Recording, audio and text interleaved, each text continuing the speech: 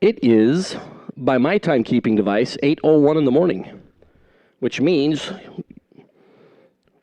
we can make noise without getting in trouble. Like, we don't even need a reason. So if you'd like to start warming up your vehicles, you're more than welcome to do so. We'll be making the calls for Super Street to the lanes here in just a little bit with an 8:30 start time this morning for round number 1 of the Corbel California Champaign Sonoma Double Divisional. So I hope everybody had a nice, fun, safe evening. Remember, everybody, wear your masks. Wear your mask, wear your mask, wear your mask. Cover your nose, cover your mouth. It's a simple rule, and it's something we got to do so we can be able to continue racing. So everybody, please, please, please, wear your masks. Warm them up if you want. Be kind to your fellow man, woman, dog, child, all that fun stuff. So we'll be making the calls to lanes for round number 1 of Super Street here in just a little bit. Let's get them warmed up. Should be a great race day Friday here at Sonoma Raceway.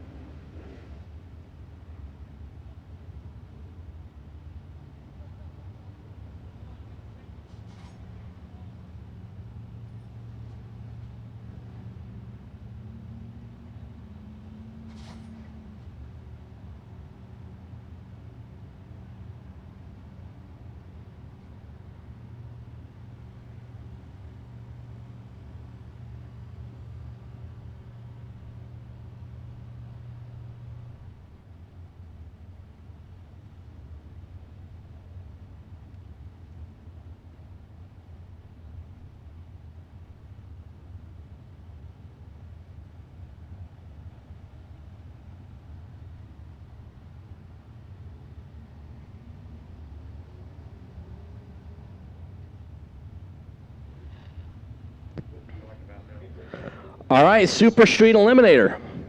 My fine competitors in the 1090 Brigade. Let's get you headed up this way for round number 1 of eliminations on this great Friday. Here at Sonoma Raceway, the Corbel California Champagne Double Divisional. Here at Sonoma Raceway, part of the Lucas Oil Divisional Racing Series. Let's get Super Street Eliminator headed up in the staging lanes. Round number 1, if you would, please. Also, just a brief reminder, we talked about the mask, cover your nose, cover your mouth, all that good stuff. We all have a good friend here in Division 7, Randy Klickner, works at the Strip Las Vegas Motor Speedway, and also, you've seen him around the Division 7 events and the national events on the safety team. Big Randy had some health issues, and we're doing some stuff for him. In addition to that, the Weens family, who's over behind the main grandstand area, have a really cool banner that everybody's more than welcome to go over there and sign. Send your well wishes over to Randy, and we'll get that signed and get that over to him. So if you'd like to, just a brief note to our good friend Randy Klickner, head on over to the Weens pit area. It's right there behind the main grandstand area, and sign that banner for Randy. We'd greatly appreciate it. So let's get Super Street rolling. Super Street up the lanes, if you would, please.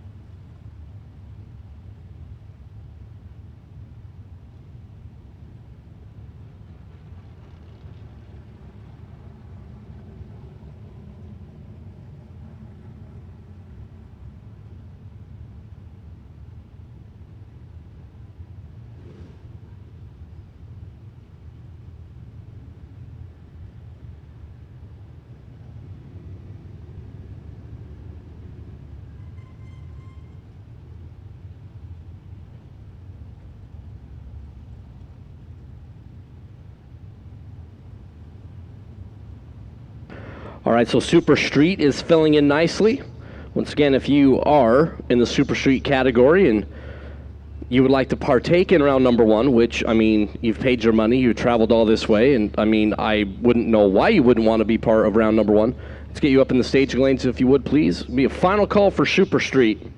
Final call, Super Street. Let's get you headed up in the lanes, please. Round number 1, the first of 2 divisional events here at Sonoma Raceway, the Corbell California Champagne Double Divisional. Great coverage on Drag Racer TV, Warren Evans and the team. Just big shout out to Jimmy DeFrank, California Car Cover, that whole entire team for helping provide the great coverage all across the world of this great event here at Sonoma Raceway. So Super Street, let's get you in the lanes if you would, please.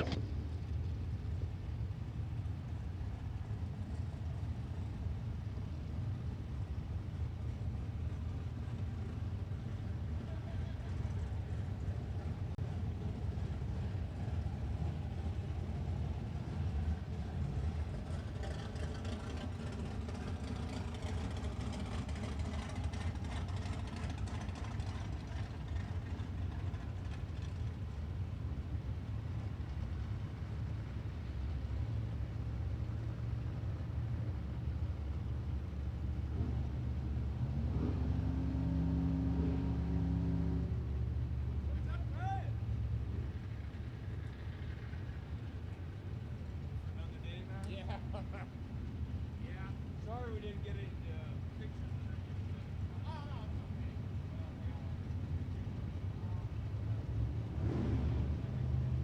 Usually rice and yeah. He wants everything to go right.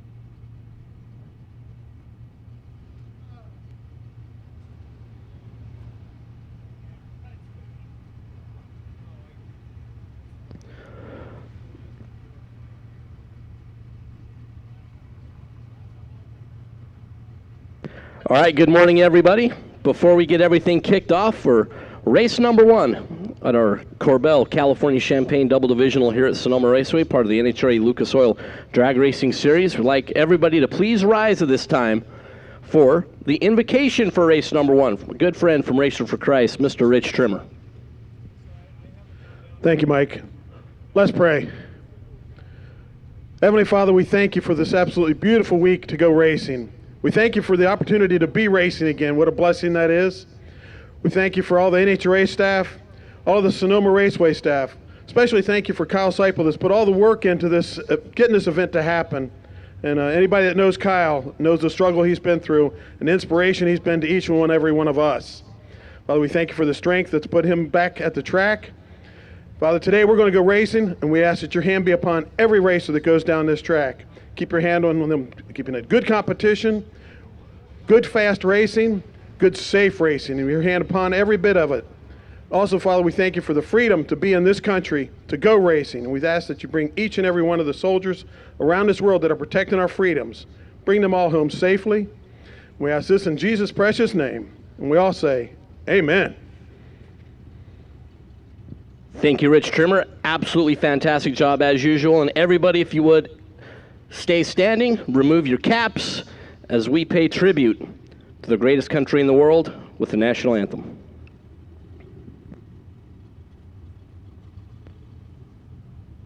Oh, say, can you see by the dawn's early light what so proudly we hailed at the twilight's last gleaming, whose broad stripes and bright stars through the perilous fight o'er the ramparts we watched were so gallantly streaming, and the rockets regular, the bombs bursting in air, gave proof through the night that our flag was still there. Oh, say does that star-spangled banner yet wave o'er the land of the free and the home of the brave?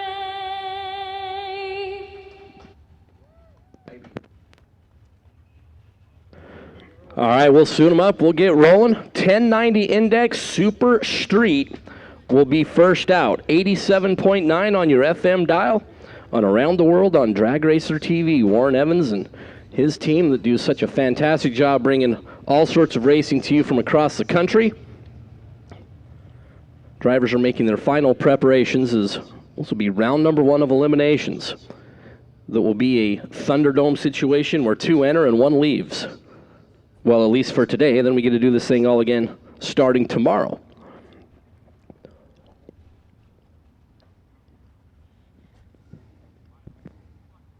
So big thanks to Rich Trimmer for the invocation this morning. Just a reminder that the non-denominational chapel service for Racers for Christ will be at Sunday at 7:15 and 8 o'clock. 2 sessions on Sunday morning, 7:15 and 8 o'clock a.m. over in the driver's lounge next to the Raceway Cafe. And Rich Trimmer will provide the message on Sunday morning. Once again, that's the non-denominational chapel service for Team RFC. Sunday, 7:15 and 8 o'clock in the morning, 2 sessions. They're on Sunday morning for our non-denominational chapel service. That's easy for me to say this early hour. The schedule for today will mirror pretty much yesterday with Super Street, Stock, Super Comp will be the first 3 out.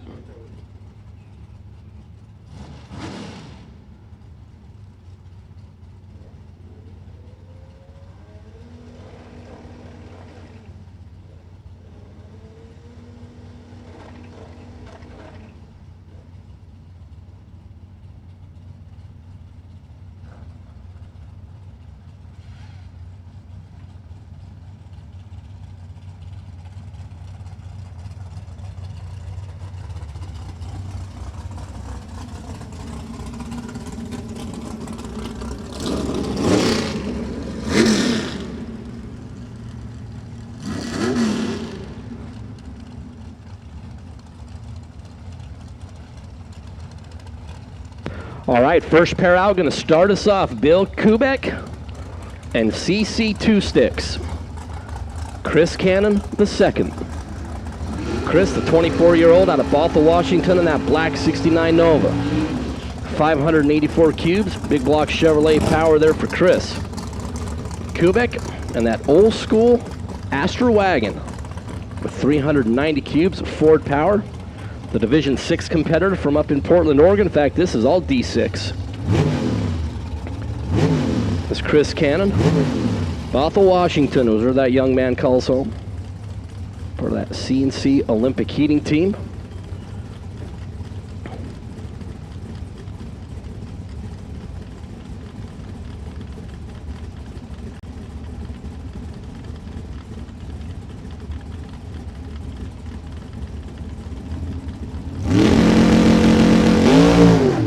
Kubek turns it red by 89 thou. His event number one will come to a close. 2 inches into the run as that Astra wagon goes red. Chris Cannon set up a little hot. 1083.9 as he was holding 6 and change. 157 miles an hour there for Cannon to move on. 11:49 as Kubek was off the gas early after turning it red. As Tony Hopkins, Greg Dreher. Dreher out of Bakersfield. Over there on the O'Reilly side of the racetrack, Tony Hopkins out of Snohomish, Washington for Federal Way Auto and Radiator, the 5.5 Chevrolet. 582 cubes of Chevrolet power, and we're off and away. The first official race as both competitors are green. Dreher out in front, looking over the left shoulder. Here comes Tony Hopkins, the big mile an hour 55. Hopkins going to get the win. Dreher just flat out just didn't run the number. 11:42 for Dreher. And that runner-up effort there in round number one, Tony Hopkins, gave up 0.04 of a second and change on the starting line, then goes 11:22 at 120 miles an hour there for Tony in the 55 Chevrolet. Is Kevin Humard and Ron Scheel. Kevin in that iconic Camaro. KV Racing out of San Dimas, and Ron Scheel, that 05 Mustang for RJS Racing out of Oregon City, Oregon. D6 left side, D7, or D6 right side, D7 left side. Kevin driving the Nova, the family's Nova that Rai-Rai's driving this week. Made it all the way to the finals, the season opening Winter Nationals there in Pomona. Was defeated by Gary Erickson in that final.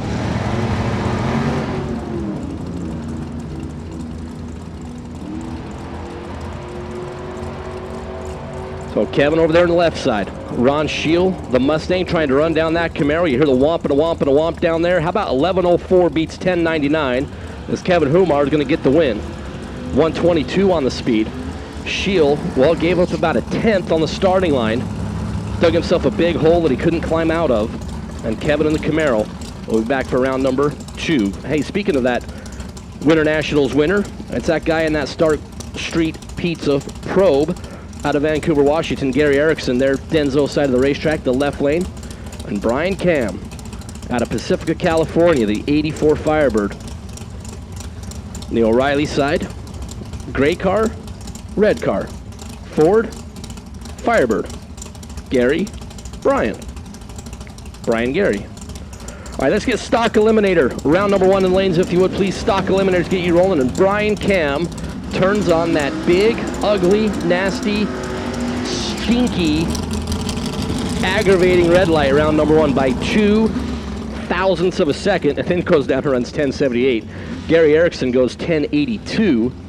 He was 15th thou reacting to the green. He was up on the wheel of this bright early hour. But looking at both of those competitors, they're set up a little fast. Gary Erickson will move on as our runner-up from yesterday's W.W. Williams Super 8 Shootout, Sean Schaefer, Boise, Idaho. In the Schaefer Chevelle, the orange hot rod. Over on the left side, Denzo Lane and Steven Ramos out of South San Francisco. In the Nova, there goes the Nova, streaking away. Schaefer off the stop. Chugging, trying to run down the Nova. Schaefer off the gas early. You could hear him as he had a big starting line advantage and goes 1092. And that orange 67 Chevelle to move on, 126 on the speed. Steven Ramos was 1081. Under by 9, but well, his reaction time was $1.78. which is a huge deficit there at the hit of the throttle. That'll bow out in round number 1. Kenny Snow will move on. Fred Murphy turns on the red light in that Vega wagon. So Snow, the Able Wire, Rimac Trans, Chevelle out of La Habra is going to get a free sniff of 1090, and he smells like 1088. 141 there for Snow. Fred Murphy turns it red by 21 thou, and then goes 1089.7, 133, and he'll come back tomorrow to do it all again. Scott Brown, Sean Eiling. Scott out of San Ramon, the M&M Development 66 Chevy 2. The Denso side of the racetrack, the left lane, Sean Eiling. That lidless 91 Corvette for Haas Woodworking. Out of Roner Park, Bob and Stephanie Langston. And that whole team, the O'Reilly side. Sean has won a race or 40 here at this facility through the years. Well, they're equal at the hit. We'll go 1,320 feet to side this one, and on another double breakout, as everybody's a little quick this morning, Sean Eiling goes 1087.6, making the right decision to let Scott Brown take the stripe. Scotty Brown was under by 0.04 of a second going 1086, and on that double breakout, whoever's closest to that 1090 index will get the win. That's Sean Eiling. Alan Mackham and Brian McCulloch. McCulloch in that 67 Camaro, the O'Reilly side. Alan Mackham, 67 Nova out of Everett, Washington for Federal Way Auto and Radiator. McCulloch way out in front. Here comes Mackham on the top end charge. He's going to get there. 1092 to get the win. Snugged it up to take a 13-10 thou stripe there for Alan Mackham. About 146 miles an hour. Alan was just a little bit better here and a little bit more gooder down there. And Alan will move on. Ryan Giacone, Bill G. This is a pretty good one here first round. Bill out of Silverton, Oregon for Bill's Auto Repair. Ryan Giacone, the former division champ. For Giacone Racing, that all Ford 88 Thunderbird. Giacone trying to catch Bill Gee at the big end of the racetrack. Wow. Bill G goes 1080. He was 003 at the hit. Giacone was 15th thou on the green light starting and goes 1092. Bill Gee took like a train length down there at the finish line. Giacone overcame the starting line deficit and moving to round number 2. Harlan Tucker, Udo Richter. Udo was one of the competitors in the W.W. Williams Super 8 shootout yesterday. Bowed out in the semifinals to Sean Schaefer. Harlan Tucker, a 77-year-old out of Miranda, California, that 91 Daytona that he's been campaigning for years. Udo out of Oakley, and Udo will move on. The 69 Camaro goes 1091. Harlan Tucker was 001 at the starting line and is under by 4. Udo is one above, 1091 and good to advance. Ryan Holmarden, Jerry Denton. Ryan out of San Dimas, the 22-year-old for KV Racing. They're in the Nova. Jerry Denton in the Roadster out of Chandler, the Arizona's Best Move Real Estate sponsored machine.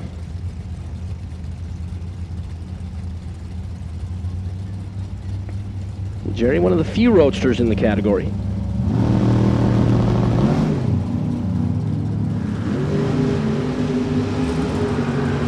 Ryan is greening off the stop. Denton off the throttle stop. Here he comes trying to catch up that Nova. Hit a womp and a womp and a womp down there on both sides. Ryan going to get the win. 10.890 beats 10.88.7 in a double breakout that's decided when you do the math and carry the one by 3 thou. Ryan was 33 on the tree. Denton 30 thou. On a coin flip there on the starting line is Dave Kiesel and Jess Dale. Dale has already won one event this weekend as he was our W.W. Williams shootout winner, and Dale turns it big red.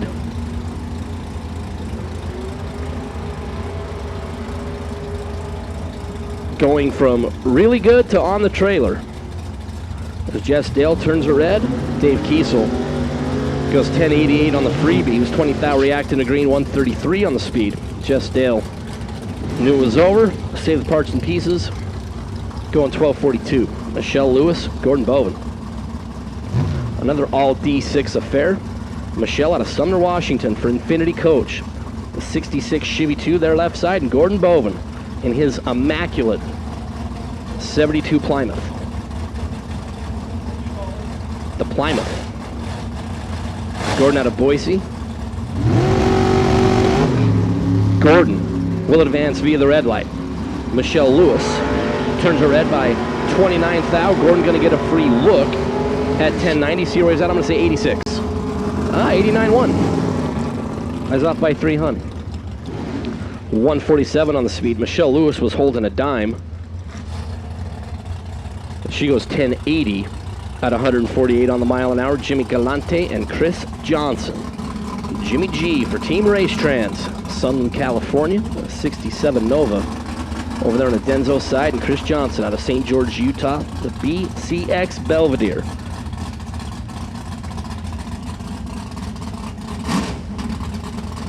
Chris was one of the 8 that made it at W.W. Williams shootout yesterday. Johnson last stage.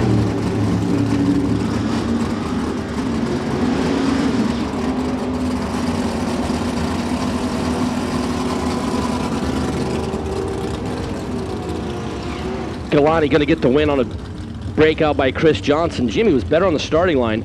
Had 400 and change at the hit as Jimmy was 17 green. Johnson was 64. Chris decided he wanted to take the stripe down there and had to go 1088.8 to get there first.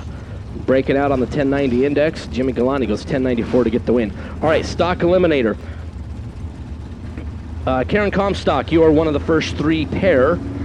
And Stephen and Lindholm, your designated pair number 2. We apologize for not getting that out sooner. Karen Comstock, your pair number 3. Stephen and Lindholm, you guys are designated pair number 2.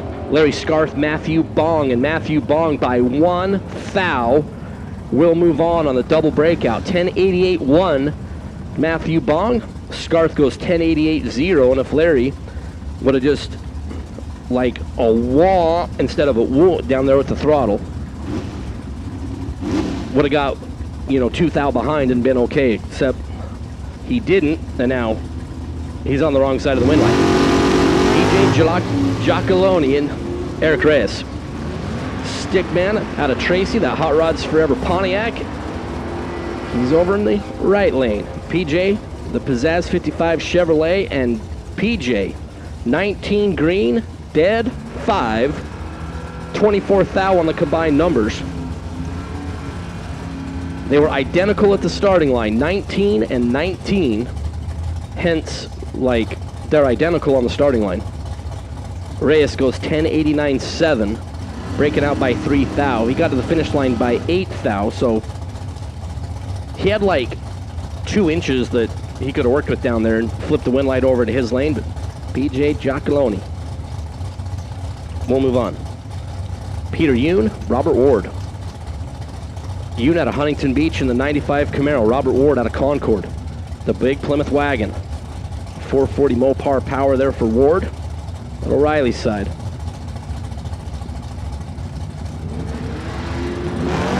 Ward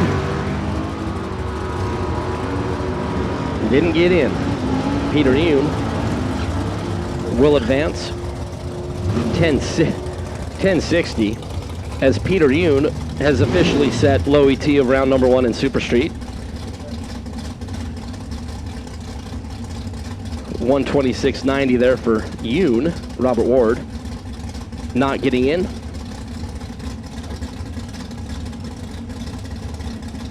And I'll be done for today. Chris Bracey, Chris Cannon. Chris, the young lady from Vallejo Coin Exchange, Quartertech Electronics, or 67 Camaro. Chris Cannon Sr., or the OG Chris Cannon. Bothell, Washington, Cannon Racing Camaro. Daughter Nikki normally drives this hot rod. Nikki not able to be with us this weekend. Green and green. Chris, the wife of Doug, that is Bracey. is going to get the win. 10.92.3, 140. Bracy was better on the starting line. 22 green to Chris Cannon's 41 green. Chris got down there and goes 10.86. Too quick by 0.04 of a second. Chris Bracy in the Camaro will move on. Gene Clark, Dwayne Daniel. Now, Gene Clark, in yesterday's first time trial session, that 70 Camaro out of Bakersfield went about 4 feet. He did not make it back for the second run. So this is really Gene's first run of the weekend. He's alongside Dwayne Daniel out of Hollister. The Daniel Racing 72 Nova on the O'Reilly side. The right lane here, the womp, womp, womp down there. 11.05 for Dwayne Daniel, 139. He's working the throttle. Gene Clark goes 11.10. So the thrash that Gene Clark went through just to make it to round one, just going to fall a little bit short here in the first round, is Brian Morris and Andrew Olson. BM out of Mesa, Arizona. The 67 Nova there, the Denso side. And Andrew Olson, the 19-year-old who picked up the win down at Tucson, the first divisional of the year, the EFIexpert.com 70 Camaro. So all Chevrolets. 70 Camaro right side, Brian Morris. 67 Nova there on the left side. Both drivers off the throttle stops. Brian Morris pulling up alongside Andrew Olson, make the right decision down there at the finish line. Andrew Olson, 10.91.4, 126 to get the win in the Camaro, as the youngster will move on. Brian Morris was better at the starting line. He was 15th out reacting to green, but then was 13 Hun over that 1090 index, going 11.03.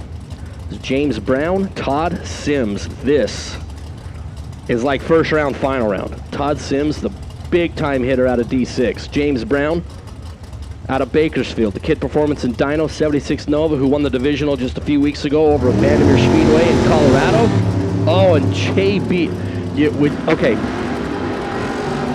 James Brown's going to be really upset that he turned it red. He's red by 5 thou.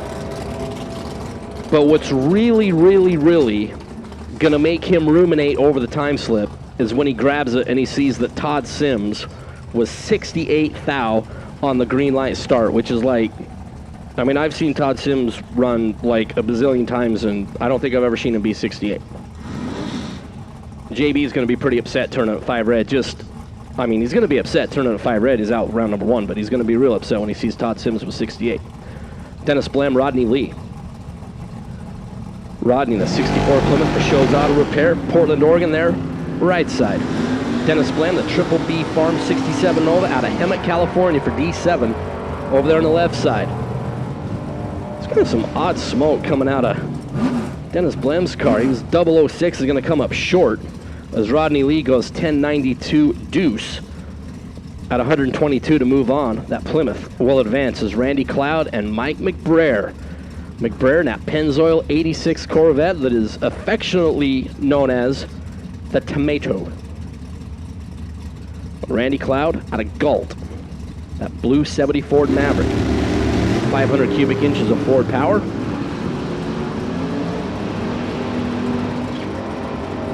Green and green. Mike, Randy, Mike.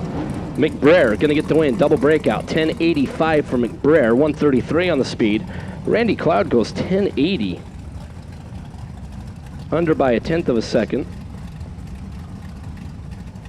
And he'll bow out in round number 1. The Tomato will make his way on the ladder for round number 2 is Danny Walker and Bo Hicks. Danny out of Morristown, Arizona. 68 Camaro left side the Denso lane. The red ride. Bo Hicks red lights away his chance in round number 1. The 67 Camaro out of San Carlos. And Danny Walker is perfect on the starting line. And then Danny Walker goes 1052. So Danny Walker needed a Danny Walker needed like a womp, break to get above 1090. But I don't know, was that enough? Warren, was that enough womps? I think we might have needed probably one short. Yeah, that would probably been like 88. Yeah, all right. But it was all over on the starting line. Danny Walker moves on. Jim Mabry, Jessica Opperman. Jim in the Vega wagon. It's kind of old school super gas, super street setup there for Jim out of Maple Valley, Washington. The Black Diamond Automotive wagon, and Jessica Opperman, the MP Motorsports. White on black 69 Camaro.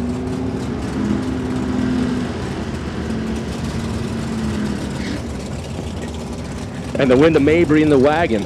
Jessica had 4th thou. They're on the starting line. Under by 5 Hun, taking 2/10. As Jim Mabry goes 11.06 and dodges like a massive bullet to move into round number 2. Jessica, when she replays that race in her head, going to be a little disappointed.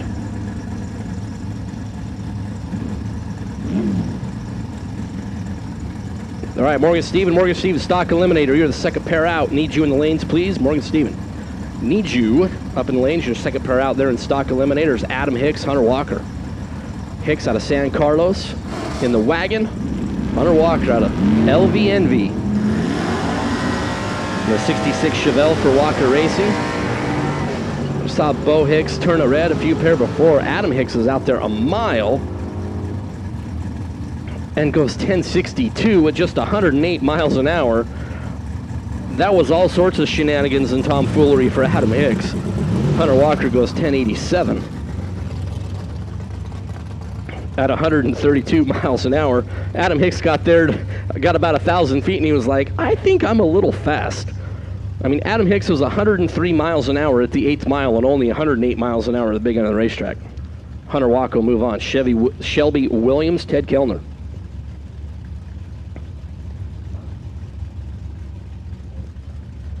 Ted out of San Jose, the Vega, right side.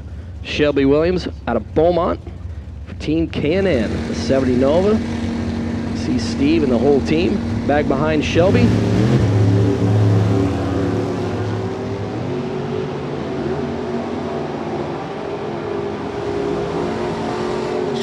Shelby Green, Ted Kellner, the 17-year-old takes out the 63-year-old. Shelby Williams, 009 on the starting line, 1084, as Ted Kellner, 1080 on that 1090 Super Street Index. We talked about this yesterday. One of the greatest things about drag racing, 17-year-old alongside a 63-year-old, and both are equally competitive. I think there's few endeavors where that happens. Richard Tucker and Raymond Bong, and I believe this is last in the category. And Raymond Bong going to end it with the red light by just 0.003 of a second in that Comet out of Sun City. Richard Tucker out of Acampo, California, the 67 Camaro. You see that wind light flashing. And Denzo Lane for Richard Tucker goes 1082, 131 there on the mile an hour. And that'll conclude round number 1 in Super Street. It was fast, it was fun, there were double breakouts, there were red lights, there was good races, there were some head scratching. And that's what makes Super Street kind of fun. I'll move into stock eliminator. Doug Lambeck was supposed to take on Don Keene in the first pair out. Don unable to make the call. Doug Lambeck in that 427 A stock automatic 69 Camaro for Bob Lambeck Enterprises. A guy who's been there and won everything like a time or a lot. Lambeck on the O'Reilly side. He'll get a free look at the racetrack, a free shot at the tree. He'll move on into round number 2. His 45 thou on the green light start, and just to see where he's at, he goes all the way out the back, 10:13. That's his quickest run of the weekend. As he qualified with a 10:25, so he's 0.12 quicker than his best run of the weekend. And hey, first round solo. Let's run it all the way out and see what we got. It's Brian Phillips, Karen Comstock. Brian out of Antioch, the Phillips Racing 99 Firebird A stock automatic. There for Brian, 1080 is the dial, so the head start will go to Brian Phillips, Karen Comstock in the Mustang, 14 model year. Karen for Lucas Oil, Hoosier Tire, K&N. The Princess, Blondie All sorts of nicknames there for Karen. Tree coming down. Away. Karen got a real good look at green before the Mustang broke the beams, trying to chase down Brian Phillips. You see the brake lights on the Mustang for Karen Comstock, and on a double. Wow. Brian Phillips dialed 1080, went 1071. Karen Comstock dialed 892 and went 877, and she was like tappity tap tap on the brakes, starting at about, well, like 1,000 feet. A lot of the Super Street cars were fast, and if that's any indication, this round of stock eliminator could be relatively interesting. Don Little, AA stock automatic, 70 charge for Bob Mazzolini Racing. And Mark Stewart, K stock automatic Trans Am, turns on. Just that crappy red light on the bottom of the tree. Mark Stewart will be done for the day. Don Little goes 993 dead on his prognostication of 993. So Don Little will move on. Nanette Stein and Steve Valkanoff. Valkanoff in the Q stock automatic. 83 Firebird with 230 itty-bitty cubic inches of forward power out of South San Francisco. Steve, the young man of 81 years of age. Nanette Stein for Logie Stein Racing, Goodyear tire. Also in a Thunderbird, 89 model year. But she's sporting the more powerful 302 cubic inch power plant. Nanette puts 1225 on that Denso scoreboard. Valkanoff dials in 1285. Nanette trying to reel in the 81-year-old, and Nanette Stein dead 3 to move on. 1225 on the 1225. Steve Valkanoff puts 1285 on the board and goes down there and runs 1265, under by a couple of tenths.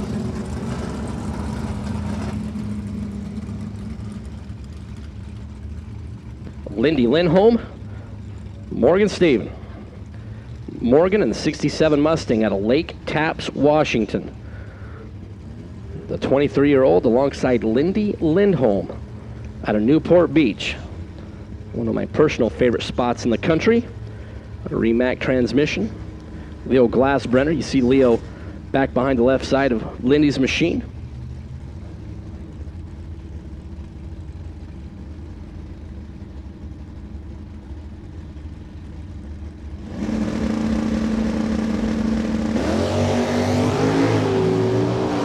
Wheels up on both sides. Ford, right side. Chevrolet, left side. Lindy dug himself a big hole at the starting line.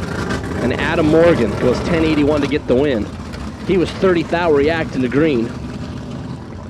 And I don't want to say what Lindy Lindholm's reaction time was, but let's just say if you were a baseball player and you came up to bat 4 times in the game and you got 1 hit, that was Lindy's reaction time. Okay, he was 250 green, which is not good. Derek Ellum, Jeff Jerome. Now this will be awesome. How about your 140 cubic inch Ford out of the 76 Pinto for Derek Ellum? Now, he's a really, really good racer in that Pinto. It's going to be a 6-second head start. Derek Ellum, he is way out there. Jeff Jerome in that A-Stock Automatic 63 Savoy wheels up launch, and here he comes. That big Savoy trying to reel in the Pinto wagon. 1,320 feet later, you see the nose drop for Derek Ellum, and he gets the win. Was 17 green in that Pinto wagon and goes 1646 on the 1644. Look at the mile-an-hour difference. Derek Ellum was going 77 miles an hour at the stripe.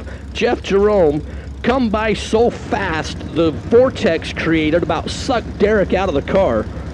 More than 50 miles an hour difference there at the finish line, but Derek Ellum will move on. Ryan Warder and Steve Wan, Mr. 413, the A-Stock Automatic Sport Fury.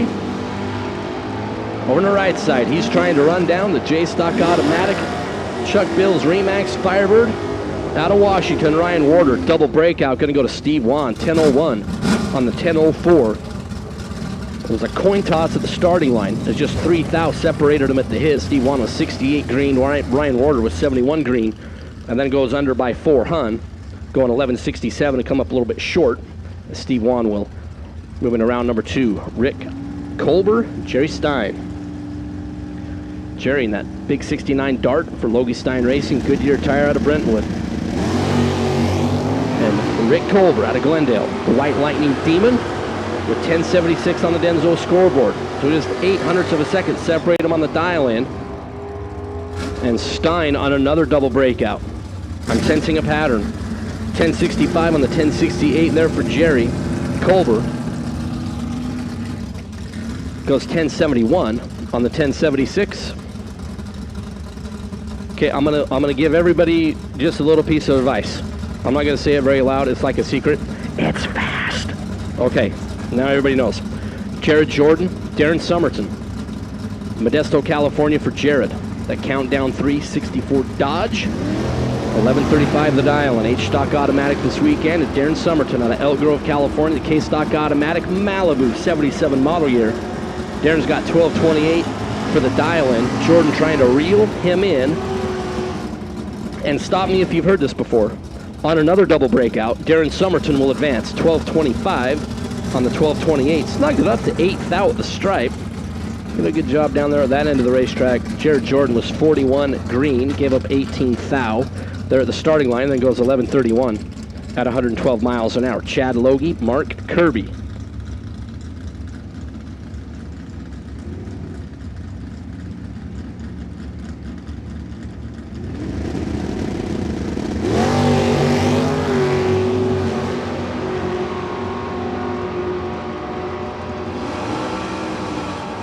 Chad Logie, Mark Kirby, 2 thou separate these guys on the starting line, and these guys have raced each other a whole slew of times. Okay, guess what happened? Double breakout. Chad Logie on the right side, 1049 on the 1053, 118 on the speed. Kirby out of Bakersfield, a Wicked Stitches Duster. That was 1116, went 1107. And he'll be done for the day, Chad Logie. On the double breakout, we'll move on. Larry Gilly. Correction. Indy winner, Larry Gilly. I mean, we have to, pay respect. Hillmar, California. 69 Dart and Larry Peterson. K-Stock Automatic. 80 Malibu out of Oregon. And Peterson goes red. Well, one thing is definitely certain in this pair. It's not going to be decided on a double breakout. But both drivers did go too quick. 1082.0 for Gilly. Was 35 thou on his green light start, and Peterson, after turning it red, then goes 1198.4 on that 1199. Mike Williams, John Gray. M-Dub out of Phelan, California for Remac transmission. 67 Camaro over under the Denzo side. 1116 the dial, going to be leaving first. John Gray out of Vacaville. The Sims Performance Automotive Demon. Got 1102 on the board. So the tree will pretty much be simultaneous coming down. Big wheels up for Mike Williams. That was fun. All right, we're green and green. Let's get both on the right side of the number. 1116, 1102. How about 1109 for Mike Williams? They were identical on the starting line. 73 thou is the reaction time. Mike Williams goes 1109 on the 1116 to be under by 7. John Gray goes 1095 on the 1102, also under by 7. 6 thou going to be a margin of victory there for Mike Williams. Mike Johnston and Ryan Mangus. Johnston out of Highland, California, the MJ Roofing Camaro, 13-year, 979 the dial. Ryan Mangus out of Rialto for Ron Mangus Interiors and K&N Filters. Mangus down at the Tucson Divisional, doubled up. Finished number 2 in Division 7 last year. He's kind of okay. I can say in my racing career that I am 1-0 against Ryan Mangus. It was a complete fluke, but I don't care. I'm 1-0 against Ryan Mangus. Mangus will move on as Mike Johnston will need a hug when he gets back to the trailer. 001 red. However, Mangus was 007 and 3 under going 1080. Mike Johnson goes 976, also 3 under, but it was all over at the hit. Mangus 007, 3 under to go into round number 2. Caroline Jimmerfield and John Irving. That is J-O-N Irving. Super Comp Eliminator. Super Comp. Round 1. Super Comp. Need you in the lanes. Super Comp. All y'all. Round number 1. 890. And I hope you guys have been paying attention to this morning. Super Comp. Round number 1. Need you in the lanes. Caroline out of Stockton. The 83 Camaro. John Irving. The Satellite out of Boulder City. Man, you hear the womp, rip, womp, womp, the womp, womp, and a womp. And John Irving goes 11:39 on the 11:38 to be on the right side to get the win. Snugged it up to 9 thou there at the big end of the racetrack. John overcome pretty sizable starting line disadvantages. He's 86 thou on the green light. Caroline was 39 thou in her reaction time to go 12:05. Chris Hall and Carl Battis. Chris picked up the divisional win just a little while ago over at Vandermeer Speedway. Chris out of Brigham City, Utah. Now, if you want to talk wheel stand, oh, hey, both. Oh, Chris was a little timid on his wheel stand. Carl Battis out of Irving, Texas, the airline pilot. He's used to getting everything up in the air. The 69 Nova there for Carl. And the win going to go to Battis. Chris Hall was 12 green and then 3 quick, going 10:34 on the 10:37.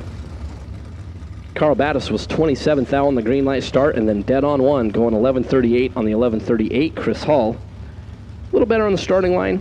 He was 12 thou at the hit, but under by 3, and he'll bow out in round number 1. Jeff Lindstrom, Leo Glassbrenner. Leo out of Murrieta, a 14 model Camaro, the O'Reilly side. For Remac, California valve body.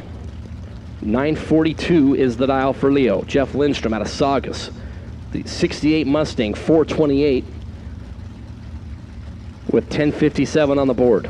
So about a 2 bulb and a skosh head start for Jeff Lindstrom. And Lindstrom, big wheel stand, turning it red. Leo hikes him up in the air. He'll get a free sniff of 942. 941.1. 140 on the speed. Lindstrom dialed 1057, it goes 1051. But is read by a bunch. And Leo Glassbrenner will advance. Steve Teeter and Richie Polly. Richie out of Saugus. 428 Ford powered 68 Mustang. C-Stock automatic there for Richie. Steve Teeter, 1228. Indianola, Washington there for Steve, the 70 Camaro. It's about a full tree head start there for the M Stalker. Off and away. Richie Polly. Off and away. Both drivers were absolutely brilliant on the starting line. Going to side this one at the top end. 1160 for Richie Polly. Richie Polly was 004. Steve Teeter was 006. And then Teeter, who had 1228 on the dial-in, goes 1241 to come up short. Richie Polly goes 1060 to get the win after being 004. Once again, Super Comp. Should all be in the lanes, please. Super Comp in the lanes. Jim Durham, Scott Logie. Durham, that's Stonyford, California for Hoosier Tire, the 72 Duster. And Scott Logie in the Satellite. Logie Family Racing out of Brentwood.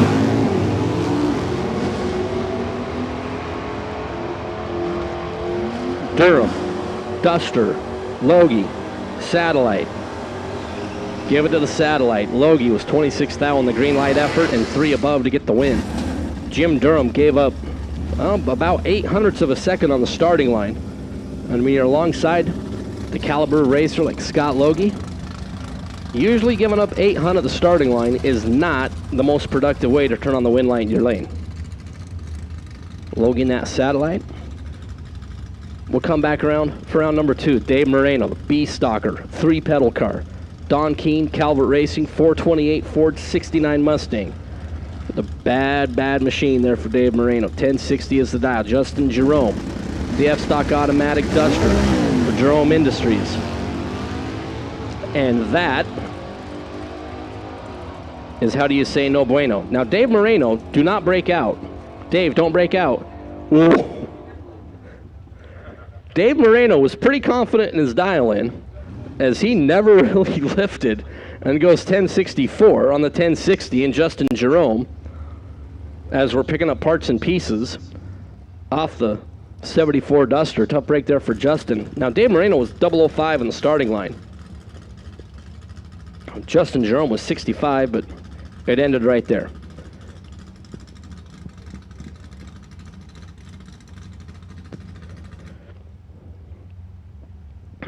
All right, so we have a little of a cleanup to do down there. Just like to remind everybody, masks are our friend. Cover your nose, cover your mouth. Please, please, please.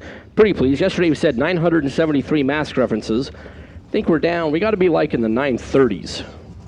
I mean, we kind of like lost track there for a little bit yesterday.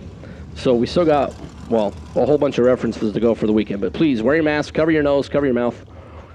Pretty please and thank you. Pretty please and thank you. In addition, the concession stand is open. They'll be open till 2 o'clock.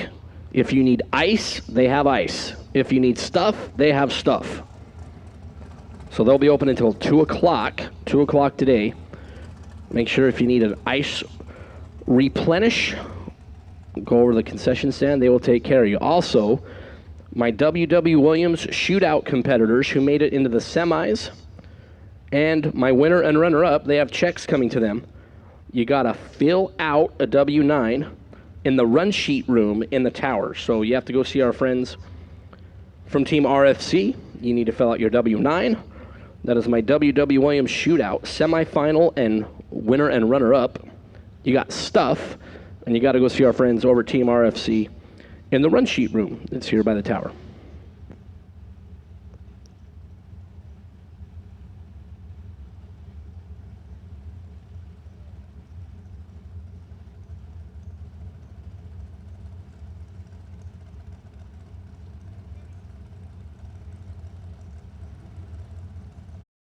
Ultronics, the leader in performance electronics. Racers know and depend on their state-of-the-art systems every day. Perform Air Pro and Perform Air Eclipse are the racing industry's standard high-tech, easy-to-use weather systems. Power-Light lithium batteries, the super powerful lightweight energy source for your machine. And the Data Quest Power Quest, the most innovative data recorders and touchscreen switch panels you can find. Check out ultronicsinc.com for these products and more. Ultronics, the choice of champions.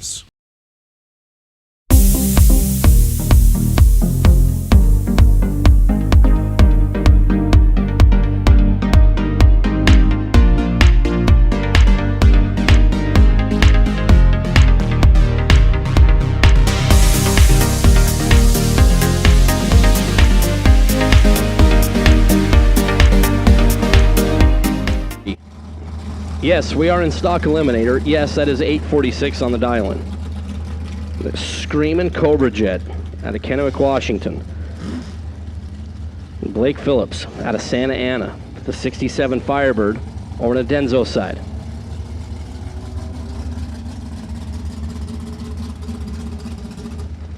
So this is a 2 and like 3/10-second head start. I mean, like trying to do the math, like, okay, you got to carry the 1. Let's see, 35 gets you to 81, so it's like 2.3. Oh, and Larry took. Oh, Larry in the Mustang turned her head by 1 thou. Now Blake Phillips was 008, 844 at 162 miles an hour there for Larry McClanahan. That thing is just so bad. Blake Phillips 008 and goes 1079 at 120 miles an hour. That's 844, 162 miles an hour on an itty-bitty 9-inch tire. That just makes me really happy to wake up in the morning. I know that Larry ended up on the wrong end of it, but yeah, it just makes you smile. And Jim Meter, Andy Kimball, Jim out of Corona, the 67 Camaro for Tri-City Competition, Mickey Thompson, PMR. There for Jim. Hey, Corona.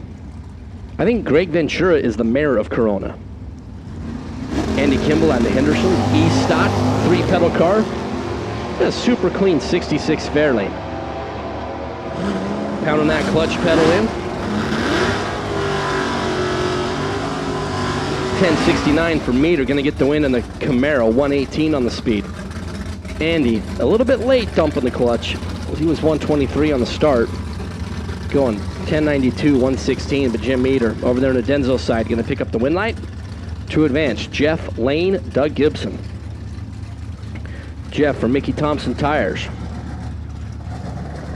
Hancock and Lane team, the Mustang, 842. Now we saw Larry McClanahan with 846 on the board. Lane is like, hey, I'm like 400 quicker. And Doug Gibson had a diamond bar in the Camaro. Here comes Jeff. Gave up a little on the starting line, but he can make it up. You can see the brake light, man. Jeff Lane is 844 on the brakes and coming up short, 1068 for Doug Gibson. He was 19th thou reacting to green. Mile an hour difference down there, 40. Doug Gibson, 111 on the speed. Jeff Lane was 151. Jeff Lane comes up short. Doug Gibson will move on. It's Justin Lamb and Robert Pond. Do you want your 64 Fairlane or your 2020 direct injected Camaro? Redback Mosier, A1 there for Justin out of Henderson, Nevada. 5-time champion of the world between stock and Superstock. Big wheels up for the late model Camaro. Robert Pond Motorsports, the AA stock automatic 427 Ford Fairlane. You hear all sorts of fun stuff going on down there. And Robert Pond, dead on one, takes out Lamb. Lamb won this event. Goes 981. And the guy who won this event last year is out in round number 1. 1 thou separated him at the starting line. Robert Pond was 47, Justin was 48. But Robert Pond takes out Justin Lamb. Darren Grossi, Jody Lang. Jody in that Malibu wagon. He's okay at this thing. Lang finished number 3 in the world at a Puyallup. Jennifer Weens, Puyallup. And Lang gets bounced in round number 1. Darren Grossi out of California in the Fury goes 10:39.0 as Jody made the wrong decision down there.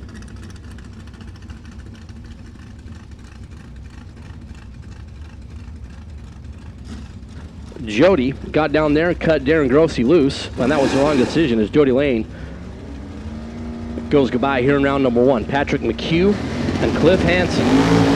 Hansen out of Huntington Beach in the Camaro off and away. Patrick McHugh at Bothell, Washington. That Hancock and Lane Camaro trying to run down Cliff and is going to come up a little short. Hansen in the 69 Camaro will move on. 10:48, 125.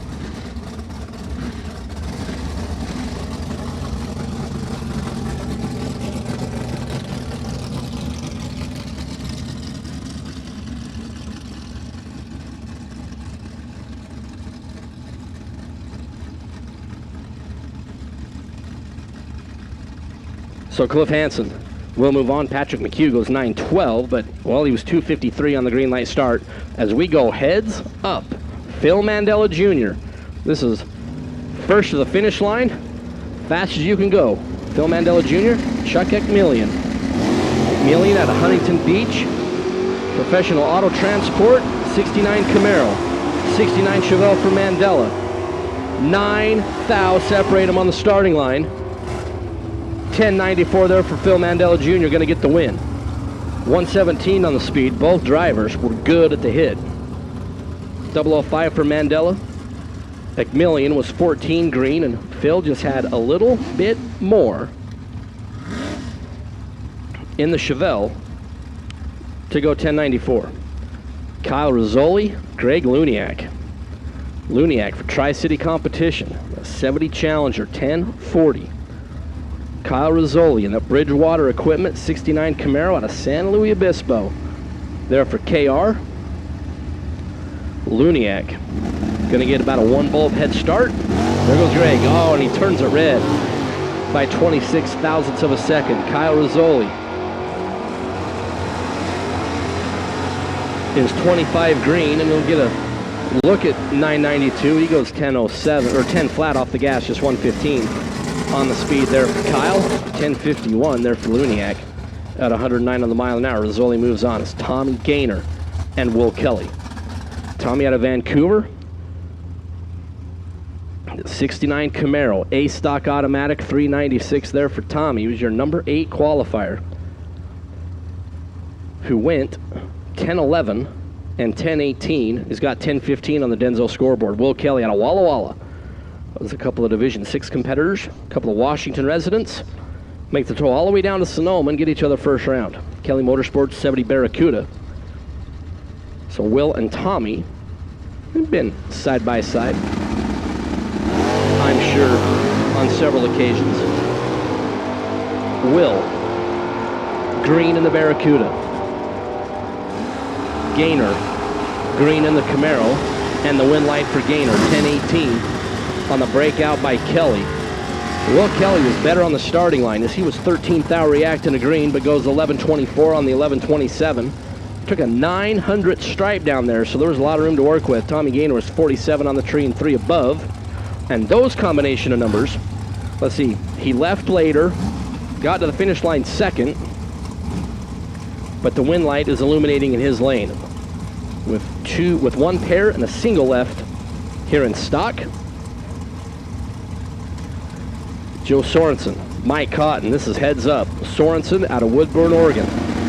Cotton out of Cave Creek, Arizona. Now on paper, well, it doesn't matter because Mike Cotton turns it red. Sorensen out of Woodburn, Oregon. Jim Siegel Irrigation. A 69 Camaro goes 11.77. Mike Cotton goes 11.72 as both drivers were off the gas early, and that heads up race. Joe Sorensen on the right side. He was 10 green, Cotton was 20 red.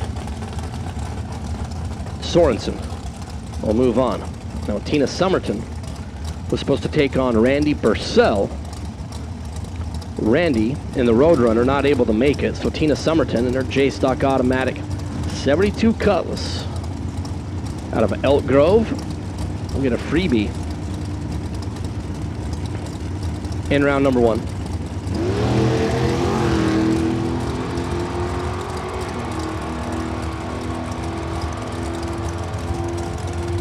Tina, 28 green, and goes 11.60 there for Tina Summerton. 111 on the speed. To wrap up, stock eliminator.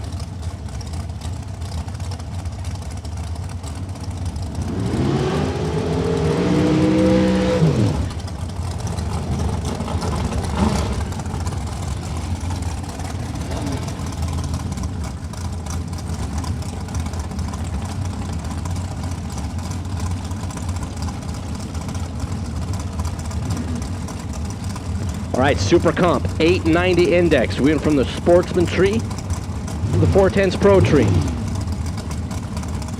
3 yellows simultaneously. A flash of a green is Rich Lash and Emmett McKillop.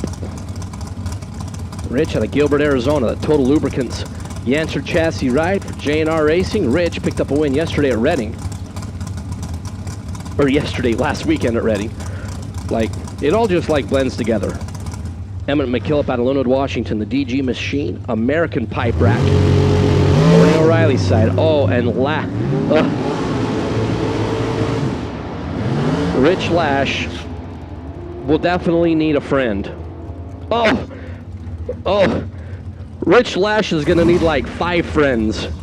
Like, if you're by the Rich Lash pit area, like, lock up his trailer. Like, just, I mean, I know we are supposed to social distance. 003 red for Lash. Emmett McKillop was 78 green. And then Lash goes down there and runs 8,900. Like, yeah, like, don't let him see the time slip. Like, don't let him go to any bridges. Like, Rich Lash needs a hug, or like 10. Mike Boehner, Cody Stevenson. Cody out of South Jordan. Just jumped in this car just about a month or so ago. Alongside the Division 7 champion Super Gas, Mike Boehner out of Lake Havasu City for Goodyear, K&N, EFI University. Mike Gillian.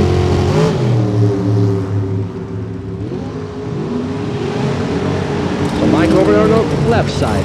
Cody on the right side. Boehner trying to reel in Cody Stevenson, and Cody Stevenson takes out Mike Boehner. Cody, 11th thou reacting to green and on a double breakout.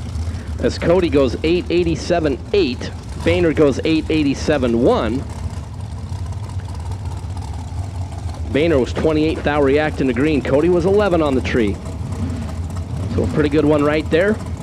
And Cody ends up on the right side of the number to move it around number 2. Johnny Burke and Bob Van Poppering. Van Poppering has already had a pretty good weekend. He won the Run for the Money yesterday at Castro Valley, California. Van Poppering Racing Dragster on the O'Reilly side. And Johnny Burke, J Nasty, Phoenix Race Fuels out of Mesa, Arizona.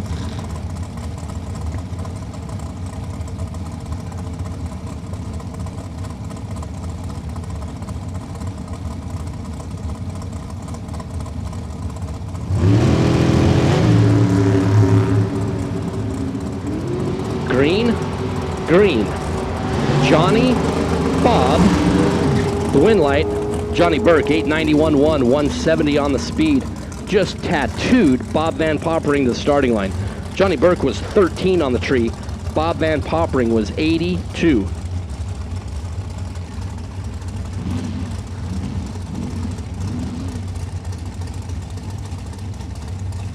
Parker Theobald, Blake Williams. Parker, the Division 7 champ, your Winter Nationals champ. St. George, Utah, out of the Theobald Motorsports, like, Emporium. Is it an I think they have enough cars. It could be an Emporium. Blake Williams out of Chandler, the Torco Race Fuels. Yancer Dragster. It's over on the O'Reilly side.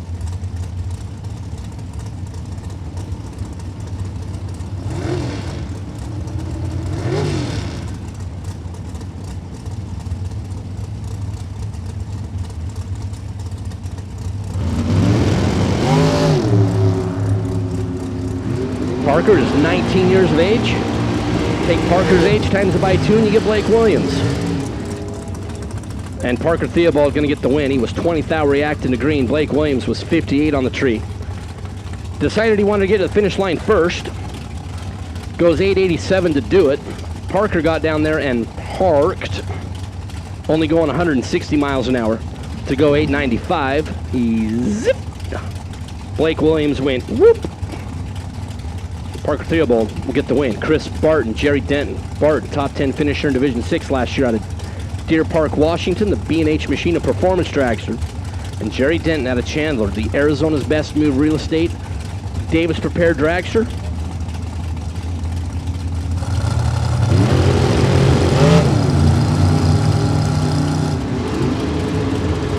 Red light start there for Jerry Denton, all over by 6 thou.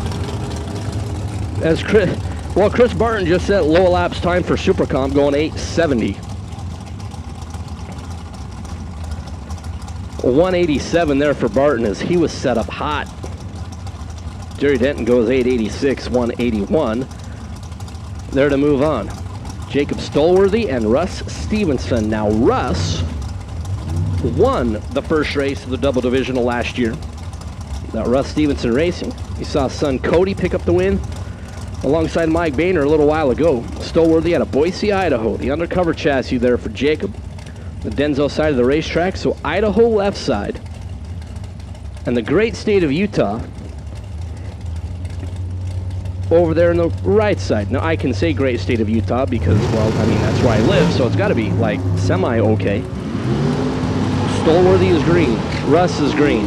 Both drivers off the stop. Stolworthy with the wing. Russ no wing. Stolworthy will get the win, 891.9. Russ was a little better on the starting line. He was 28th thou on the green light start. Jacob Stolworthy was 43. Richard Petty. And then 891 for Jacob. Russ goes 896 to come up a little bit short. And your defending event champ, just like Justin Lamb in stock, gets bounced in round number 1. It's Justin Morris and Steve Parsons. Steve in the Camaro Roadster in the Sea of Dragster. It's like seeing the Yeti. Looking down to Steve Parsons. Whoa, Steve Parsons just broke an axle. Now Justin Morris still, no, he's down there womping it to go 895, but well, Steve Parsons done broke stuff. And that was an axle. Tough break there for Steve Parsons, that Ridgecrest Rocket. The 69 Camaro, as you can see, the left tire is definitely askew. Parsons with the helmet off. This is a tough break for Steve. And but right at the hit. Until that was an axle. Definitely something there, left rear. Decided it no longer wanted to play nicely. So we'll be down here for just a couple of moments with a large Super Comp contingent here this weekend. It's been a good round so far.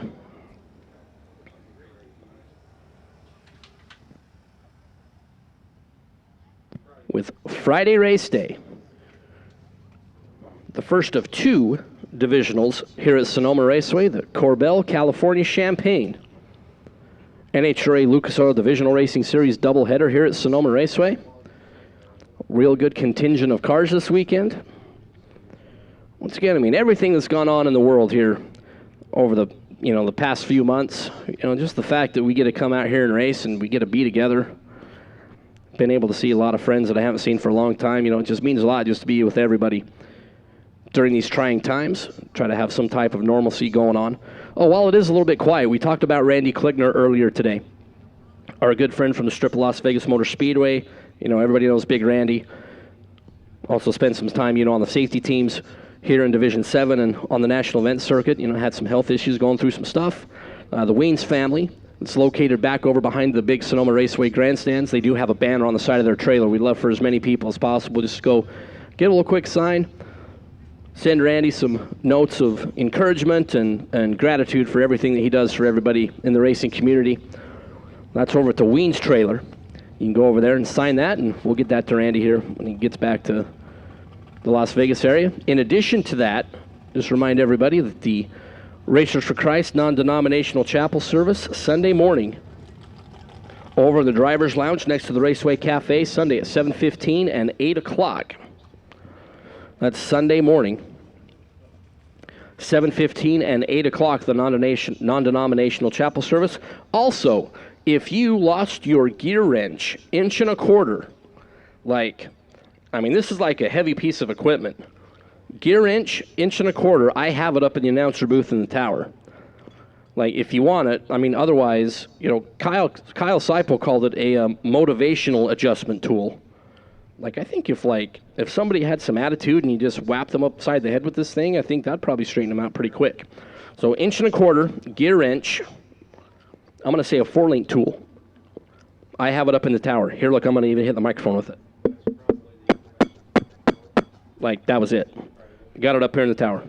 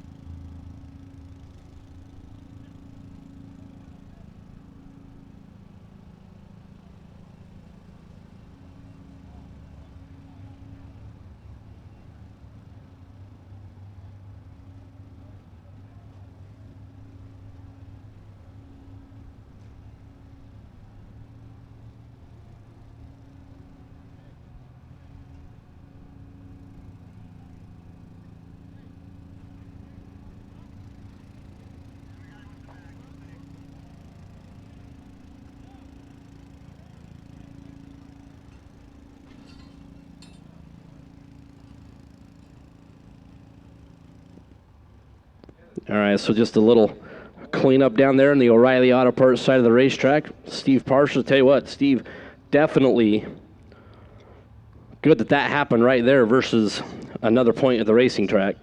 At the racing track? Is it a racing track?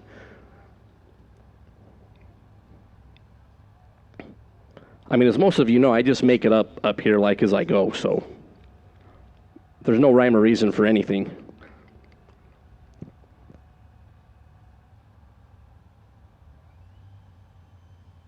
So I'm sure Steve will get that Camaro back to the pit area and assess the situation. And hopefully it's not like a way that his weekend is going to end, at least in Super, and at least in that hot rod.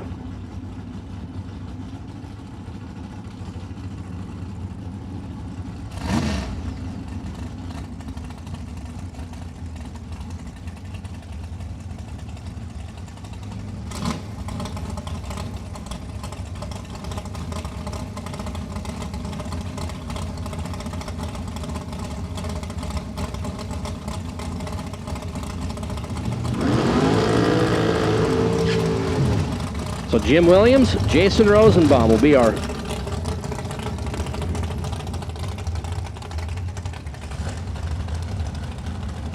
next pair. Here's Super Comp round number 1. As we are 2 enter, 1 leaves. Jason out of Victorville, the Hit Plumbing, Beck Oil. And the Sheriff Sergeant, there's Jason. Definitely appreciate all of his service. Jim Williams, San Rafael.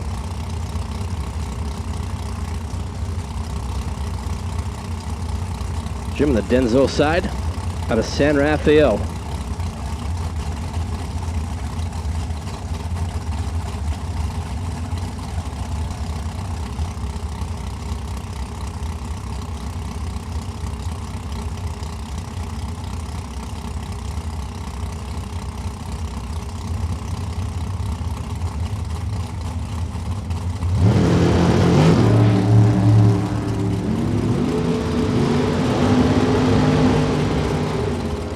Rosenbaum, green. Dave Williams, green. Womp and womp down there for Jason Rosenbaum. Going to get the win, 899.0. He was 33 green.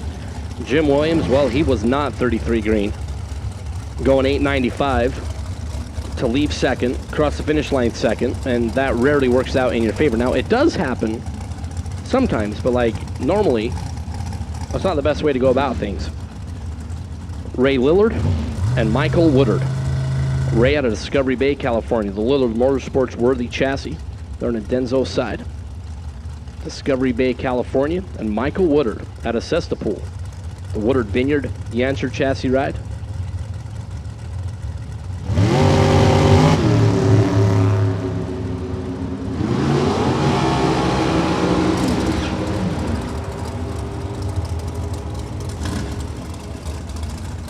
Woodard, 13 green, 1 above, will move on. Lillard was 23 thou at the hit, gave up a Hun there at the starting line. He goes 886. Made the decision down there to take the stripe. The incorrect one is Michael Woodard, the Woodard Vineyard Dragster. Moving around number 2 is Wade Archer, Howard Johnson. Howard out of Oakland, California. Dragster there on the O'Reilly side. With the wing, alongside the wingless, Wade Archer, Kent Washington, the Archer Construction M&M chassis.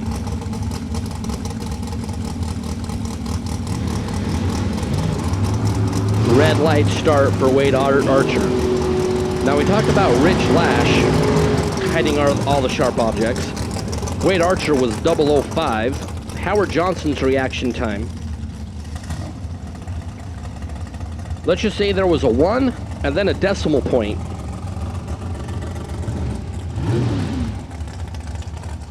Which I'm trying to think in all my years around this stuff.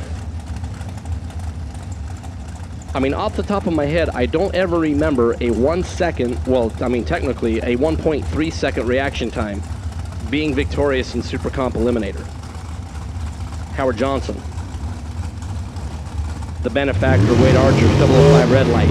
Glenn, Kern, David, Thornton. Thornton was our winner of the W.W. Williams shootout yesterday. Glenn Kern out of Modesto for Mickey Thompson Tires, left side, and Kern tells David Thornton, hey, you won enough yesterday. I'm winning this round. 20 green for Kern, 888.4 at 167. Kern took a 3,000 stripe there at the finish line.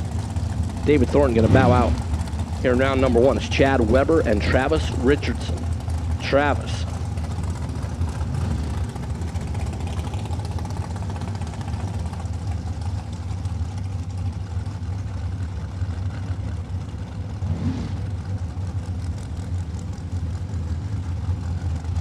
Richardson out of Castaic, California. Swoop Motorsports Victory Chassis. And Chad Weber, C-Dub, out of Kingman, Arizona for Sherway Auto and Machine. The Race Tech Dragster there for Chad. Chad, the 25-year-old. Had a lot of success in this category alongside Travis Richardson. Cody going to get the win. 891.1 for C-Dub. 35 green. Travis Richardson was 38 green. Goes 887 to be 0.03 of a second too quick. Chad at 177 miles an hour going 891.1. We'll make it on the ladder for round number 2. Steve Hamilton and Adam Libator. Adam out of Palo Alto, the Answer chassis for Adam and the O'Reilly side. Steve Hamilton for Tapatio Hot Sauce out of Indio, California, the Executive. The undercover chassis there for Steve.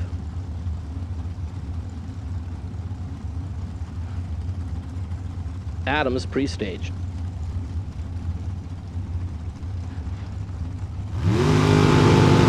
We're in, and Adam is red by 12,000.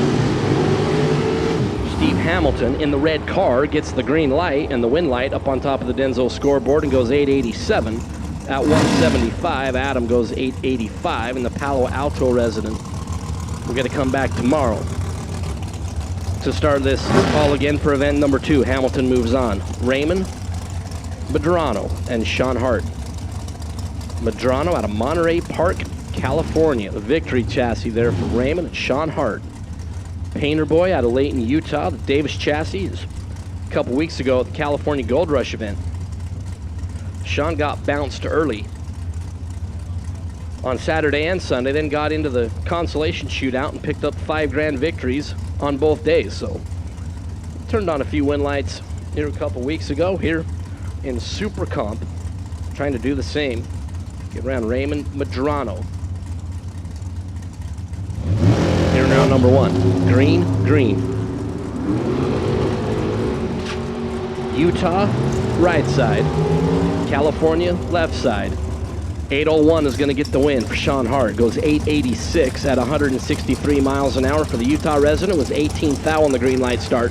Medrano, 64 green. That then goes 883 at 169 miles an hour. Was Raymond. We'll bow out in round number 1. Sean Hart will make it on the ladders. Kevin Motter, Punch Johnson. Kevin, the 21-year-old out of Anaheim. That next up, Performance Concrete worthy chassis there for Kevin and Mike and that team. And Punch Johnson, Seligman, Arizona. Little Opie Enterprises. That Yancer Fendered Dragster. The O'Reilly side of the racetrack, the right side. As the sun starts to peek out just a little bit, Punch is red by 6,000. Kevin Motter, 29 green, and a look at 890, and he goes 8,886 at 178 miles an hour for Kevin Motter. As Kevin gets the win, Brent Theobald, Mike Lane. Brent out of St. George, Utah. Theobald Motorsports team car.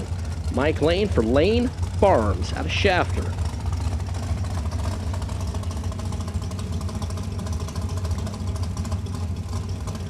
Brent,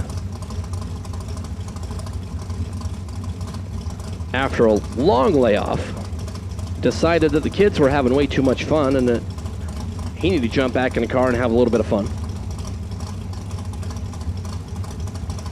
So we saw Parker Theobald already take the win in round number 1. Dad Brent going to try to do the same here alongside Mike Lane. Green, green. St. George, Shafter. Brent Mike, going to go to Mike Lane, 894.4 on the 890 there for Mike. 174 miles an hour. He was 28th out on the green light start. Brent Theobald was a little better at the hit, as he was 19th out on the green light effort, then goes 895 at 176. To be on the short end of the combination of numbers, Mike Lane. Come back for round number 2 is Ryan Diosdado and Doug Johnson. Doug out of Pleasant Grove, Utah for Fast Lane Machine. Chip Nielsen prepared dragster. Son Grady taking a last look inside Doug's hot rod. And Ryan Diosdado out of Chula Vista, the electrician for Diosdado Racing. You see Dad Richard behind the left side of son Ryan's machine in the Denzo lane.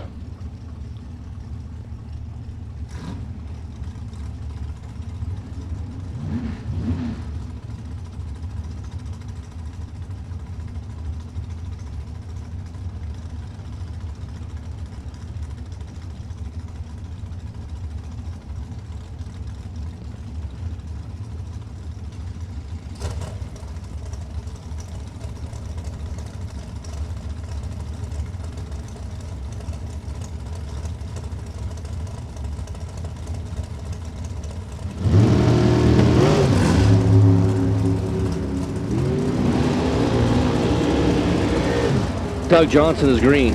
Ryan Diosdado is green. Doug Johnson is going to get the win. 887.6 for Doug. With 17th out on the green light start. Ryan Diosdado was Howie Long, 75 on the green light start. 886.5 for Ryan Diosdado, 159 on the speed. You know what, Mike Rice, actually, because like Howie Long was the first 75 that I could think of. I mean, I'm sorry there was no, like, Seipel's good with the Raiders reference. Hey, he's good. I got a thumbs up from Kyle. I mean, just because I couldn't think of any Yankees that have ever wore 75.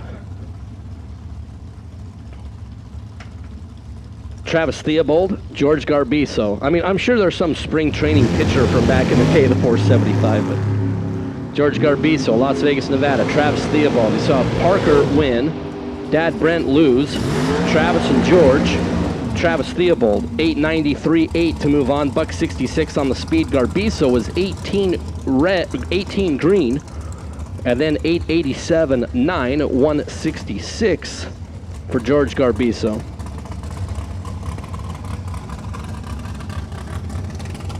Travis Theobald makes it 2 out of 3 for the Theobald team.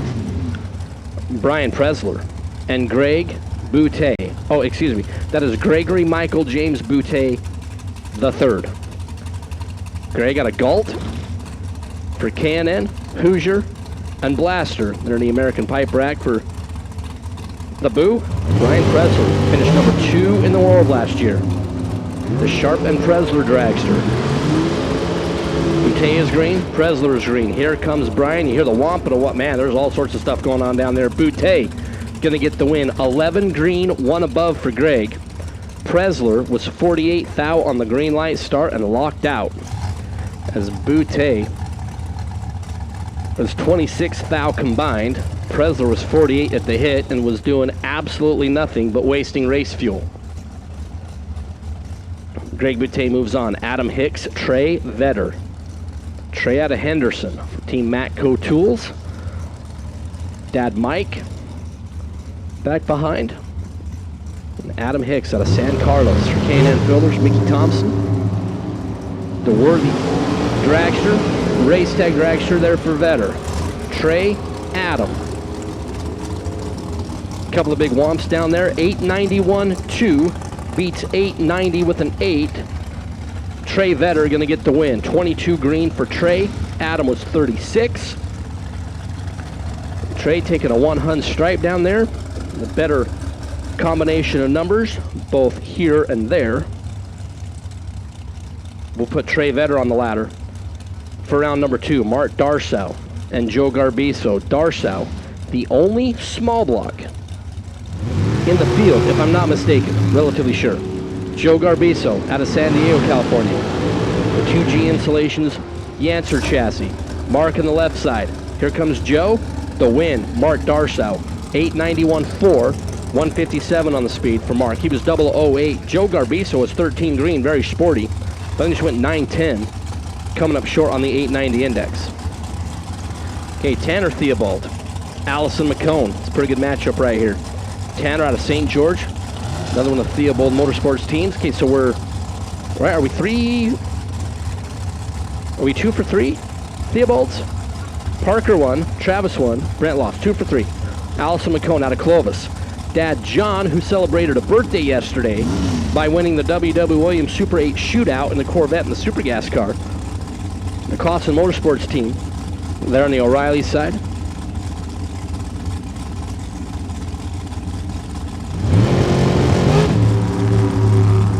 Tanner Theobald, left side. Allison, right side. Allison looking to the left, Tanner looking to the right. Making the right decision down there is Tanner Theobald. Quad 8s, 888.8 for Tanner. Allison was just quick. She goes 883. Tanner was 007. 165 the speed there for Tanner Theobald to move on.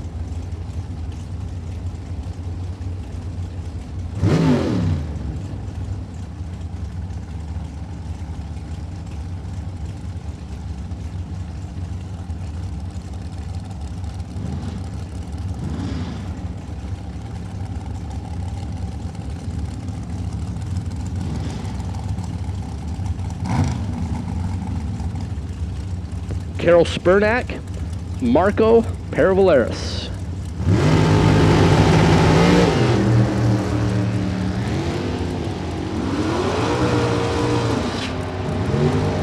So Carol, left side, out of Marysville, California, is going to bow out in round number 1 as Marco goes 30 green, dead on 5 to advance. Layla making the right decisions down there for Marco. Going 890 with a 5, 184 on the speed. Carol Spurnack was 51 green. Marco was 30 on the tree. And Carol decided she wanted to get to the finish line first. Had to go 880 to do it. As Randy Beck, Steve Flatt. Randy, the former Division 6 champ, getting finished number 2 in Division 6 last year. The Tacoma, Washington runner for Beck Dragster and Justice Brothers. And Steve Flatt out of American Fork.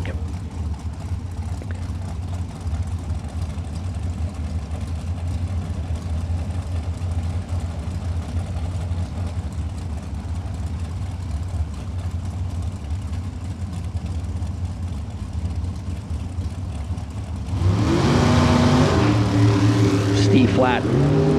American Fork, Utah, the Worthy chassis over there for Steve. We're green and green. Randy, Steve, gonna go Steve Flat, 896.7. Beats Randy Beck's 896.4. Steve Flat was 18 green. Randy Beck was 36th thou on the green light start. As Steve Flat will move on to round number 2.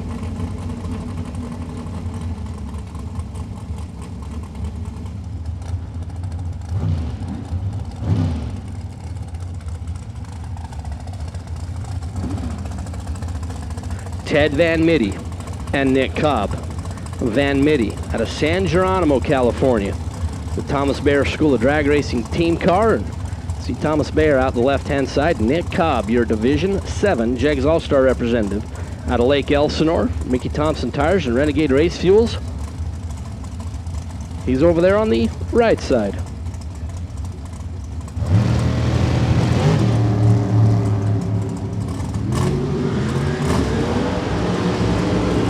Cobb is green. Ted Van Mitty is green. And Ted Van Mitty is your winner. 897, 168 for TVM. Nick Cobb, 14 green. And then 902 at just 163 miles an hour is Van Mitty. We'll advance. Val Torres, Philip Nagel.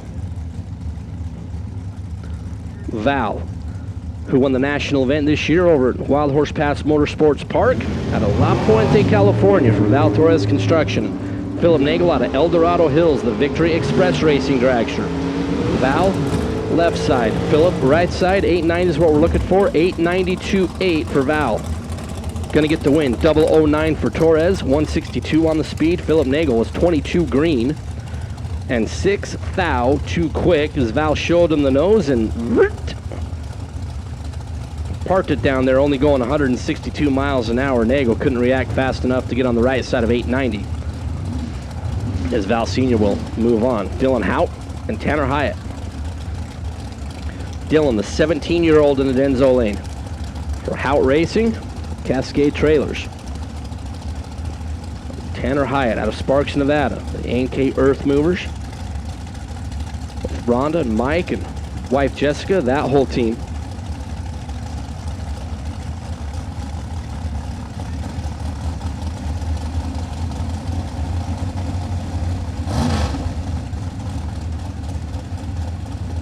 Dylan, first to go in, Tanner right after. It's pretty good on the starting line. Dylan out in front. Tanner with the bigger mile-an-hour car trying to run Dylan down. Gonna get it on a double breakout. Tanner Hyatt, 889.7, 175 for the win. Just 3 thou separated him on the starting line. As Tanner was just a little better, 14 green. Dylan was 17 green. Dylan goes 886, 171. Tanner Hyatt on the right side of the numbers to advance. Is Madison Gordon and Madison Witten. Madison and the Paso Robles coming out of the Junior Dragster program. A very decorated career thus far, the Junior Dragster Series. Paso Robles, the Thomas Bear School of Drag Racing team car, and Madison Witten out of Corona. Also out of the Junior Drag Racing program. K&N Builders, Steve Williams, Dad Doug, and that whole support system there for Madison. So a couple of very talented young ladies here in round number 1 in Super Comp as we are pre-staged. Gordon is in. Witten is in.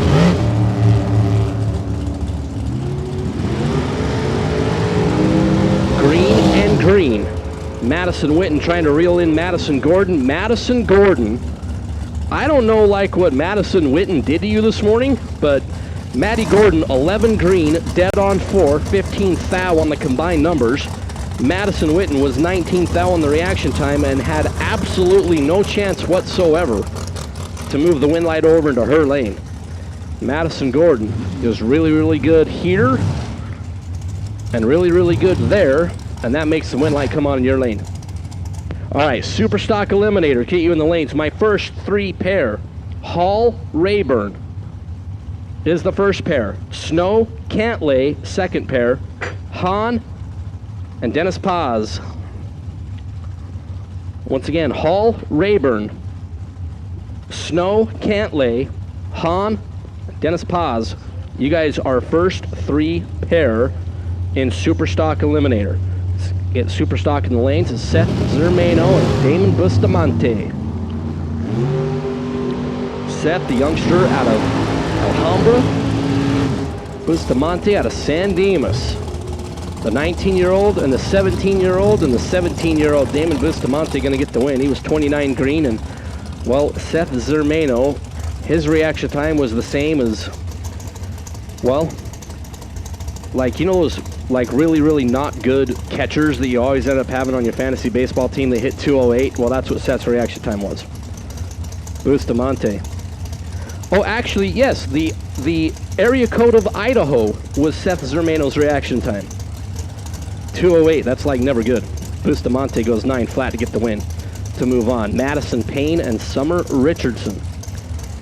Madison made it all the way to the final of yesterday's W.W. Williams shootout. The Super 8 shootout, the Claremont, California resident. Thomas Bear School of Drag Racing, and Summer Richardson.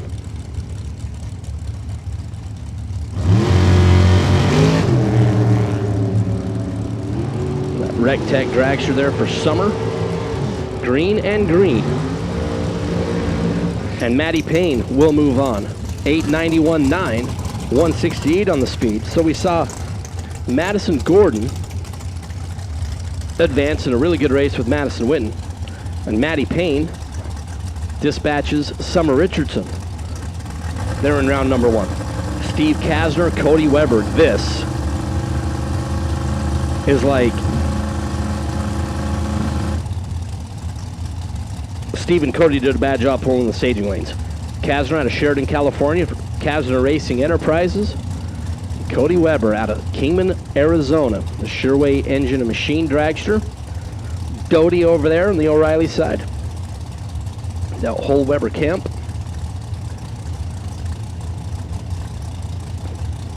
Cody and Steve. Both of these guys are certainly a threat to go deep in eliminations, and here they get side by side in round number 1. Kasner is just flat late. Cody Weber 003, 893 to advance. Kasner was 42 thou on the green light. And Kasner, well, just wasted like $21 in race fuel. 42 green, 2 above for Kasner, and had no chance. Cody Weber will move on. Chuck Babcock, Jerron Settles. Jerron, the flying airbrush for Imagine That Customs. And the Weens Mobile out of Maryland. Ted and Jennifer Weens, Ted Weens Tire and Auto. And Settles will move on. Chuck Babcock out of Yorba Linda for Lucas Oil K&N. Hoosier Tire turns it red by 39 thou. His race 1 will come to an end, but the race 1, round 1 red light. Settles was 34 on the tree, and then goes 889.6, and then gets to drive the dragster back on the Sonoma Raceway road course. Posted a great social media video yesterday of driving the road course in the dragster. It's Chris Forsyth and Lynn Welfringer. Forsyth out of Lake Elsinore, West Coast bracket races. Undercover chassis there for Chris and Lynn Welfringer. For Mondello Performance out of Paso Robles. The Swindle chassis dragster there for Lynn.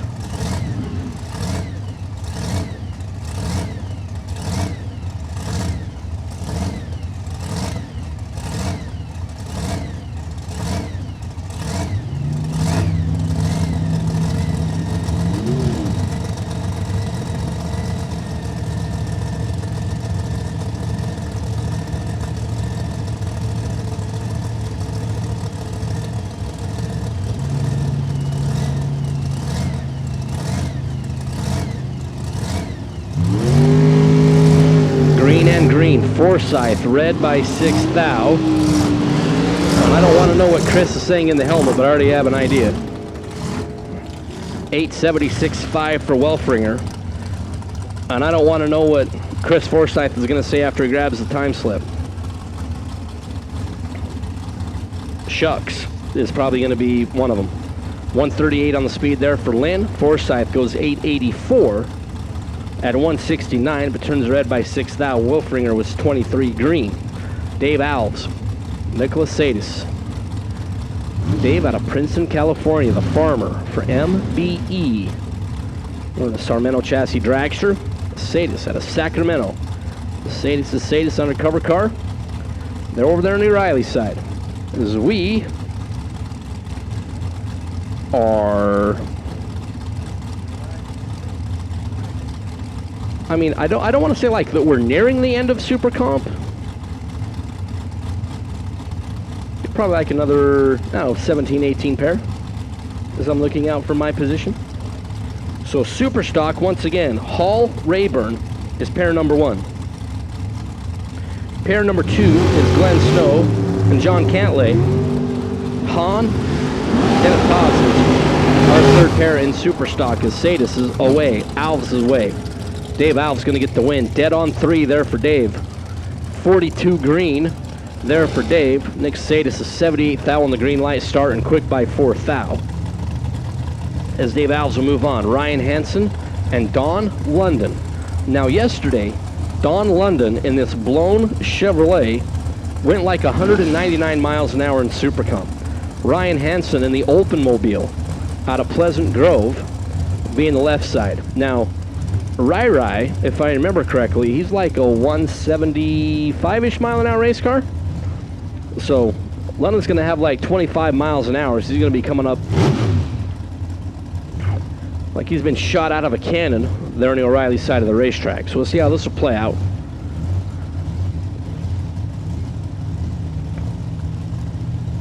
See the open camp over on the left-hand side of Ryan and Denzo side. Don London, the contractor, out of New Hall, California. And on the O'Reilly side. Oh. Well, Don London's reaction time was the same as a big block Chevrolet. 4:27 the light for Don London, and on a double breakout, Ryan Hansen is going to get the win. Don London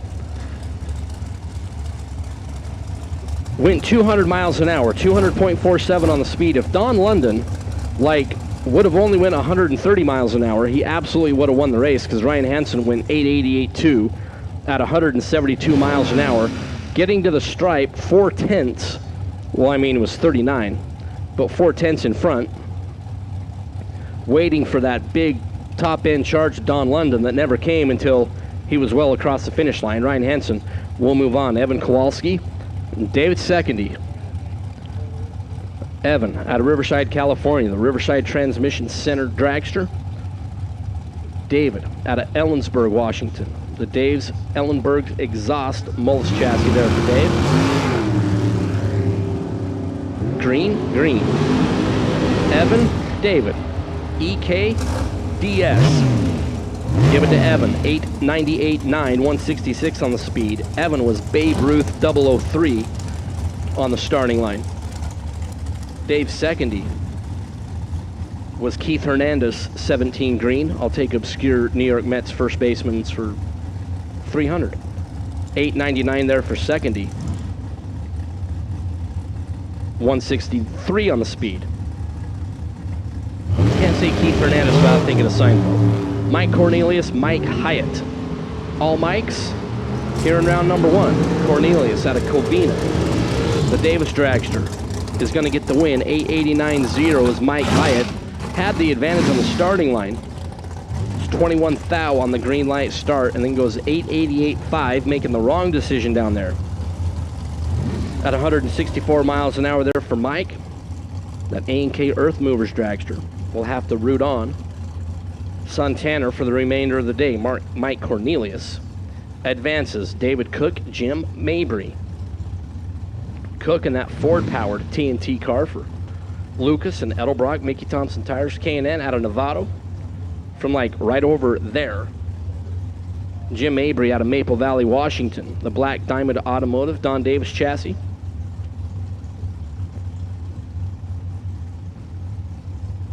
All right, Superstock, you all should be rolling in the lanes this time, please. Once again, first 3 pair, Hall, Rayburn, Snow, Cantlay, Hahn, Dennis Paz. David Cook turns her red by 17 thou. Jim Mabry is going to get a free smell of 890, and he took a big whiff and smells like 883. 179 on the speed, 1024 there for David Cook as he was on a parade lap. After turning her red by 17 thou is Wes Qualls and Bo Hicks. Wes out of Clovis. And the ex-Lafferty Mobile. I miss Dan Lafferty. That's just a personal statement. Bo Hicks out of Redwood City, California, the K&N Fielders Mickey Thompson Dragster. Bo bowed out in round number 1 of Super Street. Looking to change his fortunes in Super Comp, light the lamp and come back. And he does so. 892.6, 158 there for Bo Hicks, beats 890 there for Wes. Big starting line advantage to Bo Hicks. Was able to pay that off and move it into round number 2 with Matt Woodard and Rich Pedersen. Matt out of Petaluma for Woodard, Edelbrock. Out of Petaluma, and Rich Pedersen out of Bakersfield. The RPR Racing undercover car there for Rich.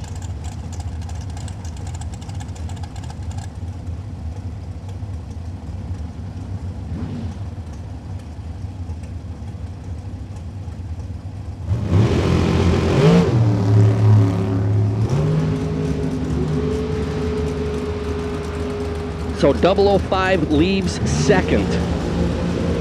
And 002 for Rich Pedersen will get the win. 893.6 beats 894.0. Woodard was 005, 4 above, and comes up 7 thou short. Pedersen,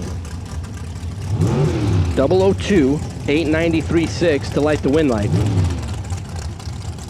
Matt Woodard was 005, real good on the starting line. 170 on the speed. As Woodard bows out in round number 1, Justin Morgan and Katie Reyes. Justin out of Concord, K&N, Red Line Oil, DeNova Homes entry.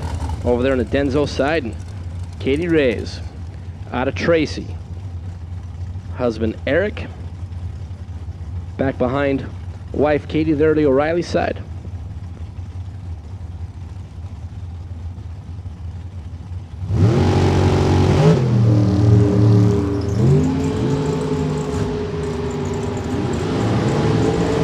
Justin is green, Katie is green. Justin left side, win light, 897.3 for Justin Morgan.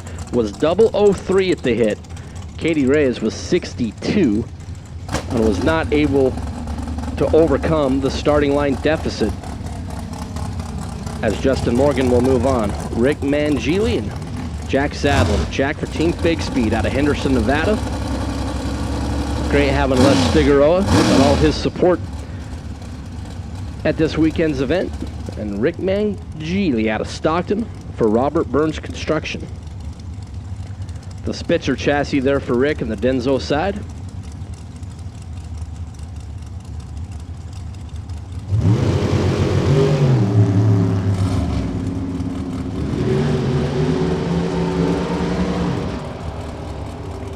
Virtual coin toss on the starting line, and Jack Sadler will advance, 893.6.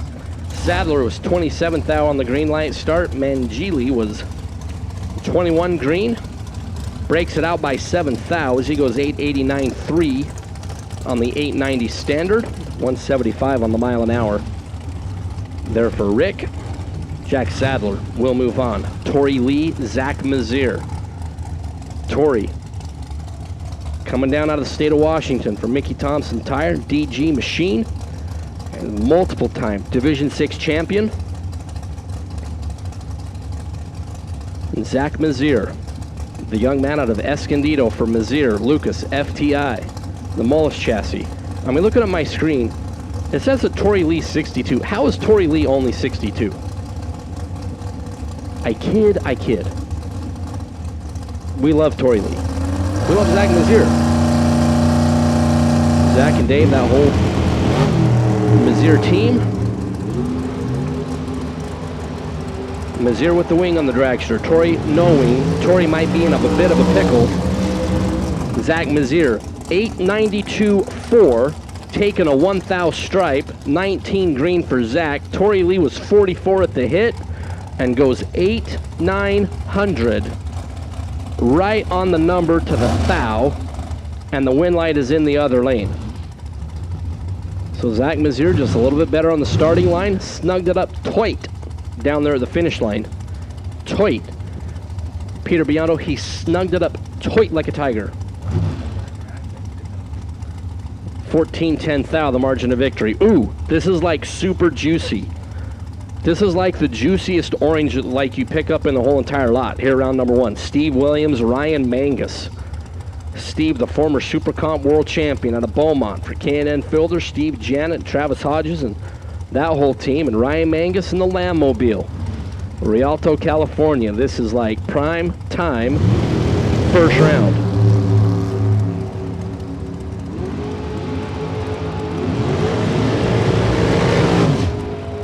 Green and green. Mangus, trip, zip on the starting line. 891.9. Steve Williams was 57 green, dead on 3. and is done. Ryan Mangus, perfect at the starting line, one above to take out the former world champion, a real good one there in round number 1. Debbie Dolezal and Thomas Baer. Now Thomas Baer and the Thomas Baer School of Drag Racing racers had a real good round so far. Thomas out of Altaloma, the Lucas Oil. Thomas Baer School of Drag Racing car. Over on the O'Reilly side, alongside Debbie Dolezal, the green dragster out of Chandler, Arizona, for Auto Image. Race for Home Realty. Yancer dragster over there on the Denso side.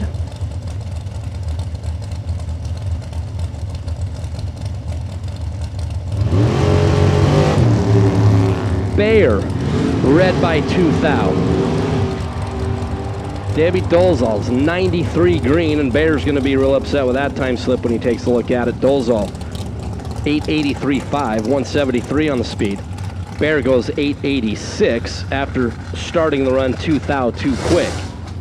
Debbie Dolezal will move on. Gabe Torres and Billy Woodard. Gabe out of La Puente for Val Torres Construction.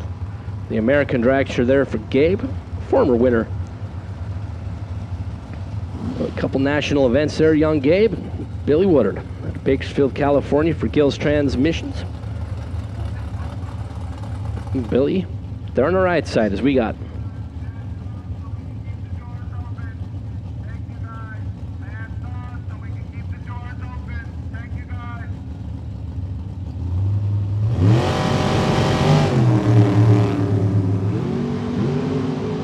Green, green. Gabe with a bigger mile-an-hour car trying to drive around Billy Woodard.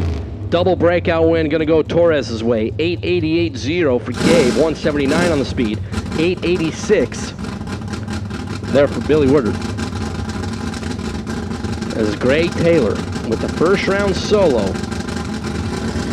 Valadez Racing Engines team car out of Olympia, Washington. We'll get the first round solo.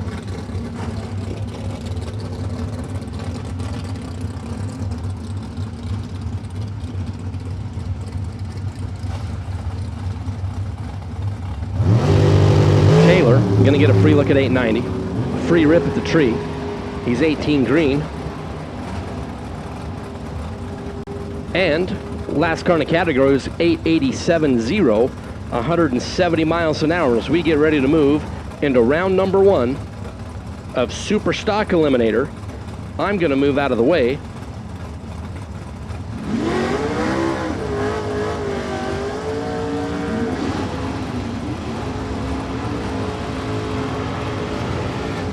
So the young man who's won 7 world championships, 5 in Superstock. I mean, who better to tell you about Superstock than the Terminator, Peter Biondo. Peter, thank you.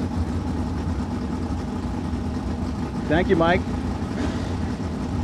Round number 1, race number 1 at the Corbell NHRA Lucas Oil Divisional event here at the beautiful Sonoma Raceway. Chuck Rayburn and Tim Hall will start things off. Big wheels up start for Tim Hall, and not a big wheels up start for Chuck Rayburn. Hall's looking over his shoulder, makes it work. Did the right thing, shut it down, 104 miles per hour, 1041 on a 1032. Rayburn was actually holding 1200s at the start and could not make it down the racetrack. Blew the tires off.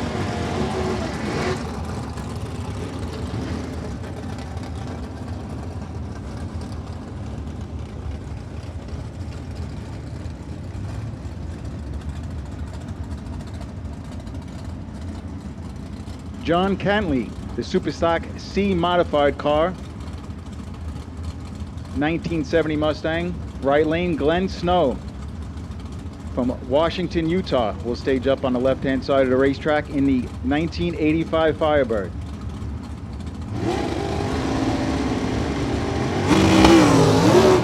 Wow. Big wheels up start, both lanes, both sides of the racetrack. Cantley almost, maybe, just touched the center line, but it didn't matter. He was red. Glenn Snow is 078, 1010 on a 1013 dial, and turns the win light on. So Cantley rocked it back on a wheelie bars very hard, made a strong move towards the center line, straightened it out, and that will end his day in round number 1. But the good news, bad news. The good news is, well, the bad news is he lost, obviously. The good news is he gets to play again. There is a double divisional going on, in case you haven't heard about it, at Sonoma Raceway this weekend.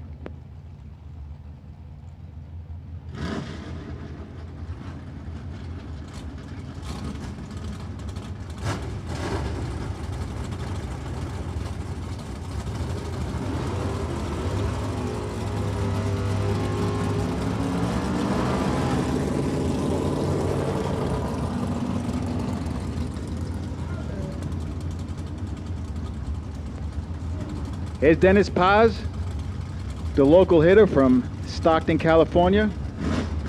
Very well-known bracket racer from these parts, and Steve Hahn. Paz in the El Camino, Hahn in the 71 Barracuda.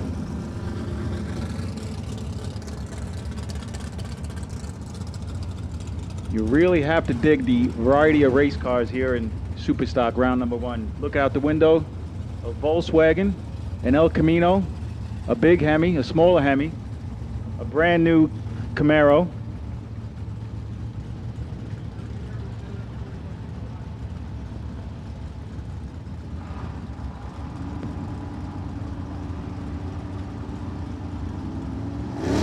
gotta love it. Green light start for the El Camino. Steve Hahn waits and waits. Steve Hahn, that is, turns it green. He has 500s to work with. The El Camino is out in front and turns on the wind light. It's not very often. Dennis Paz has a 105 light, and it's not very often that a 105 reaction time will turn on the wind light. But it happened right there, so Dennis Paz move on to round number 2. It's Eric Bell and Joe Faraday. 68 Dart for Joe, 68 Barracuda for Eric.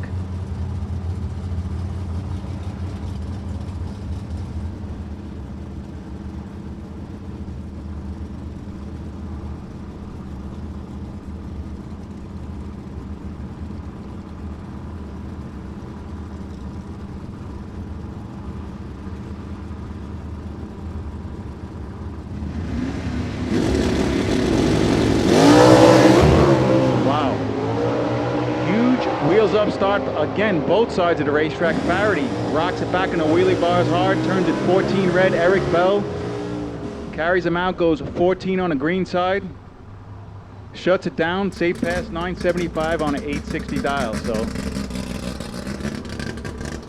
the track is tight, the air is good. You might want to tighten down the front end just a hair this morning. You could loosen it back up later, but just a little bit. Brian Broussard and David Bending. Attention in the pits. Super Gas round 1 to the staging lanes, please. Super Gas will take you to the staging lanes for round number 1. How about a Volkswagen and a 1966 Beetle versus a 2017 Camaro, and a Beetle is going to have to wait for the second divisional to play here as he drops it 062 red. Brian Broussard was 039, 400s under the dial, turns on the wind light. Talk about the wide variety of cars here. Superstock round number 1. Man, do I miss some NHRA Superstock racing.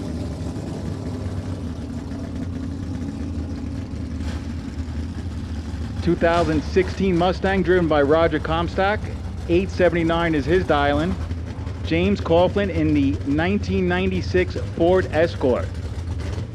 Dials it 1143. Big handicap for the Escort. Here comes Comstock.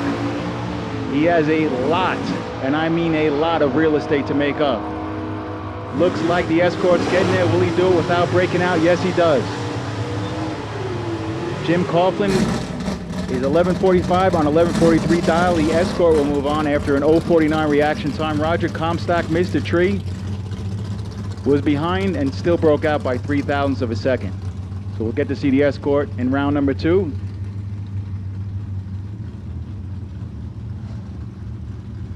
And John Calvert in the 2019 Mustang will face off against Mike Johnson in the 2012 Camaro. Again, a nice variety of cars here on display for round number 1 of Superstock. Did I mention how much I miss Superstock racing? I'm going to blame it on Kyle. He just doesn't let me race anymore. Or my wife. Who else can I blame it on? Warren, can I blame it on you? Yeah, totally blame it on Warren. Nice wheels up start for Johnson. But Calvert is making up ground quickly and makes it happen. Calvert was 018 on the reaction time, and that was 600ths better than Mike Johnson, and turns it into a win light. Goes 838 on an 832 dial-in.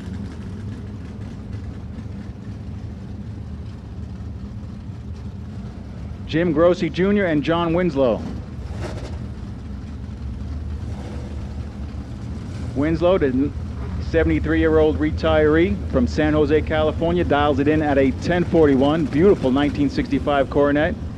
And Grossi Jr., the 95 Achiever, dials a 945. Once again, Super Gas round 1. We'll take you to the staging lanes now, please. Super Gas round number 1. We're ready for you.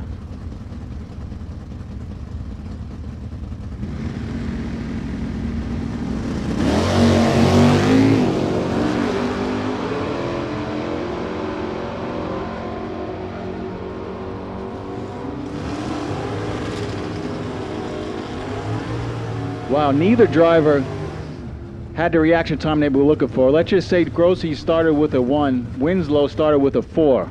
So both drivers might have gotten a little bit distracted for whatever reason, or maybe it was just first round jitters. Winslow was 100th under the dial.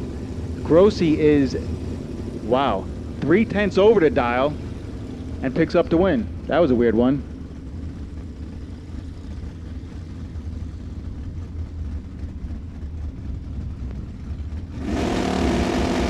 Andrew Durham and Jim Rao. Wow. So last pair, it was a 4/10 light versus a 1/10 light. This pair, the 009 left second. How about a 009 for Andrew Durham and a win light for Andrew Durham? Rao was 005 on a tree. The Mustang just had some mechanical issues, went way above the dial. That will end Rao's day. Durham will come back. Now we'll bring up Larry McClanahan and the quick 19 Mustang of Gary Coe, 829 dial-in. So McClanahan, probably not too used to looking over his shoulder.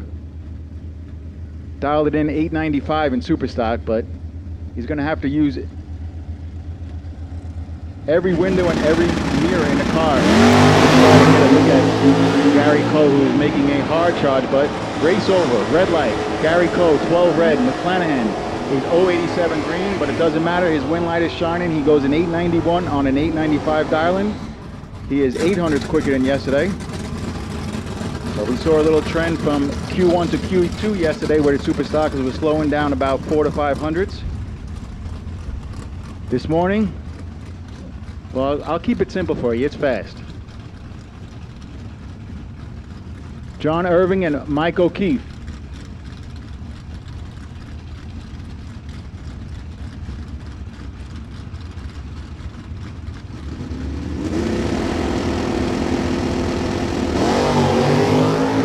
Another nice wheels up start. Saw a lot of that this morning.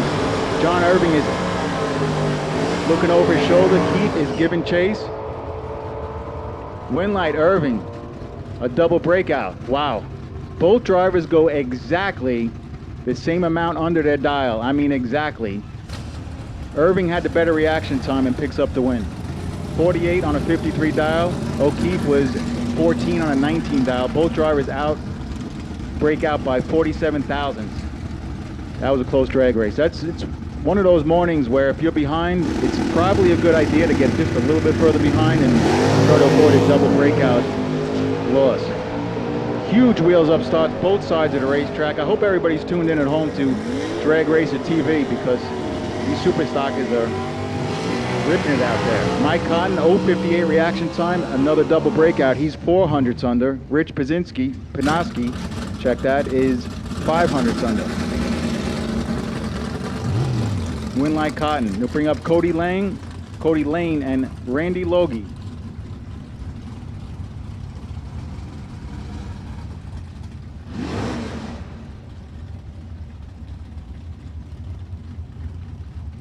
Another pretty big handicap going to the 72 Demon of Logie. 1057 is his dial-in. Cody Langley, beautiful 2005 Cavalier. Dials it in 864.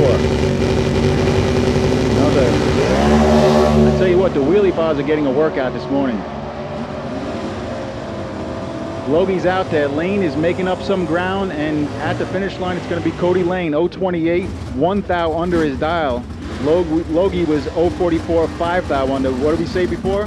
If you're behind, probably best to get a little further behind. Double breakout win going to Cody Lane. Here's Andy Morris.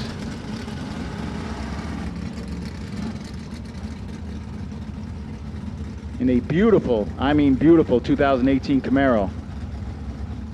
Dials it in 941. Andy is a multi-big money bracket racer event. He's trying his hand in bottom bowl racing here in Superstock. Why not? Beautiful car, talented driver, put it together. Hope for an NHRA Wally at the end of the day. Ken Eder, Andrew Morris.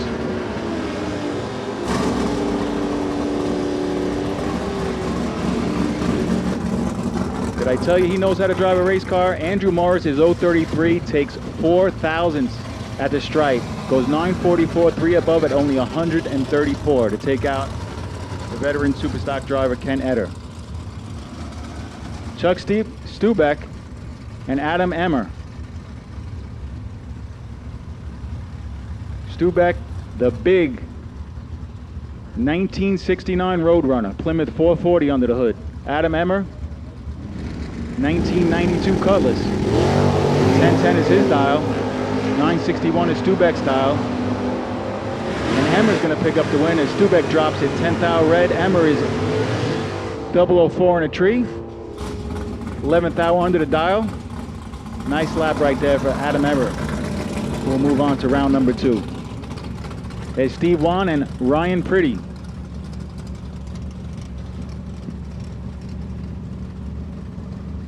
Pretty sponsored by Mountain View Tire and Auto. How far is that from here?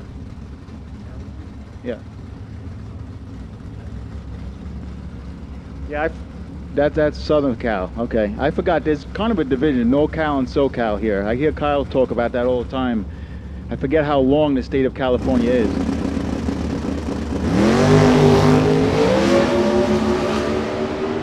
But Pretty has got some work to do. Juan is looking over his shoulder.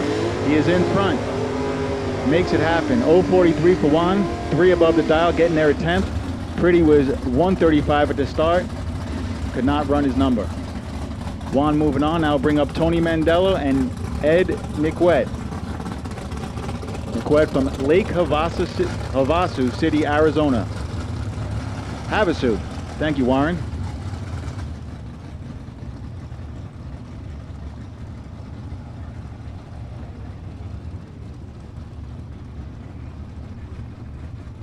And for those of you at home that are tuned into Drag Racer TV, sponsored by California Car Cover. Yeah. If you want a visual of what's going on here, Alan,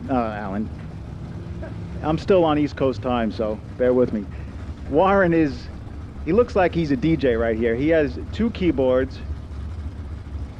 I think he's got 4 hands actually, because his hands just keep flip-flopping back and forth. He hits 1 button for the starting line, another button for down track, another button for the finish line, brings back to the computer screen, and then does it all over again. While he's checking emails and talking to all his, Tony Mandela and Ed Niquette. Mandela is in control, looking over his shoulder. The 71 Duster turns on the win light. 003 reaction time at 10:19 at 120 miles per hour on a 1016 dial. Niquette was 114 at the start and goes dead on the dial, lose it on a hole shot.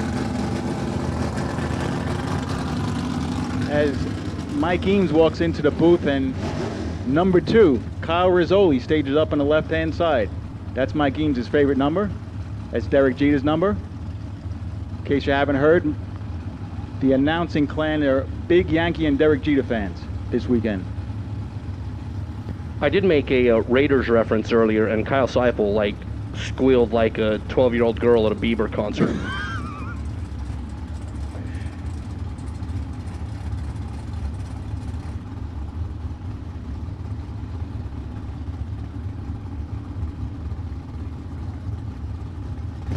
So Rizzoli and Gaynor. Good matchup right here, and let's just say Rizzoli is going to turn the win light on unless something crazy happens here. Rizzoli is 007. Gaynor was not good. What 261? What zip code? What area code is that? Quick. It's the first time you let me down all weekend, Eames. Gaynor just flat missed a tree. Rizzoli is 007.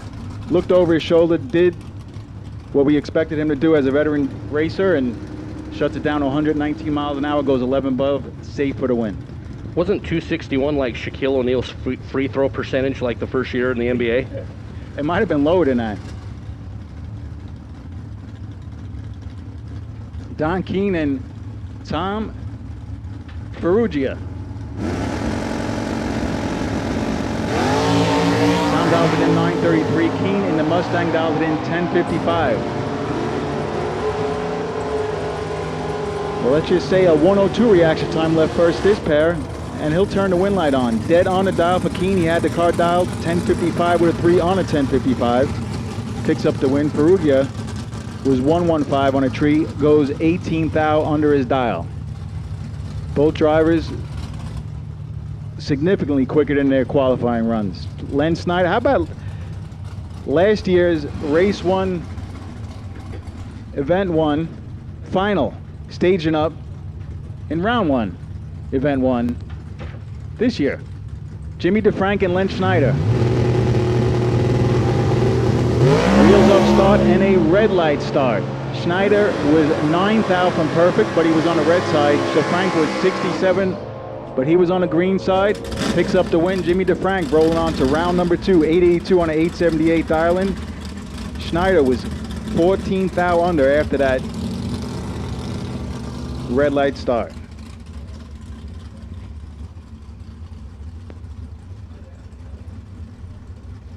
Now, if we had an award for a Superstock that has the most visibility, this would be it. Troy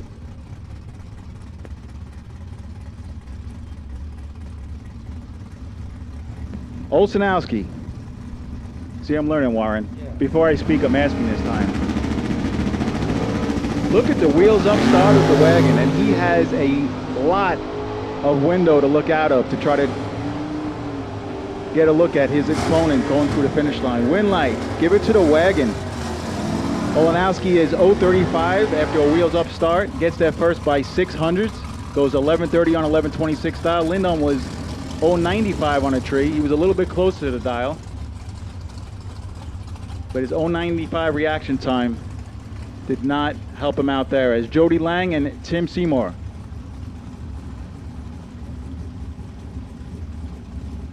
Lang might have the 3rd best Superstock visibility race car.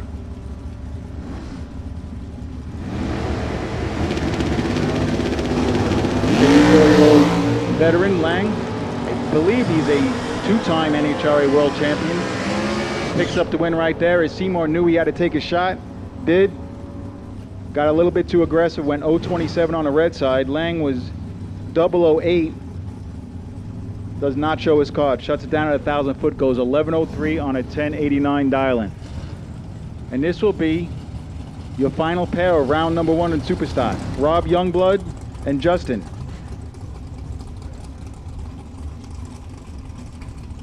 .863 dial-in for the Cobalt of Justin. Youngblood dials it in a 1010. So Justin's dialed in exactly what he qualified with.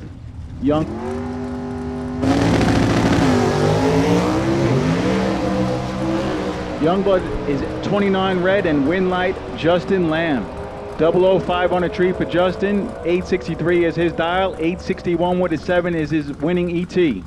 And now we'll wrap up round number 1 of Superstock. Attention in the pits, top dragster. Top Dragster, we need you to the staging lanes now, please. Top Dragster, round number 1 to the staging lanes, please.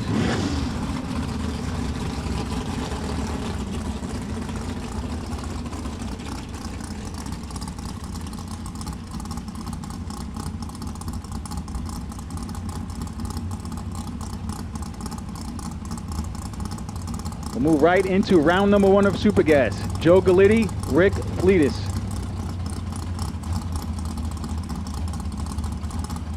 990 is the number.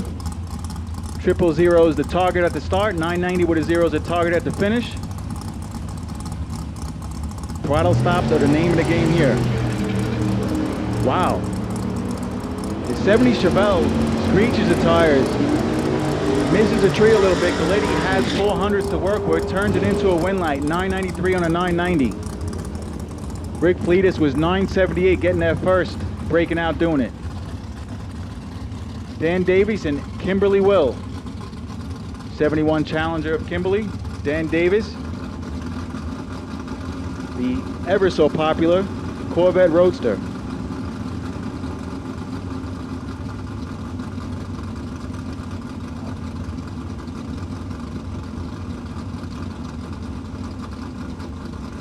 You'll see a lot of different throttle stop configurations. Mostly done at the first 200 to 300 feet of the racetrack. Then you have Ted Seipel in the water who does it, well, a little bit differently.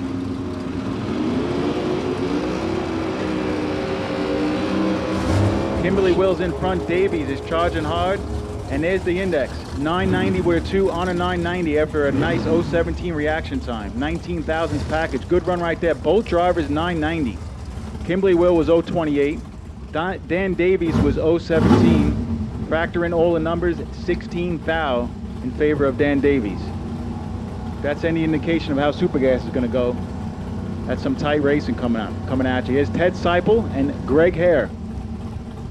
Ted, the veteran, 83-year-old retiree from San Leandro, California.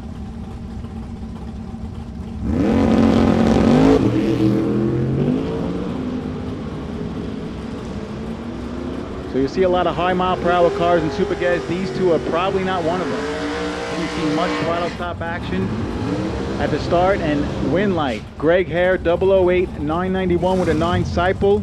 The veteran had it dialed in. He went 990 with a 1 at 126. But it was all the difference in the world at the start. 008 for Greg. Ted was 036. So Greg will move on. Ted will wait for tomorrow. Brian Pressler and Vincent Riali.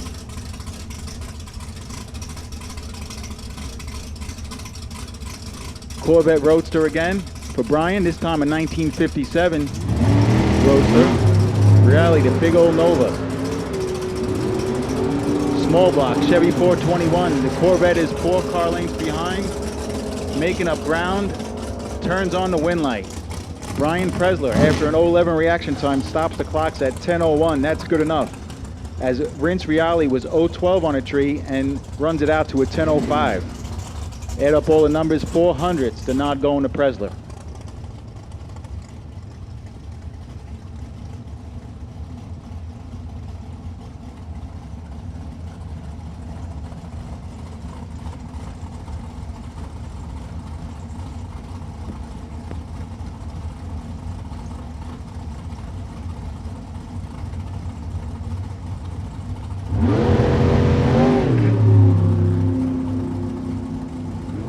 Michael Boner from Riverside, California, and Kerry Cost hunting for that round number 1 win light. Give it to Michael. 041, 2 over the dial, 992 on a 990 index. He's still stuck in Superstock mode. As Kerry Cost is 030 at the start, breaks out by 4 thousandths. Got there by 400ths. Ouch. And here's Mike Boehner and Curtis Geese. Boehner sporting that number 71.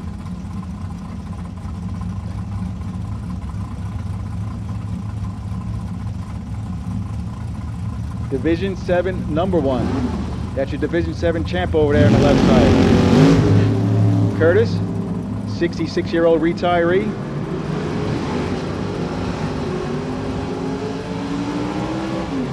This one's anybody's drag race. Give it to Michael Boehner. He was a little behind to start, got further behind at the finish and made the right move right there. Both drivers break out. Curtis is at 984, Boehner is 985. And a double breakout win right there for Mike Boehner. Larry Bradshaw and Lonnie Wilburn.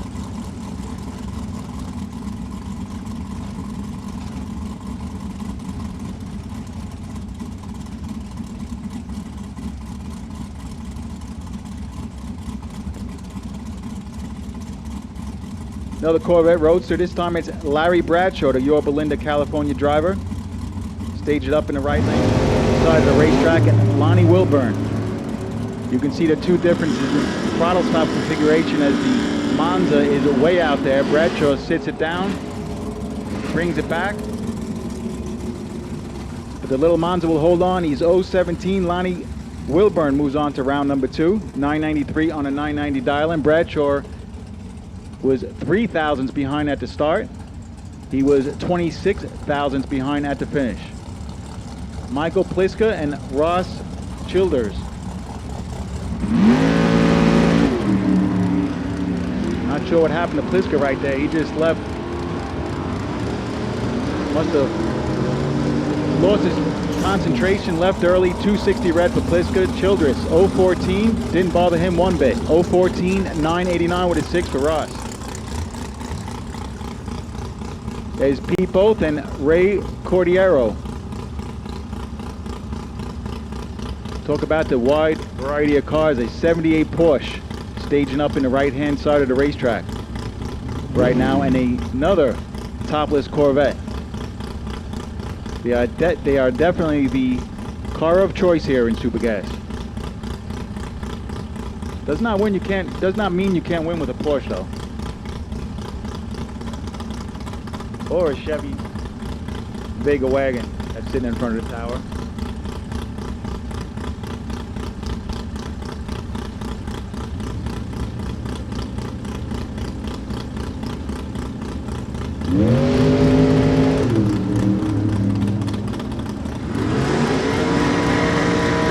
Coin flip at the start. 14 for both. 015 for Cordero. Win light. How about a 990 with a 2 after an 015 start? That's starting off your day on the right foot for Ray Cordero. It's a nice lap. 015, 990 with a 2 on a 990. Both was 014. 200s behind at the finish. Stops the clocks at a 992. Attention to pits. We need Top Dragster. We call Top Dragster for round 1, and Craig Blaisdell. Can you please move your truck? Craig Blaisdell, your truck is blocking up somebody in your pit area there. Craig Blaisdell, I need you to move your truck as soon as possible. Marco Perovolaris is 000 and 2 thou from perfect. Marco starts his day off with a 000 reaction time in Supergas, goes 989 with an 8, got there first by 7 thou, worked both ends of the racetrack to just about perfection. Ashley did not have a chance. When the driver in the other lane's 000 and takes 7 thousandths on you at the other end, your chances just went 50-50 at the start to basically null at the finish, especially in round number 1. David Butler and Rod Horn.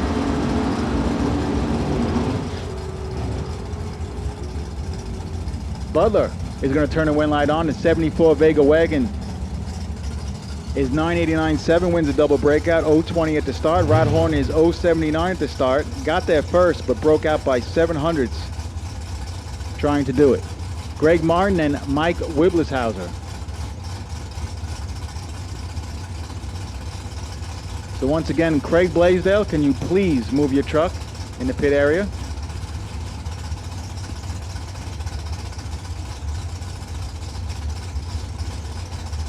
Top Dragster should be getting laddered up at the back of the staging lanes.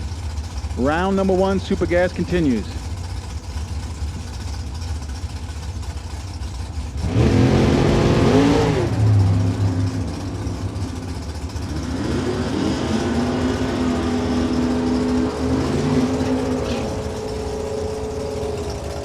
Another double breakout.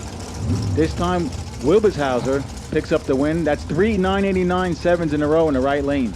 009 989.7 to Wilbershauser. That's good enough for the win. Nice lap right there. It took 10 thou at the finish line, so got that first by a little bit under a fender. Greg Martin was 028. As we said, if you're behind, especially this round, you might want to get just a little bit further behind. A lot of double breakouts. Diana Anderson and Bob Heffley.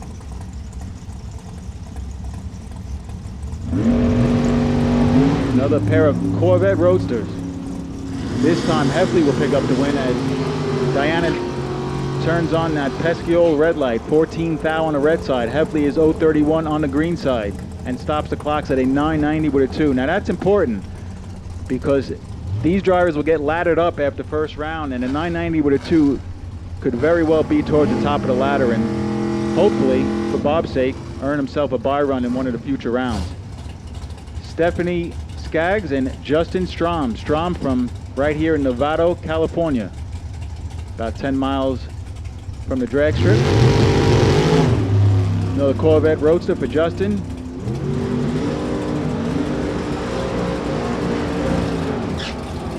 Strom is 002. Stephanie is 027. Win light. Another double breakout.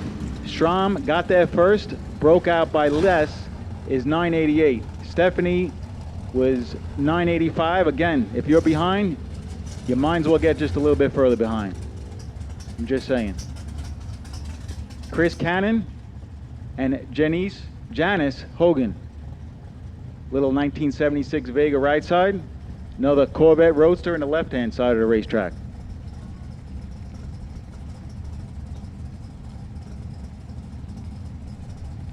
Beautiful day here at Sonoma Sonoma Raceway. If you have never been to Sonoma Raceway, it is definitely should be on everybody's bucket list.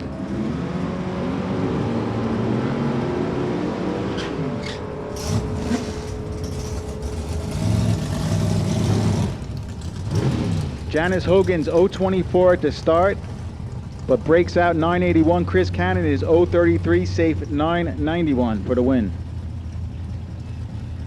Here comes Karen Comstock, the 70-year-old executive from Fort Lauderdale, Florida, she calls home. And when did she move to Fort Lauderdale, Florida? Wasn't she in Vegas? Yeah, they got places everywhere, all corners of the map.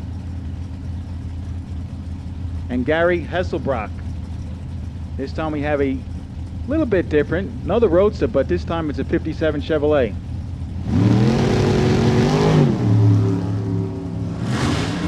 See the throttle stops working. You see Gary looking over, sizing up Karen. Should turn on the win light, and does. Gary had a very significant reaction time advantage, turns it into a win light, 997 on a 990. Karen was closer to the dial, to the index 990. 4 above, but no good.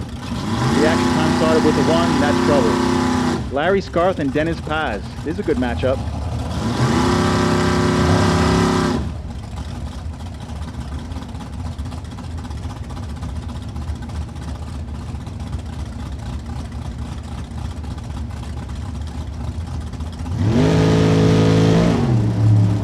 Pair of veteran drivers right here. Paz, left side. Scarth, right side.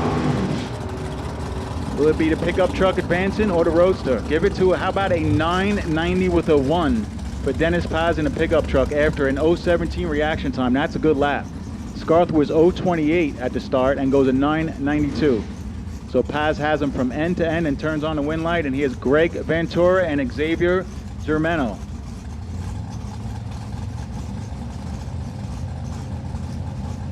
After seeing a slew of Corvette Roadsters, we see a beautiful Nova and a cool looking Grand Am. And the debate at the California Gold Rush race a few weeks ago was, I was very confused on the difference between a Chevy 2 and a Nova. I'll explain more. Let's see if the Nova turns on the win light. Greg Ventura, Xavier Zermeno, win light. Another 990. These drivers have it figured out first thing in the morning. Same as last lap, 017 990. That's good for Greg Ventura. Xavier was 018, 991. That's a lap that will turn on many a win light, but not this time. Not against Greg Ventura. So yeah, a Chevy 2. Let's everybody think about this for a second. There's a Chevy 2 and there's a Nova. I hear a lot of announcers call it a Chevy 2. I hear a lot of announcers call it a Nova. I see on the announcer screen Chevy 2. I see on the announcer screen Nova. I got pretty confused over the years. Let's just put it that way. Does anybody know the difference between the Chevy 2 and Nova?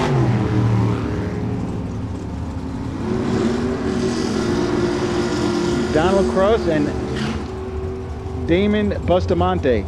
Whoever just said there is no difference, you're kind of right. Kind of. That's the confusing part. Damon is 047 at the start, 992 at the finish, and that's good enough. Let's just say Donald got distracted, missed a tree, tried to make it up at the other end, but went at 980 on a 990 index.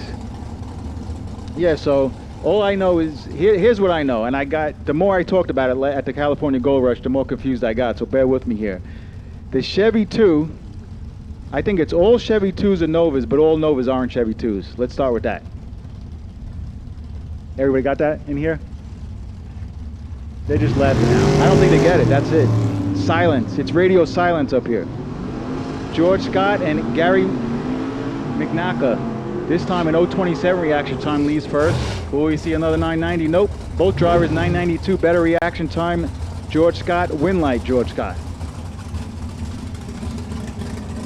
So yeah, let's go one step further with it. So every Chevy 2, no, every Nova is a Chevy 2, but every Chevy 2 is not a Nova. That's one. Let's go one step further. A Chevy 2, okay, a Nova is a Chevy, is like an upgraded Chevy 2. It's like the better package you could have bought. So kind of like there's like a Camaro back in the day, then there's the IROC the same year. Something like that. Anyway, a Chevy 2, a Nova is above status-wise than a Chevy 2. It's a trim package. There you go. Wow, hold on. Oh boy. Rob Willis. That was a really weird run right there. Rob Willis looked like he had mechanical issues.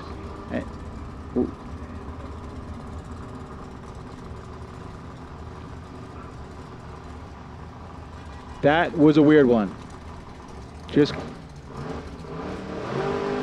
Rob Willis had something apparently break on his car and just rolled it over into the right lane. So he will cross the center line. Let's hope he's all right.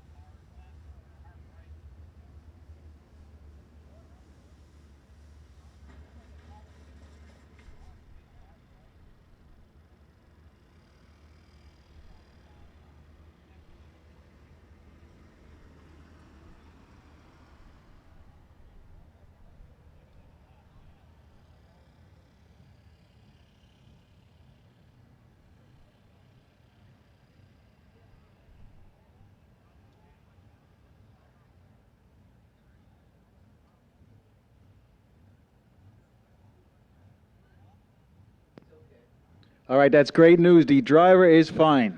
Driver's out of the car. He's good. That is great news. Watching the Drag Racer TV replay here with Warren, it's kind of hard to tell what happened, but maybe looked like the car racked back extremely hard on the wheelie bar and pivoted to the right.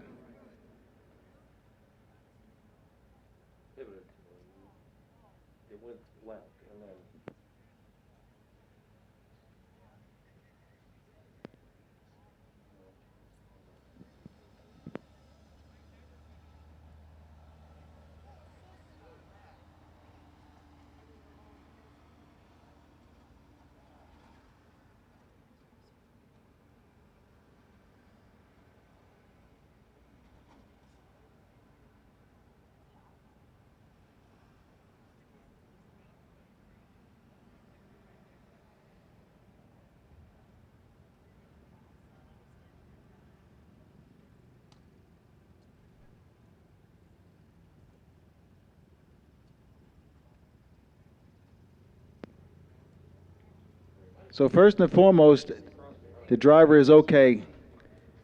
The official winner of that round is Don Lowe. He broke out, but it was the lesser of 2 infractions.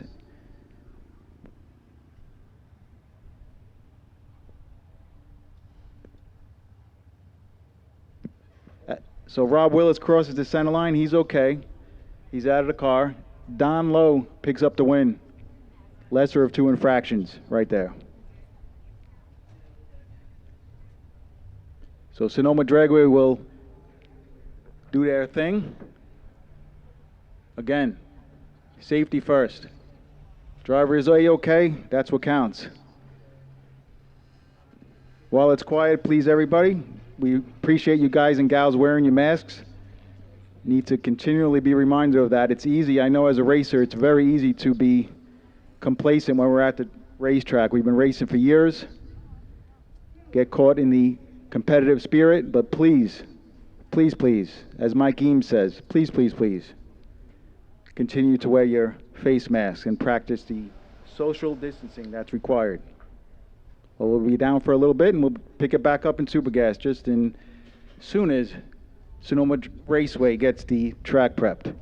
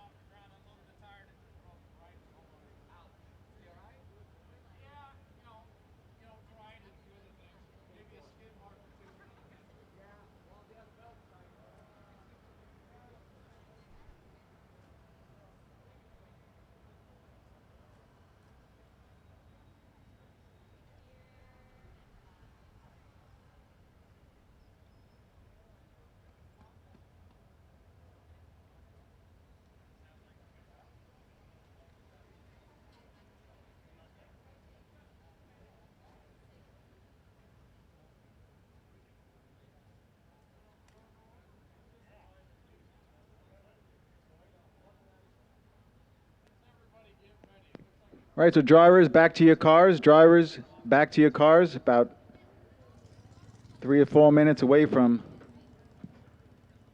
getting right back into Super Gas round number 1.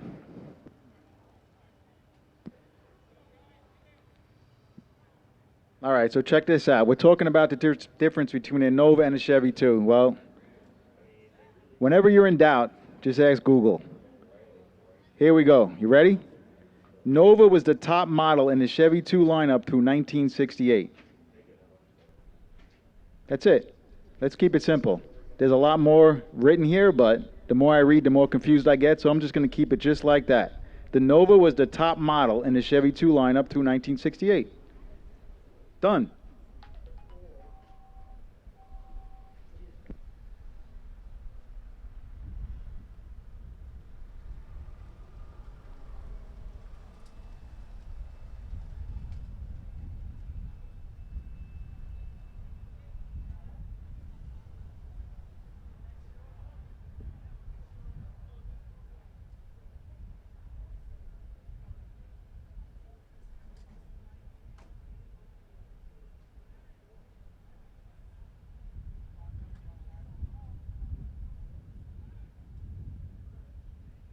So the wealth of knowledge that Mike Eames is in all of sports.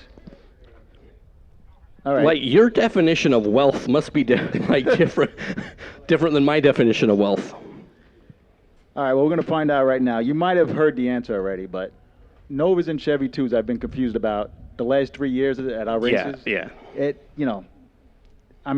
to the point where the same car will come up and Jared will call it a Chevy 2, and the next round he'll call it a Nova. Yeah.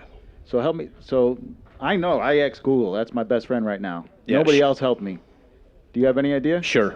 Go ahead. No, I have. You don't. What good are you? Isn't it like same thing? You know every Yankee player since 1950, and you don't know the difference between a Chevy 2 and a Nova? Isn't it the same thing? All right, here, I'll help you out. Here's Google. Very simple. Just the top line. Don't read any more than that. You're going to get confused. Well, first sentence. That's it. Yeah. Okay? Simple, right? So it's the same thing. Wow, here we go again. It is not the same thing. Every Chevy 2 is not every Nova is a Chevy 2, but every Chevy 2 is not a Nova. Yeah. Okay, I forgot to carry the one.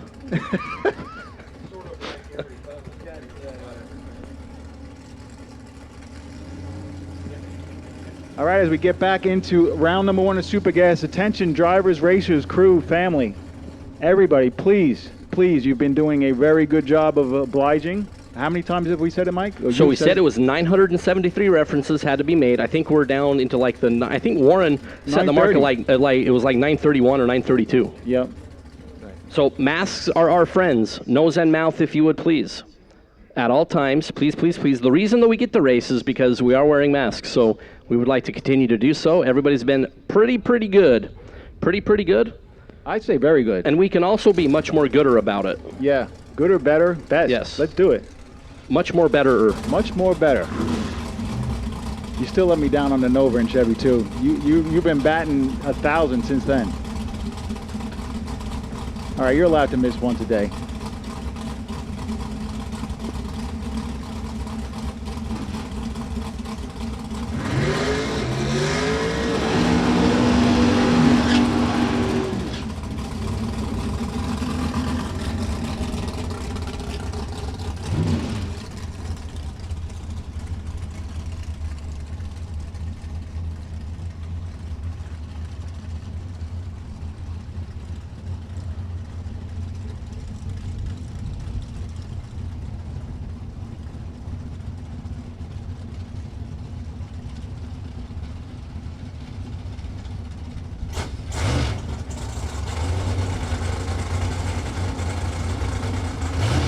And we're right back at it. Round number 1 Super Gas. Steve Williams. That is a very high mile per hour Super Gas Roadster in the left-hand side of the racetrack. And Raymond Nicholas driving a Duster. You'll see Nicholas go way in front down the racetrack as Williams' car drops back, comes back to full throttle, runs a 990, but is not good enough. That is a Pole shot win for Raymond Nicholas, and a big feather in his cap, taking out Steve Williams by 1 thou. 992 to Williams is 990. Better reaction time than Nicholas by 25 thou. Got there first by 1 thou. Williams drops it, does a masterful piece of driving at the other end, goes 990 at 158. That car typically goes in the 170s, maybe even 180. But not good enough that time. Rich Gibbons and Roger Cato. Cato breaking up the Super Gas Roadster Corvettes with a beautiful 2019 Camaro SS and another 990. 052 reaction time for Roger Cato, and dead on the number for the win right there. As Gibbons is 042 on the tree. Gets there first by a little bit under a car length to break out 982. Ryan Germano and Pete Zach. Simple name right there, Mike. Pete Zach.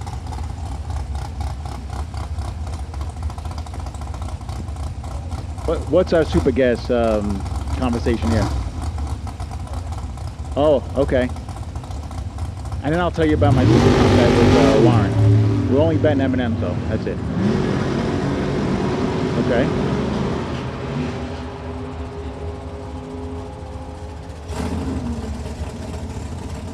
Double breakout win right there for Ryan Zamano, 987 on both sides of the racetrack. How about they were locked in at the starting line, locked in at the finish line, 010 to an 012 at the start, 987.4 to 987.2 at the finish. Pete Zach turns on the win light courtesy of a double breakout.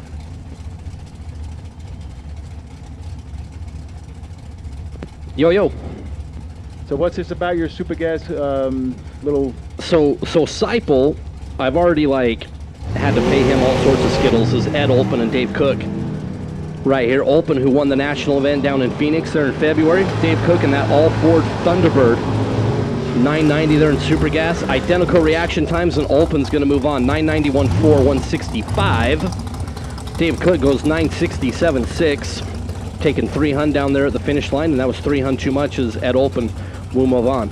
So, Super Gas, okay, our little game today, the last digit of the car number, odd or even, whoever wins the event. I have odd, Kyle has even. In the circumstance that both cars, the last digit is odd in the final, What's it pays 2 to 1. 2 to 1. 2 to 1. Yep. And if both are even, then I got to pay Kyle 2 to 1. So Bill Bathello and Lorene Rogers. Lorene and Little Opie Enterprises Grand Prix. Bill Bathello in the Seas Mobile, and Lorene going to get the win. 999 beats Bill Bathello's 987. Bill breaking out by 300.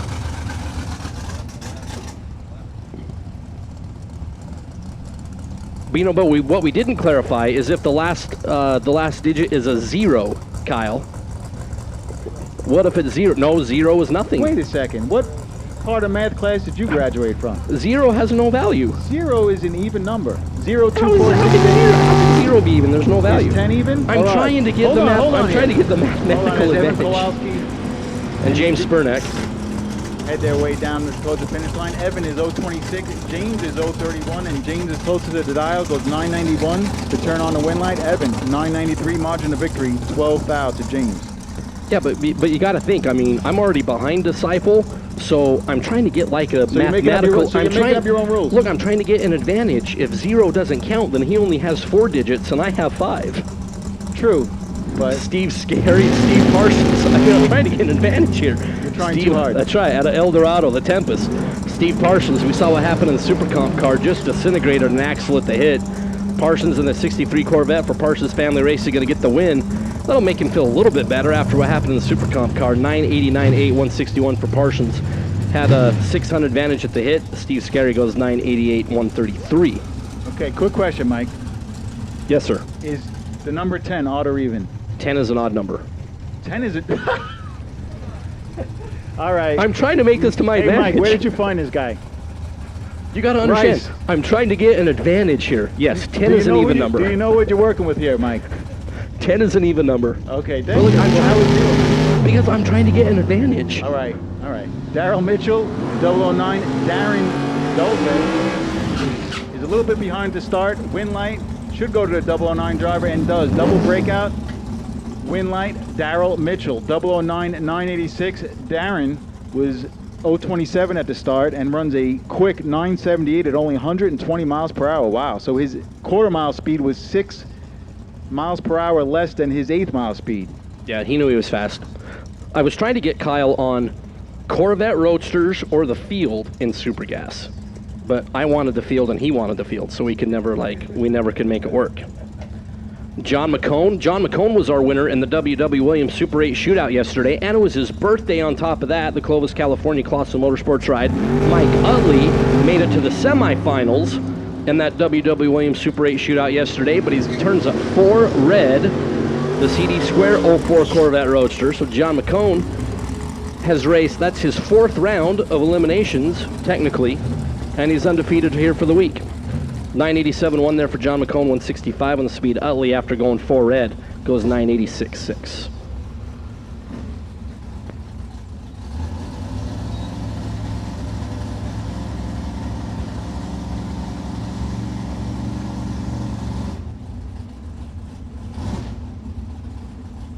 So Dave Thompson, Mike Coltrane. Coltrane was part of that WW Williams Super 8 shootout yesterday. The Coltrane Racing Camaro out of Boise, Idaho. Dave Thompson out of Queen Creek, Arizona. So D7 runner, left side. Mike Coltrane, D6 out of Boise, and the right side. And give it a Coltrane, 004 and 1 above. Beats Dave Thompson's 48 green, dead on 2. So Mike Coltrane will move on. John Perino and Rodney Lee. John Perino, Rodney Lee. Perino in that Ford Power 27 Roadster for Colleen's Hair Salon on the Denso side, and Rodney Lee. Portland, Oregon, that shows auto repair Corvette over there on the O'Reilly side, the left side of the racetrack.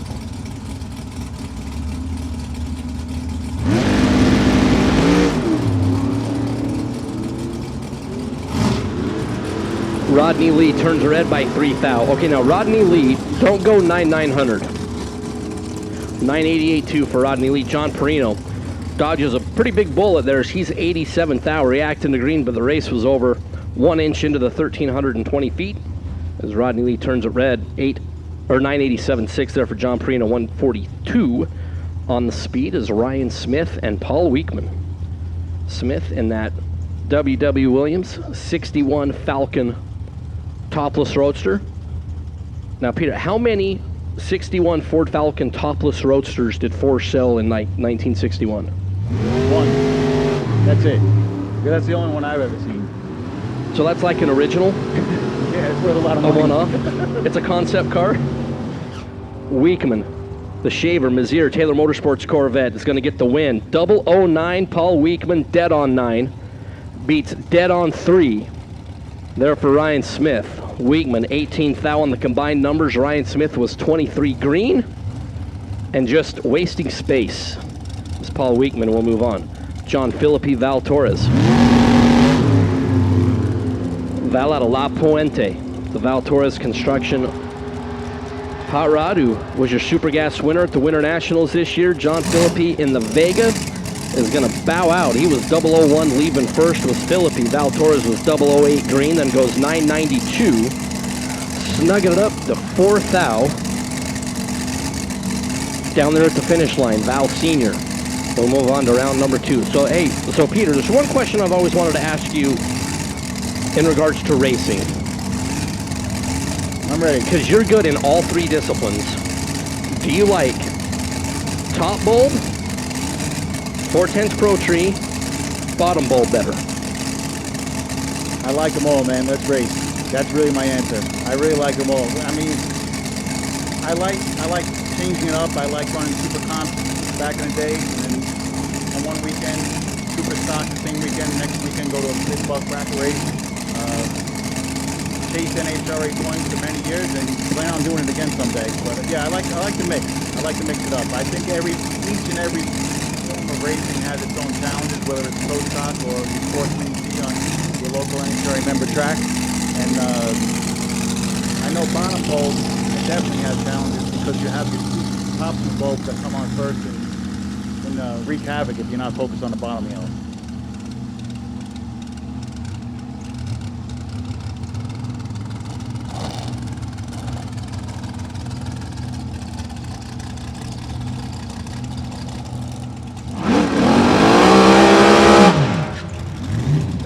So as we move over into Top Dragster, we'll start off with our number one qualifier with an odd number of vehicles. Kayla Gardner going to get the solo, the Button Transportation Dragster out of Tucson, Arizona. Kayla in that first session yesterday went 6-10 with a 9 to end up on top of the heap.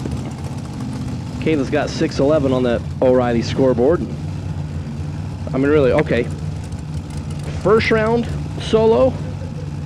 I mean, I've always thought of like the semifinal solo is the best solo. Absolutely, but there's not any. If I pull into the staging lanes and Ron at the back of the staging lane tells me I have a solo, I'm not going to argue with him. Yeah, absolutely. But yeah, the best buy is the last buy. So Kayla, which ends up being a data acquisition run for her. 23 thou on the green line, start 996 to 60 feet and go 612.7. 224.96 miles an hour. That's her fastest speed of the weekend. She was 224.85 in that 610 blast there in yesterday's first session. So Kayla Gardner on the solo moves into round number 2.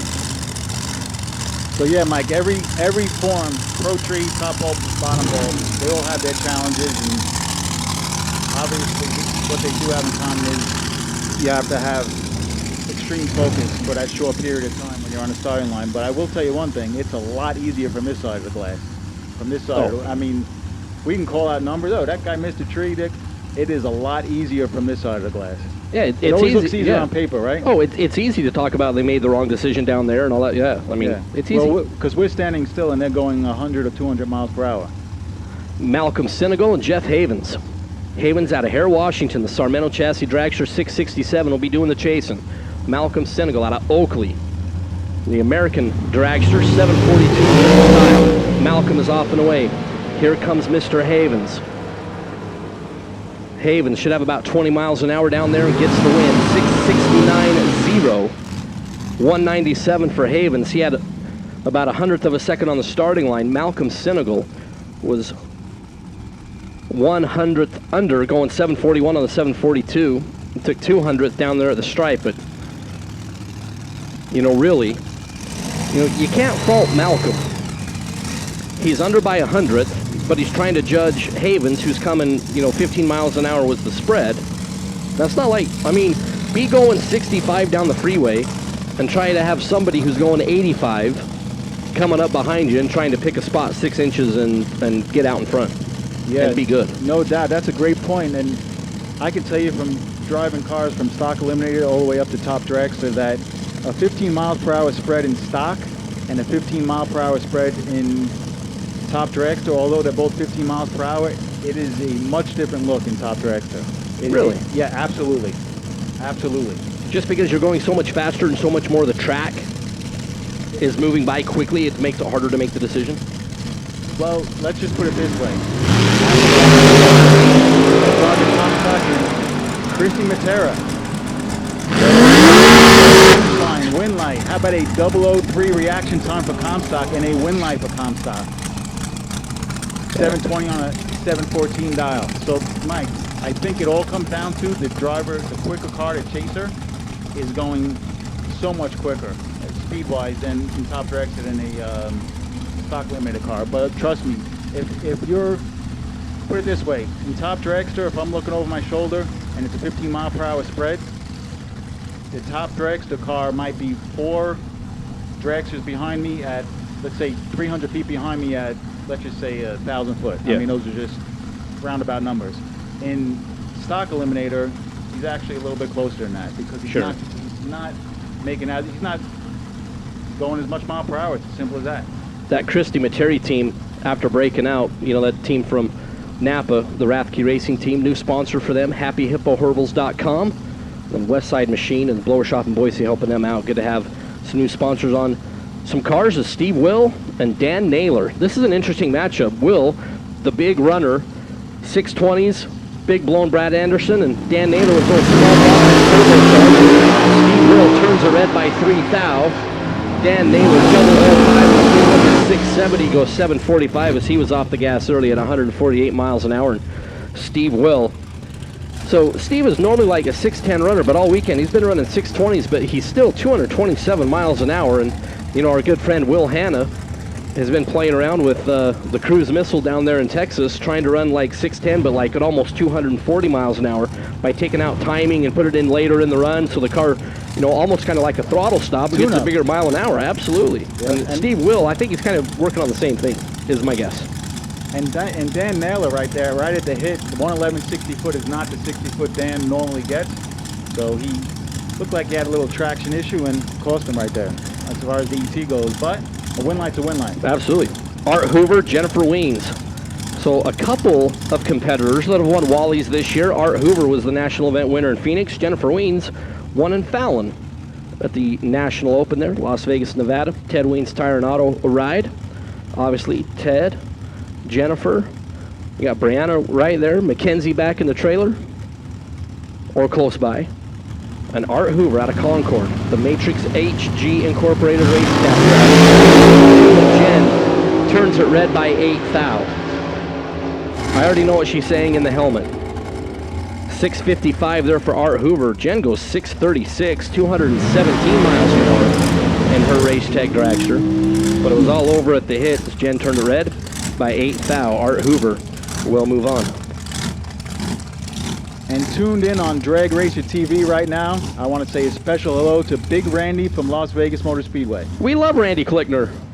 Big Randy, we absolutely love you. Like heart emoji, like Everything, just throw everything at him. Everything good. Yes. All good vibes. what's like the new emoji that has like the smiley face with like the heart that's hugging it? So Big Randy, we're thinking about you. We hope to see you in October, my friend. And we're glad that he's made it back to his house for a little bit. Yes, always better to be at home. So Dwayne Daniel, Terry White. White off and away, 719 the dial. And Dwayne Daniel, 646 the dial, trying to run down the Minden, Nevada runner. Not going to do it. Ooh, Terry White, that is just filthy dirty. 004 dead on for. Like, I think Terry White might have something against the whole city of Hollister, California. Like, not Dwayne Daniel personally, but Dwayne Daniel was 38 and 2,000 too quick and just, like, wasting space. Terry White, 8-pack. And when you look at the list of accomplishments from Terry White, 1979 Division 7 Super Pro champ. It's not his first rodeo here. Not at all. So Jennifer Hoffman, Brianna Weens. Have you had the chance to see Brianna's helmet? I did not. So Jerron Settles, Yeah. the Flying Airbrush. You know, the Weens family, big Las Vegas Golden Knights fan, did this incredible helmet for Brianna. Like, Las Vegas Golden Knights logo, dude, it is Nice. rad. I did see Ween's drag, freshly painted drag, or Yep. 2 pairs ago. It was absolutely gorgeous. That was good. Jennifer Hoffman on the shot. 718 the dial-in. Brianna, 658 the dial-in. Vegas Tire and Auto ride. Brianna going to get the win, 660. Jennifer was 22,000 on the starting line. Brianna was 13,000, so just a little advantage for Brianna. And Jennifer got down there and ran 706. And I'm sure Jennifer's going to be a little bit confused where that performance came from. She dialed 718. She went 719 and 723 yesterday. So the car picked up basically 1200ths of a second from what she thought it was going to run. Brianna going to get the win. 2 above. Let's come back in round number 2. Steve Schneider, Craig Blaisdell. How about 629? I mean, this is almost kind of like a D4 top dragster race. 629 is leaving first. So Schneider, so check this out, Peter. Schneider ran 677 and 688. He's got 625 on the car. Red light start by 5,000 for Craig Blaisdell. Schneider gets down there and runs 667.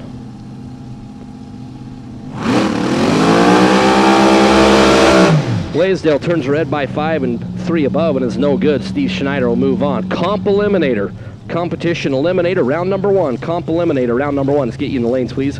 Comp Eliminator, round number 1. Logan War, Frank Young. Ouch, don't do it, Logan. Do not dial 666. That is the only I know. dial. We've talked about this at the Yes. fling before. I will never stage up dial Yes. 666. I don't think it's going to work out, but Logan thinks differently. Logan had a Erta, Utah, Pete's Diesel Repair, that whole camp.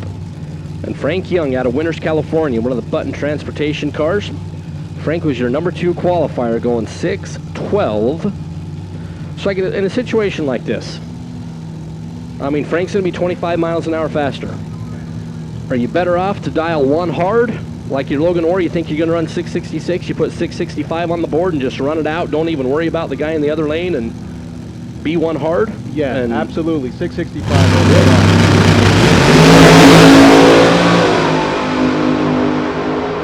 Logan's going to be looking over that right shoulder. Here comes Frank Young. Logan War, 671, going to get the one on the breakout. Frank Young goes 612 with a 6, breaks it out by 4 thou, taking 46 thou at the stripe.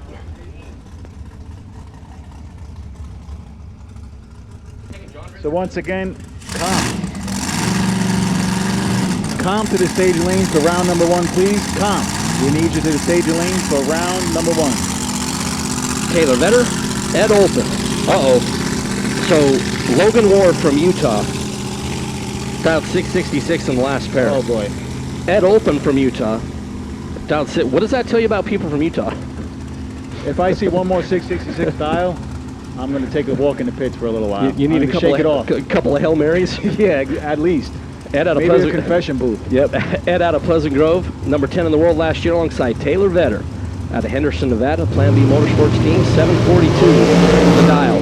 Green. Olpen, the guy who the top 10 finishes in the top course with Top Dragster, is bounced in round number 1. 744.6 as Taylor Vetter tightens it up, taking a 2 thou stripe, was James Bond 007. Ed Olpen was 22 green, 1 above, and he's going to come up 2 thou short as Taylor Vetter will move on. And there you go, 667 on a 666. Lost by 2 thou. If Olpen dialed 667, his win light shining right now. There you go. Case in point. Yes. But Logan War won, so you're 1 for 2. Yeah, it's still 1 for 2 on the 666. Again, I see one more. I'm going to take a nice fresh walk down in the mountains over there, get a little closer to the man up above. So Paul Nero, See a few Hail Marys. who finished number 6 in the world last year, does that only make him a 3rd evil? One more time? Come back? So Paul Nero finished number 6 in the world. Does that make him only 1/3 evil? Because he's not like all 3 6s. He's just 1 6. Well, I know. Yeah, exactly. You just read my mind, Kyle. 691 the dial in for Nero, the former national champ, John Richardson. 650 Santa Clarita, who's going to be coming hard on Nero. 610 with an 8 for John Richardson, going to get it done by 2 thou. Paul Nero goes 694.2. Nero had the starting line advantage. He was 28 thou reacting to green. JR was 50 on the tree. But he drove around that big top end charge, and he was even off the gas early as he was only 200 miles an hour. Nero tried to dump enough. He scrubbed 4 or 5 miles an hour, but I think he dumped like 3 miles an hour too much. Yeah. He gave the stripe back by a couple thou. He did. He was in front and might have just misjudged the 5 mile per hour charge of John Richardson. Steve Hamilton, John Rolandelli. Steve out of Indio, California for Tapatio Hot Sauce, 703 the dial, and he will be leaving first by a bulb. John Rolandelli out of Oakley, California, the PMS Racing Blown Chevrolet. There for John, the O'Reilly side. John qualified with a 653. This is kind of unusual. Steve Hamilton qualified with a 703, has 703 on the board. Rolandelli qualified with a 653. Rolandelli, that blown Chevrolet trying to chase him down. Ooh, Steve Hamilton. Six-pack. That's pretty juicy. 005, dead on 1 for Steve Hamilton. I'll bet you if you went to Steve Hamilton and you said, okay, you can have 6-pack the rest of the weekend. He'll pay for that. I'll take that, yeah. Yeah, absolutely. I'll take that. If somebody sneaks inside 6 total, that's just a cap tipper. Exactly. John Rolandelli, 56 on the tree and 650 with a 1 on a 653. But you do have to hate those cap tippers. Where like the Yeah. only thing you could do is tip your cap. Hey, that was a good Yeah. job by you, you know. You don't have to have a smile on your face when you're doing it. No. Bruce Williams, John Freer.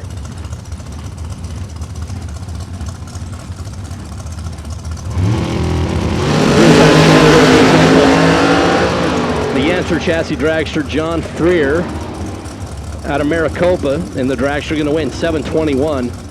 206 green for John Freer is going to light the lamp. Bruce Williams with 73 on the tree. Rose 819 off the gas early as Freer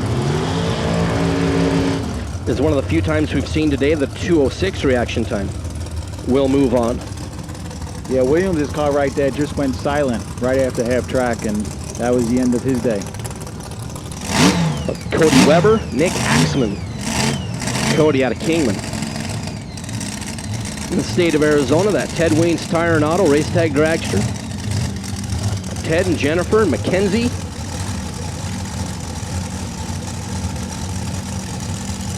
So Mackenzie calls Cody Doty. So it actually he has Doty on the card, and we call him Doty. Doty. Yep, Doty Weber. So guys, number 74 on the scoop, number 4 finisher in Division 7 last year, Nick Axman. The runner out of Division 6, Silverdale, Washington, the Mankey Lumber Ride. Mullis chassis, 641 there for Nick on the dial. Weber, 680. Bold head start. And it's a left side, Axman right side. Axman going to get the win. 31 green, dead on 7 to move on. Cody Weber breaks it out by 3 thou, taking 14 thou. If he snugs it up to 10 thou, he's going to move the win light from Axman's side over to his lane. But he did not do that. Nick Axman, dead on 7, 31 green. We'll move on. All right, attention to the pit area. Madison Payne, and Gregory Michael James Boutte III need to come see Mike Rice in the tower. Madison Payne and Greg Boutte need you to come see Mike Rice in the tower, if you would, please. Summer Richardson and Clint Geisey. Summer out of Castaic, California, the Swoop Motorsports London Racing Team car, and Clint, the runner out of Renton, Washington. The Spitzer chassis, 676 is the dial. Summer has 637 on that blown Chevrolet.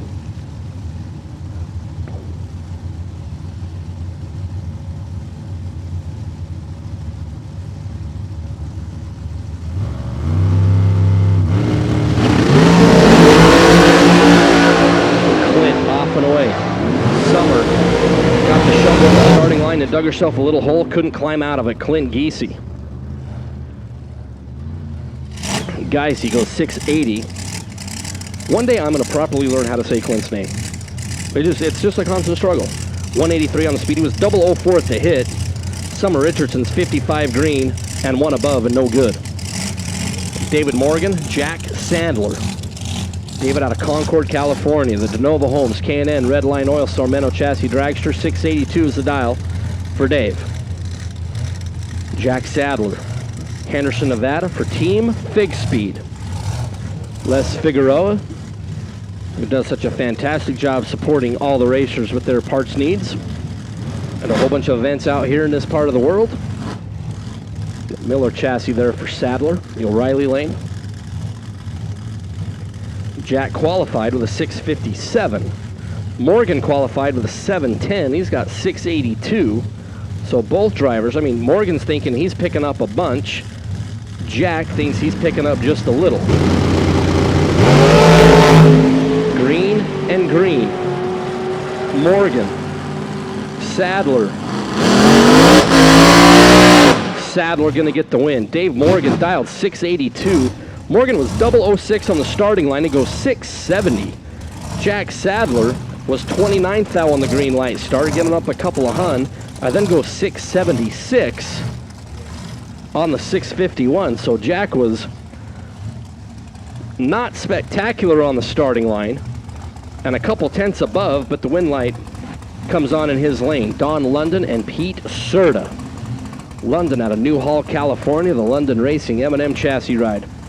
643 is the dial. So we got a couple that are down there. We're going to get them off the racing surface. We're supposed to take on Pete Serta. Serta not going to make it here in round number 1. London.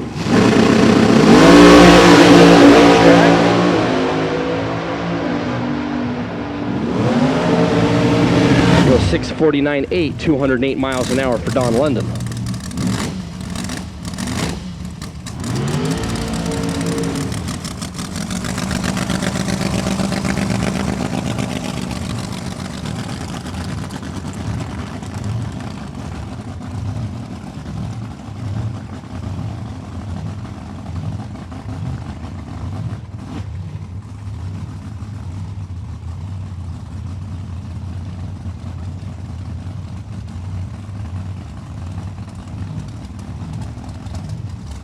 I forgot to get my eyeballs out. Hannah Cook, Mike McBrayer. Hannah out of Novato, the 18-year-old student, 7:15 the dial in for that Ford-powered dragster. And Mike McBrayer out of Napa for Pennzoil, Pacific Coast Plumbing. Sportsman Motorcycle, let's get you in the lanes. Round number 1, please. Sportsman Motorcycle, round 1, need you in the lanes. And Top Sportsman, Sportsman Motorcycle and Top Sportsman. Let's get you in the lanes. McBrayer has already illuminated 1 lamp today as he took the Tomato into round number 2 of Super Street.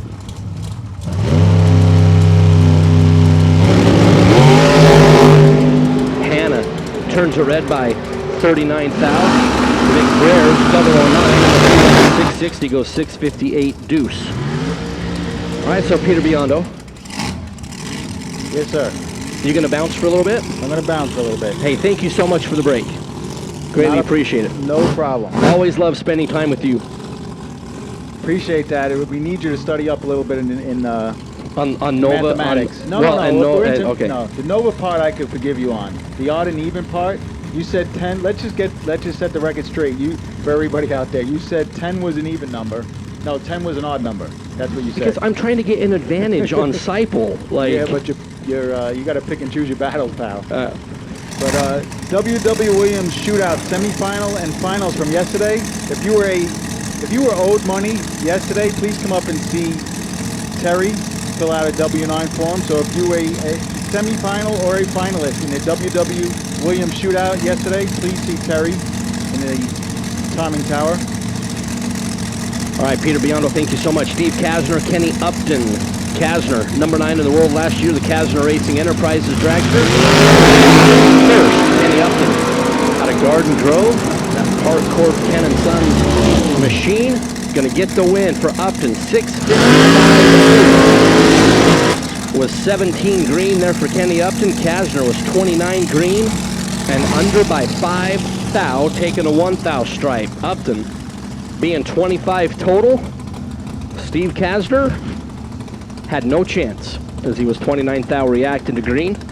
So Kenny Upton, pretty stout right there around number 1.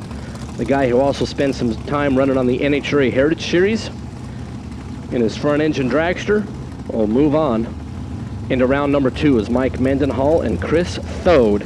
Again, Sportsman Motorcycle and Top Sportsman. Need you in the lanes. Comp should already be there.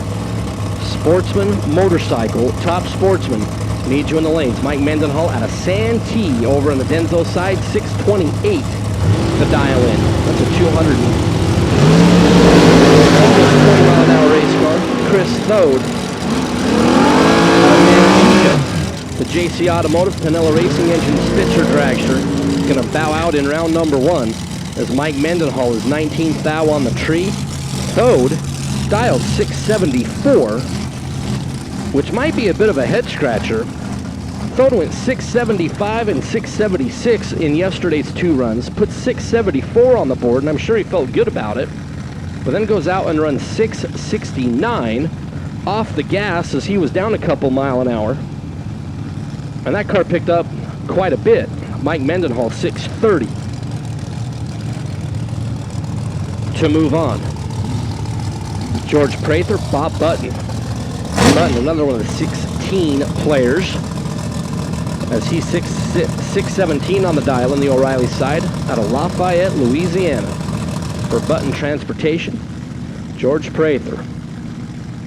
The retired funeral director out of Sacramento. The Sarmento chassis there for George. Got 668 on that Denso scoreboard for Prather.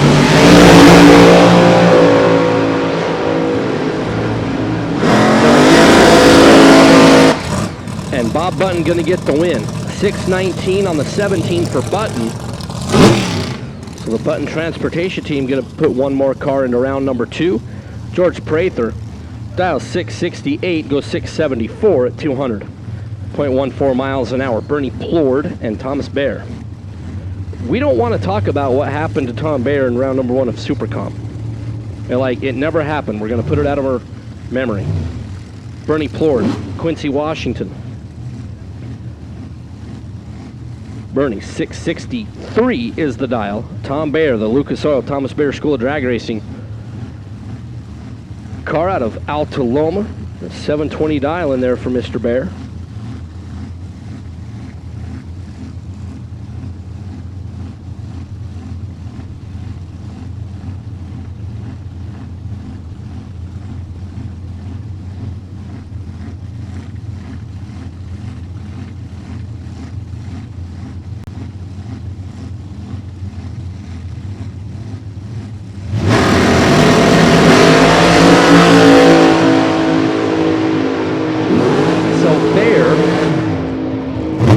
Red in round number 1 of Super Comp is red in round number 1 of Top Dragster, and I think is probably going to start a petition to remove the red light off the bottom of the Christmas tree.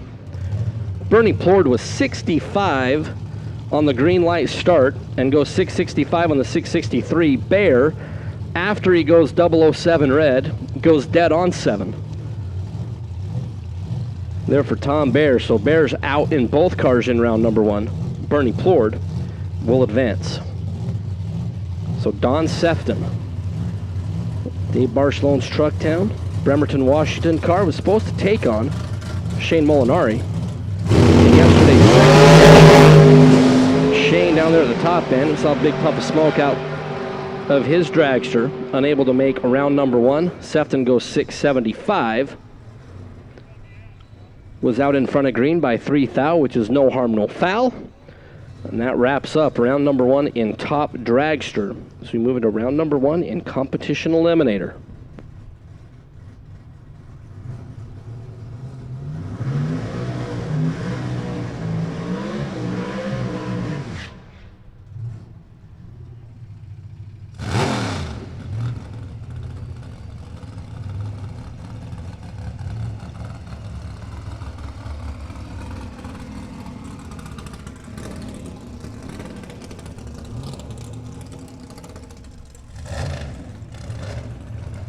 All right, Competition Eliminator. We're going to start off with our number 1 qualifier.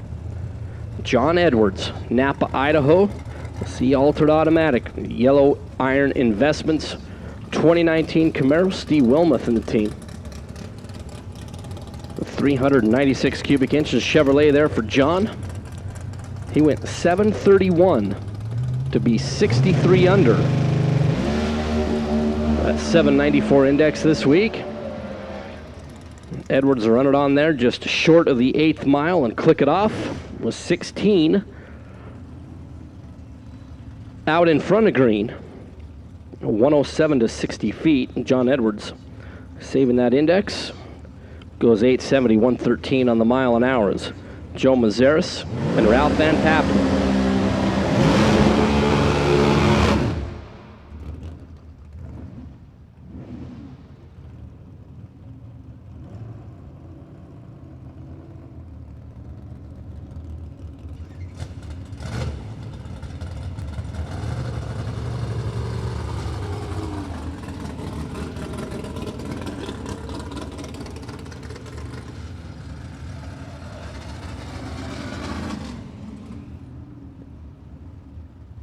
So Mozeris, the number 2 finisher in Division 7 last year out of Phoenix, Arizona, the Dragster. Out of Advanced Automotive, Napa. 748 the index for the B Econo Dragster, and Ralph Van Papen, young man who finished number 10 in the world last year. The A. Econo-Alder, that 32 Bantam with small block Chevrolet power. Qualified in the number 8 position with the best run of 7:34. Pat Wolverton and that whole team that's been together running Comp Eliminator, well, for the better part of 4 decades. Or even longer.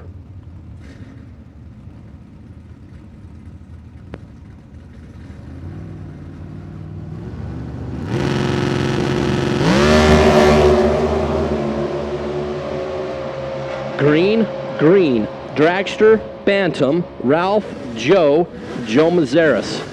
690, 183 will get the win. Ralph made his best run of the weekend and is going to come up 0.04 of a second short. Neither driver is going to be framing the time slip on the reaction time side, as Mazaris was 76 trombones reacting to green. Ralph Van Papen was Jerry Rice 80. Sportsman Motorcycle and Top Sportsman. Mike Rice keeps yelling at me to get you in the staging lanes. Okay, he's really not yelling at me, but he's asking politely for me to ask you politely to get in the staging lanes. Sportsman Motorcycle, Top Sportsman, need you.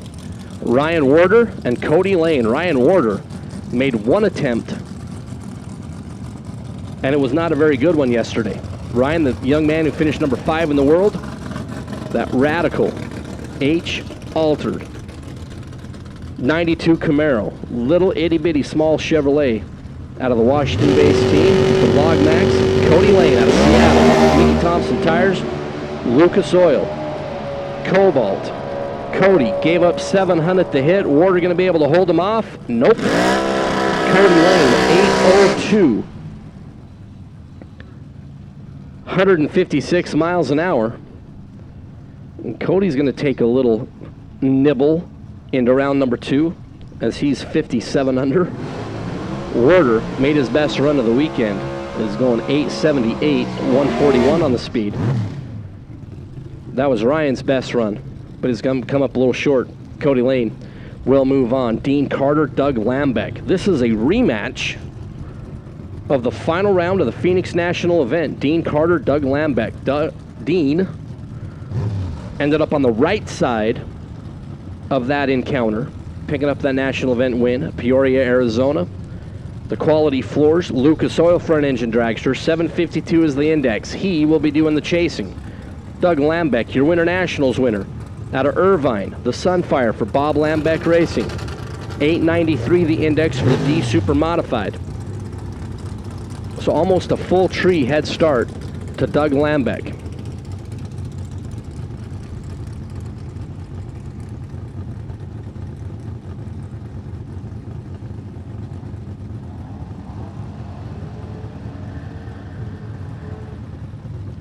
Carter is in. Lambeck is in. Lambeck's leaving first. Lambeck was late, and Dean Carter turns it red by 17. Lambeck gets out there to 1,000 feet, clicks it off, going to save the index. 901, 110 there for Lambeck. Carter 17 red, no good.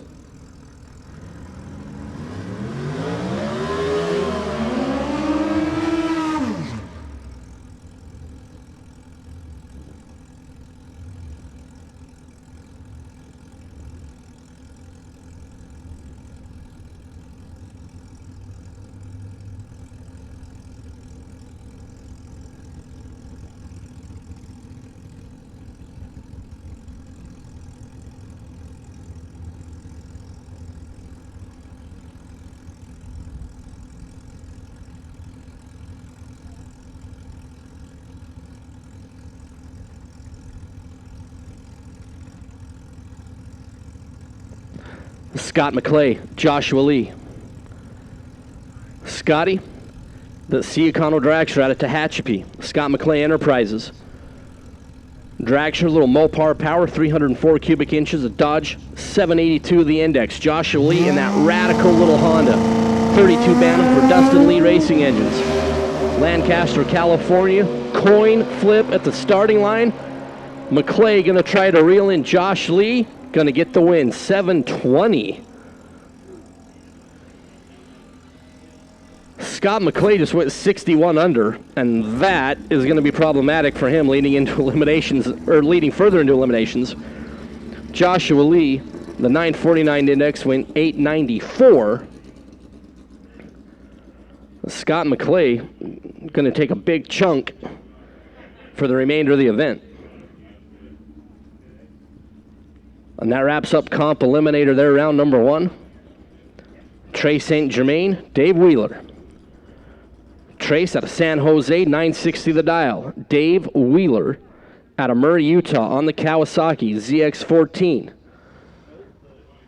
Dave from real close from my neck of the woods there in the great state of Utah.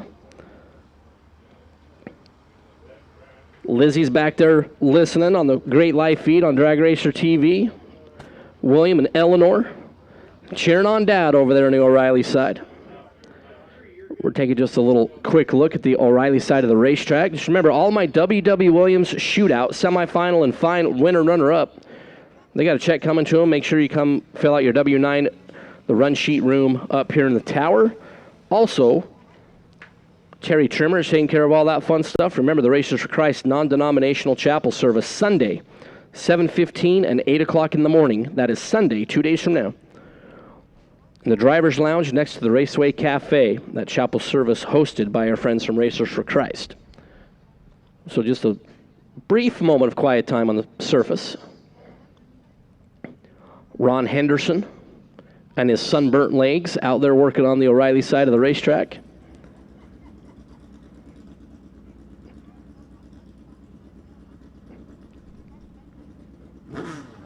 Giving the signal to burn them out. So Dave Wheeler, Trace St. Germain.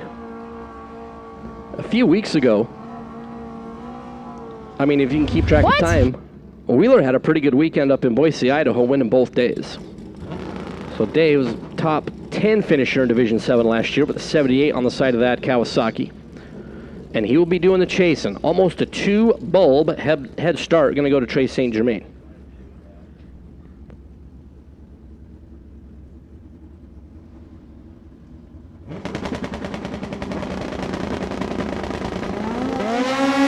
Wheeler turns it red by 34 thou. Trey St. Germain will move into round number 2.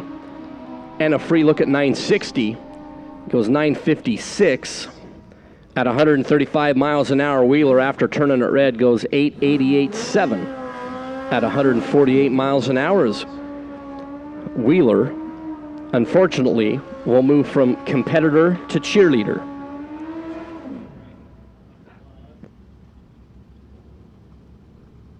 Don DePeel, Clayton Howie.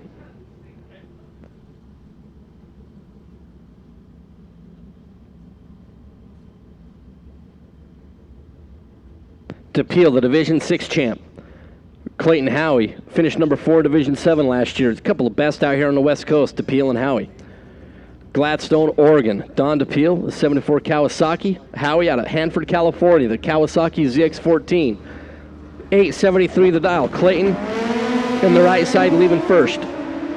Don DePeel, 851, trying to pull up alongside Clayton. You see Ron looking over to the right, trying to judge that finish line stripe. Double breakout. Gonna go Don DePeel's way. 847 on the 851. Clayton Howie goes 868 on the 873. And on a double breakout, Don DePeel gets to come back and play in round number 2. It's Kahea Woods and Anthony Vanetti. Kahea out of Las Vegas, Nevada, the 95 Suzuki GSXR. 852 the dial-in. Anthony Vanetti, 793 the dial-in for Anthony from right over there in Reno, Nevada. I mean, and right over there is just like a relative term.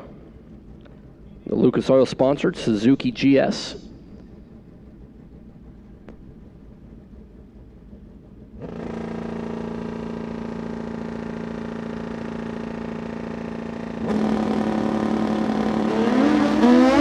Off and away. You could see with the naked eye Anthony Vanetti was late for a very important date, and he gets the win as Kahea. I mean, Rick Newport and Larry Moda are going to need to give Kahea like 2 hugs each. 8:48 on the 8:52 for Kahea. He was 2/10 ahead at the stripe. Only 137 miles an hour for Kahea. Anthony Vanetti's reaction time was the area code of the state of Idaho, 208, and goes 795, 162 to get the win, as Kahea is going to be real disappointed in himself on that one. Rick Newport, Ron Alves. Bringing matchup right here. 2 competitors that finished top 5 in Division 7 last year. Newport out of Bluffdale, the Matco Tool Suzuki with the new paint on Mr. Newport's ride. Ron Alves out of Calusa on the Kawasaki, 792. The dial in for Alves. Newport's got 811 on that Denso scoreboard. Rick looking over that right shoulder. Here comes Ron Alves and Newport.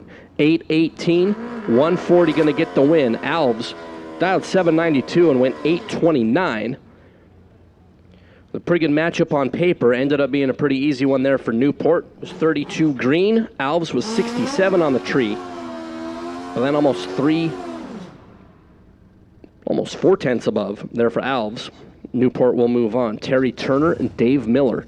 Terry out of Bakersfield, driving up from that part of the world to be with us this week. The Suzuki GSXR 9 flat the dial, and Dave Miller out of Whittier. And his Suzuki GSXR 802 the dial in there for Dave Miller. Just a couple competitors left in Sportsman Motorcycle before we move into Top Sportsman. Round number 1. So Terry Turner will be about a 2-bulb head start. Red light start for Terry Turner. Dave Miller is going to move into round number 2 and goes 807 at 162 miles an hour. Turner goes 960 at 140, but he was way red. And will be a first round runner-up. We never, ever, ever, ever have first round losers. We have first round runner-ups. Ray Myers, Tom Medlin. Myers out of Fresno, who's not going to make the call in round number 1. Tom Medlin out of La Mirada. The Suzuki GSXR, former division champ. There's Mr. Medlin. The O'Reilly side. Sportsman tree there for Tom. Took a shot, would have been 12 thou in front of green, but on the solo, totally fine. 8:15.7 on the Suzuki for Medlin, 160 the speed.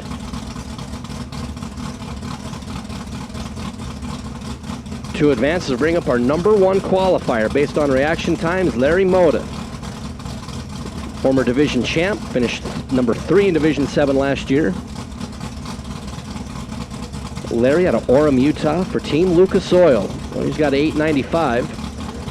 Larry all weekend has had a problem keeping the nose of that bike down on the ground.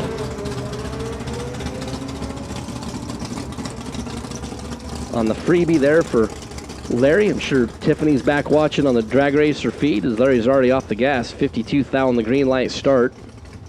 And on a leisurely stroll, it goes 15:39 at just 72.26 miles an hour as Moda moves into round number 2.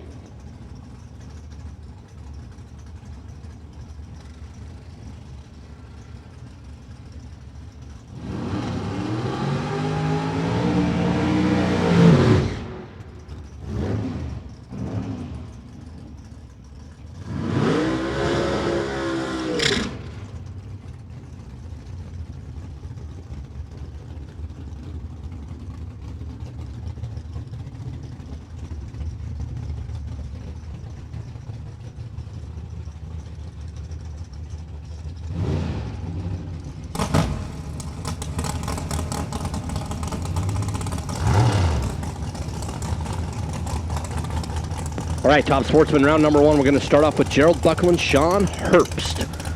Buckland out of Bellevue, Washington. 63 Corvette, 742 is the dial for that split window vet. Sean Herbst, also out of Washington. Celia, the Allison Farms Firebird, 694 is the dial in for Sean. Sean Former D6 champ, if memory serves me correct. Finished number 3 in that division last year.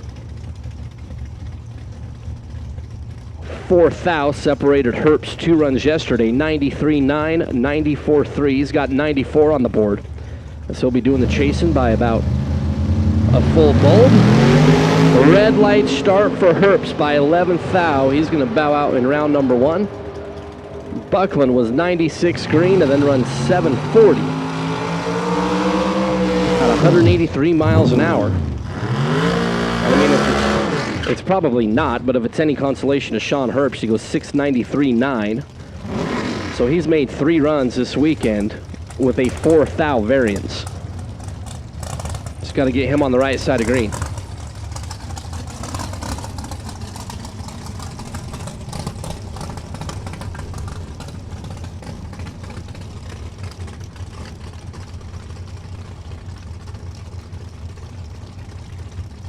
Frank Rodriguez, Mike Mossy. Frank out of St. Helena, California. The AMS Marketing and Sales. 69 Camaro and Mike Mossy. His 69 Camaro out of Stanger Construction. Out of Napa. Former March Meet A-Gas champion, and we talked about this before. How much I loves me the A-Gas. Like heart emoji, kissy emoji. I love A-Gas. 689 the dial there for Mossy. He's going to be doing the chasing. Off and away. Rodriguez. Off and away. Mossy is off the gas. Rodriguez going to get the win. 7. Wow. Frank Rodriguez, I'm just going to say fortunate. 7:13.7 on the 7:13. Got to the finish line, well, about 1 3/4 seconds ahead of Mike Mossy, who was off the gas going 8:79. Frank was in danger of breaking out, didn't do it. Mossy was 005, and, well, Frank was way more worser than 005. He was a $1.17, but moves on. Brian War, Mike Furter. Ferd out of Buckley. The K&N Special, the Grand Am, 710. War, the Warpath. Pete's Diesel Repair, 69 Camaro, 679 the dial in for War on the O'Reilly side.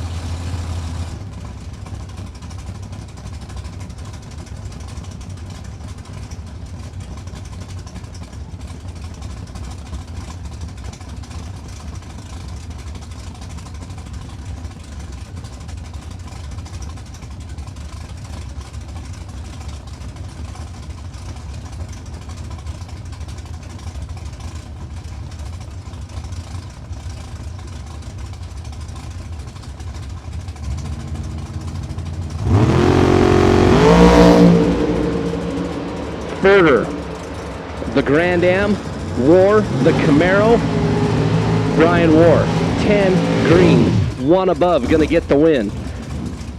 Ferd was 32 green and a hun under, and Brian War will move on. That black on white 69 Camaro out of Riverton, Utah. Will advance into round number 2 is Richard Okerman and Sam Blaylock. Sam out of San Francisco for Precision Die Cutting. That 2015 Camaro.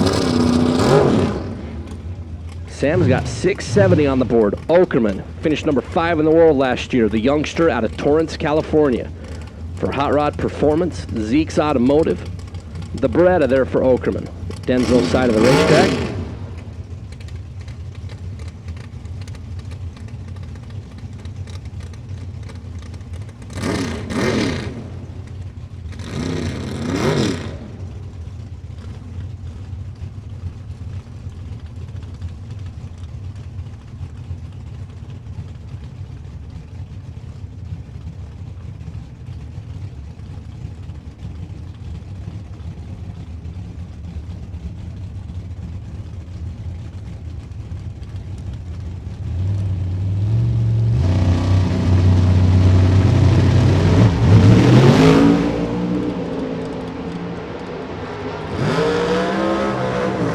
Okerman, green, and the win light. 19 on the light for Okerman, 715 on the 708. Blaylock, 670 was the dial. He goes 720. Gave up a bunch on the starting line. And Richard Okerman, We'll move into the next round as Doug Crumlick and Mira Sylvia. Crummy out of Irvine. The Spiegel Racing Engines, Mickey Thompson Tire, Cutting Edge Transmissions. Rick Yeager and the team, just a little bit short in that national championship race last year.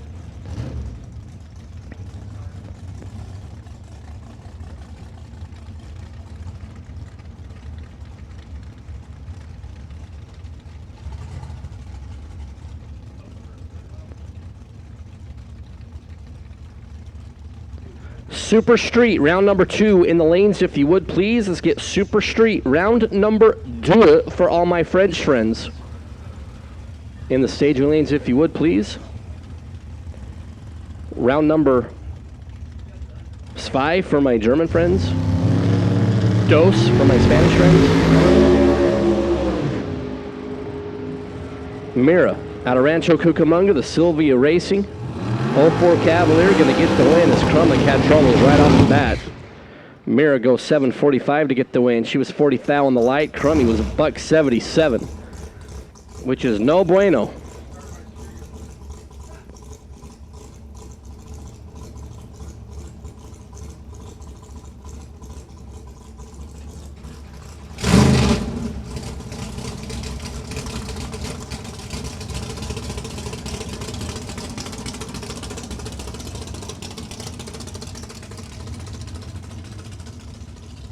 Crumlick's able to make the turn off the top end. Mike Johnson was supposed to take on Joe Stannard. Stannard.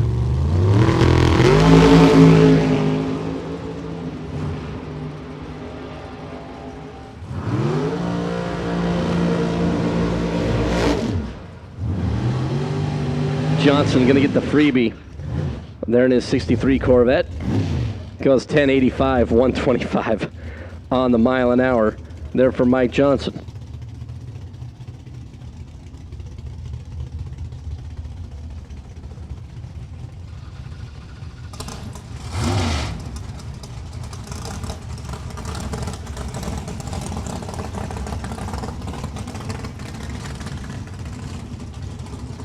Randy Balo, Jeff Gillette. Let's bring in matchup here, round number 1. Balo out of Newberry Park in the 68 Camaro for Uncle Joe's Racing. 710 is the dial-in. Jeff Gillette out of Benicia. Digny Reserve GTO for the former division champs. Got 75 on the side of that hot rod. There for Gillette and the O'Reilly side. He'll be doing the chasing. Balo, 3/10 head start. Off and away. 6 thou separate him in the starting line. Here comes Jeff Gillette, going to get the win. 683, 194 for Jeff.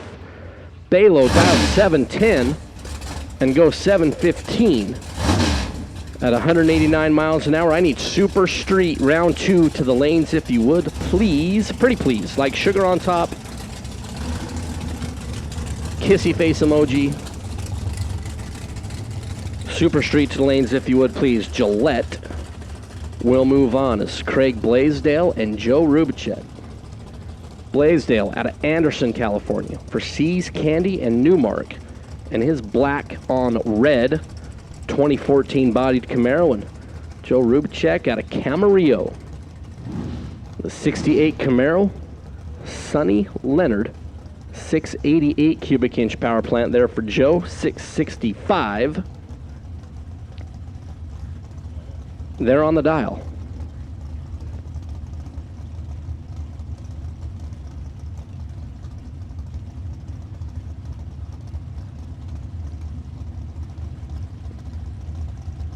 Joe, last to stage, taking all of the available time to get in.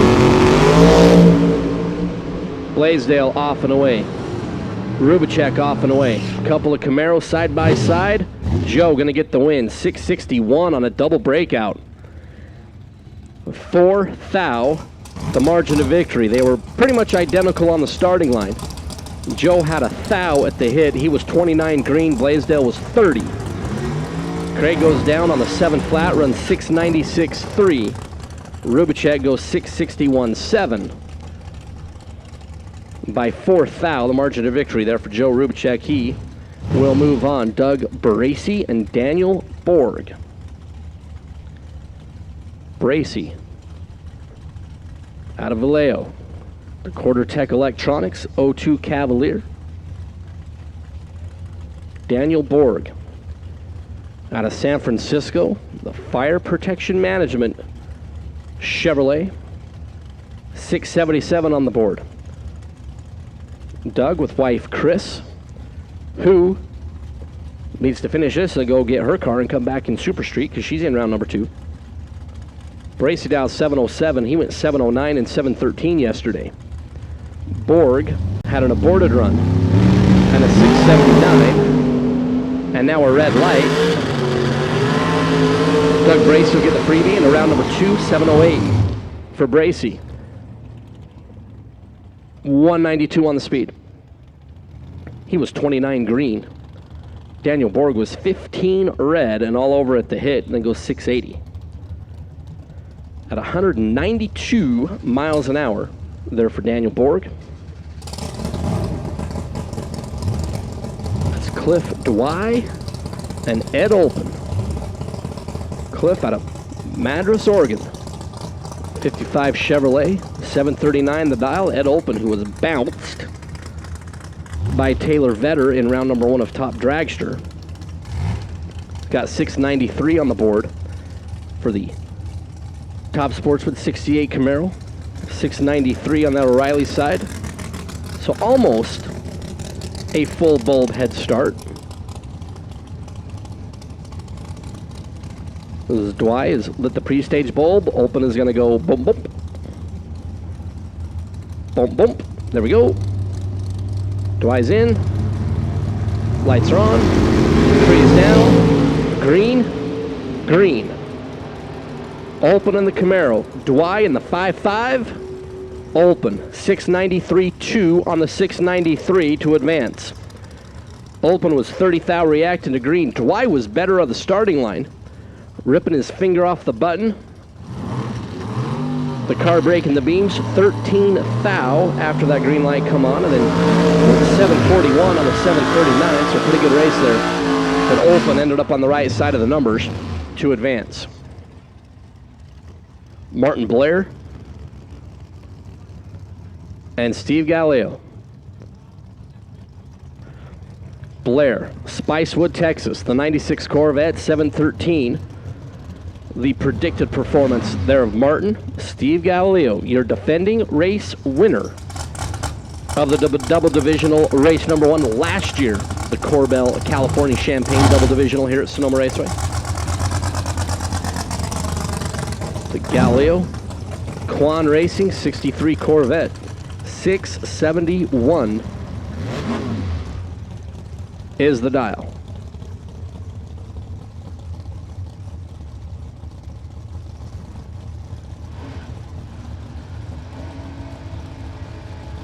So almost a full bulb will be the head start.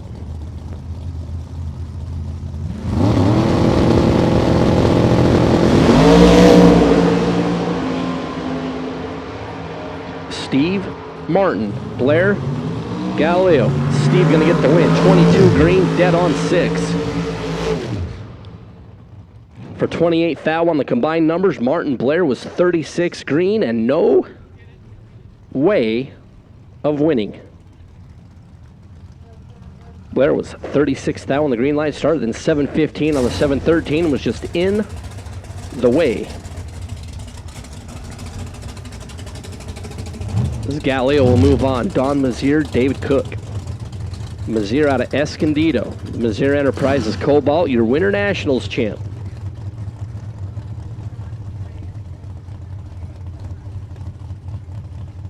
David Cook out of Novato. For Team K&N, Mickey Thompson Tire, Lucas Oil, a 427 Ford, powered 67 Ford, 674. There's like all sorts of like 6.7s, 4s with David Cook. So a little head start for Don Mazier in the Cobalt. Green Racing engines, 598 power plant there for Mr. Mazier, a little nitrous assist.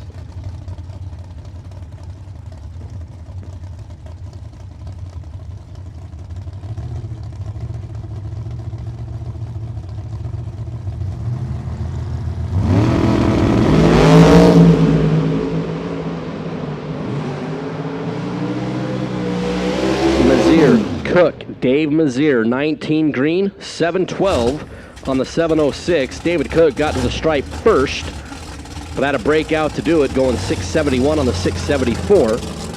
So Don Mazier and Nat Cobalt will come back for round number 2 as Carl Hagen was supposed to take on Ken Ratzloff. And Mr. Hagen and that Avenger is not going to make it. Ratzloff and that 53 Studebaker champion for Ken and Sandy from Idaho Falls, Idaho. Former Heritage Series national champion in A-Gas.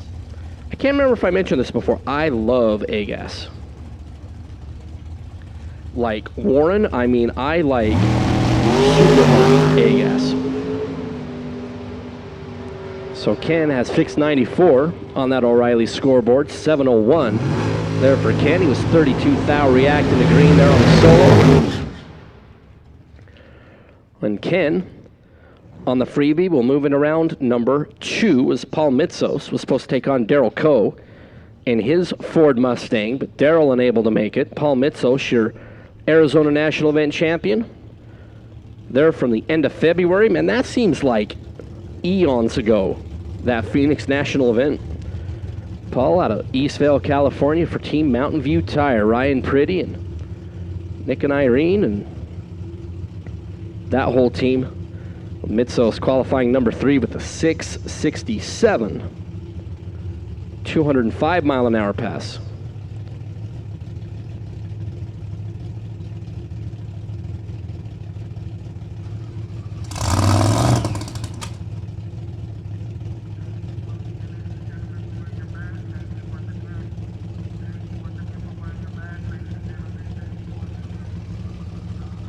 So Nick will get a free rip at the tree.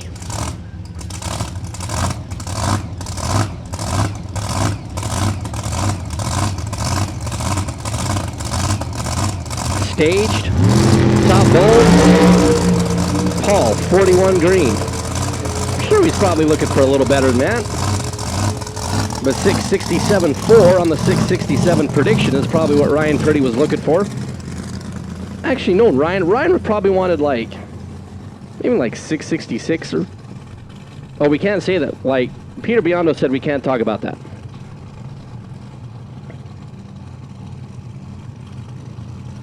Kelly Harper, Peoria, Arizona, KSH. Talked about this a little bit yesterday. I mean, honestly, you have like your likes and your okays, etc. I mean, I've never really been a big Ford guy, just in general. But just like A-Gas, Warren Evans, I like super heart emoji, heart, Kelly Harper's Mustang. I mean, there's like zero suckage with Kelly Harper's ride. Like, that thing is a bad hot rod. And in addition to that, I mean, Kelly went 660 with a 7 and 661 with a 4. I mean, it's no Sean Herbst with like 4 thou variations between all the runs. But I mean, to have a 660 player with only 7 thou variation, I mean, that's very competitive. It's got 659 down there on the O'Reilly scoreboard, but the dial-in really doesn't make a lick of difference. Here on the solos, your number 1 qualifier. Kelly's going to take a rip at the tree. And I mean, you got to call your shot earlier. Kelly's going to be, I'm going to say 22 or better on the tree. 22 or better. Place your Skittle wager. Mike Rice says he's taking the over on 22. Should have taken the under, Mike Rice. Kelly Harper, 12 on the green. And then goes 657. That's his best run of the weekend. 215 miles an hour for Kelly Harper. I just, I got to get me one of those. Oh, but wait a minute. I'm a Roadster guy.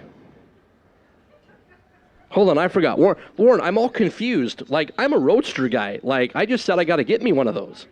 Okay, now wait a minute. Now, if Kelly Harper said, here, you can, like, drive us, like, I wouldn't say no. Like,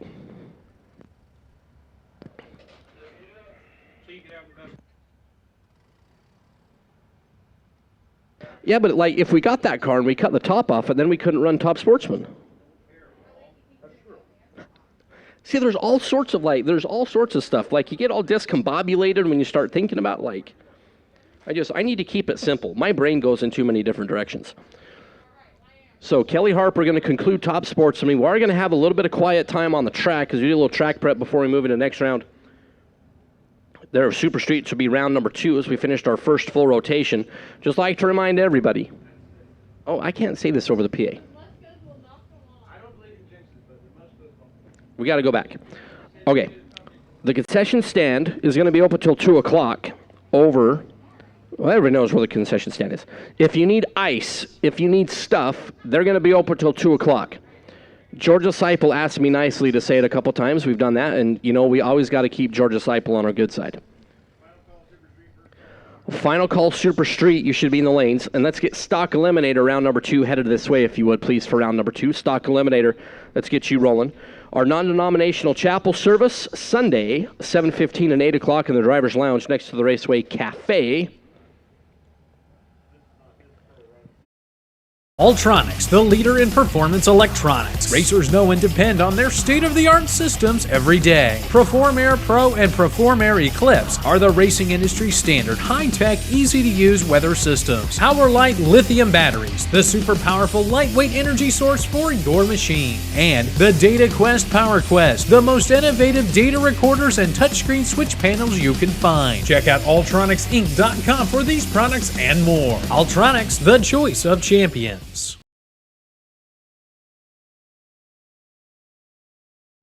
What? 150 lot?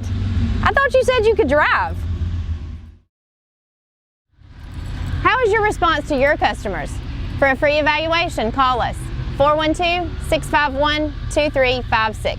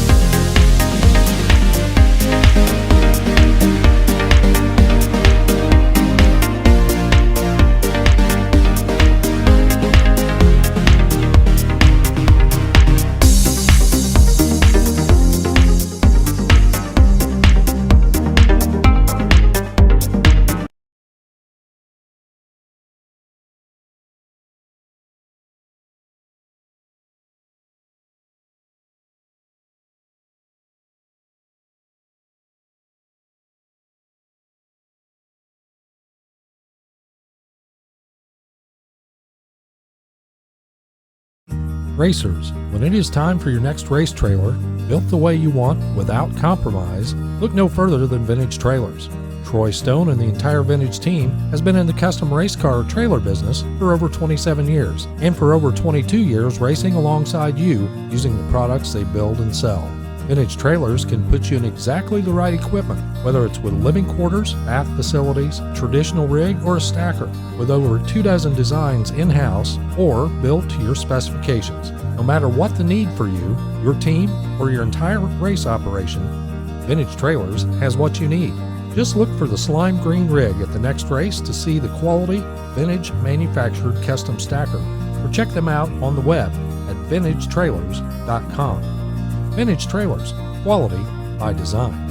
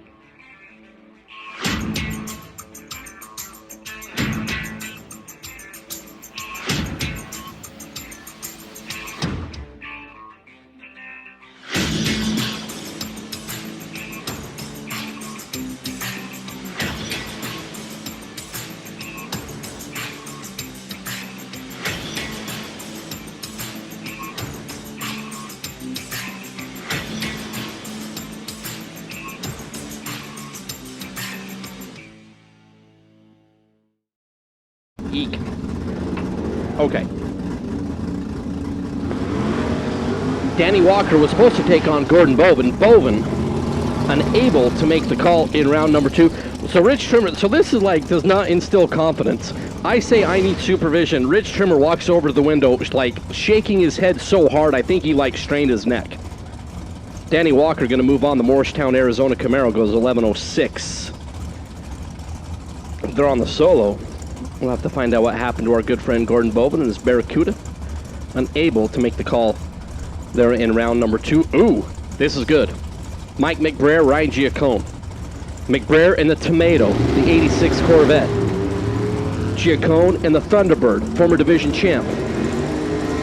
Over there on the Denzo side, Ford Chevrolet, Thunderbird, Vet. Ryan, Mike, Giacone got down there, 1095, 142. McBrayer was out in front by a ways. And if you're wondering how much is a ways, well, he was 7 hun ahead there at the stripe, going 1087. 3 thou separated him at the starting line. Ryan Giacone takes out Mike McBrayer, round number 2. Andrew Olson, your Tucson winner. Matthew Bong out of Arizona. The O'Reilly side, Mustang for Matthew, the 70 Camaro for the 19-year-old.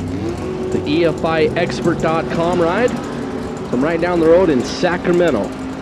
Olson trying to run around Matthew Bong. Bong in the Mustang will move on. 1088 beats Andrew Olson's 1087. Andrew a little bit better.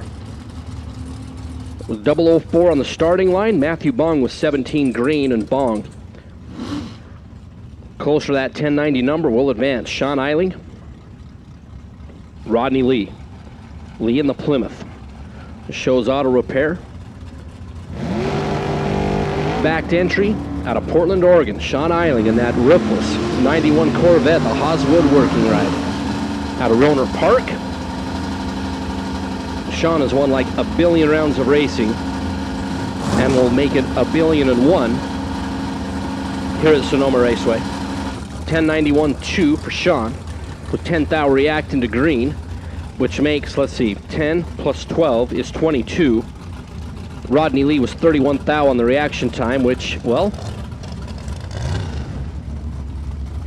is no good. Alan Mackham, Kenny Snow. Alan out of Everett, Washington. That really cool 67 Nova. Federal Way Auto and Radiator. Backed entry for Alan and Kenny Snow for Abel Wire. Remac Trans, the 69 Chevelle out of La Habra. 10, ooh, that was real good. 1 thou separated him at the starting line. Kenny was 12. Alan was 13. Alan goes down to 10.901.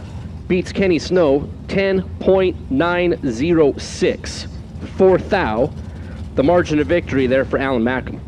Ryan Homarden, PJ Giacalone. Ryan out of San Dimas for KV Racing in the Nova. PJ out of Wilmington, California, the Pizzazz double nickel.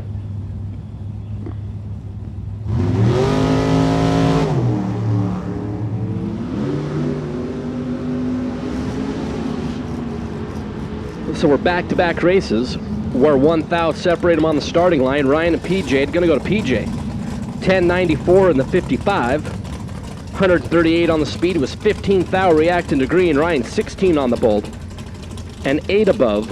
And it'll come up a little short. Sean Schaefer, Hunter Walker. Well, let's see, do you like your orange 67 Chevelles out of Idaho, or do you like your... like Hunter's car? If I remember, it's like... I mean, obviously, from my position, it looks like it's black, but it's like a navy blue, dark blue, if I remember right. 66 Chevelle. Dark blue, very dark blue. Walker helping me, Walker. Warren helping me out with Hunter Walker's car. Oh, man, another Toit one. It's Toit like a tiger. Sean Schaefer, 3 thou separated him at the starting line. 1094 on the 1090. As Schaefer advances, he was our runner-up in the W.W. Williams Super 8 shootout. Hunter Walker, 1096. He was 18 on the tree. Schaefer was 15. So So Sean was just a little bit better here and a little bit better down yonder to advance. Tony Hopkins and his 55 Chevrolet out of Snohomish will move on as Peter Yoon turns on that big, ugly, I mean, like, that's like the ugliest color of red ever. Like, the red light, I mean, I like red,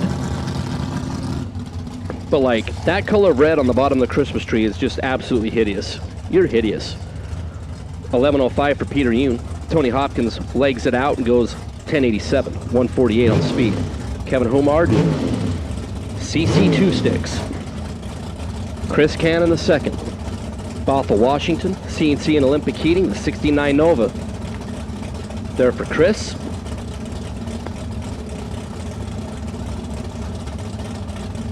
Kevin. And the family's Camaro. Very successful Camaro over there for Kevin. Green and green. Off the stop and off the stop. Kevin out in front. Here comes Chris, the big top end charge. Wow, Kevin gonna get the win. 1091.3. 141 on the speed. Chris Cannon the second, a little bit better on the starting line. He was 21 thou reacting to green and then 5 above, going 1095. Kevin was 46 on the tree. 1200 is going to be the margin of victory is Dave Kiesel and Udo Richter. Not 1200s. You know what I mean.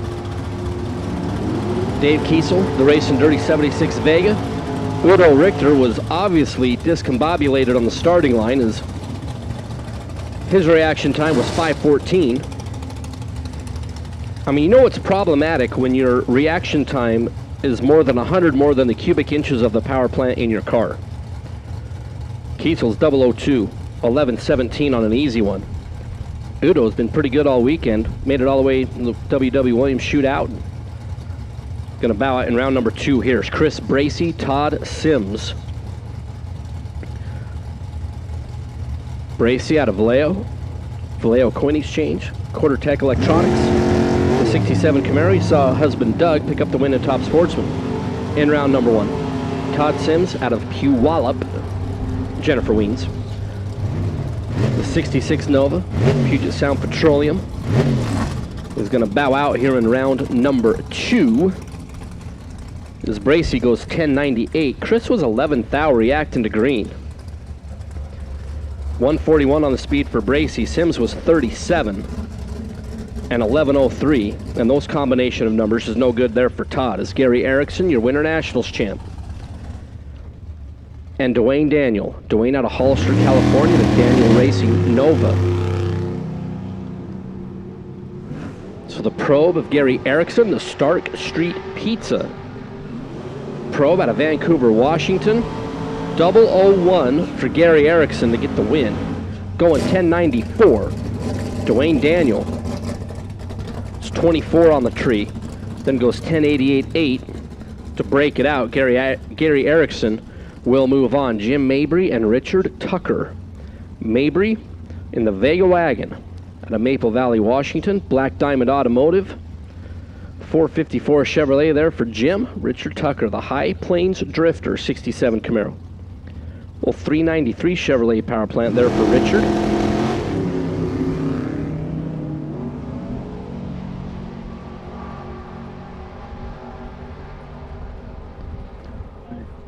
Dime going to separate him at the starting line, and Jim Mabry will move on. 1093 beats 1096. Mabry was Reggie Jackson, 44 on the starting line. Richard Tucker was Herschel Walker, 34. Oh, Bo Jackson, 34. That's a good 34 reference. That's a good 34 reference. Earl Campbell, that's another good 34 reference. Walter Payne, another good Man, we're just like, man, where you guys been all weekend? You got to help me out. Man, this is like day 2. This is what you're throwing at me? Jim Mabry will move on. Jimmy Galante for Team Race Trans. And Shelby Williams. Shelby the youngster out of Beaumont for Team K&N. Steve and Janet and that team, and Jimmy G That 67 Nova over there on the Denso side. Stock Eliminator. Final call. Let's get first call Super Comp. First call Super Comp, round number 2, if you would please. Shelby Williams turns a red by 5 thou. Jimmy Galante's 46 green and a free sniff of 1090. Takes a big old whiff and smells 1094. At 146 miles an hour, Shelby Williams was 1106 at 118 miles an hour, but was 5 thou red. Shelby Williams. But got the win in round number 1. A pretty good weekend there for Shelby. She gets to come back and do it again tomorrow.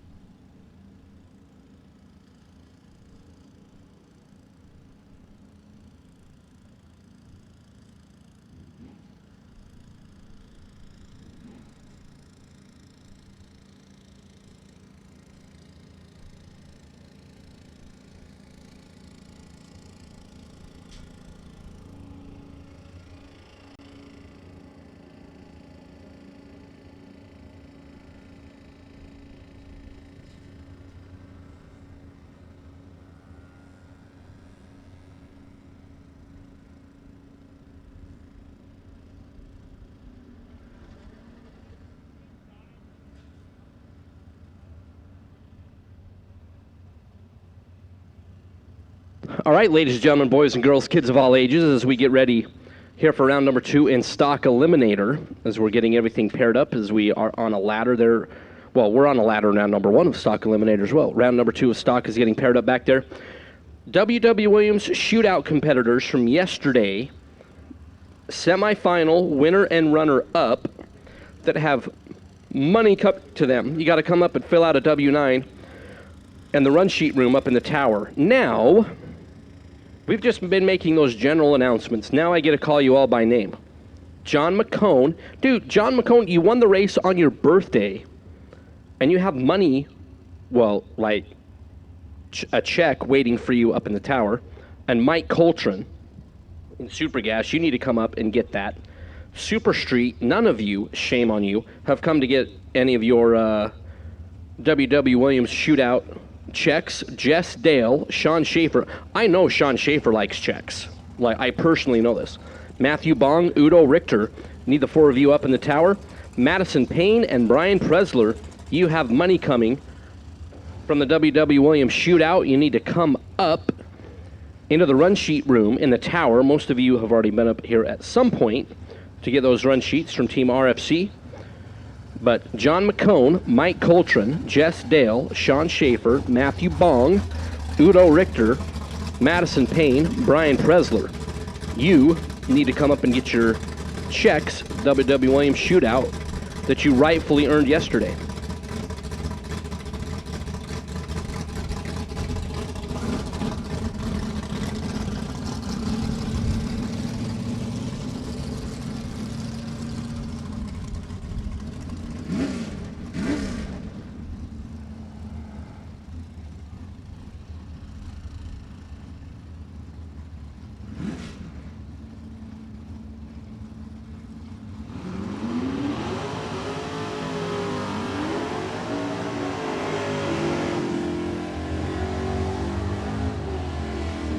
Stock Eliminator round number 2.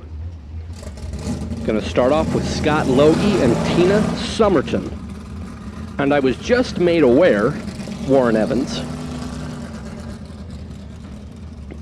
that in the great state of Utah, my lovely wife, who, like, I outkick my coverage by, I'm talking, like, Rice will tell you, like, how far I married out of my league. Like, it's not even, like, it's like offensive to leagues how far. My wife is enjoying the coverage on Drag Racer TV right now, so. Warren says, thanks, Rachel. Appreciate you being on. Tina Somerton, Elk Grove, The Cutlass, Scott Logie, The Satellite, Logie Family Racing, left side. Tina, 1164 on the dial. Logie, 1142. Logie, 1143, taking a 7th stripe down there. The Scott Logie will be back to round number 3.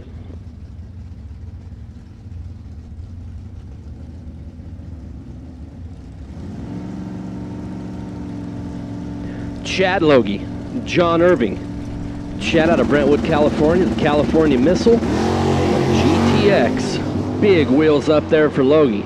J.O.N. Irving, the Boulder City, Nevada resident for Irving Family Racing, and the Satellite. 6th separate them on the starting line, and Chad Logie, 1153 on the 52. John Irving, 1130 on the 1134.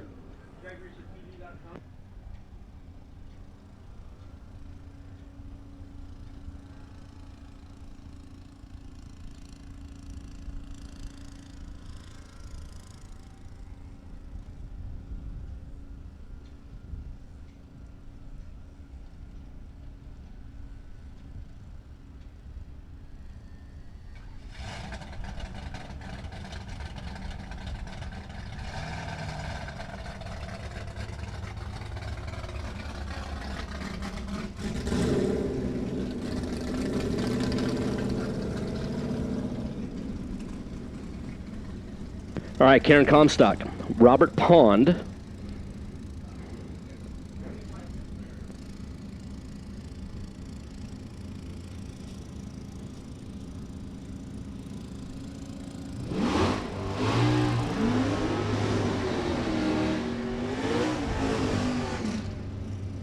Pond out of Sedona, Arizona, the AA stock automatic 427/64 Fairlane. Robert Pond's car just absolutely pegs the rad meter. 989 is the dial. Karen Comstock, 895 for the retired princess. Out of Fort Lauderdale, Florida, Team Lucas Oil, Hoosier, K&N, or 14 model Mustang. So about a 2-bulb head start. We'll go to Mr. Robert Pond. Back in the day, he was the first stock Eliminator racer ever to throw a 9-second elapsed time on the board. Look at this car. That's Pond. He is green.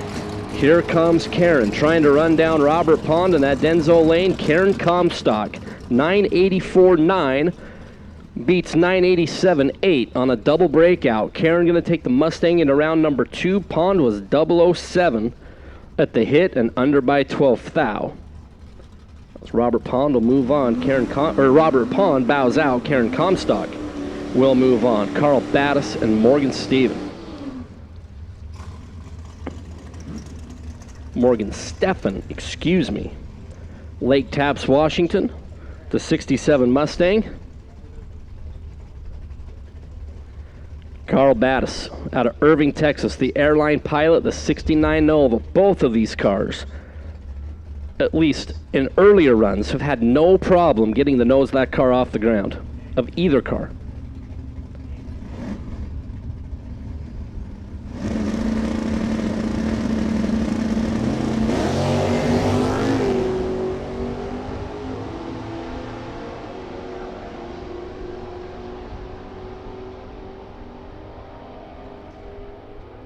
Green lights for both. Carl Battis, the Texas runner, going to get the win. 11:35.5 on the double breakout.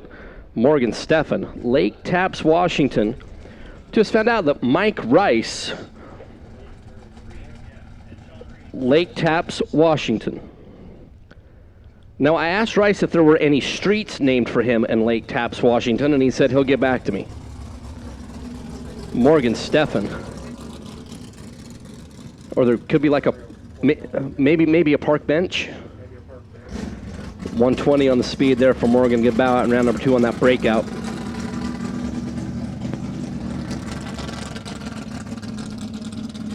So you're saying that Brad Hardy had something to do with the park bench?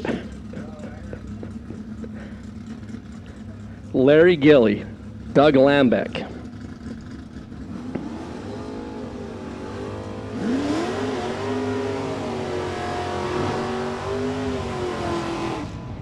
Both of these drivers fully capable of winning the entire event, and here we are, round number 2. Larry Gilly out of Hillmar, former Indy champ, the U.S. Nationals a couple years back, in that 69 Dart over on the Denzo side. 1089 is the dial. Doug Lambeck doing double duty, both in stock and competition Eliminator. The Bob Lambeck Enterprises 69 Camaro, a 69 427A stock automatic hot rod. 1018 on the O'Reilly board there for Doug. Object number 1, green lights. Gilly, green. Lambeck, green. Mopar, Larry, Bowtie, Lambeck. Nose drops. Win for Larry Gilly, 1092 on the 1089. Lambeck got down there, cut him loose. Larry was on the right side. Lambeck goes 1024, and a bow out in round number 2. Gilly will advance. Jim Meter and Ryan Mangus. Meter out of Corona. And the heads-up matchup here, D-Stock Automatic. Ryan Mangus out of Rialto for Ron Mangus Interiors, K&N. Steve Williams in the team. This is first to the finish line. No breakouts. Let's go haul the mail and get there first. Mangus, starting line advantage, but the win goes to Jim Meter. Mangus tried. He was 004 and 1065. Meter was 40 on the tree and 1060. So Mangus tried to steal it on the starting line, just comes up a hun short as Jim Meter will advance. Dave Moreno and Steve Wan. Dave Moreno's car is also rad. 428 Ford, Don Keene, Calvert Racing, 69 Mustang with 3 pedals. Steve Wan, Mr. 413, and that's Sport Fury. 1006 on the dial, and Steve Wan will move on. 1010 on the 1006. Dave Moreno goes 1059, breaking out by 7 hun. Steve Wan will move on. Dave Moreno, the 69 Mustang, will bow out in round number 2 is Tommy Gaynor, Darren Somerton. Tommy out of Vancouver, Washington. Gaynor team. Coming down on Division 6. A stock automatic, 396 69 Camaro there for Tommy and Darren Somerton out of Elk Grove, California.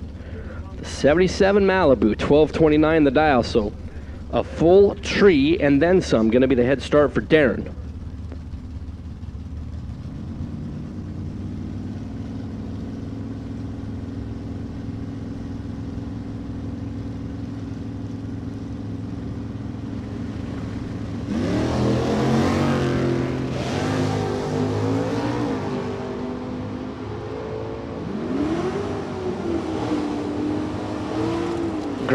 Green, Gaynor, Darren, Tommy Gaynor, dead on 3, going to get the win. 1019 Trey on the 1019. Somerton had just a slight starting line advantage, breaks it out by 3 hun.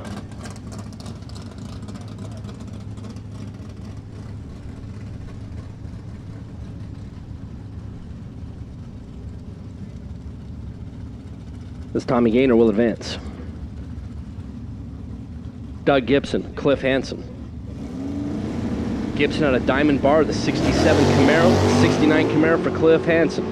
C-Stock automatic for Doug, 1072 the dial out of Diamond Bar. Huntington Beach is where Cliff Hansen hails from, the A-Stock 69 Camaro. The win going to go to Doug Gibson, 1069 on the 1072, 1039 on the 1046 there for Cliff Hansen. Gibson will move on. Kyle Rizzoli, Nanette Stein.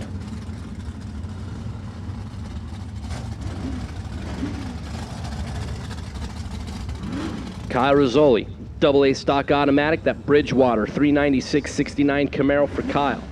Nanette Stein and stock automatic Thunderbird for Logie Stein Racing. Goodyear tire, 1231 the dial for Nanette. Rizzoli 995 the dial.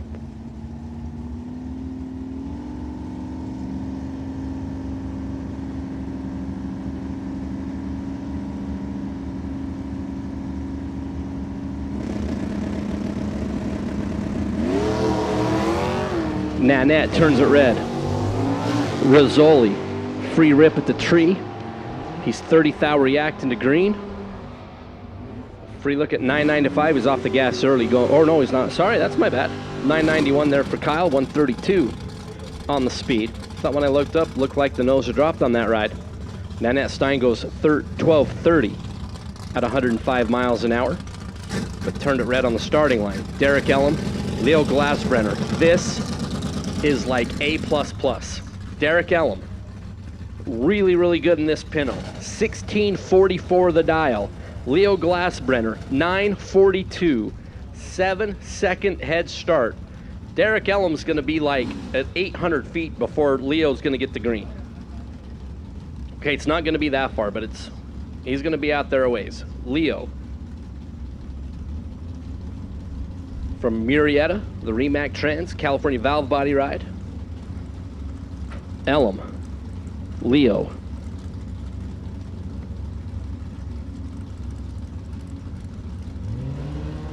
One, 2, 3, 4, 5, 6, 7.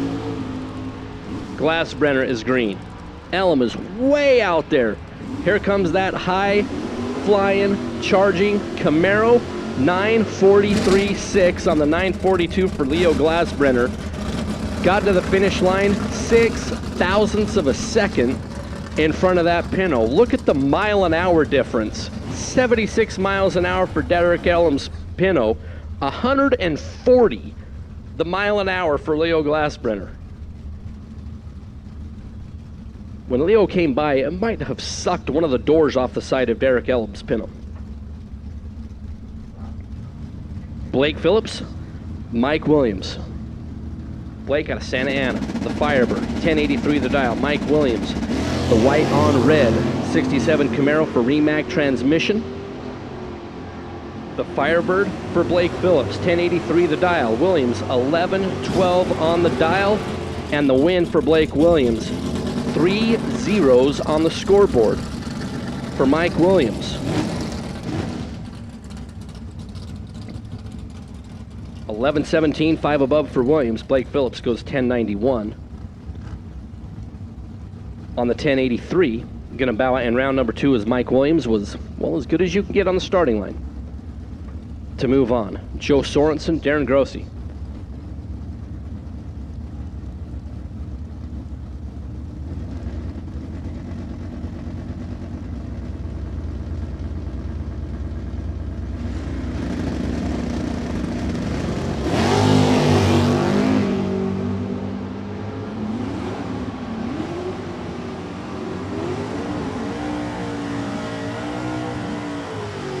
Darren Grossi gonna get the win. He was 21 green, 36-8 on the 37 in the Fury to move on. 2 margin of victory. A pretty good one there for Darren Joe Sorensen out of Oregon. But Jim Siegel Irrigation 69 Camaro goes 11-12 on the 1113. And a pretty tight one there goes Darren Grossi's way. Don Little and Phil Mandela Jr. Mandela Jr., who won a heads-up battle in round number 1. The G-Stock Automatic Chevelle, he's leaving first, 11 flat. Don Little in the Bob Mazzolini Racing, 426-70 Challenger, 995 on the board.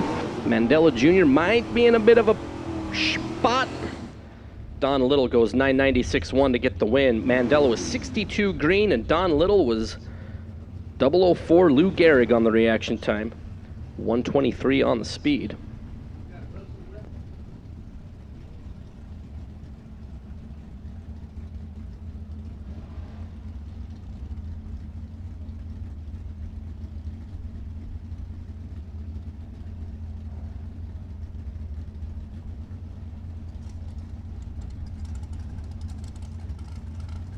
Richie Polly, Jerry Stein, heads up C automatic to close out stock Eliminator. The Richie's Auto Repair 68 Mustang there for Polly, and Richie turns it red. Jerry Stein, the Logie Stein Racing Goodyear Tire Dart will move on. Jerry was 39th out reacting to green and goes 11-14 at 123.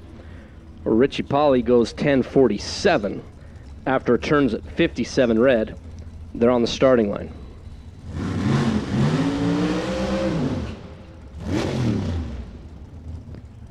Right, before we move into round number 2 of Super Comp, we'll start with a solo. I need Rodney Lee to come see Mr. Mike Rice in the tower, if you would, please. Hold on. Hey, Mike Rice. Is Rodney Lee in trouble? Okay. Rodney Lee, you have to come see Mike Rice. You're only like in a little bit of trouble, not like a whole bunch of trouble. Rodney Lee needs up to see Mike Rice in the tower, if you would, please. Is Dave Alves, the Princeton, California farmer, the Sarmento chassis, gonna get the solo here in round number 1. Round number 2. Hey, we're round number 2. Like, we're just ripping right along here.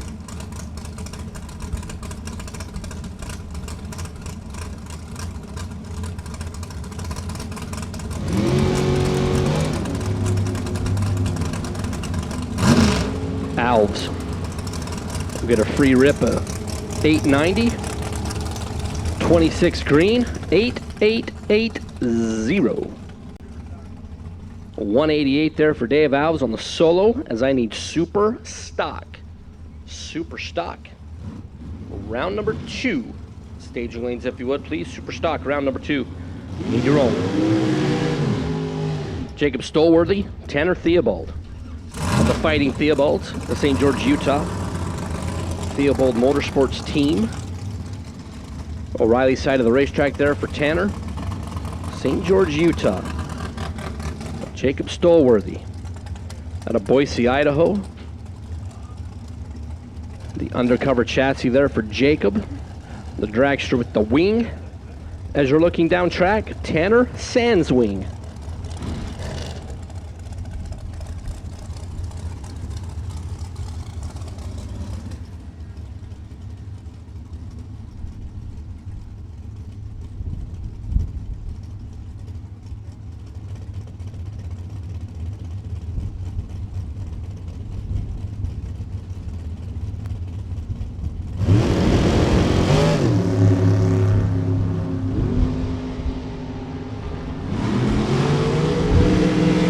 Tanner's green, Jacob's green, and Jacob's off the gas early. Tanner going to get the win, 897 at 146. Stolworthy was slightly behind on the starting line, and then way behind on the elapsed time as he goes 15:19 at just 64 miles an hour is Tanner Theobald. Moving around number 3 is Trey Vedder and Emmett McKillop. Trey out of Henderson, Nevada.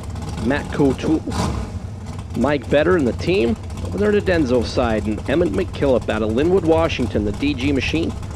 American Chassis Dragster on the O'Reilly side.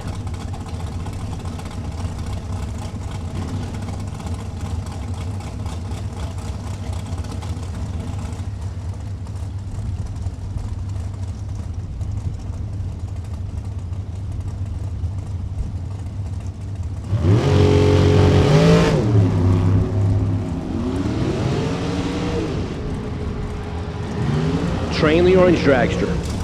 Left lane, Emmett McKillop, O'Reilly's side, Trey. Gonna get the win, 888-1 for Trey Vedder. It was 008. There's a lot of 8s there for Vedder.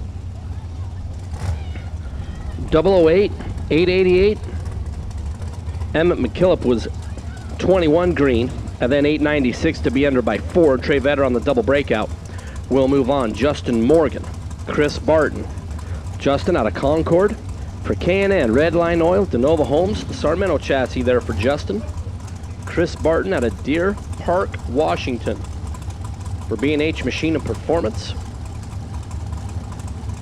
Chris over on the O'Reilly side. The right lane if you're looking down track.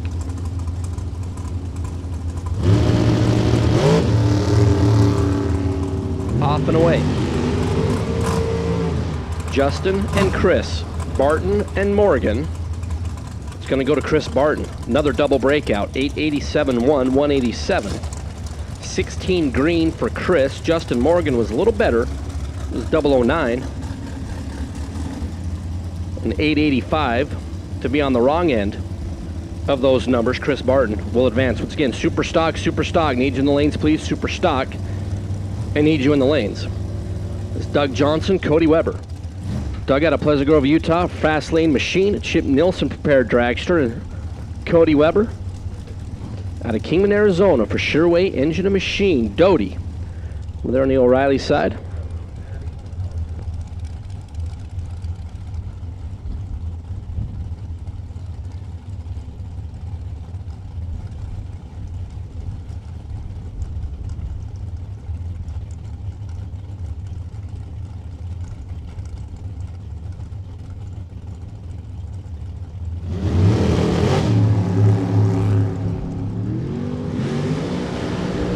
Doug Johnson is green. Cody Weber is green. Doug looking right, Cody looking left.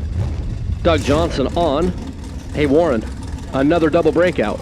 Doug Johnson 889-4, 171 to get the win. Cody is quad 8s.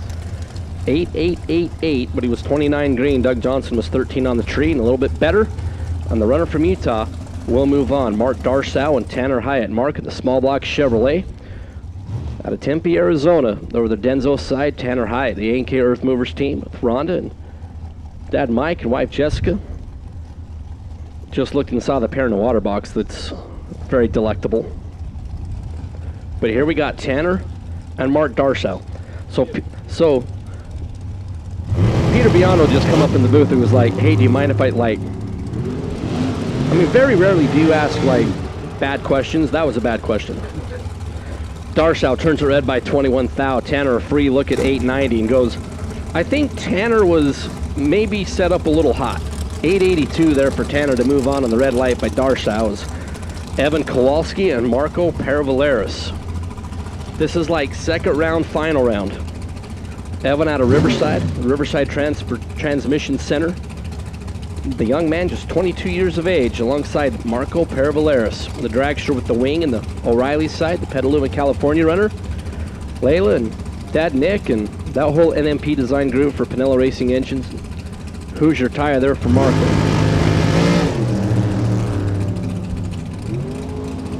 Green and green is Superstock, and I need Super Gas. Also, Superstock and Super Gas is the win on a double breakout. Going to go to Evan Kowalski. Marco was 004 green, 887.8. Evan Kowalski made the right decision down there, 888.2 to get behind, to be closer to 890. He was 12 thou on the light.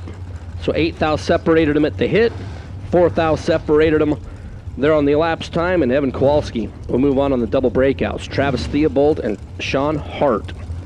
Travis out of Washington, Utah for Theobald Motorsports, and Sean Hart out of Layton, Utah. The painter boy over there on the O'Reilly side, who a couple weeks ago at the California Gold Rush event got bounced early on Saturday and Sunday, then got in the consolation race and won the 2 5-granders on each day.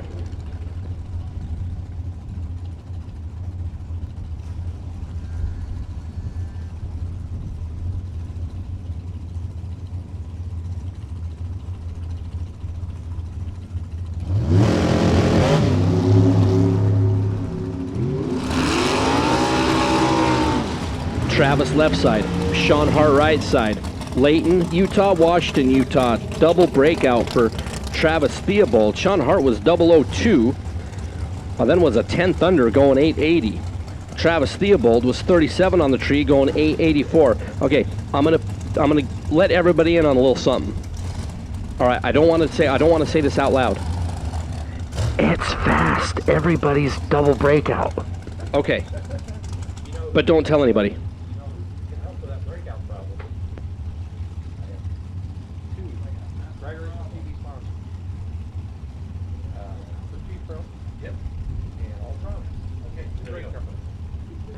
Parker Theobald, Howard Johnson. As Warren greatly puts out that he has 2 sponsors, Crew Chief Pro and Altronics, that could help you with that double breakout problem. Oh, hey Peter, look at that. Howard Johnson turns red by 1 thou. Parker Theobald 17 on the tree, and then guess what? Both drivers were too quick. You know, Mike, at one of our spring fling events recently, it was fast one morning, and I was announcing, and I had said double breakout so many times that Nate and I were trying to say it in all different languages because it was just getting so monotonous. Yeah. So Parker Theobald gets the win there. Glenn Kern and Ryan Mangus. Mangus got bounced in round number 2 of Stock Eliminator, but he's going to advance as Glenn Kern turns it red by 3 thou. Oh, sorry, it was Michael Woodard. Glenn Kern's in the next pair. No, psych.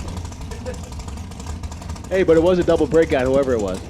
Even if the computer screen did flip on us. Like 3 different times. But Ryan Mangus won on the red light. 884 to 884. Those are no breakouts right there. Here you go. Okay. You're back. Don't mind us. Like, yeah. I think Eric Arnett's just testing us over there. Keeping you sharp. Glenn Kern, Ryan Mangus. So Kern out of Modesto, Mickey Thompson tire. Mangus for the Lamb Motorsports. Mangus got bounced in Stock.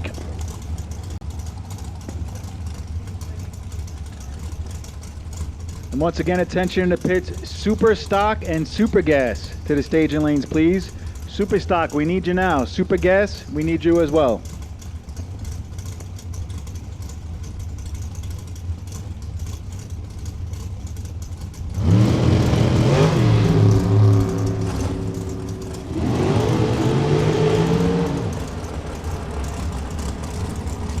Kern green, Mangus green, Ryan Mangus. Hey, look at that, both above. 891.2 there for Ryan Mangus. He was 28 on the green light start. Glenn Kern was 26. Virtual coin toss there on the starting line, and then 893.3 there for Mr. Kern. Going to bow out in round number 2. Mangus will move on as Kevin Motter and Madison Payne. Team Madison. So what's the stuff Discussion? with you and Warren? Yeah. All right, so here's the deal. I have a hunch that a Madison is going to win this event in Super Comp today. Okay. All right. The reason I came to that was all 3 Madisons walked up to the tower randomly at the same time. Does that make sense? Randomly at the Yes. same time? Okay. Yes. Anyhow, I went into the tower. I said, Mr. Drag Racer TV, Warren, I'll take all 3 Madisons, and you can have the field. But you have to give me some Skittles odds. Let's work on one at a time right here. Come on, Madison Payne. Team Madison, 026. Kevin Motter is 038. Winlight, give it to Kevin Motter, 038. 889 by 1,000th. And Warren dodges a bullet right there. Madison Payne is 026. That young lady has been driving very well. Takes 13 thou stripe to break out 1 thou more than Kevin Motter. So I think I'm down to 1 Madison. All right. You only need chip in a chair. That's all you need. Chip in a chair, baby. Yep. We've talked about that before at the fling. All we need is a chip in a chair. Jerron Settles and Gregory Michael James Boutte III. Settles the Flying Airbrush. The Waldorf, Maryland, the Imagine That Customs, and the Weens Mobile, and Greg Boutte for K&N Fielders, Hoosier, and Blaster. Boutte on a double breakout, going to go Jerron Settles' way. 889.2, 11 green for Jerron. Boutte was 15 and more under to bow out in round number 2. Johnny Burke, Jason Rosenbaum. Jay Nasty out of Mesa, Arizona. Phoenix Race Fuels and Jason Rosenbaum, the Sheriff. Out of Victorville, California, the Hit Plumbing, Beck Oil. Back Dragster there, the O'Reilly side.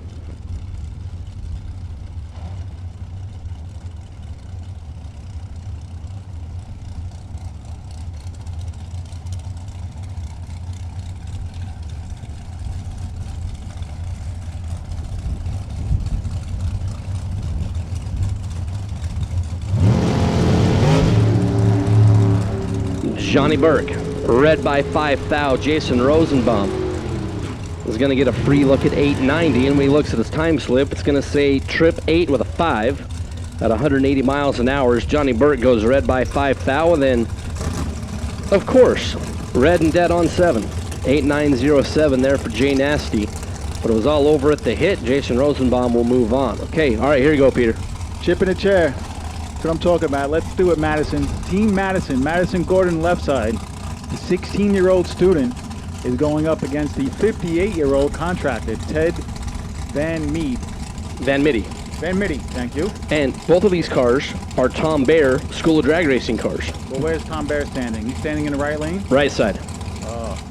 Because Doug Gordon's on the left side. Hold on, I'm going to run out there and stand on the left side. Yes. So Team Madison from Paso Robles? Paso Robles. Paso Robles, California. And Team Madison has a huge, and I mean a Ford Dragster lane starting line advantage and turned it into a win light. 893 at 159 after a 006 reaction time, and all we need, Warren, is a chip in a chair. Team Madison moves on. Ted Van Meady. Ted Van Mitty? Yeah, there we go. Just missed a tree. I don't know what area code that is, 383. Well, it's a stroke small block Chevrolet. There you go. 350 to 400 crank. A wealth of knowledge. 383, mate. And that's like never good. Yeah, it's anytime you're 383, you got to just hope your opponent either breaks down or red lights, and that did not happen. Madison moving on.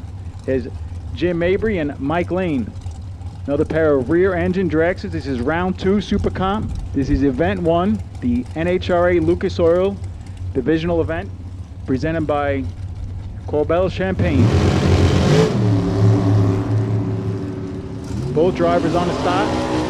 Quicker 60-foot right lane, more throttle stop left lane, win light. Give it to another double breakout. 885 is the lesser of 2 unders.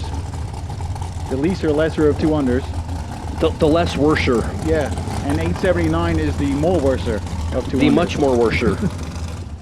So Mabry, 089, way under his dial. Hands the win over to the left-hand side, and a lot of double breakouts here, Mike. I mean, As a racer, the only thing that comes to mind is you are in more the hotter part of the day, and you're expecting your 60 foots to slow up a little bit with the sun shining, beaming down on the racetrack all day. But apparently the racetrack's tight, and the cars are still running fast. You know, I kind of miss like not having. I mean, just looking at people's shirts and shorts. I mean, there is some wind out there. Where's our flags at? Lynn Welfringer, Steve Flat out of American Fork, Utah. Welfringer, Paso Robles, California. Steve Flat going to get the win, 894.8. Steve Flat was 17 green. Lynn Welfringer was a $177, and that led to his round 2 defeat. Steve Flat, the runner out of American Fork, Utah. They're just south of Salt Lake City. Move on to round number 2 is Ryan Hansen and Zach Mazier. Good point on the wind there, Mike. Yesterday the wind was more blowing in everybody's face, Yep. the headwind, and today it's more of a side tail right now. That could be creating helping out the double breakout situation Some additional motivation going down track. for the motors and the cars. So Ryan Hansen out of Pleasant Grove, Utah in the Oldsmobile. Zach Mazier and the Mazier Mobile. Mazier Lucas FTI. The sponsor there for Zach out of Escondido.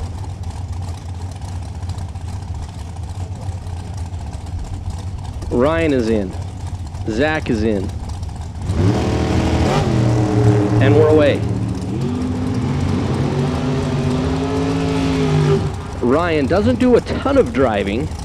More crew chief there for Open and the Top Sportsman car. Zach Mazier goes quad 8s to get the win on a double breakout. Doppio breakout.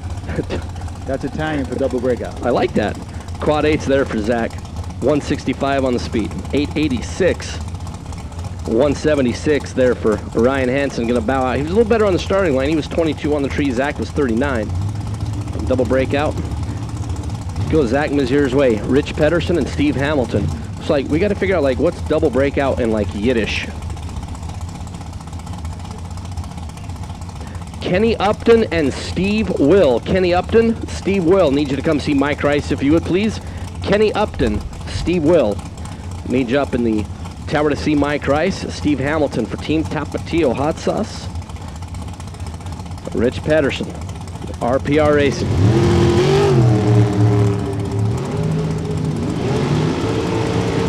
Green. Hamilton, Pedersen. Steve Hamilton dead on 1. 8.901 as both cars are on the right side of 890. Hamilton was 38th out on the green light start. Pedersen 30 green. And 892.3 on the 890 Super Comb Index. Steve Hamilton will advance. Val Torres and Cody Stevenson. Val out of La Puente was your Super Comp winner at the Phoenix National event. And Cody Stevenson out of South Jordan, Utah, the young man who just got this card a couple months ago. Oh, Cody, 001 red for Cody. Val was 17 green and 886.4 at 184 miles an hour there for Val. Cody was 886 after turning at 1 thou red for Cody. Super Gas Eliminator, need you Super Gas. Super Gas and need you.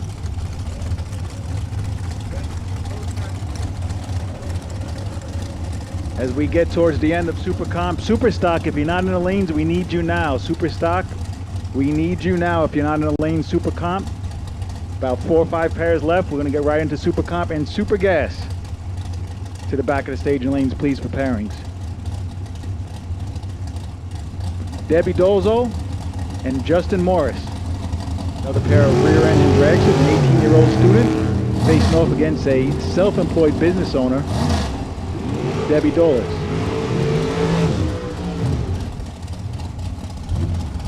Another pair of 886s, both drivers 4 under the index. 017 reaction time, 886.9 is good for Debbie. Justin is 037, 886.2. Winner, Debbie.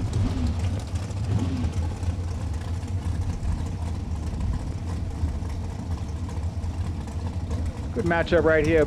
Bo Hicks and Gabriel Torres. Gabe Torres. Gabe from La Puente, California. Am I good there, Mike? La Puente. La Puente. I was thinking about this last time I was here at the California Gold Rush event. Every city in California sounds nice. Yeah. I mean, I don't know Yep. if it is or not, but it just sounds nice. Okay, if you see like Huntington Beach, It is nice. yeah, and like Newport Beach, yeah, that's nice. That I know. That's Yes. like almost Malibu territory. Yeah. Like maybe one step ahead. Half a step. So Gabe Torres, Bo Hicks. Looks like Gabe was rocking a scoop a few times down there after the 1,000 foot and picks up the win on another double breakout. 888.3. Bo Hicks got all of the tailwind right there. Goes 881.0. All right, so there's 2 more para super comp.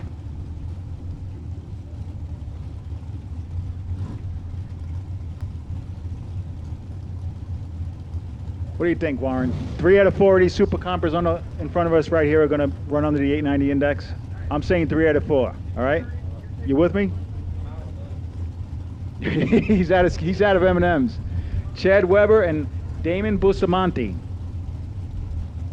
So the 17-year-old student and the 25-year-old machinist stage up right here. The 16 Race Tech Dragster left side, the 08 Race Craft Dragster right side.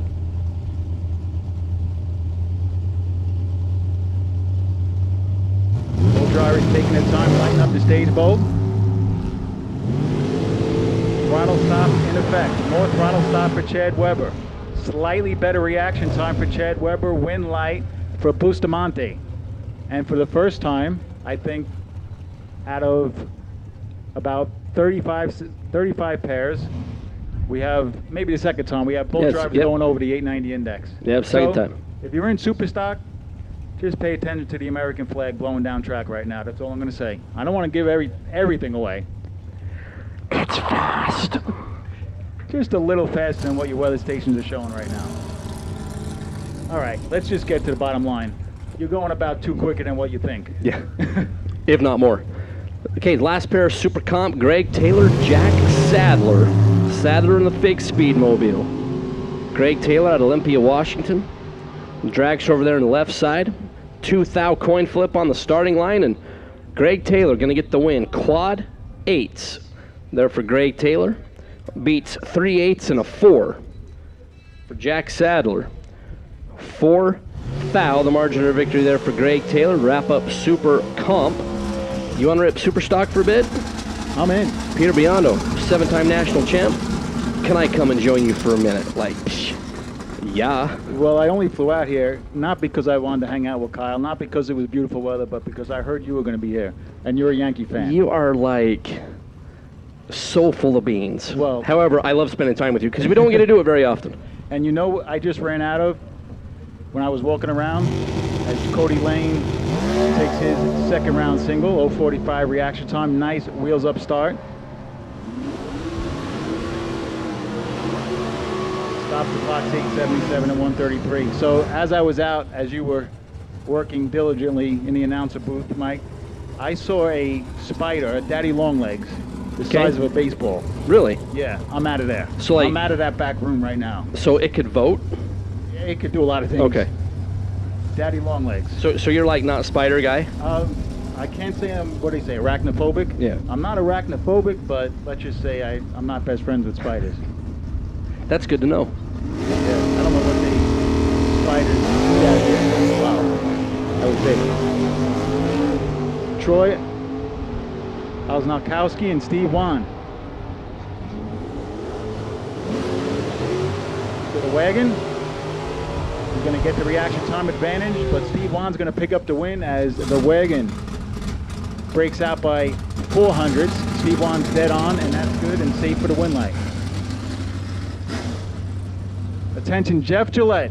Jeff Gillette, please come to the tower to see Mike Rice. Jeff Gillette to the tower to see Mike Rice. So apparently the big wagon got a bunch of that side/tailwind, broke out by 400s, and now bring up Eric Bell and John Calvert, a pair of 8-second Superstockers. Old school, new school, take your pick. Yes, I do know what Eric Bell's original profession was. How can I not? That I do not know.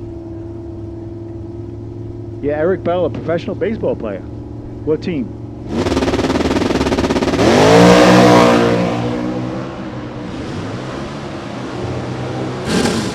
But right now he's hunting for a win light, and that was a rear wheel 60 foot for Eric Bell. He carried it out nicely, and how about we get to see him do it again? Eric Bell, the ex-professional baseball player, goes 858 with a 1 on an 858 dial, and after carrying the Barracuda front wheels out to about the 130 foot mark. Calvert's 052 tried to get there, broke out doing it. Here's Brian Broussard and Glenn Snow. Glenn Snow, the 1985 Firebird. Brian Broussard, the 2017 beautiful new school Camaro. So I'm just saying, Warren, if you're a professional baseball player, I mean, racing's got to seem easy for you. I mean, to make a professional baseball team is like a needle in a haystack. You got to go through a lot of levels.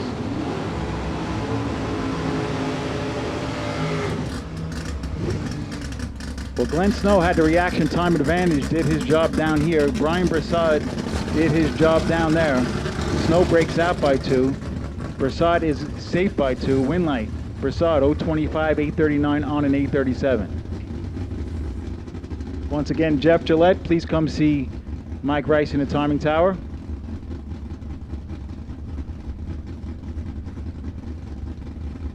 Andrew Durham and Tim Hall.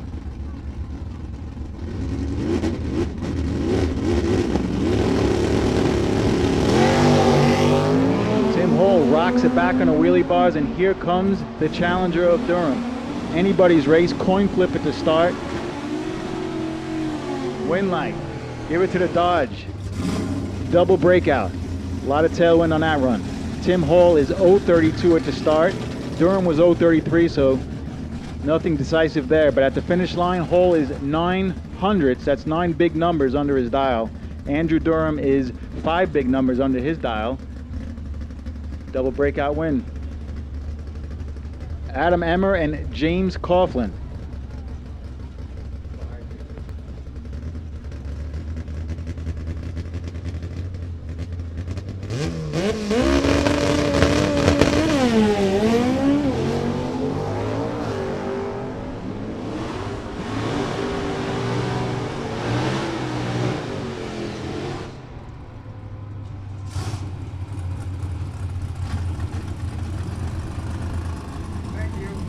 James Coughlin's going to pick up the win after a nice lap. How about 11:42 on 11:42? He was paying attention. 0:23 reaction time.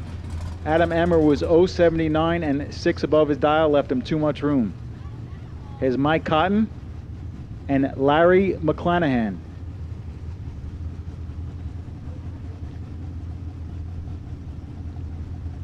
If anybody has found a pair of prescription glasses, please bring them to the timing tower.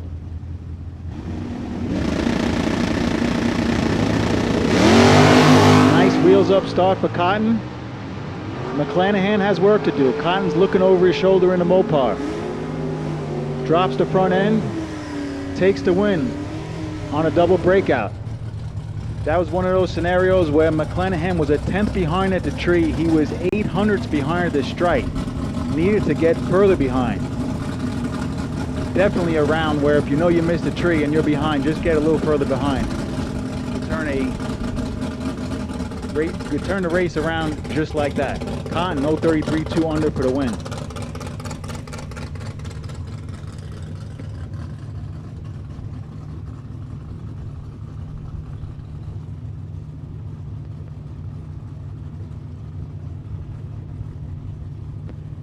How about Tony Mandela and Jimmy DeFrank?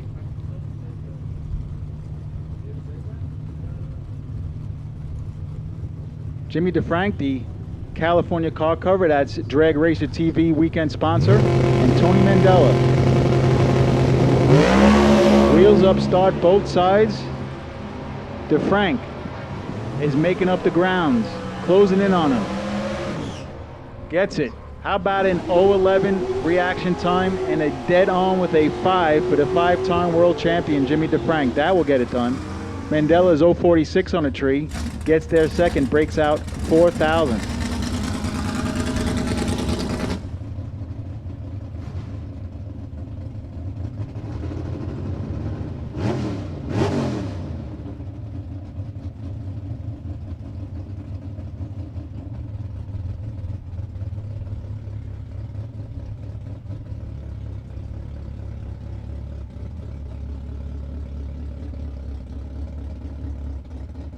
So Justin Lamb and Kyle Rizzoli, old school, new school. Two very, this could arguably be the matchup of the race, second round. Number 2 in the world, Superstock right lane. Number 1 in the world many times, Superstock left lane. Both drivers do their job on the starting line. Who has the dial figured out? Who has the wind figured out? Who will drive the stripe? Give it to? Kyle Rizzoli is 009, gets there first, 0005 to go 4 over the dial and pick up the win. Justin Lamb was 022, 865 on an 862, and Rizzoli picks up the win in that monster matchup.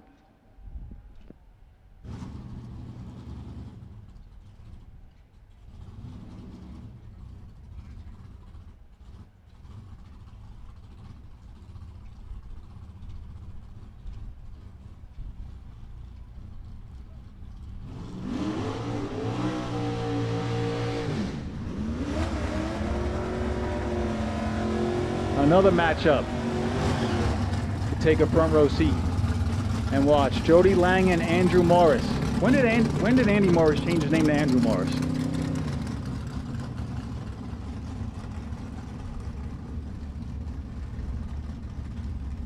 Andy, the hitter from Olympia, Washington, running off the bottom bulb against one of the best, Jody Lang.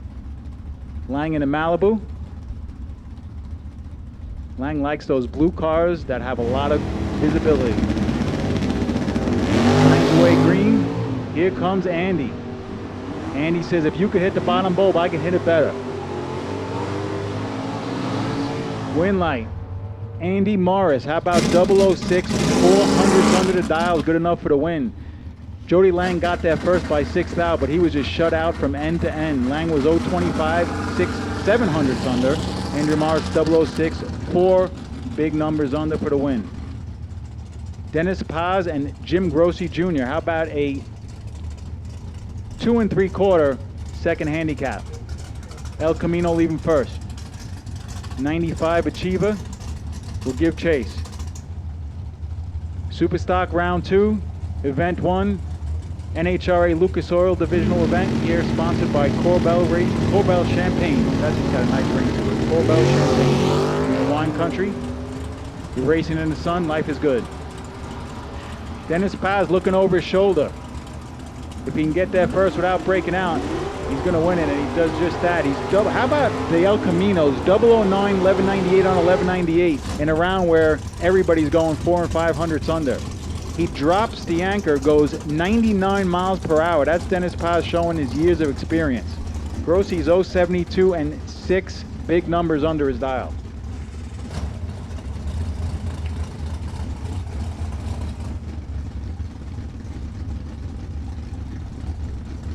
Yeah. Tailwind. Tailwind alert. Side tail. Here's a heads-up matchup. Forget about the breakouts here. This is both drivers in Superstock K automatic. Problems for John Irving. And Don Keene will pick up the win. 1081, 1500 slower than his qualifying pass. Irving had trouble. And Keene will move on to round number 3. That will bring us right into Super Gas. That is the ex-Mike Sawyer Roadster, Cavalier Roadster, driven by George Scott. 990 is the index. See how close these guys and gals have been paying attention to what's been happening in front of them, what's been happening on the racetrack. Just a little bit quicker than what the weather station's showing.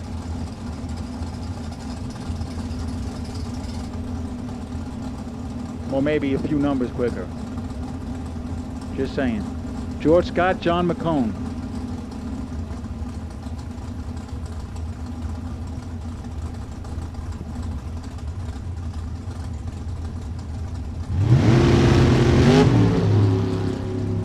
Red light start by 1 thou, John McCone. Win light, George Scott.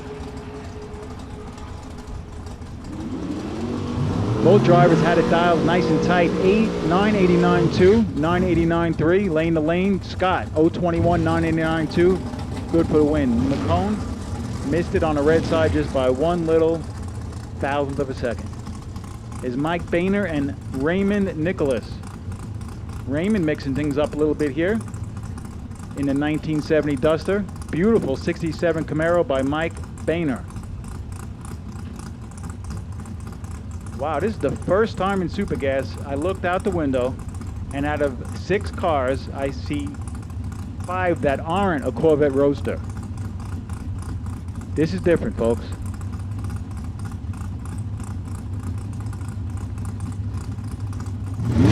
Both drivers taking their time to light the stage bulb. See the throttle start working in Boehner's car. Raymond Nicholas is out there. Anybody's race, give the win light, double breakout. Raymond Nicholas is 0.25 at the start. Got there by 21 thou to go at 986 on the 990 index. Boehner is 0.32 up here. Breaks out 988.0. So the lesser of 2 breakouts wins that one. And here comes Mike Boehner left side and David Ruff.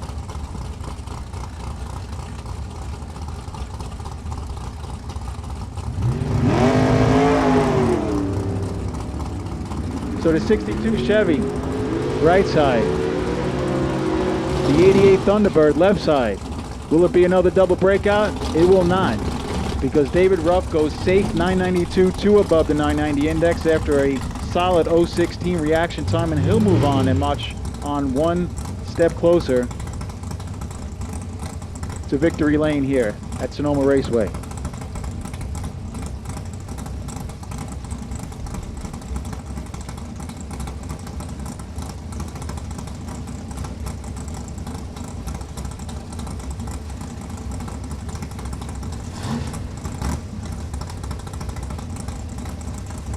All right, Justin Strom, the local hitter from Novato, California, and Greg Hare.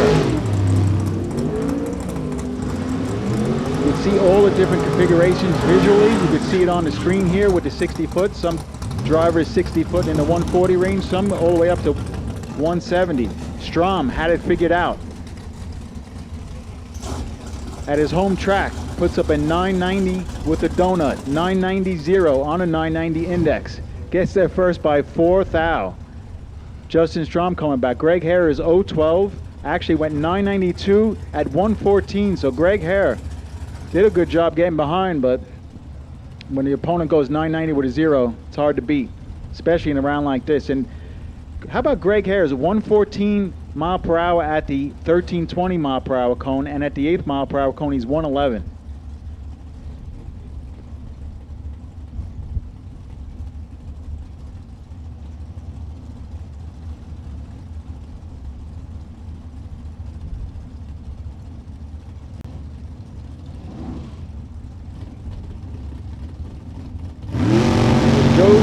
Galati and Dan Davis.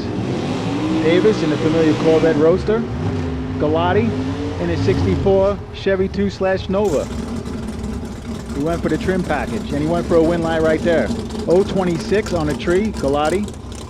7 thou under, picks up the win. Dan Davis was 025 on a tree, goes 17 thou under.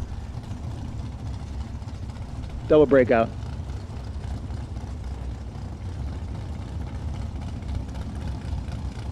Another pair of Roadsters. A little bit of old school action on the starting line right now. How about a 27 Ford Roadster?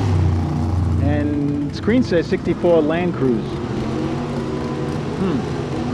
That's all I'm going to say about that. Anybody's race, 4 thou separate them? Okay, all right. You guessed it. Double breakout, 986 for Spernick. Perino's 985. Win light, Spernick. So if anybody is going to have the dial right for this round, it could be this pair. As many double breakouts by as much as 2 to 5 to 600ths, the average being about 4.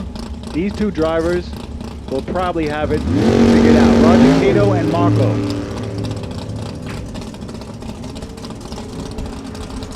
Cato's 004, Marco is 011. Who has the dial figured out? Give the win light to Cato. How about a 004 991 on a 990 in a round that did not see a bunch of above packages that tight? Marco's 011, he goes 992, and he's behind. Hey, if you could take out Marco, that's a feather in your cap.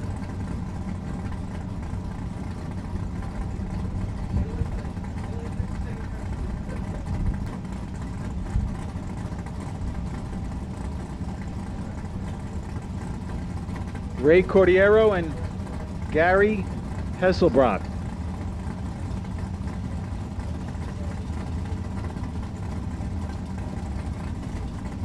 Corvette Roaches both sides. Pair of big block Chevys. One's a 535, one's a 582.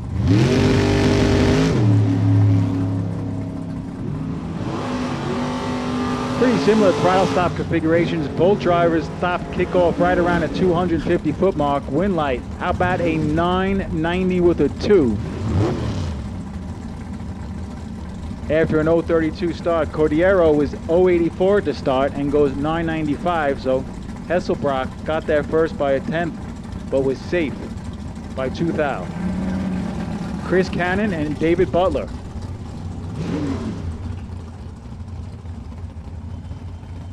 Butler, 1974 Vega wagon. When I was growing up watching a lot of Super Gas, that was one of the popular cars. You didn't see too many Corvette Roadsters back then.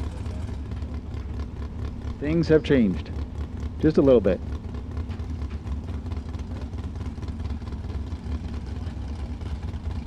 So again, Butler put one on a scorecard for Team Old School. Cannon, the 56-year-old contractor. If your last name is Cannon and you're running one of the super classes, chances are you're pretty feared.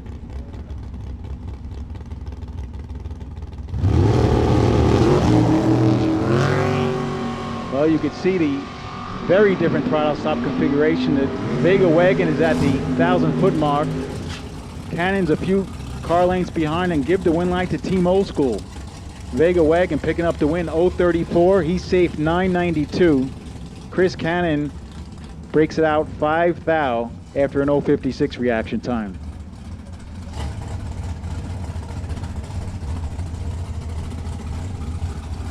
Ross Childers and Mike Coltrane.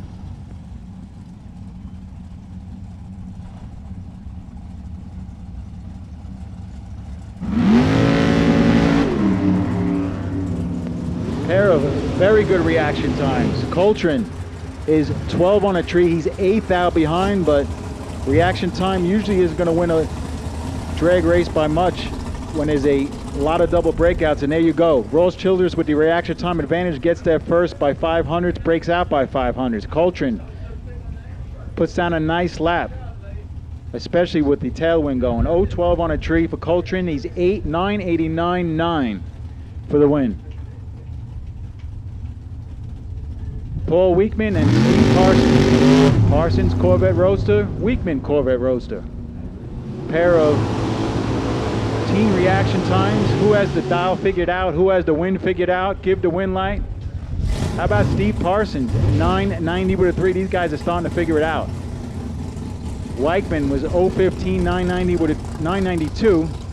Parsons is 019, 990, and that's a win light for Steve Parsons. Bob Heffley and Laureen Rogers.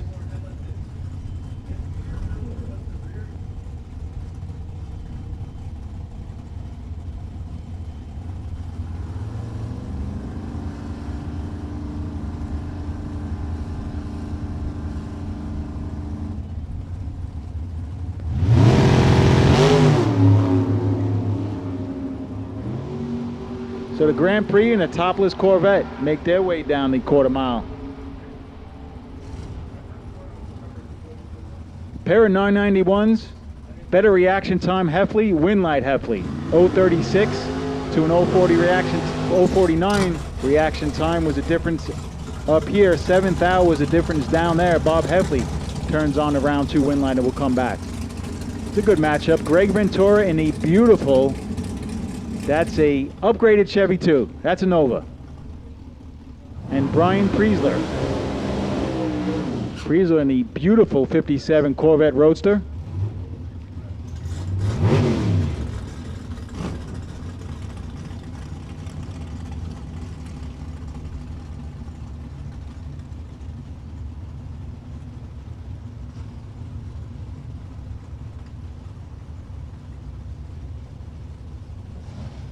So if you like Chevy 2s, or if you like Novas, or if you like Chevy 2 Novas, check that ride out in the left lane. Greg Ventura, that's a beautiful hot rod.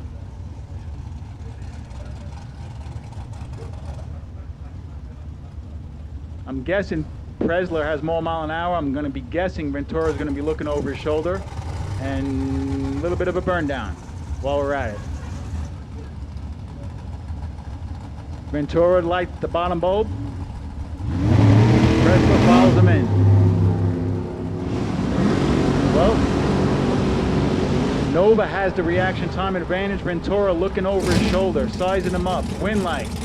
No, it's going to go to Brian Presler. Ventura was 0.23, had 200ths advantage on a starting line, gets there first by 900ths, and that Nova got every bit of the tailwind and goes 981. Presler 989 for the win.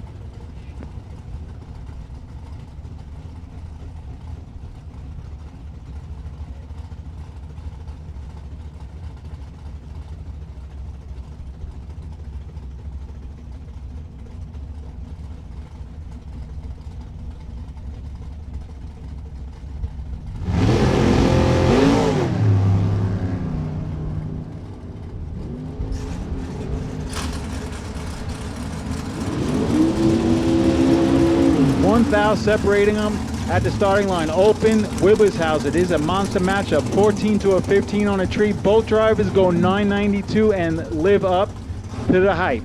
992.6 for Eddie Open. Gets there first by 000 to pick up the win over Mike Wibbleshauser, who's 014 992. So both drivers go 992. One with a 6, one with a 7. Add up all the big and little numbers, less than 2 inches down there. 0007. Win light. Eddie Open. Here's Damon Bustamante and Ryan Zermeno.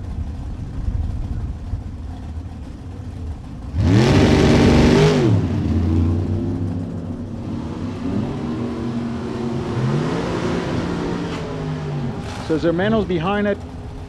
Actually, they're just about deadlocked. 043 to an 045 on the tree. Pair of 990s. Now we're talking. Ryan and Damon had it figured out. 990 with a 4 for Ryan, 990 with a 5 for Damon. Better reaction time by 2 thou for Ryan, and win light by 3 thou for Ryan. Attention, the racer or crew that is on a golf cart or a scooter down by the finish line on the left-hand side of the track, we need you to clear that area, please.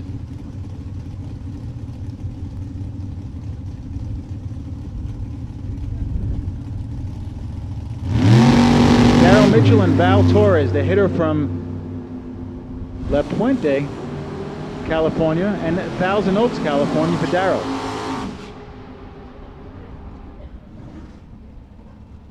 You know, you watch the first half of the sessions and a lot of double breakouts. You get towards the end of Super Gas and they start figuring out pair of 990s. Last pair, 991's a pair right here. How about 000 991 for the veteran Val Torres? Darrell Mitchell's 008 991, and pretty sure that was one of the better losing runs this round 2 of Super Gas. Last pair of Super Gas, the 41 Willies of Dennis Paz and the Monza of Lonnie Wilburn.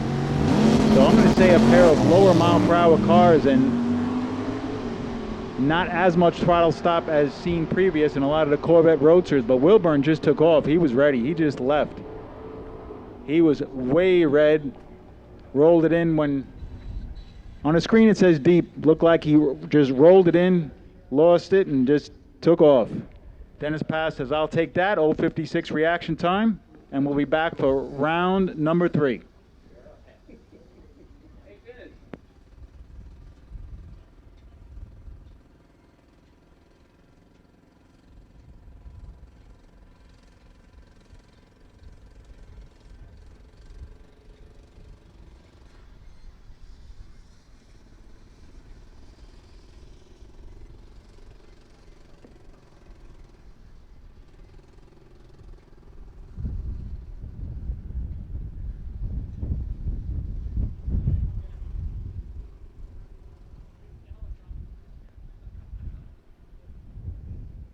You and I've known.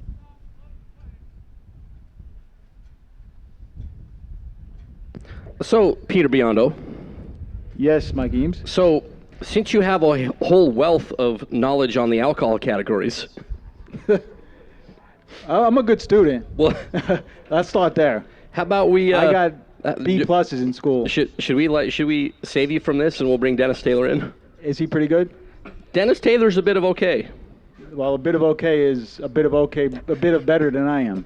So So We'll great, take it. Yeah, great job. We appreciate the help. Love having you here. And hey, any updates on Bristol or the Vegas race that you can share with anybody?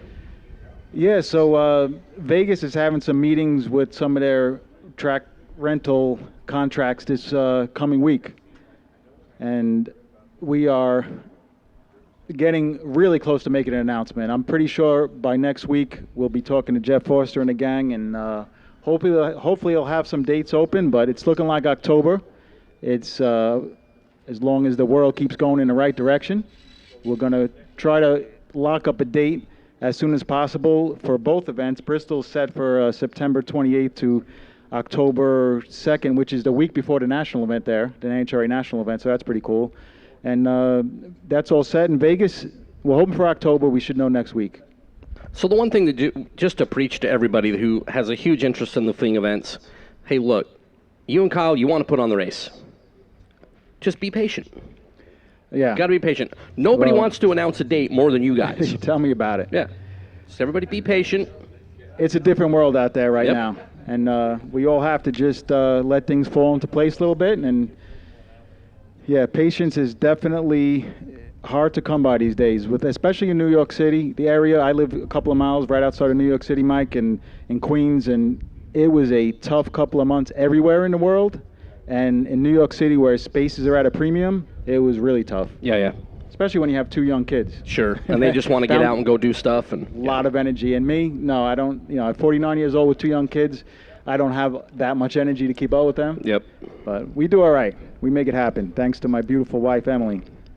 And you said you married up? Oh, you married. I know you married up. I think- I think we're president and vice president of marrying up. Absolutely. Yeah. There's no doubt about it. I think everyone on the grounds would agree to that. If you Absolutely. ever saw a picture of Emily and a picture of me, you know that I did well. Yes. Oh, absolutely. Now I have seen a picture of your wife. Yes. And I will say that it's pretty close competition who married up more or Yeah. less. Agree. Well, good stuff. Definitely appreciate your help. As you know, you're always welcome. As we get Peter out of the way, I'll bring in Dennis Taylor and help us with the alcohol categories. We got a couple of things that we got to talk about first.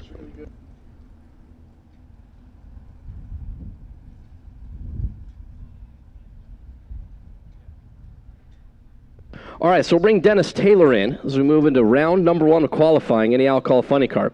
All right, so first things first, Mr. Taylor. We have something very important we got to talk about. So I have this really, really good friend. You have a friend? Yeah, if you can believe that. I have this really, really good friend who is one of the best announcers in the entire country. Okay. All right. I'll bite. Go Okay. ahead. Who is currently announcing another race. And I don't want to say where we're at, but let's just say that he's back in Ohio. I was going to say, you just had me scared for a minute Okay. because I thought you were going to bring Mike English into this conversation. So No. thanks for not doing that. So, Unkerfer Oh, yeah. My buddy Bob. worked this race last year. Oh, yeah. I worked with him, as a matter of fact. Yes. Unkerfer would like to know, where's his crunch and munch? Well, it's funny that you mentioned that because I talked to Unkerfer, or actually sent him a message wanting to know if he was going to be here, because I was going to show up this year with a truckload of Crunch and Munch for Bob. I will get you his address. He is like... Oh, no, I no, mean, we're not going to make it easy. No, it's got to happen when it has to happen. All right, that's good. So qualifying session number 1 here in Top Alcohol Funny Car. We're going to start off with Chris Marshall.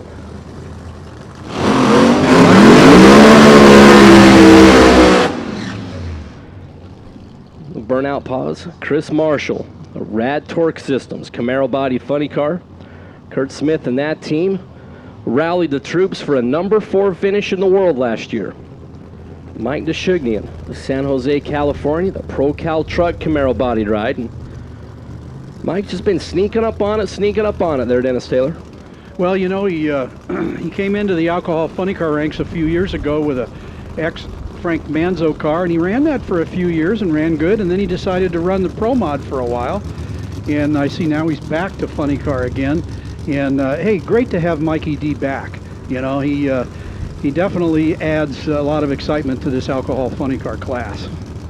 Yeah, absolutely. And Chris Marshall, who, you know, kind of went on a tear there last year, picked up a couple of wins, and, you know, the guys from Rad Torque Systems, Chris is about ready to park that ride and kind of give it up from, you know, from a financial standpoint, which, hey, you totally understand, and the guys from Rad Torque Systems jumped on and helped Chris make it through the remainder of the year.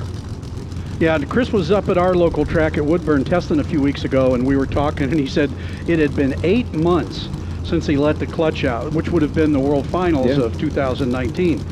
Yeah, he didn't run the Winter Nationals, but you know, he was just felt great to be on the racetrack so he could let the clutch out. Here we go.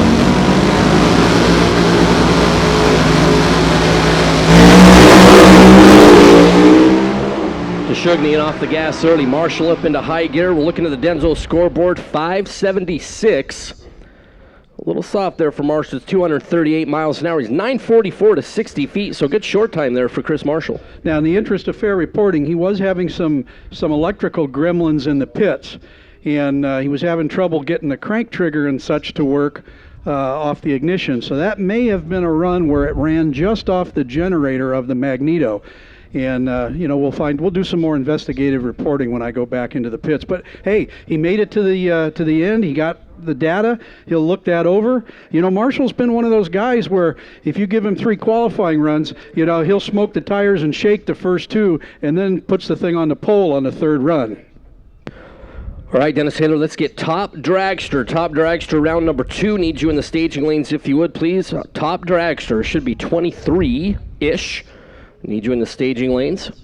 This is Mike D aborted. It's 10:57 and just 75 miles an hour there for Mike Deshugnian.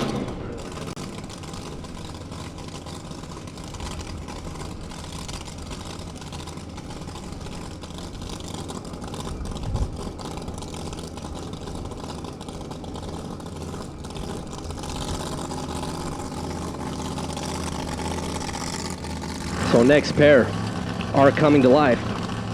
Hannes Warnhart out of Bakersfield, California, the Sunday Speed Mustang, and Jay Payne, the Thunderslug, Claremont, California.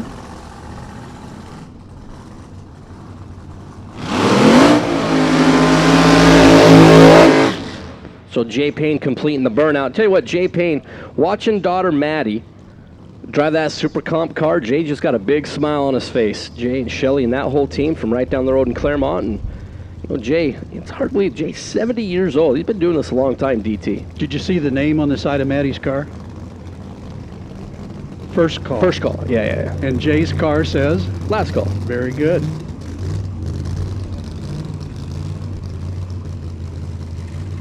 How great is it to see Bob DeVore out here working on Hannes Warnhart's car this weekend? You talk about iconic guys from the early pro comp alcohol days. Great to see my old buddy Bob DeVore out here. Yeah, he's helped out several different racers there for, you know, the last few years, and over here on the Warnhart machine, and try to get that Sun Speed Mustang moving in a more positive direction. Jay Payne, that 19 Camaro bodied alcohol funny car, is over on the O'Reilly side. We saw Chris Marshall and Mike Deshugnian with the first pair. Hannes Warnhart and Jay Payne. Staying up. Payne off and away. Little sachet right there around 200 feet. Gathers it in, goes 554 at 266 miles an hour. Pretty good lap there for Jay. Hannes was 957, just 88 miles an hour. So a decent pass in the left lane out of Chris Marshall. A decent pass out of Jay Payne. Over there on the right side, the O'Reilly side there for Jay Payne, Dennis. That's a great run for Jay Payne. That's the first time he's let the clutch out in quite a while this year. You know, that, let me tell you, you know, as a racer, you feel so good when you make that first run, and I guarantee you, you know, he felt it, he knew it was a decent lap. Can they run better here? Absolutely, here at Sonoma. The thing I used to love about racing here was the weather and the close proximity to sea level, buddy.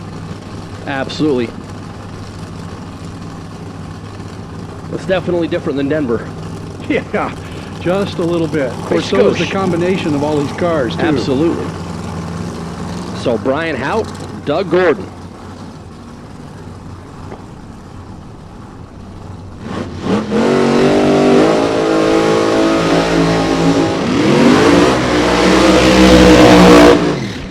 Speaking of a couple of dads that are getting a kick out of watching their kids race this weekend, Brian's son Dylan running their Super Comp.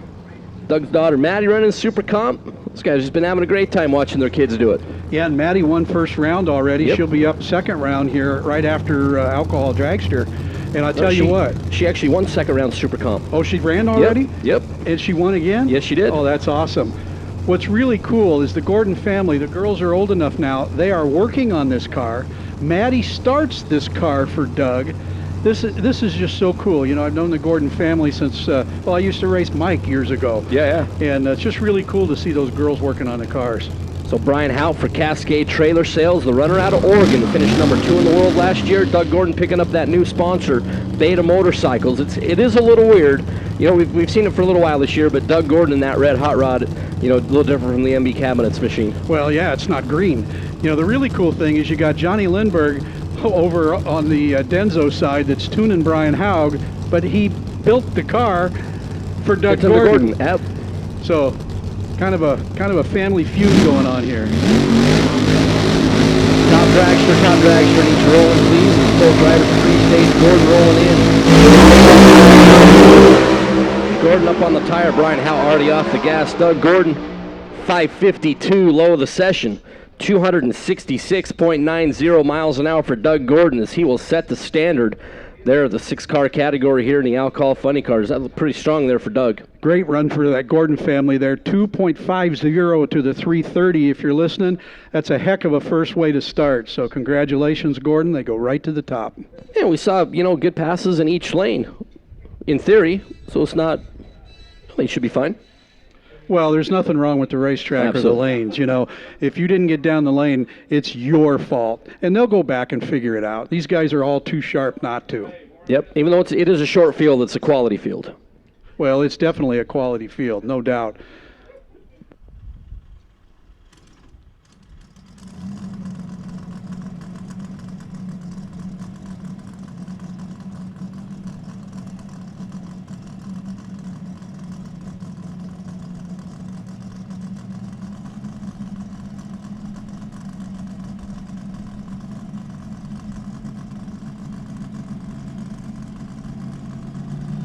So as we move over in the alcohol dragster category, we're going to start it off with Bill Dunlap and that Holiday Smog A-Fuel machine.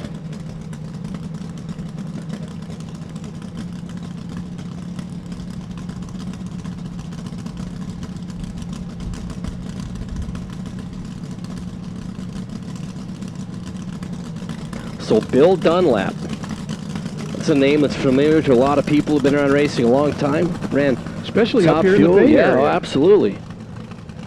Just 79 years young there for Bill Dunlap. You know, I know you're not going to believe this story I'm going to tell you.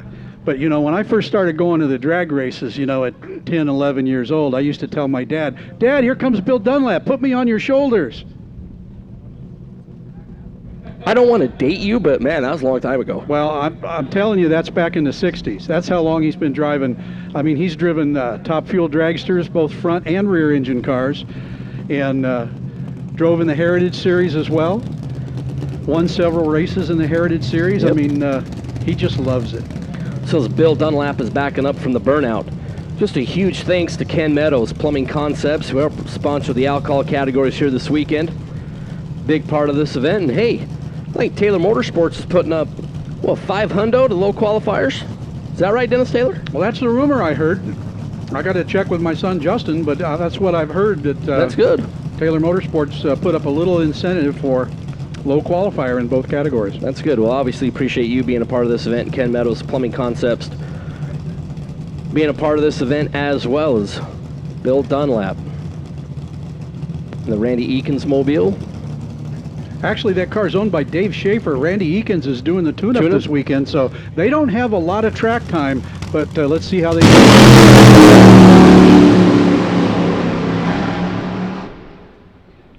Running out to about 1,000 feet and clicking at 581 at 183 miles an hour. A little soft there to 330. Actually, that thing was really running pretty well. 217 miles an hour at the 8, and I thought that maybe they were on their way to their career best ET. I'm sure that was a planned shutoff, and that was a great starting run for those guys. Well, 581, I mean, they'll absolutely give them something to work with there at 183 miles an hour, as they were definitely slower at the end of the quarter mile versus the 8th mile. Yeah, 217 at the 8, that's a pretty good number for the first hit here. Once again, we need top dragster, round 2. Need you badly into the staging lanes, please. Top dragster, round 2. We need you in the staging lanes, please. And that start us off in a positive way there for Bill Dunlap. That 581. Yeah, I think they'll be real happy with that. What's with these top dragster guys? Are they back there having lunch or what? I mean, I see a few of them back there, but we need to get a little extra hitch in their giddy up. As Mitch Myers and Kim Parker come to life. Interesting story here with Mitch Myers. Won the World Championship in 2004 and probably walked away. I said, Mitch, how can you do that? That means you don't even get to run the car with the number 1 on it. No, I just had enough. Well, guess what? He hadn't had enough. Yeah, and if I remember right, it was Seattle last year. It was like one of his first national events where he came back. We were up there together. He was driving Larry Mirsch's hot rod last year. And this year, kind of a unique arrangement, is teamed up with Rick Hinkleman and leasing a car from Rick Hinkleman and all the engine and tune-up and everything. You see Jim Rizzoli down there working on it. And they are basically going to run a 2-car team, share information, and help each other out. How cool is that? Yeah, it was great to see Mitch Myers back in the cars. Kim Parker, the team out of Graham, Washington. The Randy Parker team, and Kim ended up number 4 out here in the region, and Mitch Myers, the runner, out of Oregon. Kim Parker was up at Woodburn testing a few weeks ago. They were trying a new clutch setup and what have you, and whistled right down through there with a 531, so we expect big things out of this car.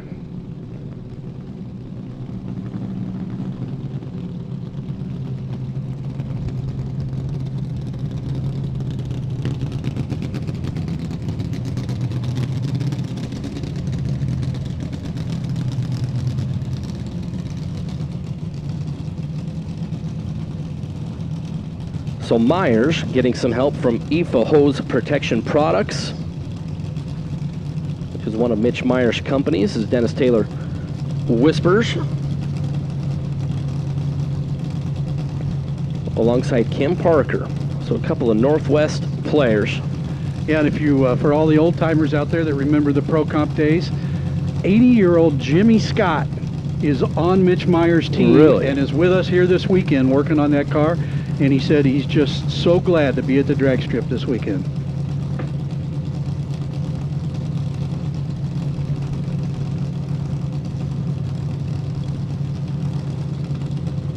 And Jimmy Scott, another one of those guys that's been involved in the NHRA Heritage Series for a while. We saw James Day post about driving his machine a couple years ago at the March meet. He was the #1 qualifier in that car. So these are a couple of cars that can definitely stick it well down in the 5s. Mitch Myers left side, Kim Parker is fuel. Little tire smoke down there for Mitch Myers, and 5:27. Dennis Taylor for Kim Parker, 2:75, and that was a shot. Oh, man, what did I tell you? A little tune-up at Woodburn on Joey Severin's track, and look at that. Wow. Yeah, the Parker team's going to be all smiles after session number 1, 5:27. They're at 275 miles an hour. Mitch Meyer, 5:73. Hey, Randy Parker, take your mask off and show that smile. Atta boy.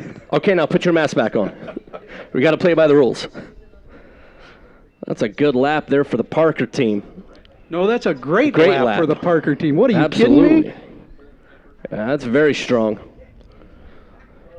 So both Mitch Myers and Kim Parker made the turn up there at the big end as they get ready to bring up Mike Austin and Ron Anderson.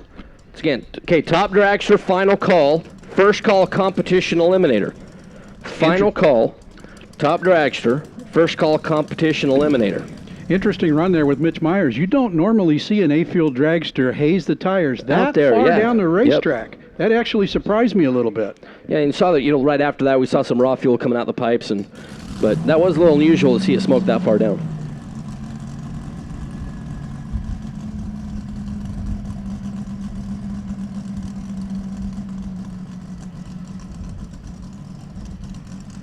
So Mike Austin and Ron Anderson. Anderson in the injected A-fuel machine. And Mike Austin. Great Let's to see have our first blown alcohol combination. And great to have Mike Austin back at it after that horrific crash he had at the Winter Nationals several years ago. It's taken him a while to put it back together. He was up at Woodburn last summer, doing some testing, and he was ready. So what a great place to come back to enter your first race in competition. Yeah, and Ron Anderson getting some help from Ty Brown. That lip freak, lip ball machine. Mike Austin, LED Automotive right out of Medford.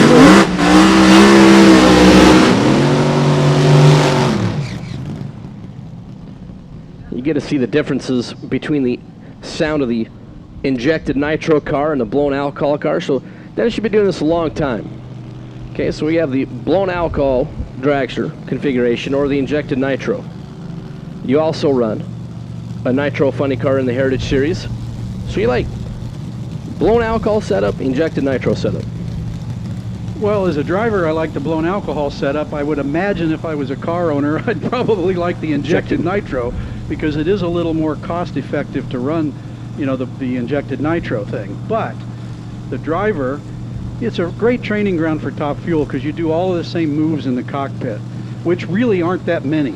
Okay, you don't have a transmission to shift. The blown alcohol guys still have to rev the engine up to a certain RPM, swap feet in one motion, shift it on time, and do all of that, to get down there.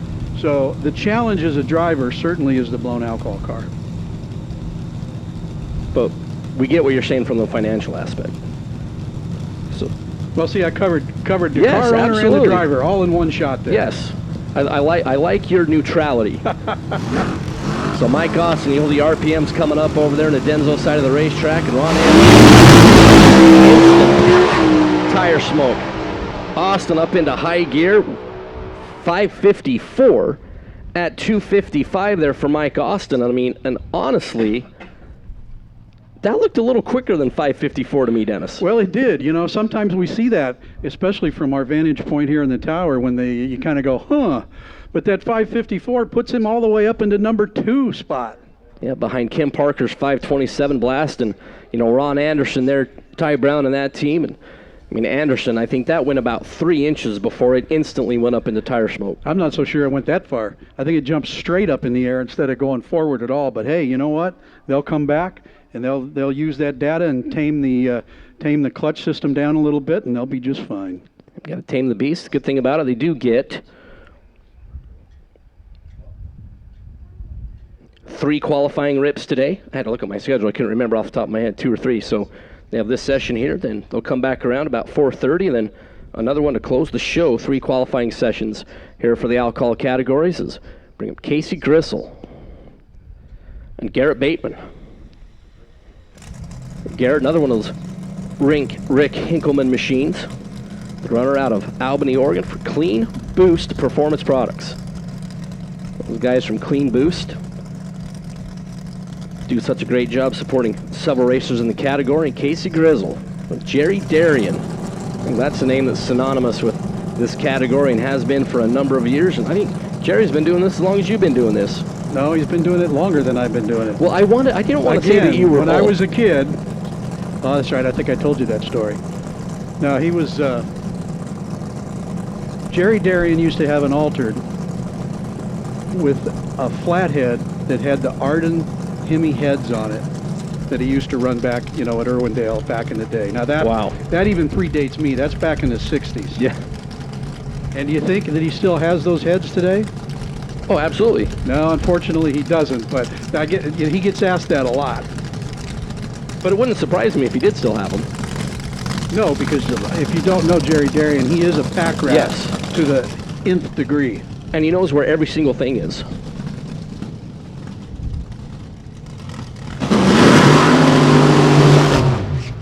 So Casey, from right down the road in Orangeville, California, the Grizzle and Darian Motorsports injected nitro machine. Garrett Bateman, the young man who finished number 7 in the world last year in a very, very tough alcohol category. Anytime you can throw one of those single-digit numbers on the side of the car for the following year, you had a pretty good season there, Dennis. Boy, you ain't kidding.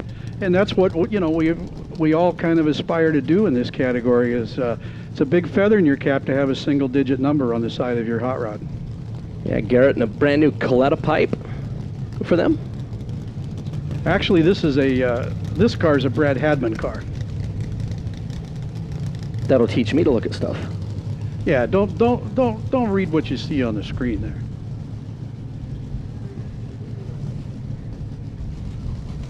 Garrett's kind of my shenanigans partner from our new adopted hometown of Albany, Oregon, and there's definitely some stuff that goes on that we can't talk about. Kind of like stuff that goes on in the tower. I wasn't going to mention that, but now that you brought that up. So Casey Grizzle and Garrett Bateman, everybody's chasing Kim Parker, who went 527. And both of these cars are plenty capable of taking that away. So Brian Taylor trying to get Garrett Bateman's team away from the car. Bateman rolled off and away. Grizzle better to 60 feet, 962. Wow. 524.3 for Casey Grizzle, 277 on the mile an hour. That is spectacular for Casey. Garrett Bateman goes 535, 275.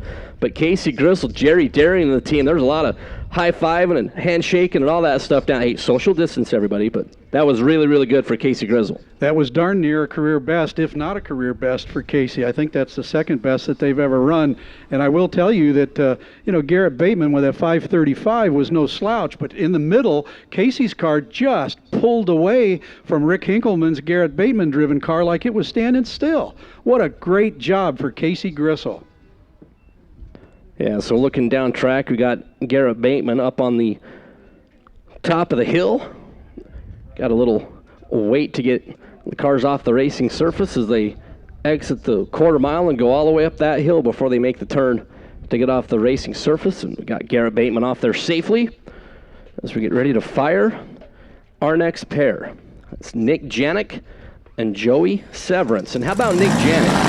Steps in that car the first time over there at Vandermeer Speedway, first racing competition, and wins the whole thing.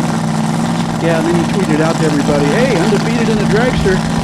So I told him this morning, I said, I hope your shoulders are big, buddy, because if you lose out early, people are going to be all over you. Right, and then alongside Joey Severance. Burnout pause.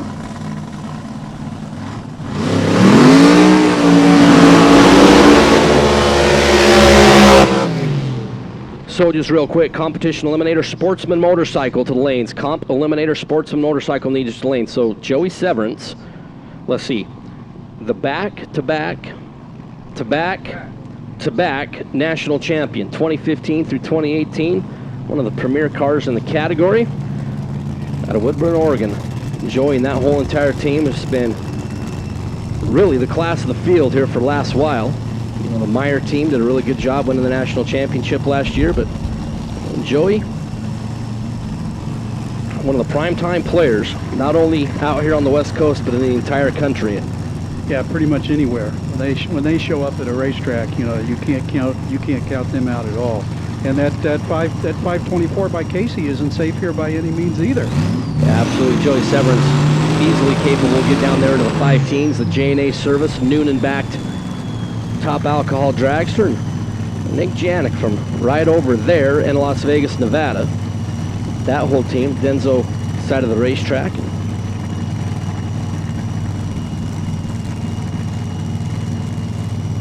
We'll see if anybody has anything for Casey Grizzle and that Darien squad. Two blown cars here. We don't see two blown cars very much anymore.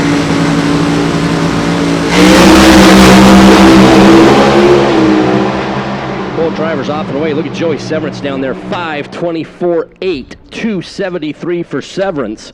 Going to slide him into the number 2 spot by just 0.005 of a second. Janik, very respectable 5:41 at 266 miles an hour.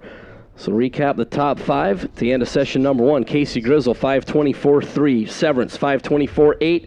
Kim Parker rounds out the 520 competitors, going 27.6. Garrett Bateman, 4th, 5:35.7. And Nick Janik, 5:41.4. There, Dennis Taylor. Joey Severance. As Eric Arnett just come over, we didn't really get a chance to see it on the screen very quick. It was 898 to 60 feet. Yeah, you know, those guys aren't fooling around, you know. What a great session for the first session here. And I guarantee you they'll go quicker as the day goes on. Yeah, the first run of the track for these competitors here this weekend, you know, with 6 alcohol funny cars, 9 dragsters. You know, it is a little bit light. However, the quality of the field is still pretty solid there, DT. Well, you know, the West Coast has always been, you know, a real hub of the real fast guys in the alcohol cars. You know, Division 7 used to be the hot corner, only followed by the Northeast and Division 1. You know, and when I ran alcohol funny car, for an 8-car show, there might be 30 cars show up here, and out of the 30 cars, 28 of them were quality. Yeah, yep. Well, Dennis Taylor, we greatly appreciate coming up.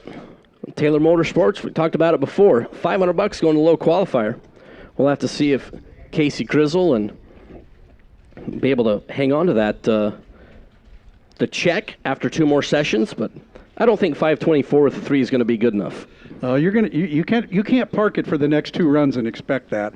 No, everybody's going to run better. That later session at 7 o'clock tonight, that's the session.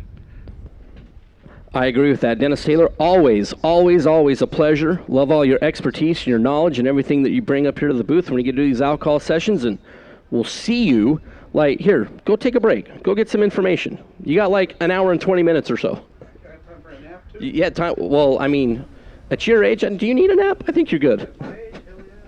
Dennis Taylor always does a fantastic job up here helping us out, both on the divisional, regional events and the national event circuit as well. Every time he comes up, and we love having him here. It's just a little bit of sweep, drag before we move into our next round of eliminations. So just a little bit of quiet time here on the racing surface after a pretty good alcohol session. So we did make a call for all my top dragsters should be there. Comp Eliminator should be there. Sportsman Motorcycle should be there.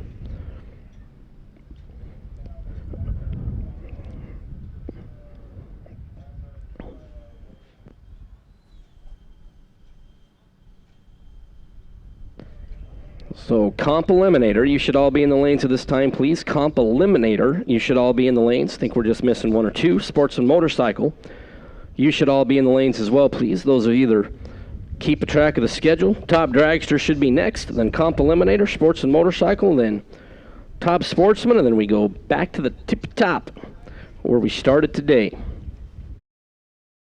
Whoa, big boy. I thought the dyno said this car was supposed to fly. How do your service and parts departments perform? For a free evaluation, call us 412-651-2356.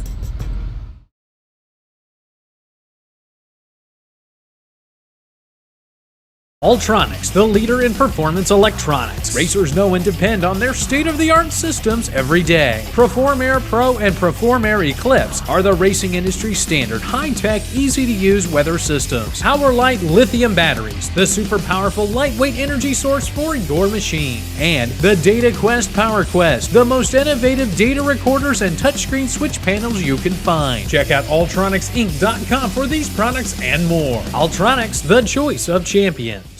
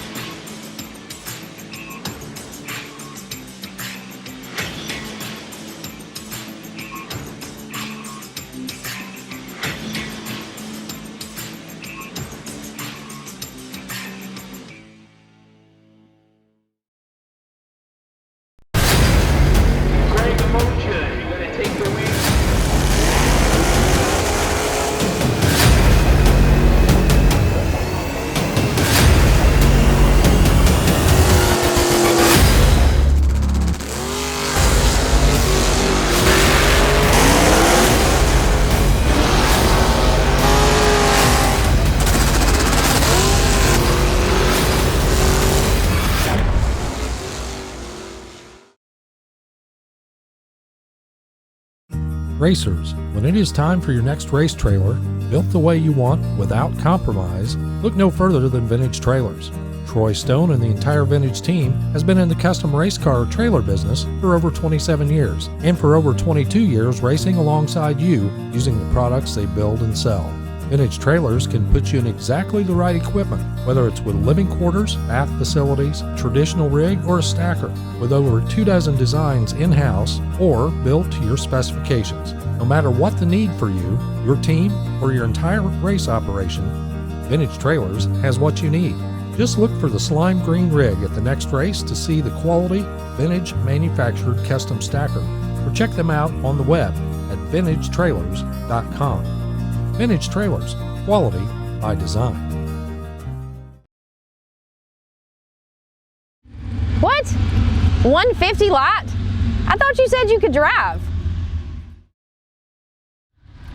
How is your response to your customers? For a free evaluation, call us 412-651-2356.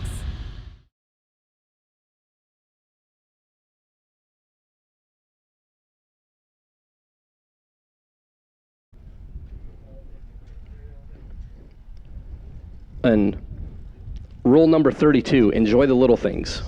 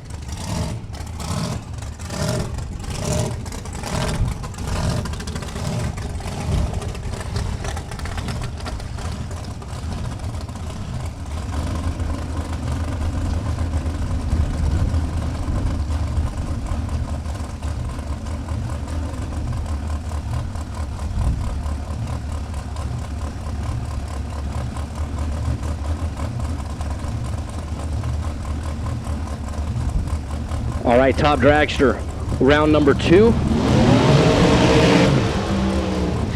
We'll start off with Art Hoover and Mike McBrayer. And as we start, top dragster, I need top sportsman to the lanes, please. Round number 2. Top sportsman needs you to the lanes. Round number 2. Art Hoover, who's your winner in Phoenix at the National. Concord, California, the Matrix HG. Dragster, 653 the dial, 656 the dial. For Mike McBrayer out of Napa, the Pennzoil Pacific Coast Plumbing Dragster. Your former Jegs champion is Mike McBrayer.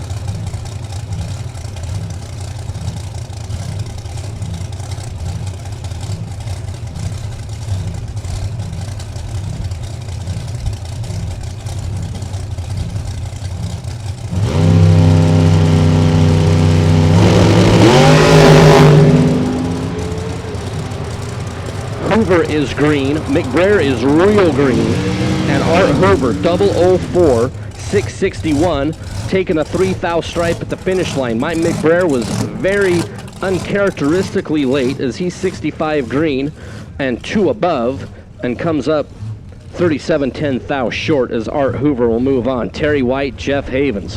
White out of Minden, Nevada. The Sarmento chassis, S&W Performance Transmission Ride, 716 is the dial. Rodney Lee, Mike Rice still needs to see you in the tower if you would, please. Rodney Lee needs you up in the tower. Alongside Jeff Havens is Terry White. Havens out of Hare, Washington, the Sarmento chassis, 667 there for Havens.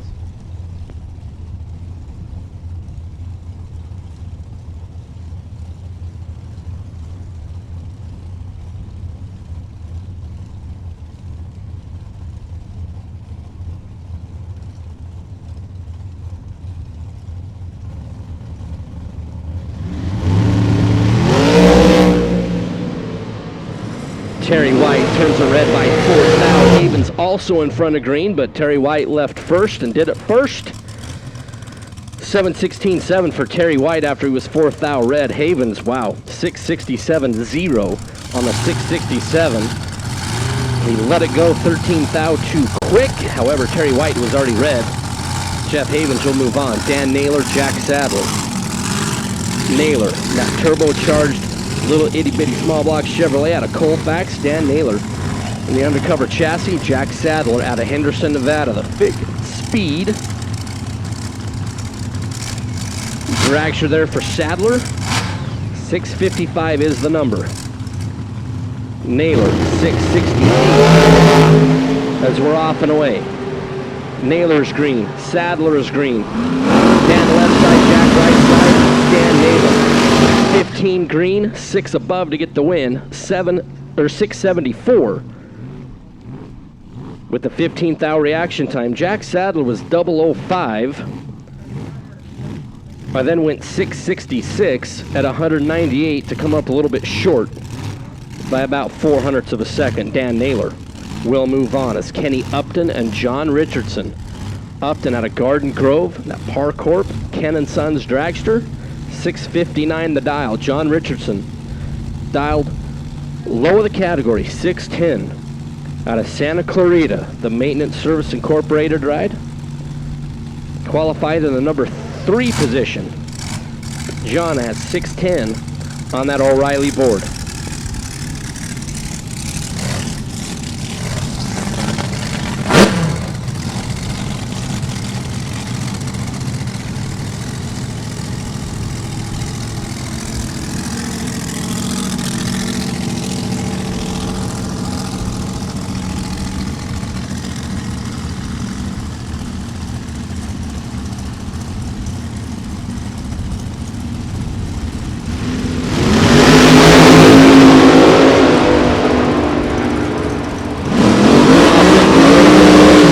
Charging 614 for JR, going to get the win. John Richardson was 63 on the tree after Upton was real strong on the starting line in round number 1. He was a $141. They're in round number 2. Actually got to the stripe first, but he had to go 654, breaking out by 500 to do it. 209 miles an hour there for Kenny Upton. John Richardson. Just keep on keeping on. Don London and Kayla Gardner, your number 1 qualifier. Kayla over on the O'Reilly side out of Tucson, Arizona.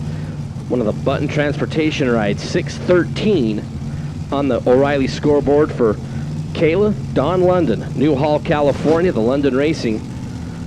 Blown Dragster, 650, the dial in for Don.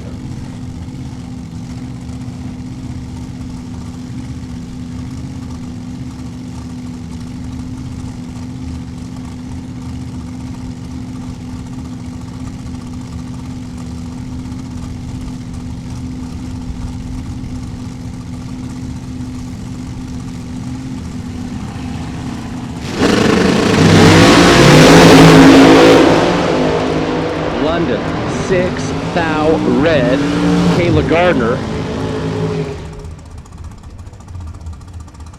with no shoot down there, luckily. Oh, late blossoming shoots.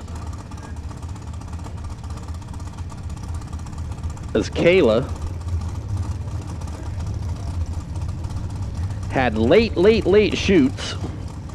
Should get it stopped. She did go just a little bit past the last turnoff.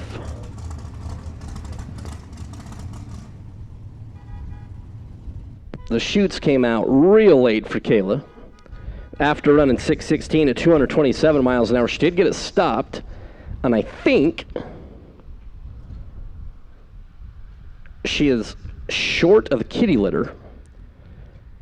But she went just barely past that second turnoff. We're going to have to get her backed up and pushed off. But after Don London turned her head by 6 thou.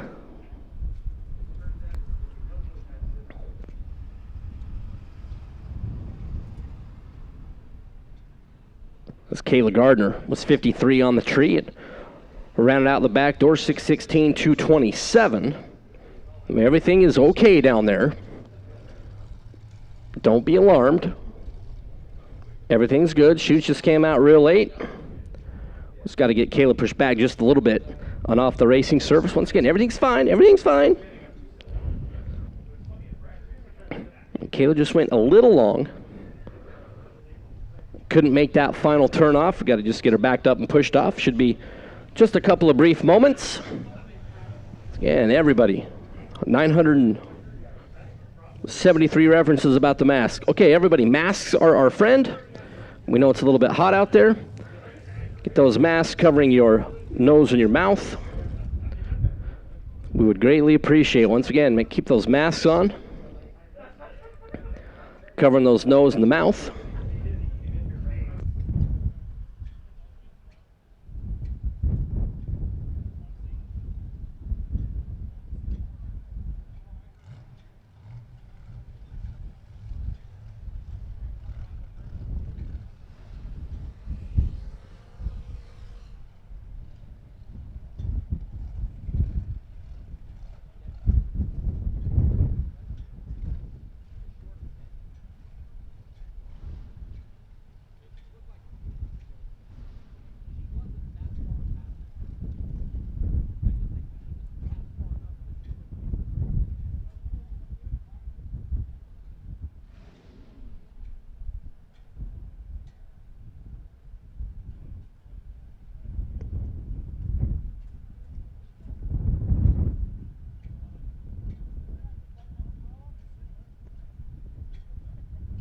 All right, so we get Kayla off the top end. We'll just have another brief moment of quiet time before we let Roger Comstock and Clint Geisey out the chutes and let them go.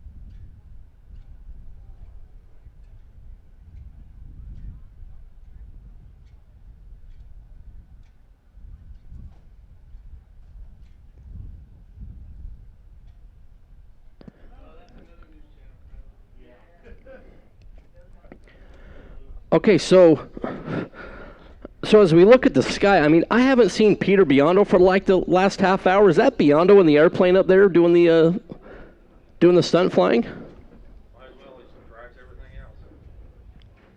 That's more in heavens, but Biondo drives everything else. He might as well be in the stunt plane.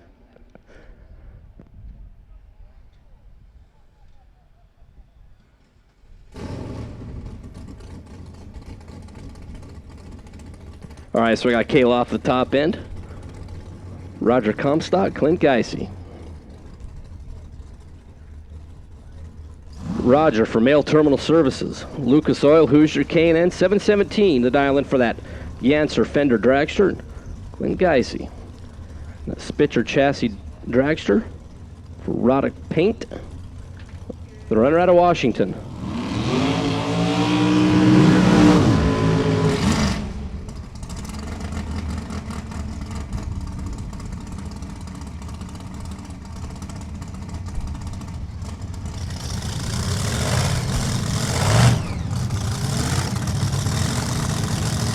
All right, so the 410 head start going to go to Clint. Going to go to Roger Comstock. Guys, will be doing the chasing.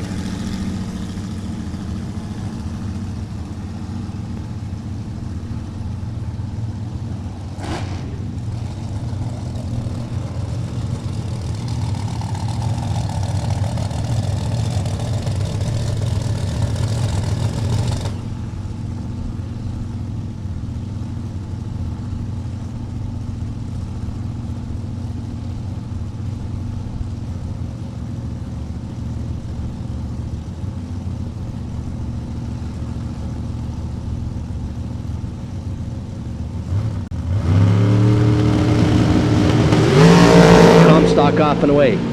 Geisey off and away. 13,700 Clint Geisey, 677. 188 on the speed. Clint is a little bit better on the start line by 14 thou. Comstock got down there, went 715 on the 717. Got to the finish line first by 7 thou, but he breaks it out by 17. That's Clint Geisey. will advance. Steve Hamilton, Bob Button will be our next pair.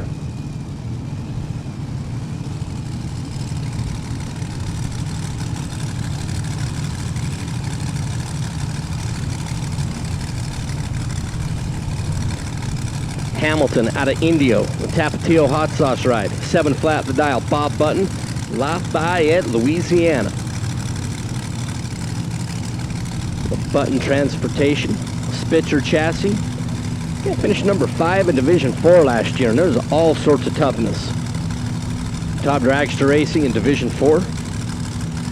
Run Slick Racing ride. 619 for B Squared. Over on the O'Reilly side. Stevie H. The Tapatio hot sauce ride, going to be leaving first by bulb and a half. Off and away Hamilton. Off and away Button. Bob, Steve Hamilton, 699.8 on the 7 flat, breaking out by 2 thou.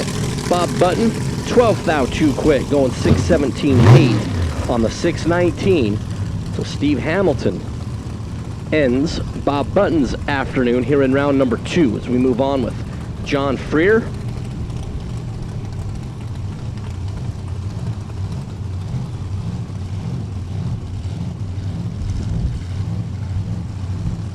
And Don Sefton. Freer out of Maricopa, the O'Hara chassis, 719 the dial in for Freer. Don Sefton out of Barcelona's truck down with 677 on the board. And 009 is dominated on the starting line. John Freer is 001 at the hit, breaking out by 15 thou to get the win. John Freer moves on, 717.5 on the 719. Don Sefton was good, 009, but went 673 on the 677. In the round 2 defeat, John Freer, after being 001, lit the lamp in the Denzo lane. To move on, Mike Mendenhall and Nick Axman.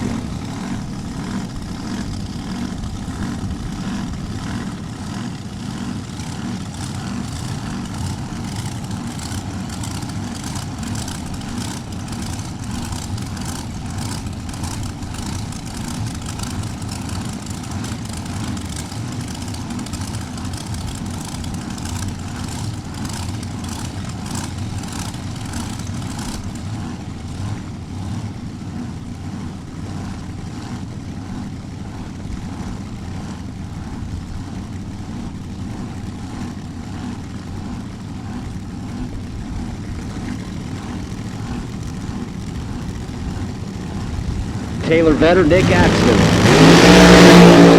Taylor out of Henderson, Nevada, the Plan B Motorsports ride, Nick Axman. Silverdale Lodge, the win, 643.7 on the 642 there for Nick Axman.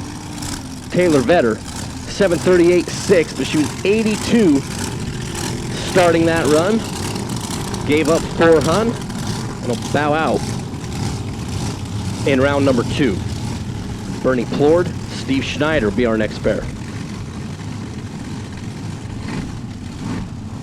Plord, Quincy, Washington. And his dragster dialed 667. Steve Schneider, San Diego, California, the Lions, Warren, Engineer. Dragster, 660 the dial.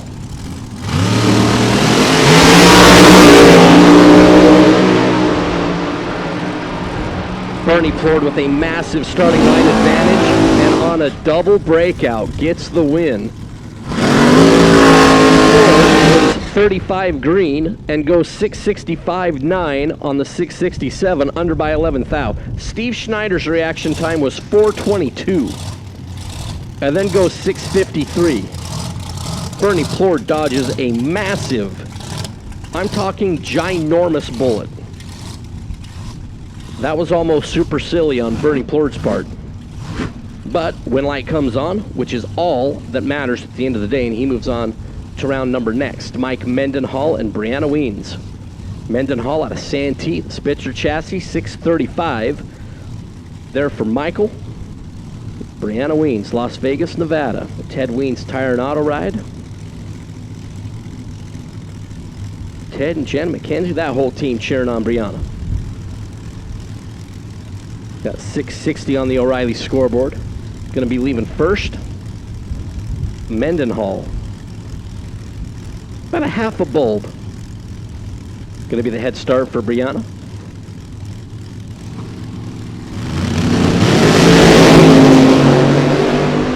Green light starts for both competitors. Mendenhall left side, Brianna right side. Brianna Weens, 661.6. 194 on the speed as Mendenhall dialed 635 and went 672. Mendenhall was better at the hit. He was 12th out reacting to green. Brianna was 42 on the light. But Brianna will move on. And the single going to go to Logan War, the devastatingly handsome young man from Erta, Utah. For Pete's Diesel Repair. 669. They're on the board for Logan. Going to get a free look.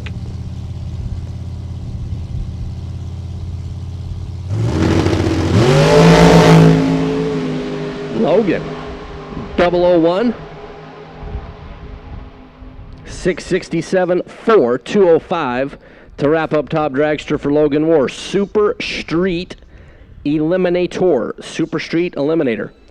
Can I get you in the lanes if you would, please? Super Street, need you in lanes if you would, please.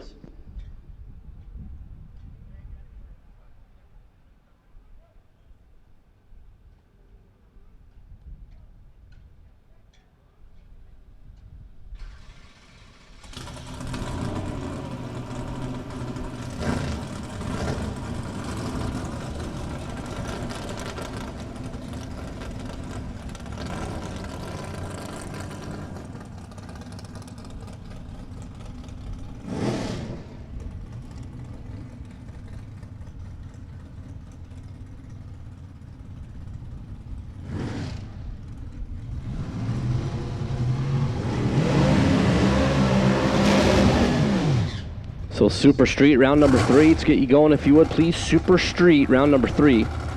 Let's get you going.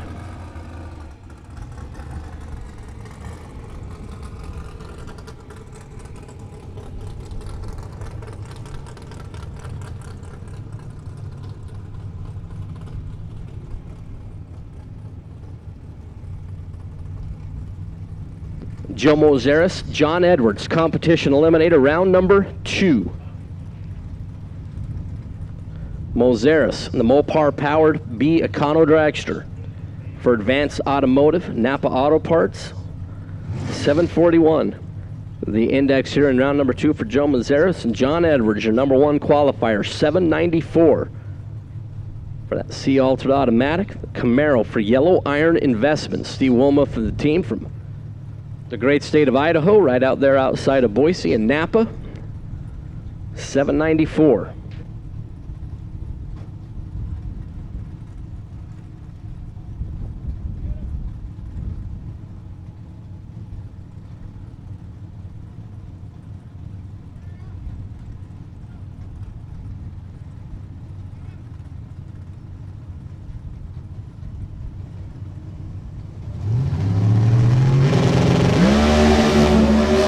John Edwards, red by 87. Mazaris going to get the freebie and off the gas right about there. 783 for Edwards, 823 for Joe Mazaris as he saves what he can as he moves into the semifinals alongside Scott McClay, who just did the burnout right there. And talk about saving what you can. Well, Scott McClay in round number 1 took a big chunk.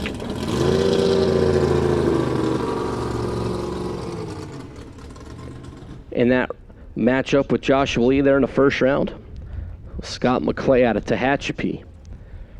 That 304 cubic inch Dodge powered dragster.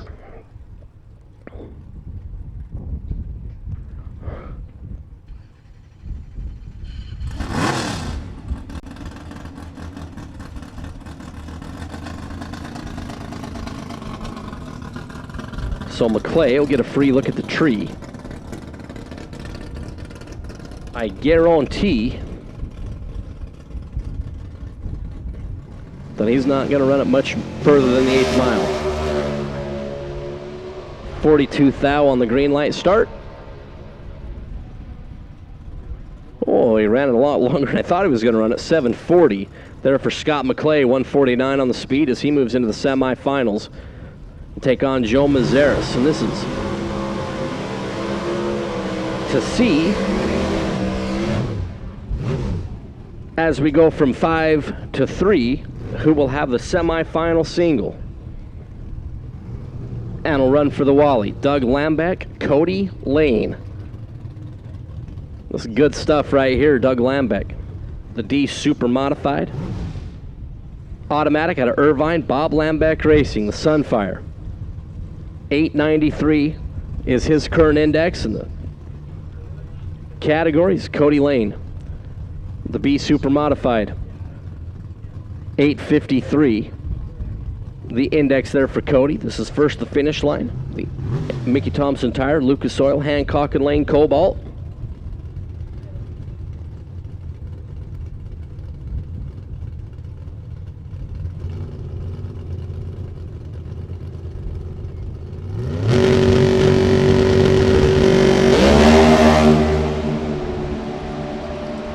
Lambeck, big advantage at the starting line. Here comes Cody Lane, gonna have enough. Lambeck, 840 to get the win. 136 on the speed. Lambeck will move on. Cody Lane was tardy. He was 92 reacting to green and knew he wasn't going to get there. Gets off the gas, it goes 847. Doug Lambeck will advance. And as we get down to 3 cars, he's got the solo. Joe Mazeris, Scott McClay will do battle on the other side of the ladder. Now we move to Sportsman motorcycle.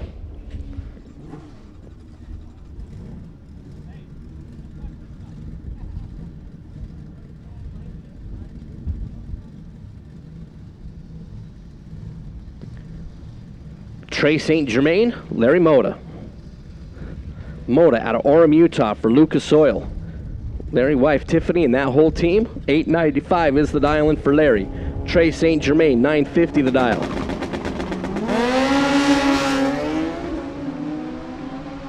Moda, green, already up alongside Trey St. Germain as Moda had a bunch at the starting line. Larry Moda, 895, 9 on the 895 to move on. 143 on the speed. There's your former division champ.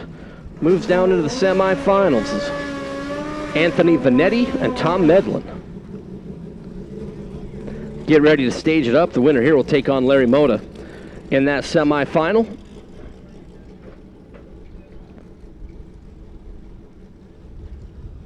Vanetti out of Reno, Nevada. Team Lucas Oil. Tom Medlin out of La Mirada. The Suzuki GSXR 811. And Tom Medlin is leaving first. Anthony Vanetti, 792 on the dial.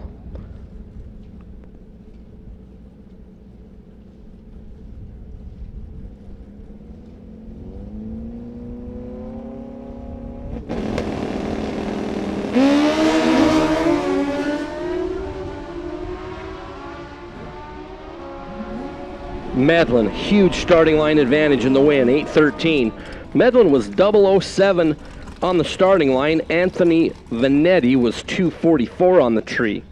Medlin just a massive starting line advantage and is able to light up the win light. He'll take on Larry Moda in the semifinal, which should be pretty good. Don DePeel, Rick Newport, and a matchup of Division 6 champ from last year, and the guy has been a Division 7 champ a slew of times. Finished number 2 in Division 7 last year, and Rick Newport, 808 the dial for Newport. He'll be doing the chasing. Don DePeel, 842. Out in front, Newport already up alongside. He's looking over the left shoulder of Don DePeel, and DePeel going to get the win by 2 thousandths of a second as DePeel goes 843.3 on the 842. Newport goes 810.5 after being 22 on the tree. DePeel was 32 on the tree. And DePeel had that front wheel out in front by 29.10 thou at the stripe as Don DePeel makes it down to the semifinals, where DePeel will take on Dave Miller. Dave Miller on the quarterfinal single.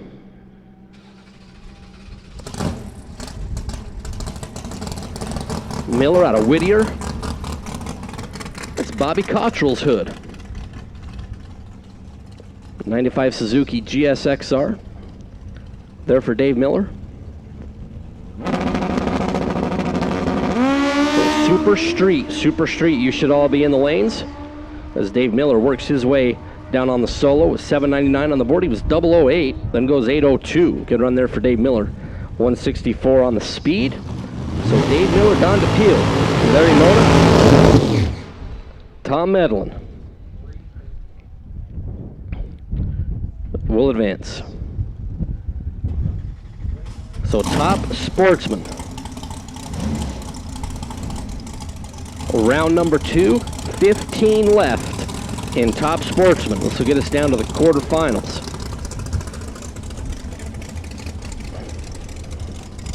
Joe Rubicek going to start us off with a second round solo. Camarillo, California, the 68 Camaro for Joe. He's got 662 on the O'Reilly scoreboard.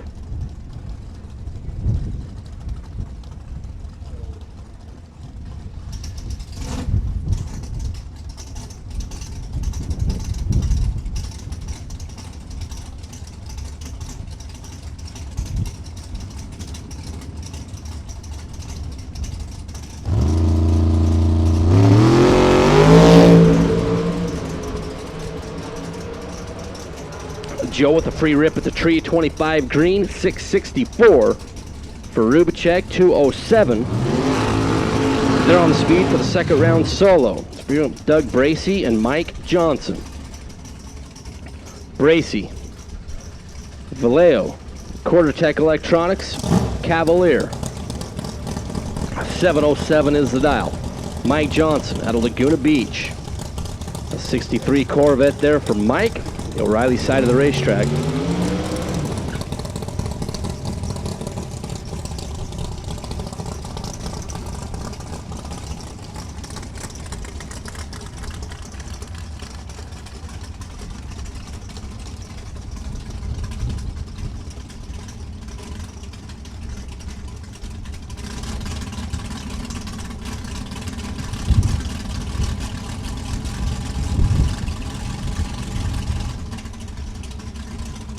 So Mike Johnson, the 63 split window Corvette, going to be leaving first. He's been pre-staged there for a little bit. Now Bracey rolls in.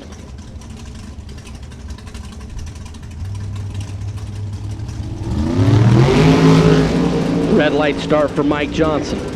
Doug Bracey was buck 23 on the green light, but it doesn't matter. The Denso board is already illuminated. 759 for Johnson.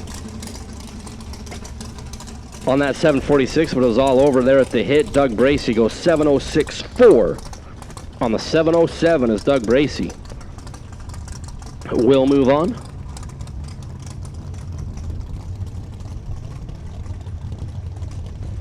Gerald Buckland, Steve Galileo.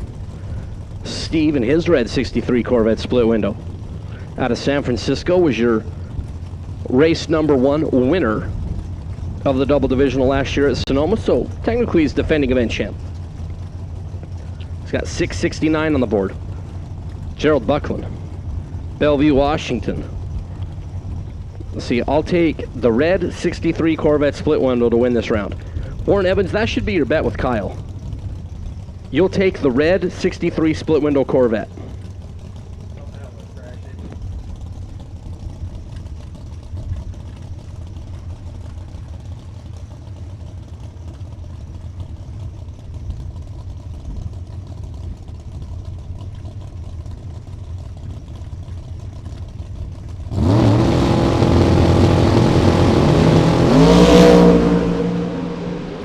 Buckland green, Galileo green. 3 thou separate them.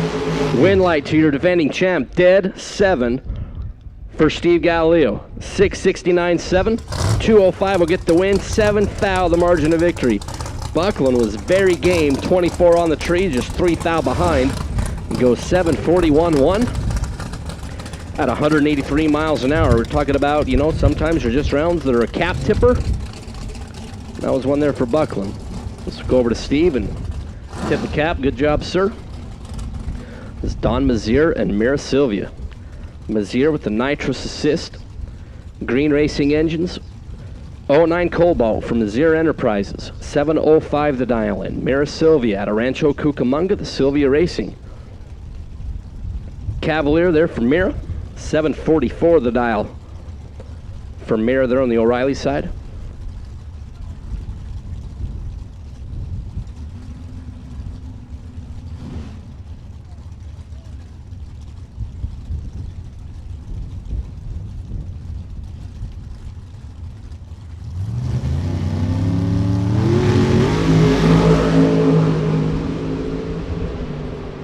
One of the racers, perfect on the tree,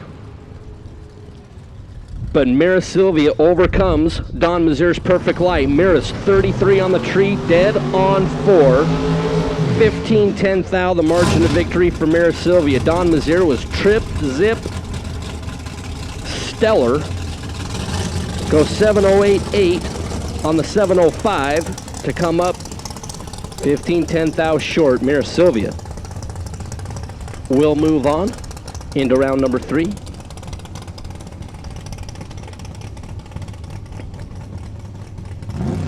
It's Ken Ratzloff, Brian Warr. It's like an old school top sportsman Rocky Mountain Raceway Saturday night. Ratzloff out of Idaho Falls, Idaho, the KNS Racing 53 Studebaker champion, and Brian Warr, Riverton, Utah, Pete's Diesel Repair. A black on white 69 Camaro on the O'Reilly side. 681 there for War. 697 for Ratzloff. Ratzloff going to be leaving first. War going to be trying to run him down.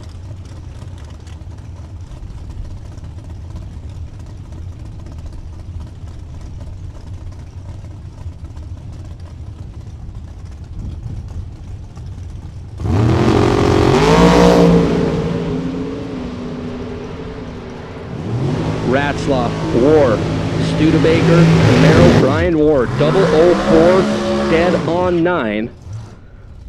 And I don't know what Ken and Sandy Ratzloff did to Brian War, but he was angry. 004, dead on 9, 13 thou on the combined numbers. Just a great run there for Brian War. And that Warpath Camaro. Move on to round number 3, and he'll take on Steve Galileo.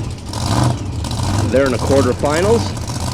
A real good run there for Brian. Ratzloff goes 696. It was just an innocent bystander. It's Frank Rodriguez and Paul Mitsos.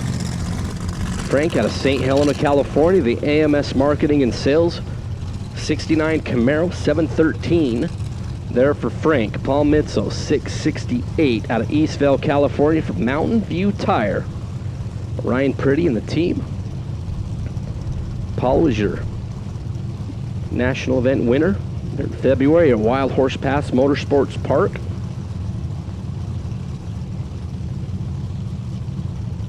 The pair on the starting line is good. The pair in the burnout box is pretty good.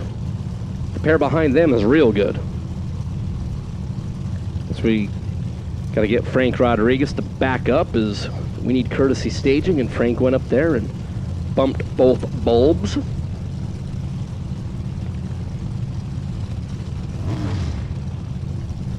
We got to get pre-stage, and then whatever you want to do.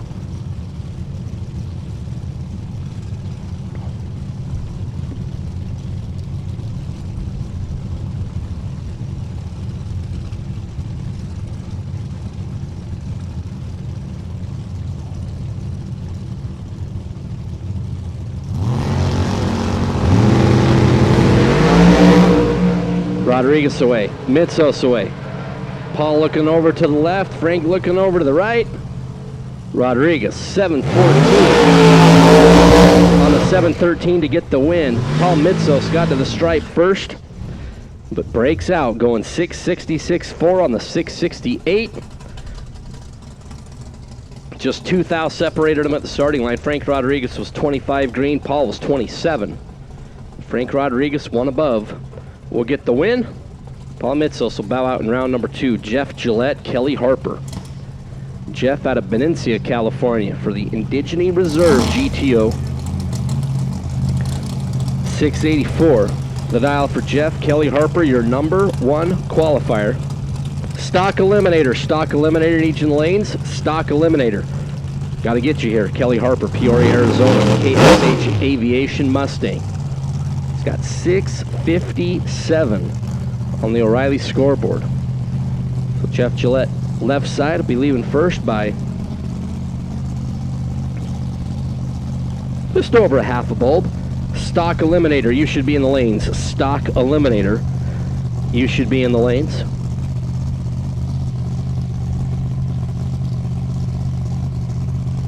And while we're at it, Super Comp needs you rolling. Super Comp needs you rolling. Harper away.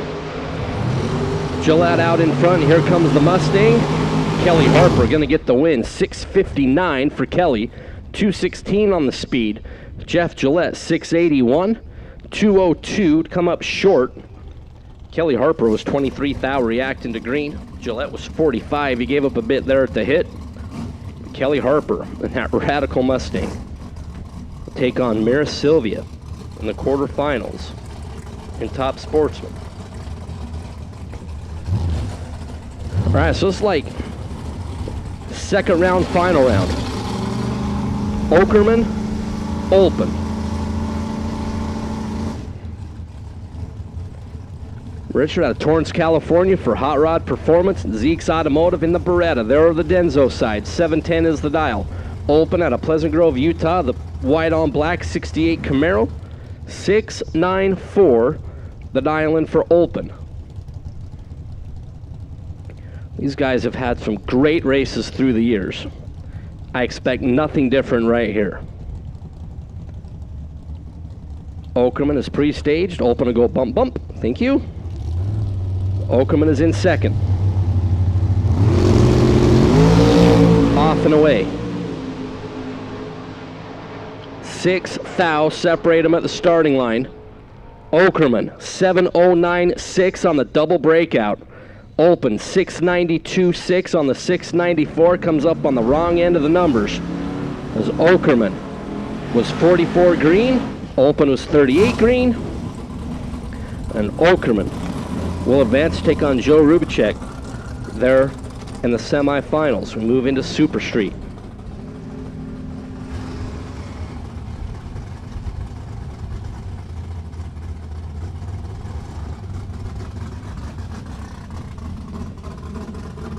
Round number 3 with Jim Mabry and Sean Ealing. Ealing out of Roner Park, the Haas Woodworking roofless 91 Corvette. Jim Mabry, the Black Diamond Automotive Vega Wagon. The Division 6 runner out of Maple Valley, Washington. Mabry off and away. Ealing off and away. Jim Mabry going to get the win. He was 12th thou reacting to green. Oh, hey, on the double breakout. 1086.5, 131 there for Jim. Sean Ealing goes 1084.5. Was 28th thou reacting to green, 131 on the speed. Ealing, a little bit late, a little bit quick. Jim Mabry will advance. Ryan Giaccone and PJ Giacalone. Yes, it's an announcer nightmare. Giaccone, Glendale, Arizona. Giaccone Racing Thunderbird. Giacalone, the 55 Chevrolet, the Pizzazz Hot Rod, dead on 9 for PJ. 10 green, dead 9 for PJ. Giaccone was locked out as he was 27. And the Thunderbird is out of here in round number 3. PJ and the 55 will move on. Once again, Stock Eliminator and Super Comp. Stock and Super Comp, you should all be in the lanes. Stock and Super Comp, you should all be in the lanes. Kevin Humarden, Matthew Bong.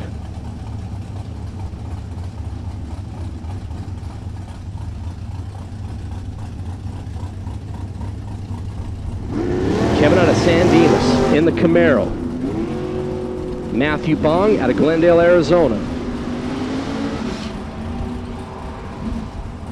the Mustang, the Camaro. Matthew, Kevin, 1090 with a 4. 10 thou on the reaction time. Let's see, 10 plus 4. That makes Pete Rose on the combined numbers 14 thou, the package for Kevin. Matthew Bong was 26 green and had no chance whatsoever. Sean Schaefer, Danny Walker. Schaefer out of Boise, Idaho, the orange 67 Chevelle over there on the Denzo side. Danny Walker out of Morristown, Arizona, that red 68 Camaro is falling way back, and I don't think they got enough throttle stop in that car. Sean Schaefer goes 1099 at 127 as Danny Walker, obviously not what Danny was looking for. 1399 as Schaefer will move on.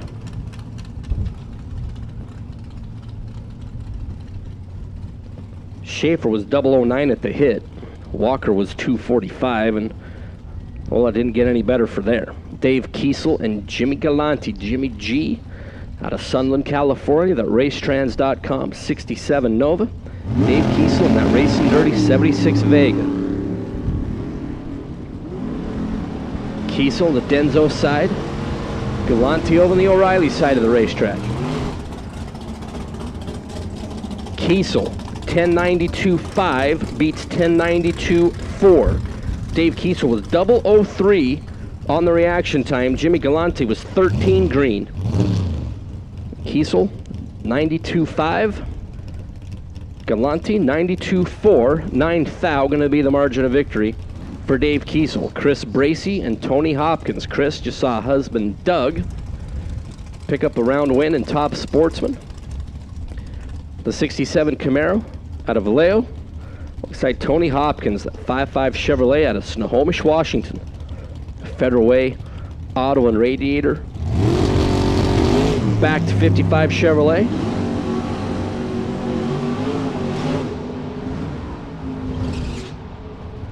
Couple of dyslexic reaction times for Bracey and Hopkins, and the win.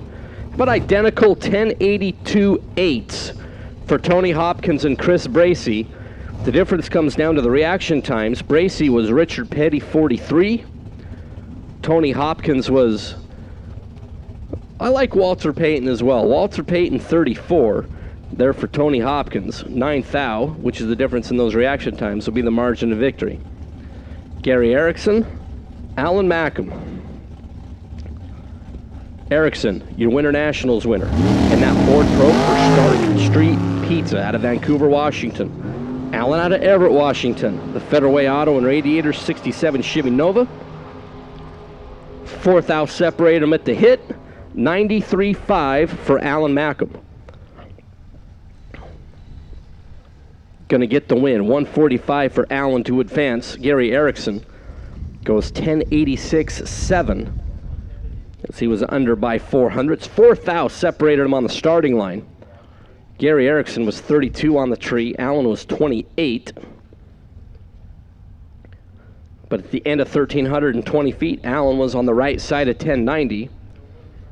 And the Washington-based Nova will move on.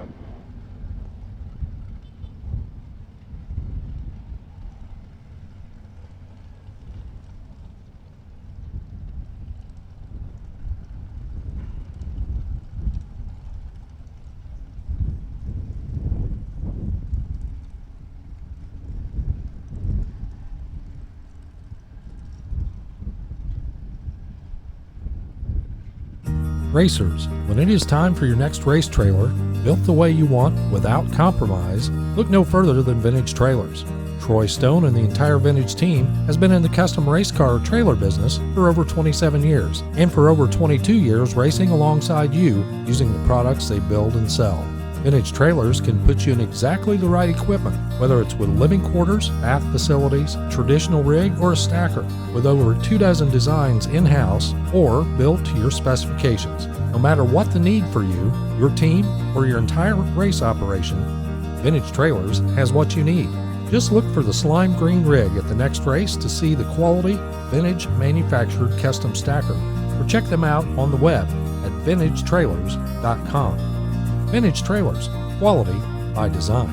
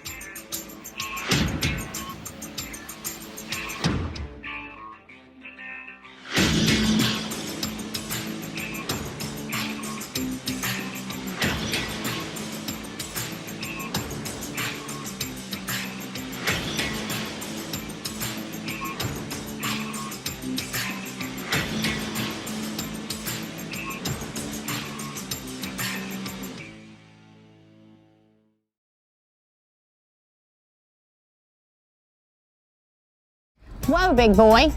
I thought the dyno said this car was supposed to fly. How do your service and parts departments perform?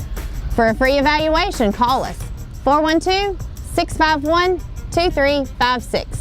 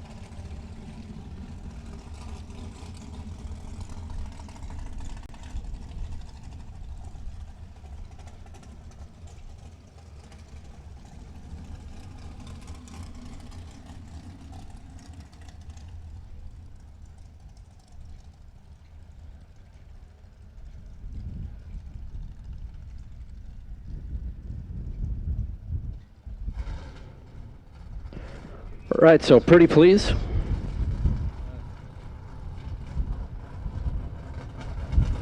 Yeah, so my stock eliminator runners. Pretty please move forward. Super comp, pretty please move forward.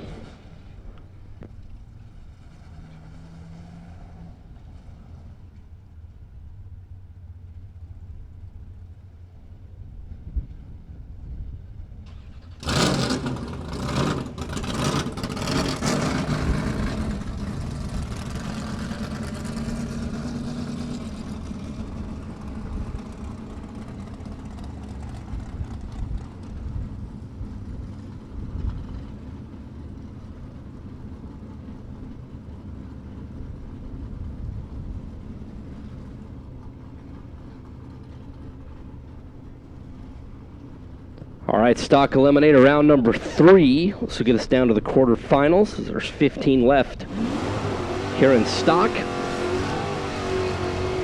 Chad Logie, Steve Wan. Logie out of Brentwood, the California Missile. GTX 1051 the dial. I need super stock eliminator, super stock and super gas. Super stock and super gas. Let's get you rolling. Super stock and super gas, need you rolling. Steve Wan out of Modesto, Mr. 413, the 62 Sport Fury. Over there on the O'Reilly side of the racetrack.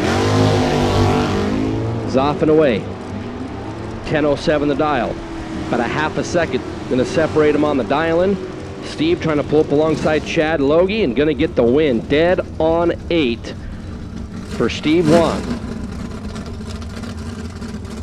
10:07.8 on the 10:07. It was 40 thou reacted to green. 2 thou out in front with Steve Wan at the end of the racetrack, and he will move on to round number quarterfinal.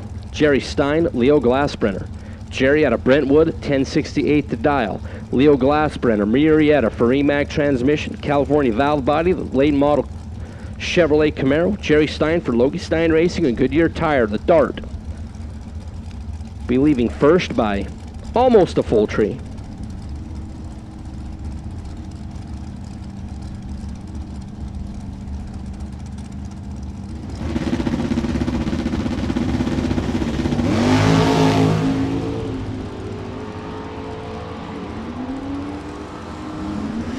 Camaro turns the red by 4th thou. Jerry Stein will move on, and a free look at 1068 goes 1070 at 120 to move on. 946 there for Leo Glasssplinter at 133 miles an hour. Darren Grossi, Carl Battis. Next up, Copperopolis, California. Carl Battis, Irving, Texas. 1130 the dial there for Carl. G-Stock automatic 69 Nova. Big wheels up for Carl.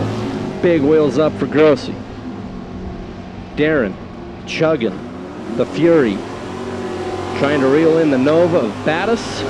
And on a double breakout, Darren Grossi will move on. 1036.4 on the 1037. It was 23 thou reacting to green. Carl Battis was 38 on the tree and goes 11:28, 113 on the mile an hour. Darren Grossi will move on. Tommy Gaynor, Larry Gilly. Gaynor out of Vancouver, Washington, the A stock automatic 69 Camaro. There for Tommy. Larry Gilly out of Hillmar. Make that Indy winner, Larry Gilly, 69 Dodge Dart.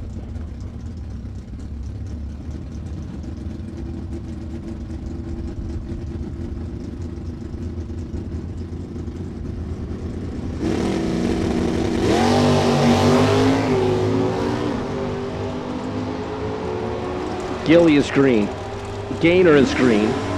The Camaro trying to run down the Dart, 69 mile a year. Give it to the Dart. 1088 on the 1087 for Larry Gilly. Tommy Gaynor was 31 on the tree and 4 above, going 1020 on the 1016. Larry Gilly was 1088, B1 above, 8 thou. The margin of victory for Larry Gilly. Tommy Gaynor. This comes up a little bit short. Kyle Rizzoli, Scott Logie. Rizzoli, the AA stock automatic, Bridgewater equipment, 69 Camaro out of San Luis Obispo, 993. The dial for Rizzoli and Scott Logie, I stock automatic, Logie Family Racing, 73 Satellite. It's got 1141 on the O'Reilly scoreboard. About a 1.5 head start for Scott.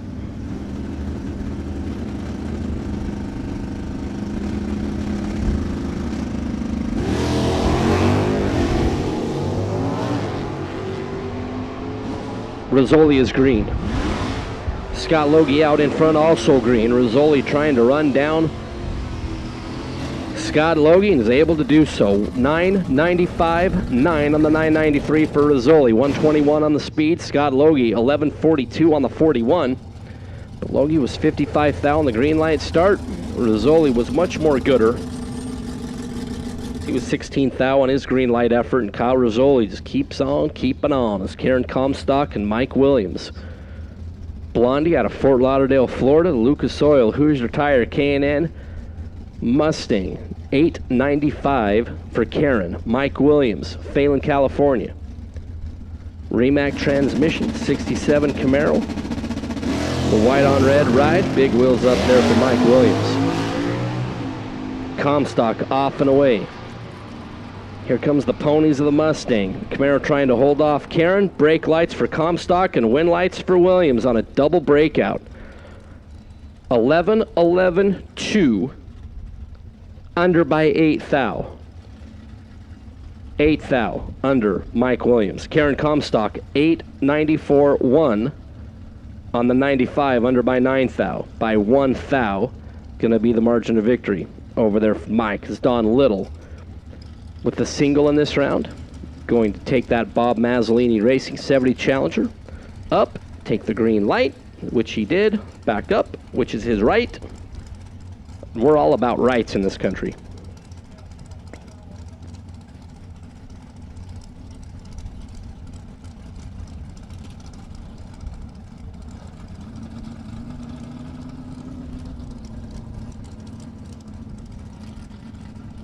So Don Little will head back to the pit area and get ready for the next round. That Wesley, California ride.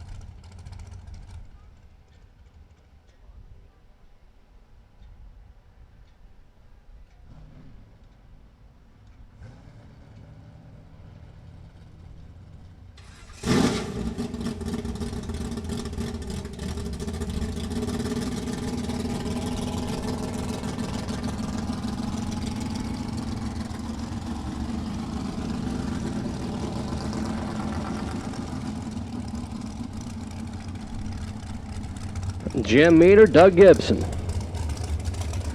Jim out of Corona. The Tri-City competition, Mickey Thompson. PMR Camaro. 1070 is the dial. Doug Gibson out of Diamond Bar. Blue 67 Camaro over there on the O'Reilly side.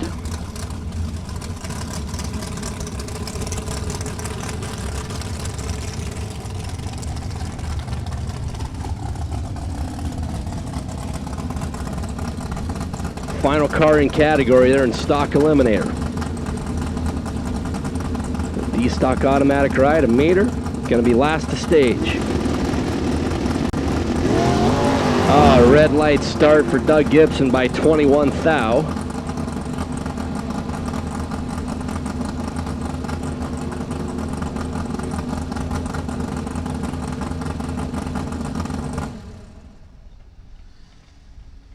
Meter will get the win, 1063.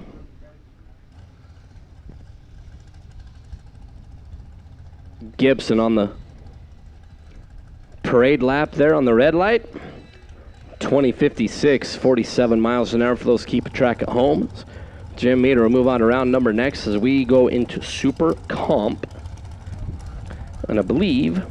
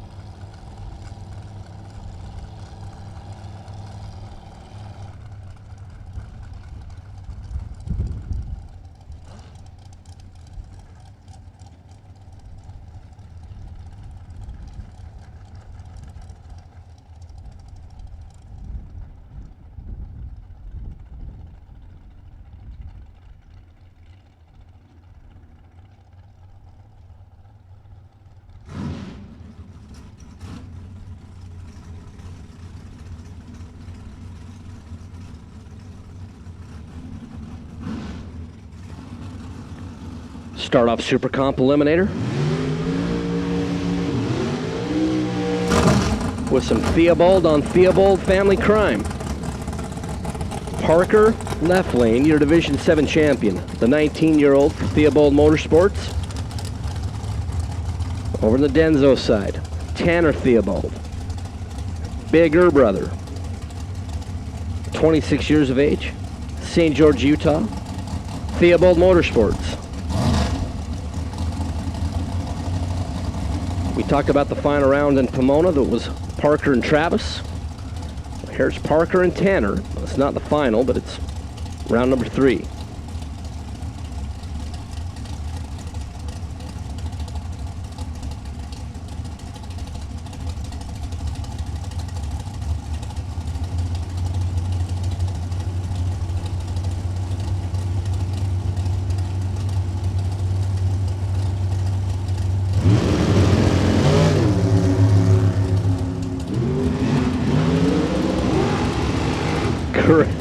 Green and green. It's just insane when you look at the board. Parker Theobald was 009. Tanner was 008. Tanner got down there and went 886.9. Parker's dead on 3 for 12 combined. I just laugh at those kids. Parker Theobald, 12th thou on the combined numbers to move on. Tanner was a little bit better at the hit by 1 thou, but it goes 886.9. At 163 comes up on the wrong side. Parker will move on. Dave Alves and Zach Mazier. Dave out of Princeton, California. Alongside Zach Mazier. Zach with the wing on the back of that Mullis Dragster for Mazier and Lucas and FTI and that whole team. Out of Escondido is young Mr. Mazier.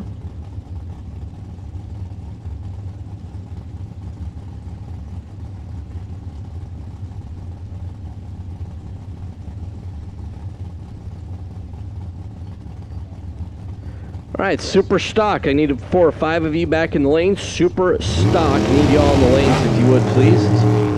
Dave Alves. Zach Mazier are off and away. 7th thou separating on the starting line. Mazier, 891.1. Beats Dave Alves, 892.9. Mazier, 7th thou better at the hit, 31 green. And 1 above to move on. Dave Alves was 38th thou on the green light start. And then 92.9 to be second best in that pair. Steve Hamilton, Damon Bustamante. Hamilton out of Indio, Tapatio Hot Sauce. Damon, Conroy Brothers Racing. San Dimas, 17-year-old. Damon over on the O'Reilly side.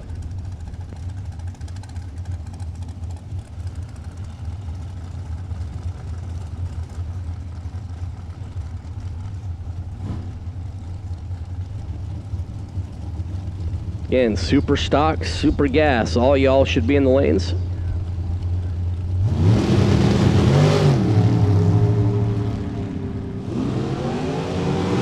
Green for Damon.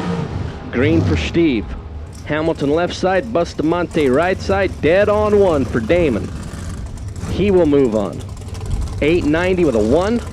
Was 40th thou reacting to green. Hamilton was 62 on the tree.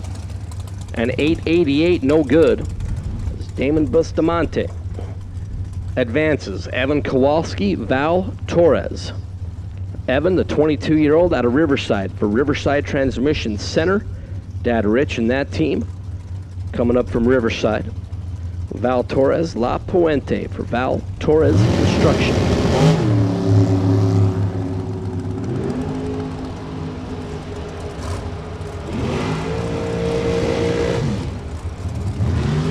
Both are green.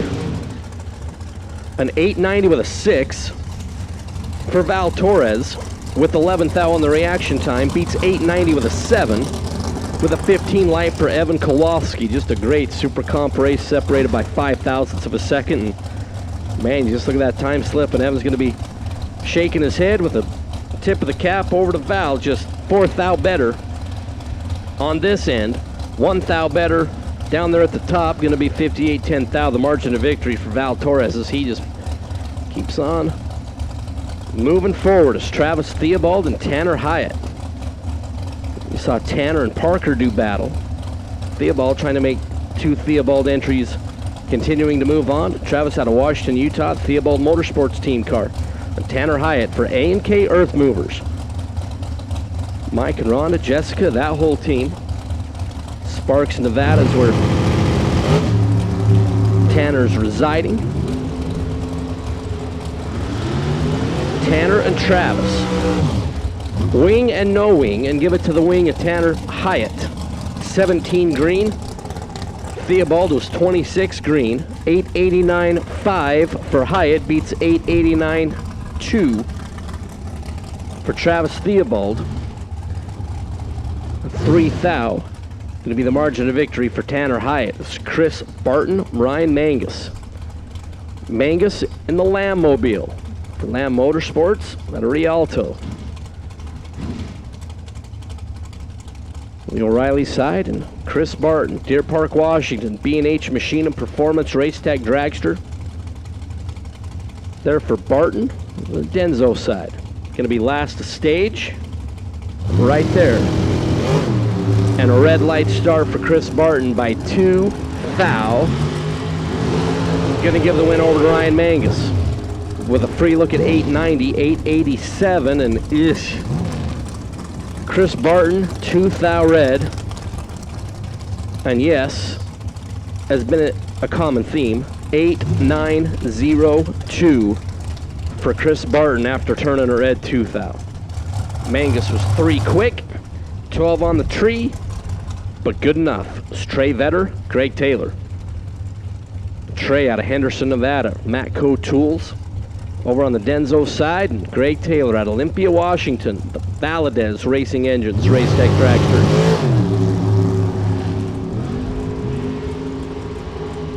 Trey with the wing. Greg is wingless. Trey and Greg gonna go to Trey Vetter. Wow.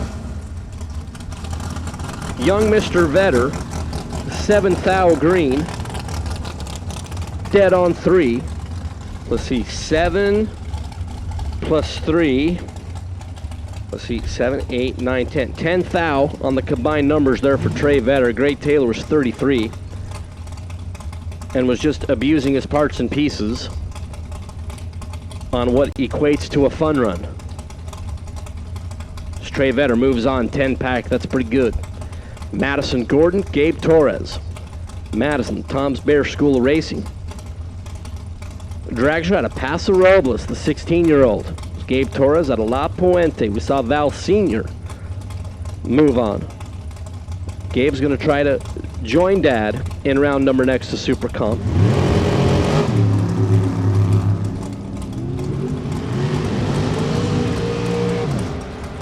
Gordon is green. Torres is green. And on a double breakout, Gabe Torres, 889.8, 178 the speed, 889.4 for Madison Gordon. Madison was 5 thou better on the starting line, 25 to Gabe's 30. But Gabe got it woed up enough to be closer to that 890 number by 4 thousandths of a second. Gabe Torres will move on. Madison Gordon, pretty good showing. Getting into round number 3, it's going to come up a little short to Gabe Torres. And Don Keene, Superstock needs you in the lanes instantaneously. Doug Johnson, Jason Rosenbaum. Johnson out of Utah, fast lane machine. Denzo side of the racetrack, Jason Rosenbaum, the dragster with the wing out of Victorville. They hit plumbing, back oil, Spitzer chassis there for Jason. Over on the O'Reilly side. Rosenbaum in, Johnson in, Rip. Top dragsters get you rolling, top dragsters get you rolling. Doug Johnson is green, Rosenbaum identical reaction times. Doug Johnson made the right decision down there, 893 to get on the right side of 890. Rosenbaum, 888.7. 888.7. Doug Johnson will move on as they were both 24 on the tree. Once again, top dragster. Pretty pleased with Sugar on top. Let's get you in the lanes. Debbie Dolezal and Michael Woodard. Debbie out of Chandler, Arizona for Auto Image. Race for Home Realty. The Answer Chassis dragster for Debbie. Michael Woodard for Woodard Figure out of Sestapur.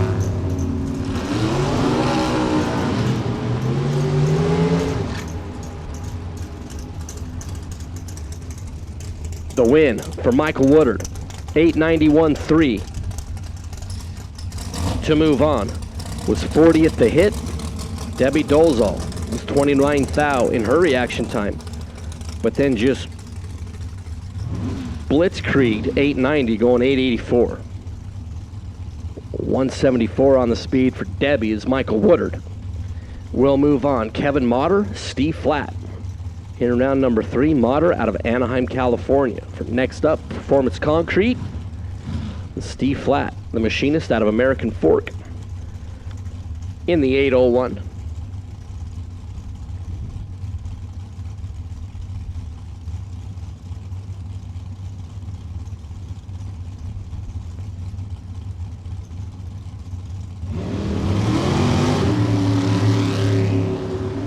Kevin is green. Steve Flatt is green. Steve looking left. Here comes Motter, the bigger mile an hour of the 2, and Kevin Motter, 894 to move on, 166 the speed. Steve Flatt was 891, but the dial-in was, the reaction time was 65, and Kevin Motter was 29 green, and he will move on. Jerron Settles and Mike Lane going to be our last in category. Settles out of Maryland, the Flying Airbrush for Imagine That Customs, and the Weens Mobile. There for Jerron. Mike Lane out of Shafter, California, the Shafter resident, Lane Farms. They're for the undercover dragster of Mike Lane.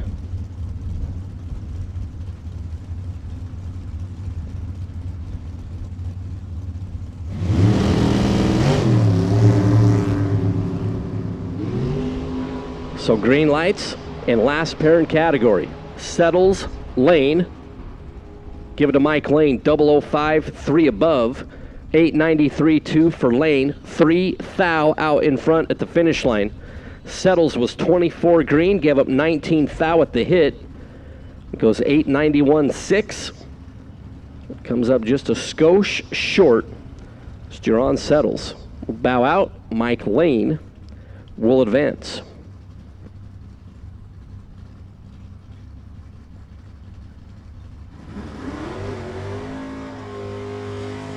So Superstock gets ready to fire up with Dennis Paz and the Mino Camino. And James Coughlin, that escort. I'm going to get out of the way. And our resident expert in Superstock, Peter Biondo, will run you through Superstock and a couple other classes. Peter, did you have a nice respite? I did. I was actually... Flying the stunt plane, doing the smoke in the sky? You saw that? Yeah, absolutely. That was impressive. Listen, don't underestimate me.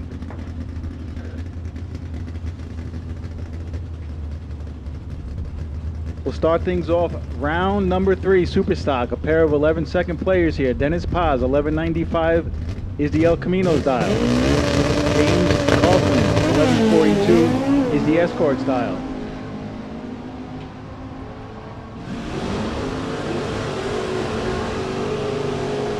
El Camino's out in front. Can he hold on? He cannot. Gets there first by less than 1,000. Breaks out by 700. Here we go again, double breakout. James Coughlin, 022, 500s under. Dennis Paz is 038, 700s under. Win light, James Coughlin. There's Mike Cotton, the hitter from Cave Creek, Arizona. Cave Creek, Arizona. I think any place in Arizona sounds like a nice place to live. And Eric Bell, the ex-professional MLB player, driving a big Barracuda. Earlier today, Eric Bell picked up the front wheels in that Barracuda, carried him about 120 feet. Nicely done once again. This time, we'll give him 90 feet on that one. He was 127.60 earlier. He's a 126.9 60 foot today. He was dead on 858 earlier. He goes 859 this time and turns on the wind light. Eric Bell, 017 on a tree, 859 on a track. That's 2 above his dial-in, and Cotton is 028 and 3 above. Factor in all the little and big numbers, 200ths of a second now going to the ex-Major League Baseball player, Eric Bell. I always said, Mike, if he can play Major League Baseball, racing has to seem easy for him. Yeah, oh, absolutely. Yes. Because I can race pretty good, but baseball seems really hard to me. There's no way you're hitting 95. I'll be lucky if I hit 75. So Cody Lang and Steve Wan, neither driver got the reaction time they were looking for, but an 064 to an 059, not to Lane, win light Lane. 7 over the dial, 873 on an 866. Steve Wan was 927 on a 918. Another 200th of a second margin of victory. Here's Jimmy DeFrank, California Car Cover, the Drag Racer TV sponsor this weekend, and Brian Broussard.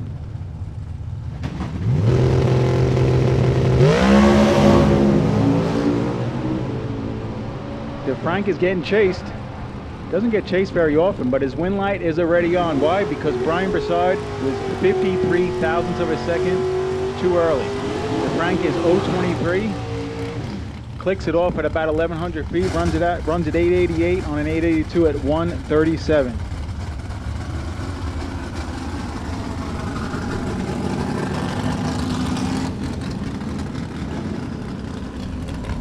Top Dragster. We'll take it to the stage lanes, please. Top Dragster, we have a few of you there. We need the rest of you.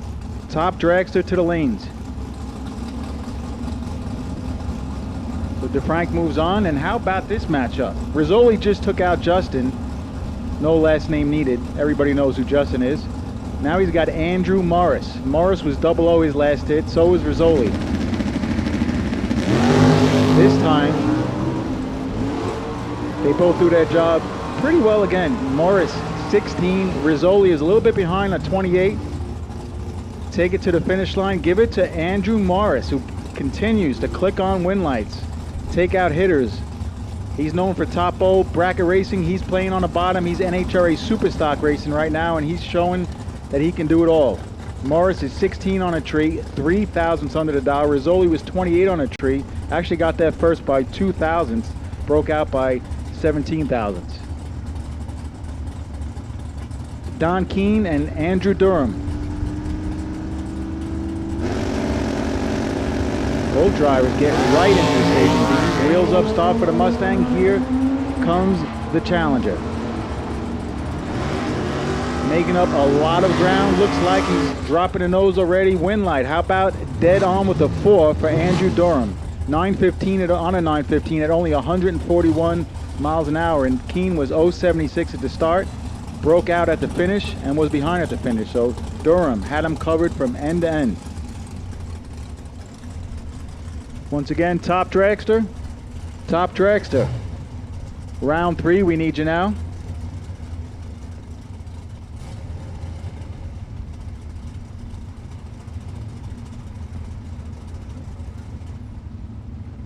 Here's Team Old School. The 74 Vega wagon, we talked about it earlier.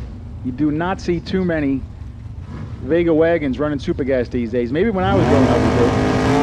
Not these days. It's Corvette Roadsters and Corvette Roadsters, and then some more Corvette Roadsters. Right now it's the 74 wagon looking for a win light against David Ruff. Does not do it. Only 9 thou separating them down at the finish line. So about 2.5 feet margin of victory going to David Ruff is 016 992. Butler is 029 991. Whole shot win, David Ruff.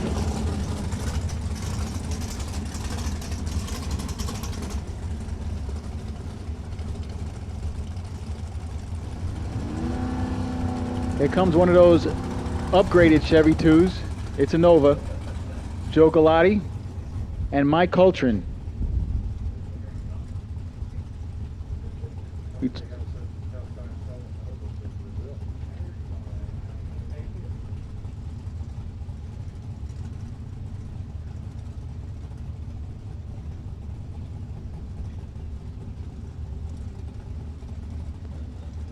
See, in case anybody missed it, in case anybody missed what I've been confused about for the last year and a half, the Chevy 2 and Nova dilemma. Basically, a Nova is a top-of-the-line Chevy 2. So if you went to the dealership, picked out a Chevy 2, said you know what, I'm going to upgrade to the Nova. Google helped me with that. I asked 10 friends, didn't get any answers that I could relate to. Google, bam, done. Mike Coltrane, Joe Galati right there, win light. How about a 996? Big hole shot win for Coltrane. Galati was 990, dead on the number. First digit in the reaction time started with a 1, and that was the end of the story right there. Attention to pits, alcohol funny car. Alcohol funny car, we'll take it to the staging lanes now, please. Alcohol funny car. Top Dragster, you should be there. And now we'll take alcohol funny car for the staging lanes. Brian Presler and Ryan Zerneno. Both drivers doing a very good job on the starting line. How about a 016 Ryan, 1 above 0, 991 with a 0, no good. Presner is 006, takes 3 thou down there and goes a 991.7. Nicely done. Brian Presler, moving on. Roger Cato took out a hitter last round, Marco. This round he's facing George Scott. That's the 03 Cavalier, formerly owned by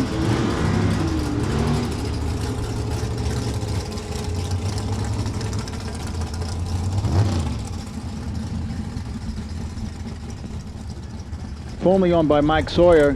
This win goes to Roger Cato, so the win lights just keep clicking for Roger Cato in the left lane. 993 on a 990 index. 020 is his reaction time. Scott was 056 at the start.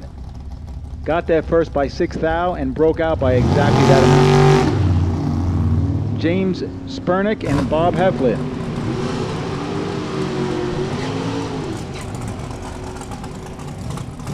Better reaction times to Spernick. Win light. Whole shot win by 1 thou. How about James Spernick? 012 on a tree.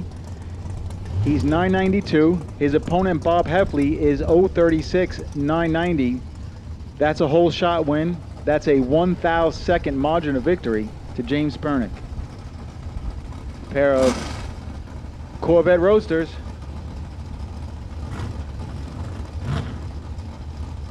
Gary Hesselbrock and Justin Strom. Justin coming off a 990 with a 0 last round. He's a hometown player, knows his track well. Another win line for Justin as Gary drops it 6th thou on the red side. Justin doing his job in the other lane on a tree. 011 on the start, 991 at the finish. Nice lap right there for Justin Strom moving on.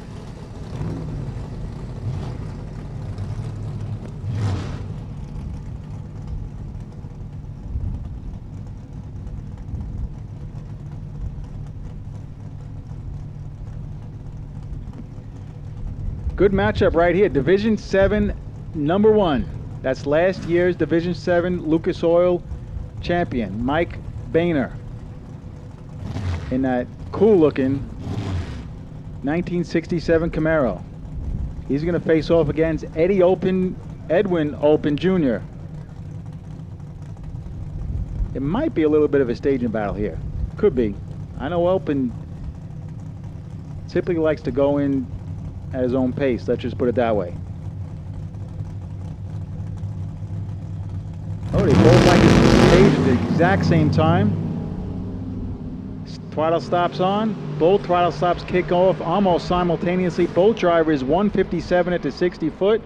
Who has it dialed better? Who's going to work the top end? Give it to Mike Boehner, Division 7 champ, coming back, winning a double breakout. Open was at 009 on the tree. Boehner was 020. But Boehner got a little bit further behind the finish line, made the right choice. Win light, Division 7 champion coming back. And here's Dennis Paz to finish off round number 3 of Super Gas. Dennis Paz, I got to give it to him. He's oh, we have one more pair? Okay. Dennis Paz with the earned by run, courtesy of his first round 990 with the something, I assume. Got put on a ladder. Earned himself a nice round 3 single. But I got to give him credit. I like the vehicles he chooses. He's a little bit different. El Camino in Superstock. 41 Willies in Super Gas. 016 at the start for Dennis Paz. Stops the clocks. Says 988. Good lap right there. Good spot to be. Super Gas 988 at only 135 miles per hour. All right. This is the last pair of Super Gas. And that's a promise. Lock it up. Pinky swear. And it's a good one. Steve Parsons and Val Torres.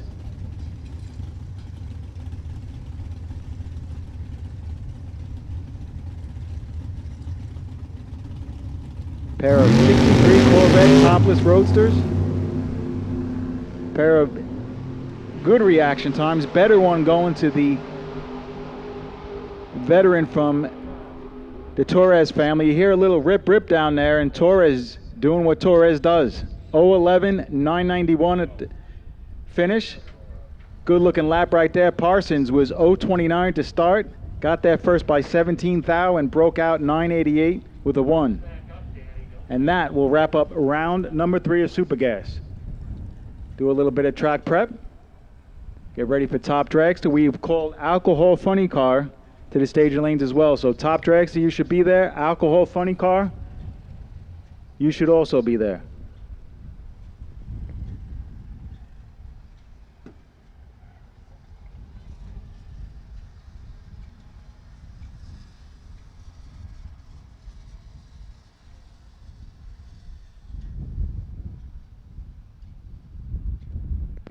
And while it's quiet, we really do appreciate it, and we're going to say it over and over. So we just have to remind you, because in the heat of the battle here, hunting for that win light, hunting for that NHRA trophy, it's easy to forget. But you guys have been doing a great job, and we need to continuing on with the social distancing and the masks. Please, please, please, everybody, keep your masks on.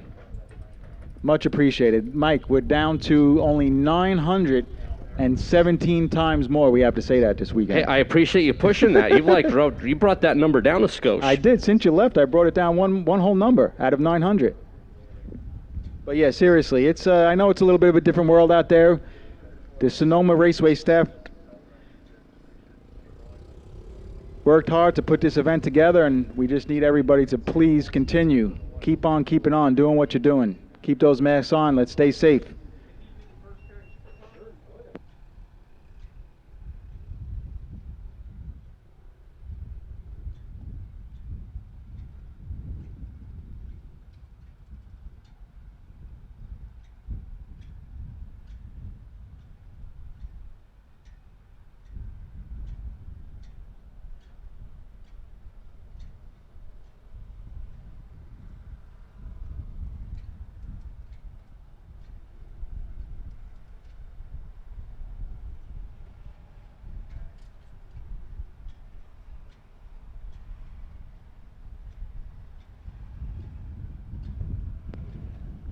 All right, so Mike, while it's quiet, first of all, thank you, everybody who has been, which is 100%, masks have been on.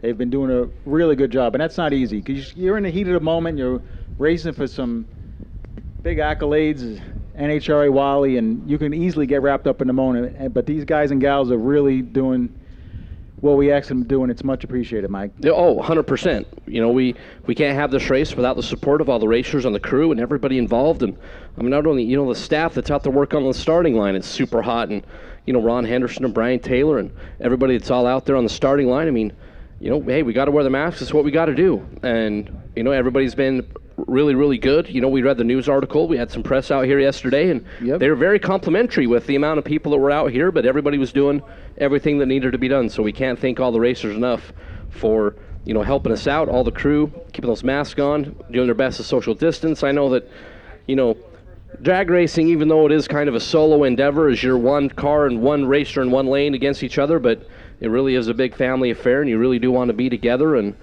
you know, just keep, you know, social distancing the best that you can and keeping those masks on. And, you know, we're pretty fortunate to be able to do this Corbel, California Champaign double divisional here at Sonoma Raceway this weekend, because there's a lot of places in the country that cannot have races. You know, we saw the news today. Brainerd National Event, done. Denver National Event, done. Like, and if we want to continue the spread of drag racing staying open, it's a good idea for everybody to continue to practice social distancing and show them that we're good to abide by the social distancing that has been asked, the masks and whatnot, and we'll just, hopefully, this world will get back to somewhat normalcy. Yeah, exactly. I mean, you know, I know that there's a lot of people that disagree with doing the things that we got to do for, you know, the reasons that they want to disagree, but, you know, for this event right here, it's what we got to do, and we appreciate everybody doing it. Absolutely. You got to do what you got to do. I mean, it's like to the point, I mean, I don't believe I'm going to say this, like, for real. Are you going to tell me that 10 is an odd number again? I'm still trying to work that angle, but so far we're doing okay in that deal. If you were to say to me, in order to have this race, this whole entire weekend, I would have to wear a Boston Red Sox hat. Don't do it to me. Don't do it to me. Anything but that. I would have really thought about it. All right. But you wouldn't do it. But I don't think I would have done it. You calling sick. I might have had a Boston Red Sox hat, but I definitely would have taken a Sharpie and drew over the top of it. There you go. You find a way around that, right? In case you're wondering, we're big Yankee fans.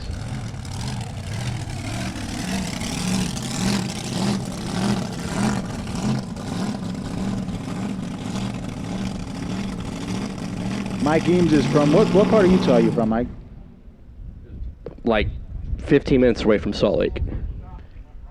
And how did you get into liking the New York Yankees? So, my family is a little unusual. So I have a brother and a sister. Where it started. Yes. So I have a brother and a sister that are 13 and 12 years older than me. Okay. There's nobody in between me and my older sister. So I was a complete year what baby. You know what a year what baby is? Like an accident? Honey, I'm pregnant. You're what? Okay. So I was born in '74, and my brother and sister were big Yankee fans. My mom liked the Dodgers.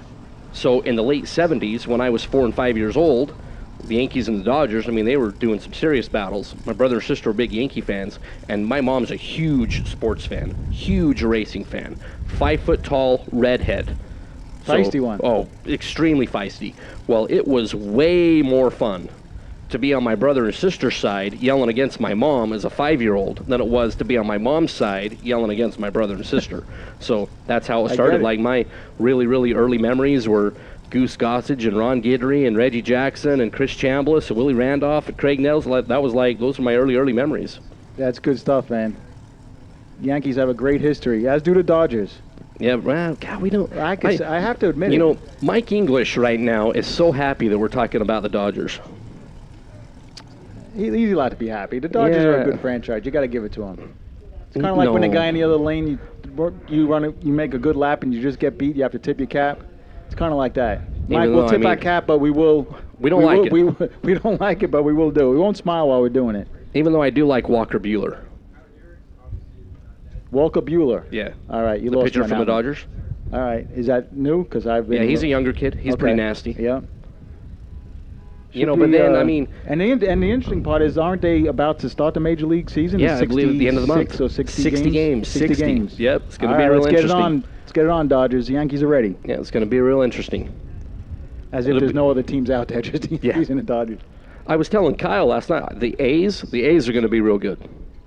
Yeah, the A's are, I tell you, I went to, with Kyle to watch a couple of A's games. They are they're a tough bunch. You know, they don't have a lot of money. They got a lot of good young players. They got some good young pitching. A's are going to be pretty solid. As we get a little closer to round number 3, do a little track prep of Top Dragster. What I found pretty cool, Mike, so I go to quite a few Yankee games. Once in a while, I'll try to get good seats. I'll go on StubHub at the last minute and see if I can get seats close up, and I have a couple of times. When we did that at the Oakland games, obviously the seats are probably a quarter of the price. Sure. But the cool thing was, we actually came out of the same tunnel, so to speak, as where the Dodger players came out of. For the A's players? The A's players, yeah. It was really, really cool. So let's talk about what category or kind of race car in drag racing have you never drove, but you would love to drive one day? I've driven every Sportsman class.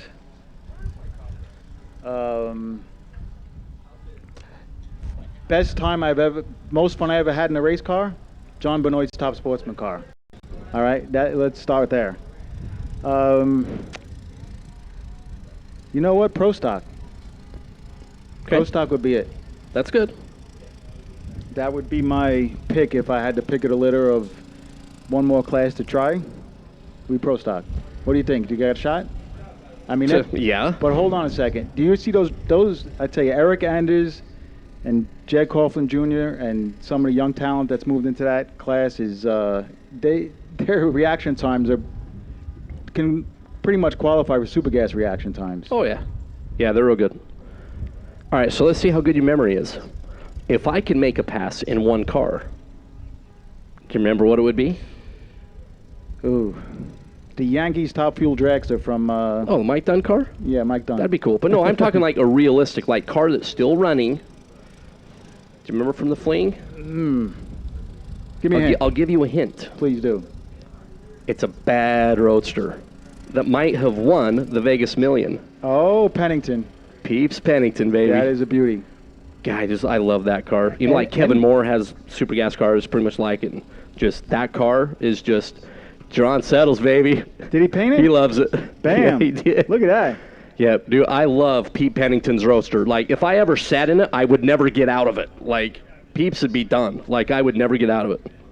And if you ever watch, Mike, Peeps or the Pennington Roadsters go down the track, they absolutely are just on a string. Oh, yeah, every single run. I've never seen, like, a wobble, waver, nothing. They don't, not much weight transfer. They just keep all four wheels on the ground and get it. Yep, love Pete. Like, I know there's so many great cars across the country, but Peeps Pennington Roadster, Michael There's two or Pennington's. three of them, right? Yeah, Which one do you Michael like? The Penning- one Peeps is. I like Peeps. That's like the pink and white and all that. Yeah. And Michael Pennington's is also great. You know, and Kevin Moore has one that's like a real similar style, but yeah, Peeps car, that thing is just, every time I see it, it just makes me happy that I woke up that morning. I can see why. Now, okay, so if I ever win the lotto, I'm gonna have they won't sell that Roadster, but I'll No. have Pennington build a Roadster just like that, and we'll paint it in pinstripes. Oh, absolutely. The only Okay. problem is I never played a lotto. That's the only problem. Matt, you know what? So our chances aren't too my good. heart was happy for about 2 seconds. And then it was the Price is Right horn right after that. That would be pretty cool. A Pennington Roadster with the Yankee pinstripes, Yankee logo. Get some of that. Oh, Can you do it, Drew? Can you do it? Imagine that. You can. the flying Bam. airbrush is like, I got your Yankee logo. It'd be amazing.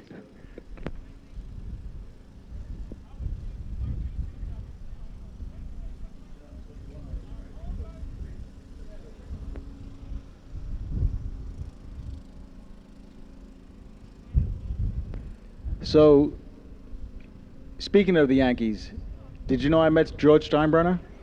How was that? That was cool. I was only about 10 or 8, but that was cool. My father worked for Kirin Beer, Okay. the Japanese beer company, Yep. and they were sponsoring some part of Yankee Stadium, and we got a suite, and right next to us was George Steinbrenner. I just peeked my head over, and my father goes, "You know who that is?" And we went in the hallway, took a picture with him. What? Super nice. Super nice guy, yeah. So I mean, he he was did- pretty much all business, but Yeah. I mean, he took the time. So, but he didn't try to fire you like most of the managers that they had at the time. No, but Okay. I'm sure if he spent enough time with it, he would have. All right, since we're down and we're talking about the Yankees, we'll keep it going just for one more. Yes. Okay, ready for another one? This Absolutely. is pretty cool, though.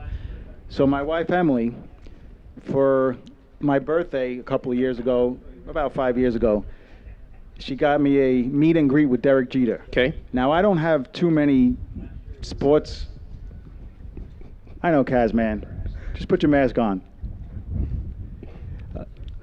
Gotta love Kaz. We love Kasner.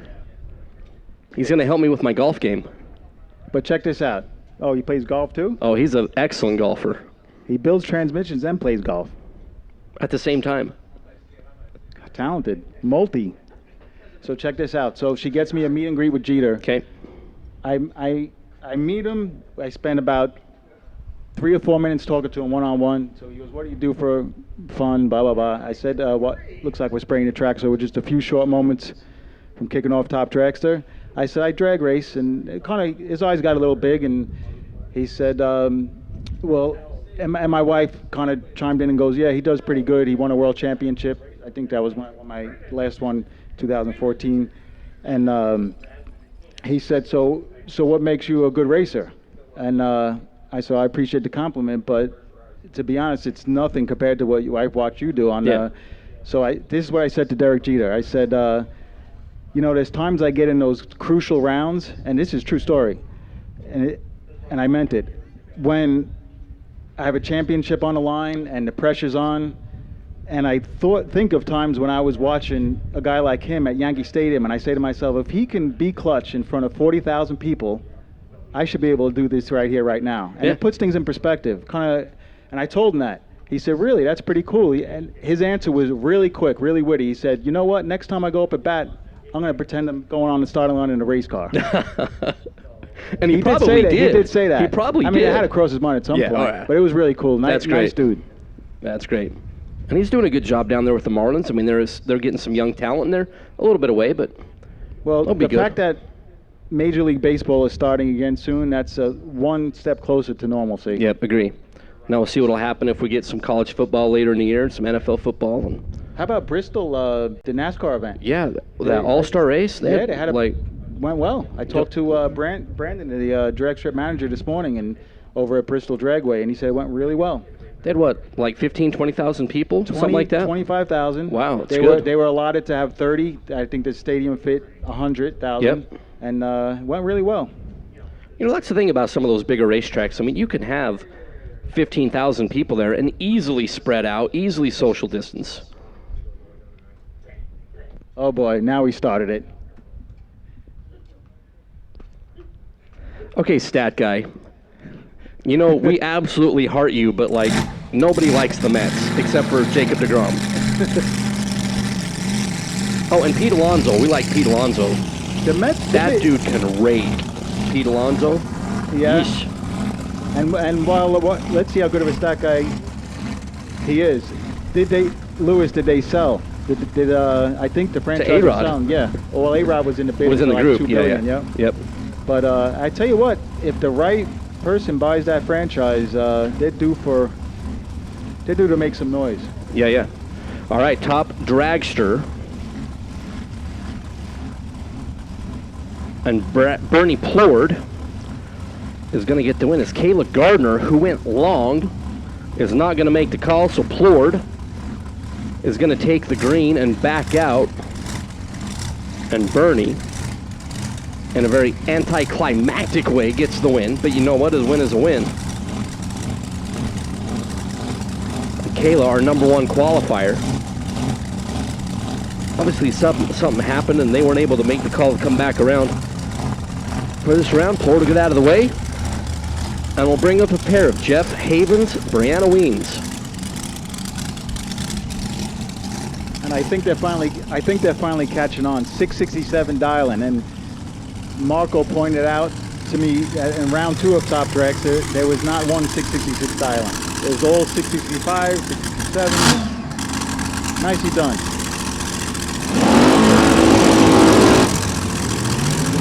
Not a big fan of the 666 dialing, whether it's Top Dragster quarter mile or a bracket race 8 mile.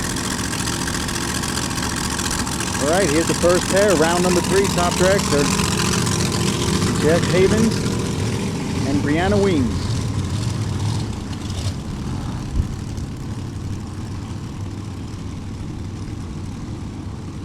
Brianna Weems dialed it in a 659. She qualified with a 658 yesterday. Havens dials it in 667. He qualified with a 667. So both drivers dial it in, sticking their dial in pretty much right where they qualified.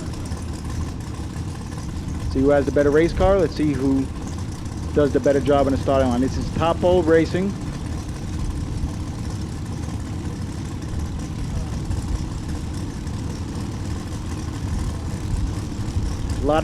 So in this class, either you have a very, very, very, very big cubic inch motor, or you have a power adder. So I'm going to guess Weems has a power adder. Or you can have both. There's some of those too. One flat 60 foot for Brianna Weems, but she breaks out. Jeff Havens, 3 thou under. Brianna Weems is 16 thou under. Win light, Havens. Moving on to round number 4. So how many cars left here? We have 12 left. Chop it down to 6, getting just that much closer to actually handing out a NHRA Lucas Oil Wally. Like the sounds of that. Been a while. Dan Naylor and Nick Axman. Nick dials it a 641, Naylor a 668. Chevy 398. Left side. Axman with a Chevy 615. It's anybody's race. It's 023 on each side, and it's a dead on with a donut. That's a 668 with a 0 on a 668 after an 023 reaction time for Dan Naylor and a win light. Axman was 023 as well, but ran 1 above the dial, and that was the difference in the drag race.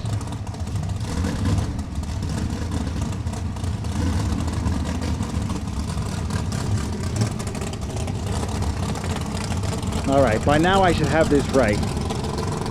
Clint Geisy.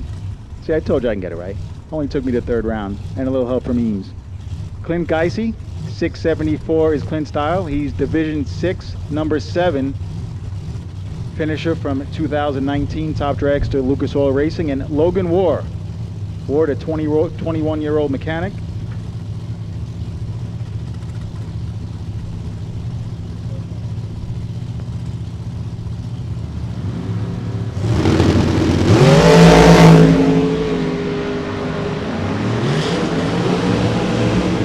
action, time for Clint. Logan was a little bit behind at the start. Win light. Clint Giese, 012 on a tree. Nice hit there. 678 at only 188. So decided to get behind at the finish line. Made the right choice. Logan War got there first by 20 thousandths, broke out by 6 thousandths. So again, while it's quiet, or while we get a little break between the pair here, please, please, please continue to wear your mask. Guys and gals have been doing we've been batting 1,000. Let's keep it that way, please.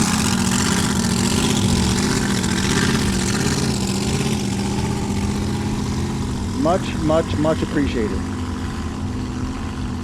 Art Hoover and Steve Hamilton. Steve put up I believe about a 7 or 8 thou package first round in Top Dragster. Here he is staging up with his 7 flat dial. Round 3 against Art Hoover. Art dials a 660.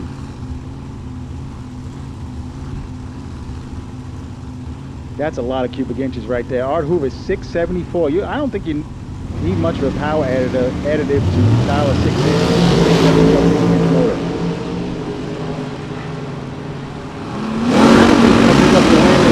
Drops it 11th thou red. Hamilton is 028, 4th thou under his dial, goes 699.6. So Hamilton will come back for the round of 6. John Freer and John Richardson.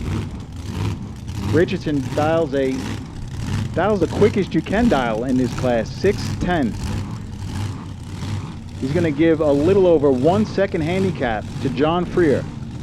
Freer's a 67-year-old cabinet maker. Pretty cool. So a 72-year-old John Richardson dials in a 610. Mike? Yes, sir. I'm just hoping I could walk into my backyard around my house when I'm 72 years old. This guy's dialed it in 610. I just hope I can remotely swing a golf club when I'm 72 years old. Well, you. Oh no, I swing one now. So both drivers stage up. Freer's going to lead first. Top both cross. Green, and let's just say Freer is very, very, very green. You hear Richardson give it the old womp womp, and there's no mistaking that. As he runs a 633 at only 169 miles per hour on a 610 dial. Freer, he just flat out got distracted. Something happened, missed a tree. And Richardson will move on. That will put us into the top alcohol funny car category. And with that said, Mr. Dennis Taylor is in the house. Hey, You ready, Dennis? I'm ready. Peter Biano, thank you very much. Appreciate all the good work. Great job that you do. All right, Comp Eliminator. Comp Eliminator, Sportsman Motorcycle, and Top Sportsman. Need you in the lanes if you would, please. Comp Eliminator, Sportsman Motorcycle, Top Sportsman. I need you in the lanes if you would, please.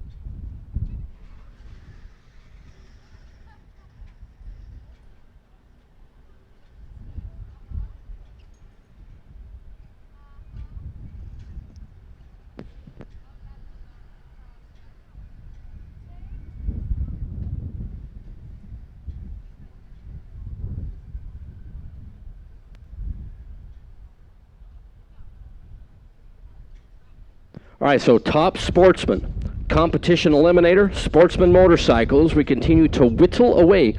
Dennis Taylor, we are whittling away. Whittling away at it, getting ready for another great session here of Alcohol Funny Car, followed by Alcohol Dragster. Brought to us this weekend by Plumbing Concepts, Ken Meadows.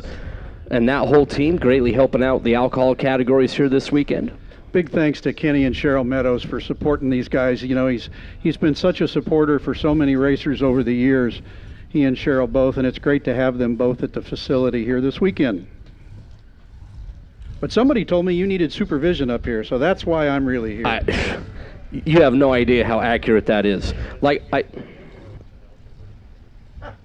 Shush. Thank you, sir. Please.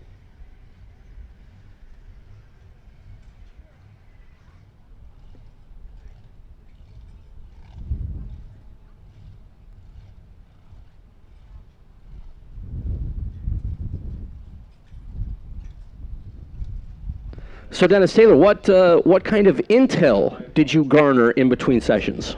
Well, guys are hoping to run quicker. How about that? Well, I would certainly hope so. Yeah, I get paid all right. It's like I get a Laurel and Hardy handshake when I walk in. It's almost like the person I feel like the most sorry for in all of like commentating is the color commentator in bowling. In bowling? Yeah. Why is it's that? almost like, so Dennis, what do you think you're going to do here? I think they're going to try to knock down all the pins. Pretty much. And here we're start off with Brian Hout and Mike Deshugnian. God. Mikey D, as Mikey I like D, to say. Deshugnian. I always got to think about it.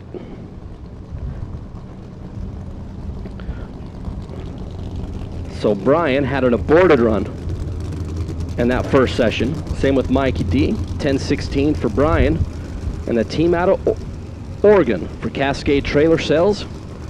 Mikey D, the Pro Cal Truck Camaro bodied. Hot Rod 1057.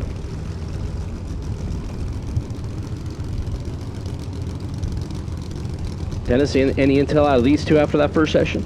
No, I really don't have any intel on these two. They were all just business as usual back there. Obviously, their issues were probably in the bell housing, you know, from what we saw. Absolutely. You know, the thing is, Mike, if you underestimate any of these racetracks anymore, that's where you get that big violent tire shake from. It's like I talk about all the time, that first 80 feet is the trouble there. That's the part you gotta get through. So glad to bring the RPMs up, pushing forward to the stage. Mike with a big move over to the right. Oh, Brian out, kaboom. The body flies off of Brian House machine. And he gets it stopped safely right past the finish line, and he is out of the car.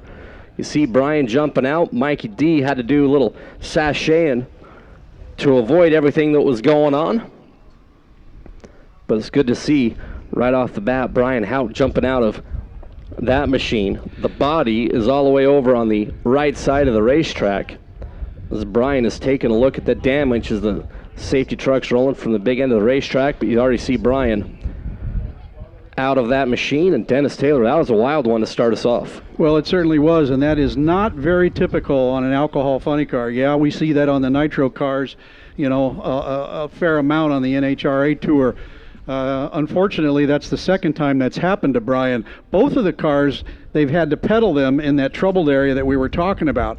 Brian's car looked like it was responding well and it was going down there, and then you saw a little bit of mist and stuff out of the headers before it banged the blower, and unfortunately launched the body off of it. So a lot of pressure in the manifold, you know, when it hits that, the burst panel comes apart, and the body just cannot absorb it all. Thankfully, we saw Brian get out of the car down there. Hopefully he wasn't hit with any burst panel pieces or anything like that. Yeah, absolutely. We saw Brian jump out of that machine like right after it got stopped as both chutes automatically come out. And that's one of the big changes over the years, all the safety devices that are equipped in these vehicles through the years. And you, of all people, know everything about the safety of these vehicles. Well, those are, you know, the electronic safety side of things, and it's just incredible what they've done to these cars. When they bang the blower, you have devices that shut the fuel shutoff off, which basically shuts off the motor and ejects the parachutes. Just in case you have an incapacitated driver, the car will pretty much stop on its own. And what's really tough is hopefully the body is repairable so they can come back and race, but that thing took a pretty good hit when it came down. Yeah, you see the staff grabbing the body and getting it over the wall back onto the racing surface on the flatbed down there. We'll get that back to the Howe team, and hopefully we'll take a good look at that. We got one more session later on tonight. I don't know in regards to their team, spare body for those guys? I don't believe they carry one in the trailer with them. He's got a complete spare car back in Eugene, Oregon. I know that for a fact, but I don't believe he has a spare body with him. Like I say, hopefully that carbon body is repairable overnight, but it certainly isn't. Can't tell that from our vantage point here.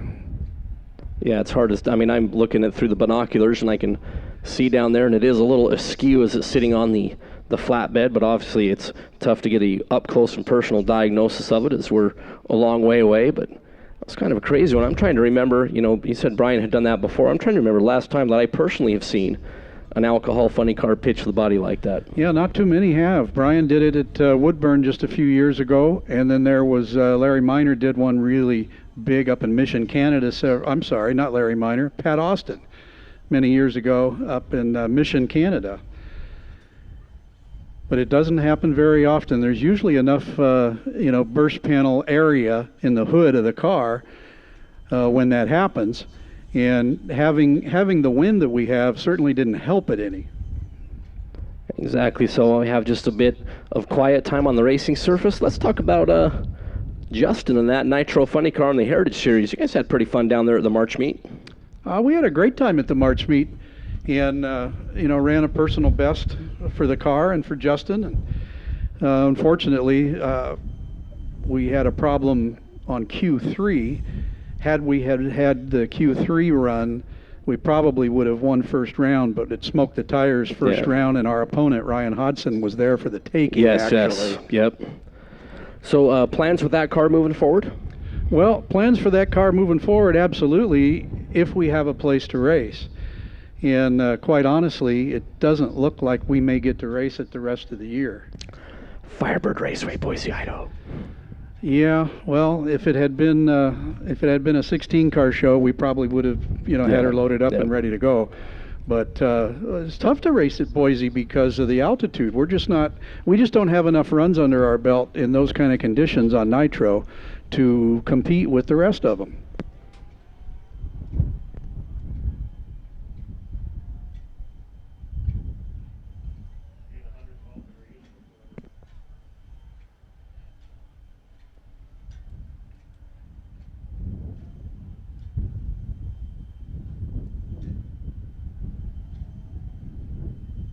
So while we're still working down there on the racing surface, just like to remind everybody, please, please, please, we've been talking about it all weekend. Masks are our friend. Cover those nose and mouth if you would, please. Social distance the best that you can.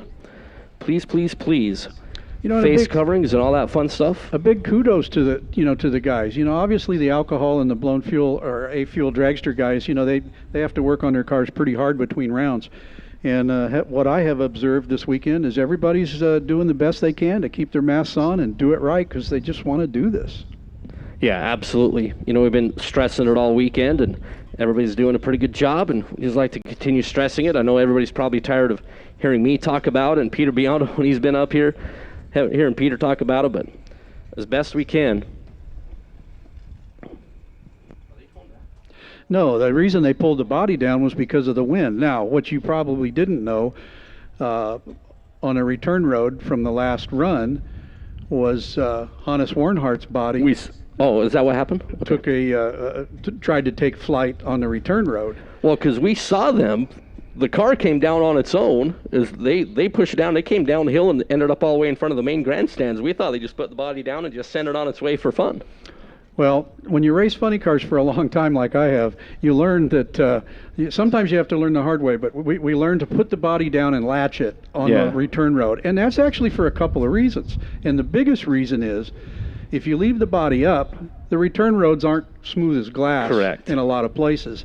And the tin work has no support in it as far as it wanting to, you know, move a little bit, and sometimes you'll find out that it'll start to crack where it's glassed into the side of the body and Okay. so forth. At least with the body down, the tin work is supported by the chassis. Sure. So it just makes more sense not to tear up your stuff. And doesn't want a porpoise or anything like that. It stays in the Exactly. use that it's normally intended for. Exactly. So I've just always made it a habit in my career. I just always tow the thing back with the body down. Sure.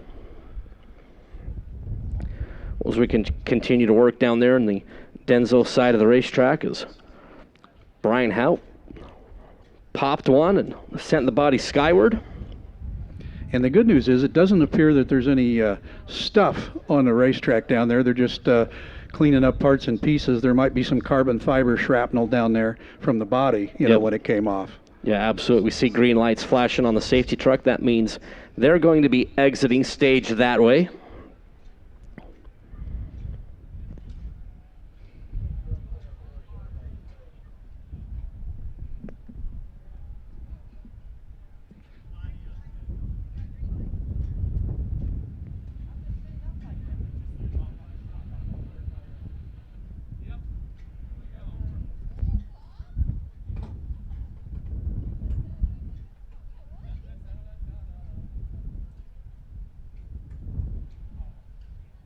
So as we take a look at Old Glory up over here by the tower, the wind is really kind of a tailwind and quartering from left to right. So take a look at the flag.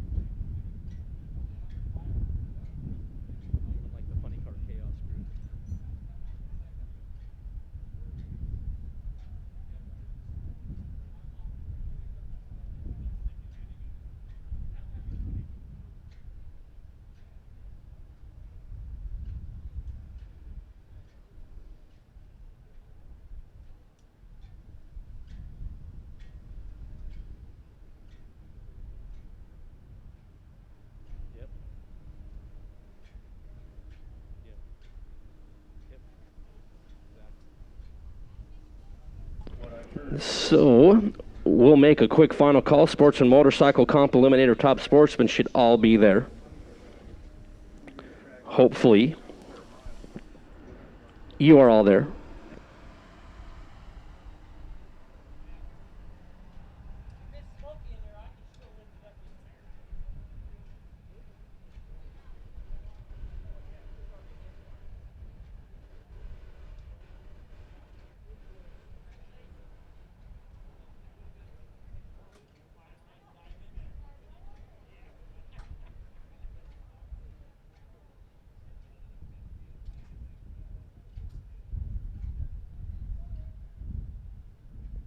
So they're waiting for the call to fire.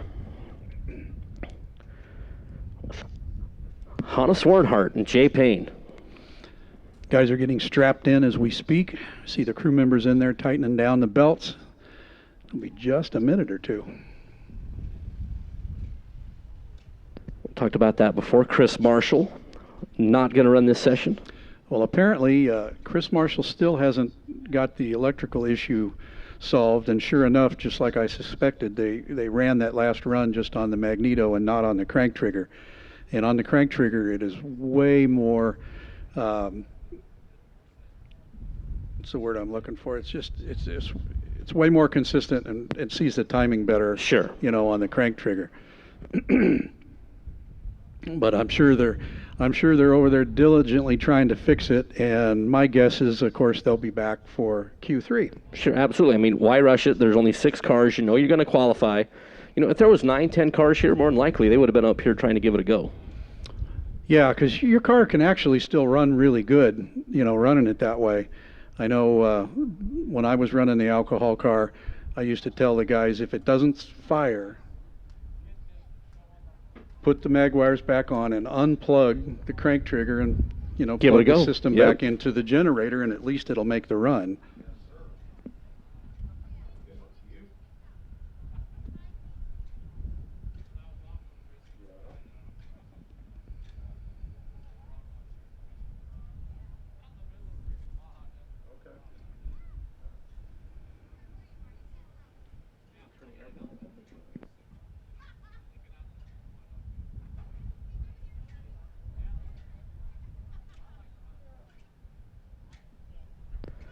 Division Director Mike Rice down there on scene, overseeing Hannes Warnhart and Jay Payne. So we should be getting ready to fire. Kyle Seipel down there, also interested observer.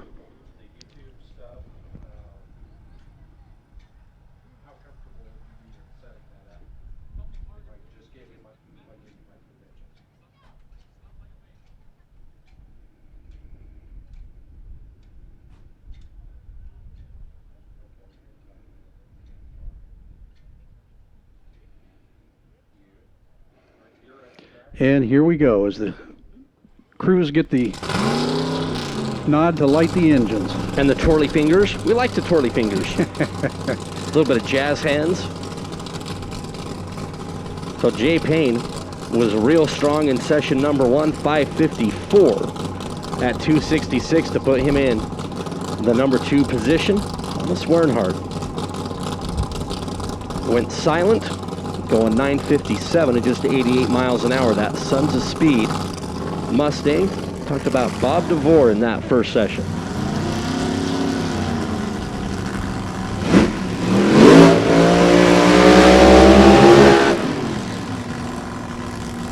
As Jay Payne's car comes to life, and he'll make the burnout, and nobody backs up faster than Jay Payne. Absolutely.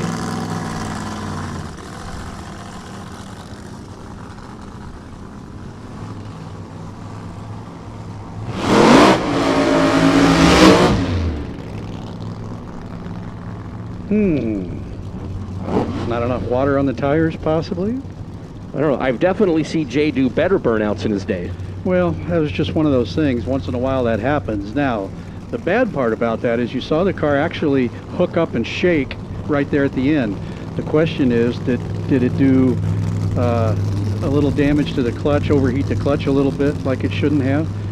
And it looks like he actually may have an oil ring going away there. Yeah, over there on the right side, you can see it. Now, let me tell you, if that's an oil ring or a compression ring that's kind of wore out, when he stands on the gas, that should all go away. Clear out, yep. Exactly, as the ring expands and stops that oil from getting by.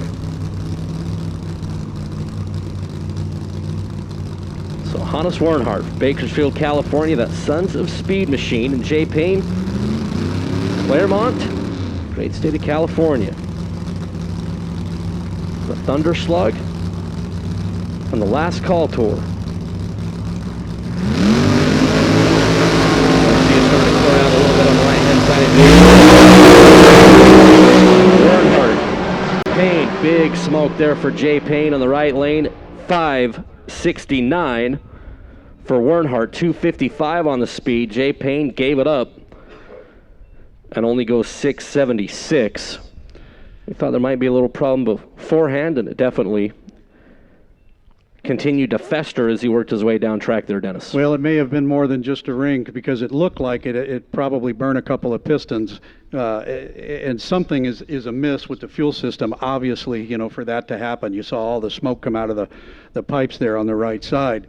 For Hannes Warnhart, that's a great run for Bob DeVore and that team. That's the first time he's been in the 60s in quite a while, and congratulations, Bob DeVore and Hannes Warnhart. What a very, very nice run.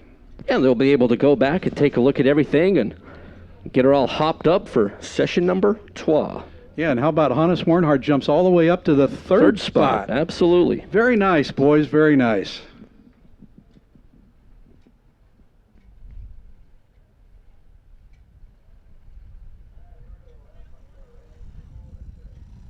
Okay, after a quick check of that O'Reilly side, everybody gets the thumbs up down there. We'll get ready to send Doug Gordon, Beta Motorcycles, Morro Bay Cabinets machine, Lucas Oil. There for Mr. Gordon out of Paso Robles. Now, I'll tell you what. Do you think you don't think these Sportsman guys travel much, right? Well, last weekend the Gordons were in Ferris, Texas. Yes. This weekend they're in Sonoma, California. Guess where they're going to be next weekend? Topeka, Kansas. That's doing it the hard way. Very much so.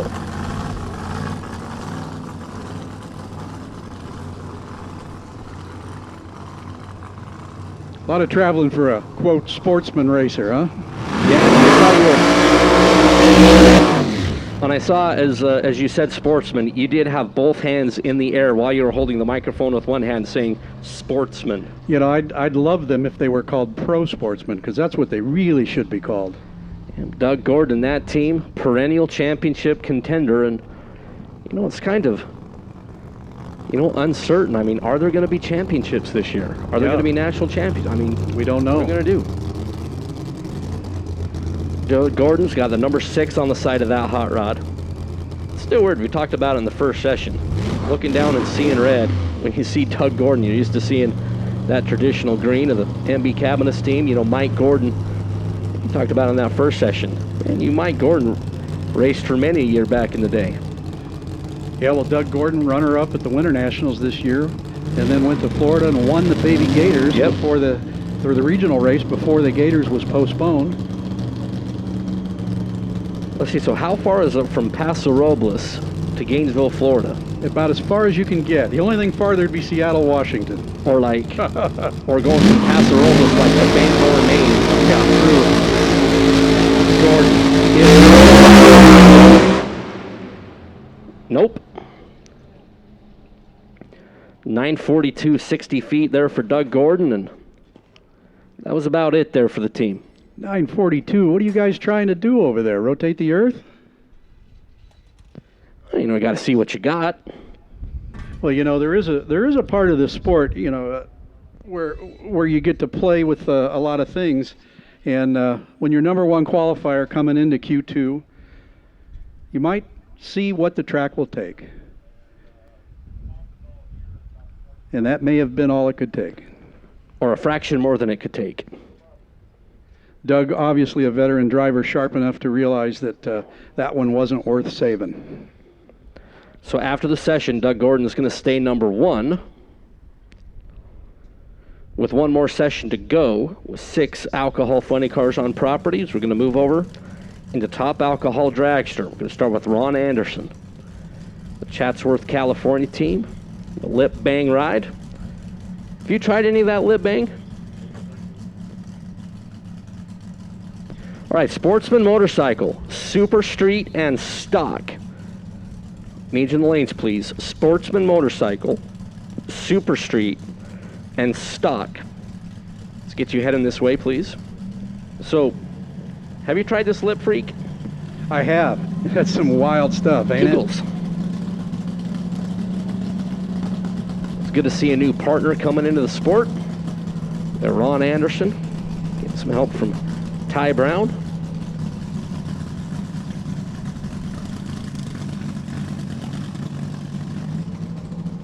Trevor Larkin and the team over there for Ron. That first session, Ron Anderson went about 3 inches and instantly smoked a tire, and now the parachute comes out and the engine is stopped. Well, that's obviously some sort of failure on the Leahy device is what that is. We talked about that safety device. It obviously received a signal or grounded itself out at that point. Well, there was kind of something happened there as they pulled forward to go to the burnout box. The crew looked in the car, then it was right after that was when that happened, so.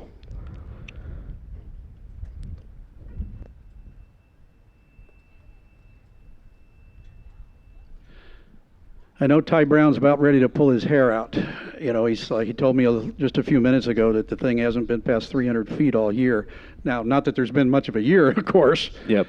But this doesn't help in the pulling out your hair department.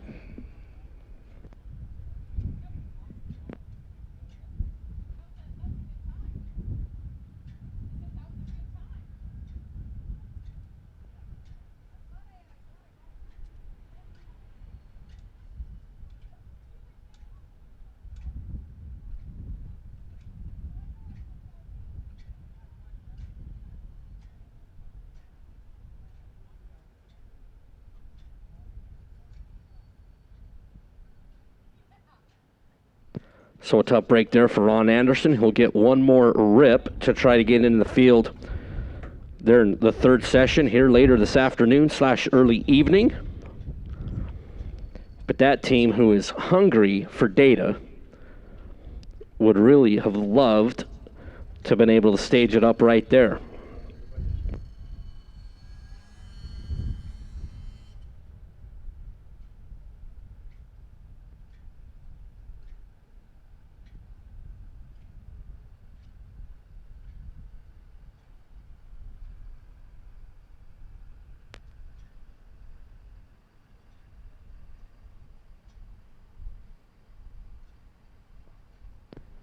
So Mitch Myers and Bill Dunlap will be our next two.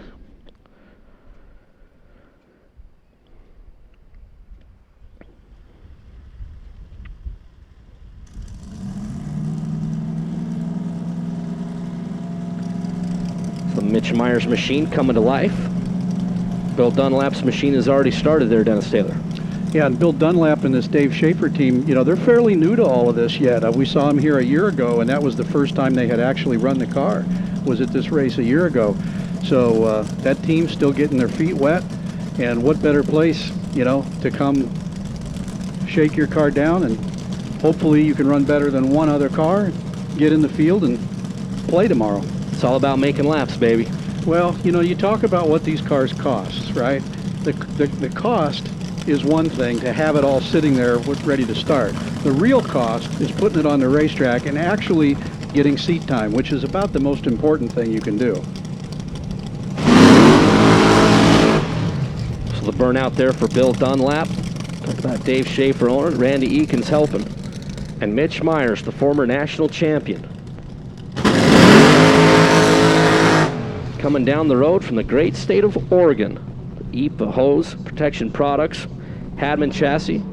Talked about the partnership with Rick Henkelman and that fine crew, and you see Jim Rizzoli helping out as well, Mitch Myers. I believe the Dunlap car have lost fire. Absolutely. Yep. So a rather auspicious beginning in that O'Reilly Auto Parts lane in the top alcohol category, the dragster side anyway there, Dennis. Yeah, and the bad part is you're number 8 going into this session, and you're liable not to be number 8 by the time the session's over.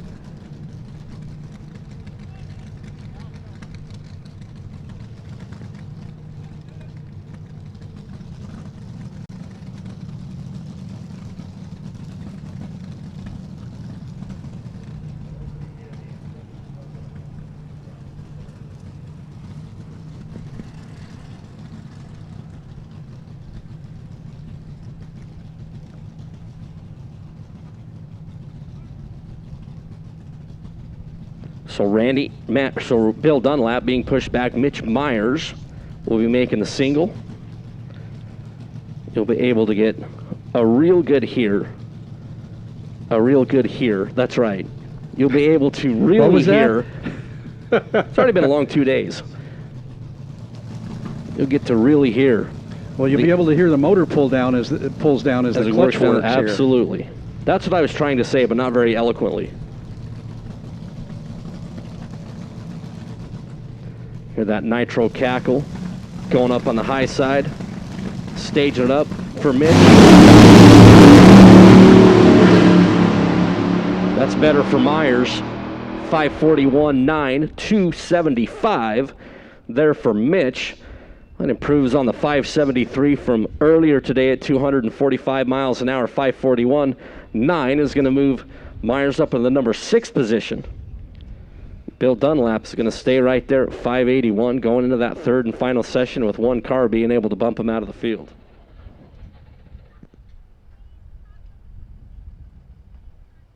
So I believe the Dunlap machine, as you see the crew out there feverishly working on the O'Reilly side of the racetrack, right there at about 100 feet.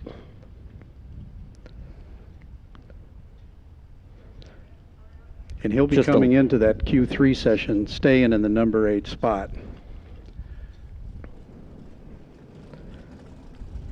So just a little bit of stuff there on the O'Reilly Auto Parts side.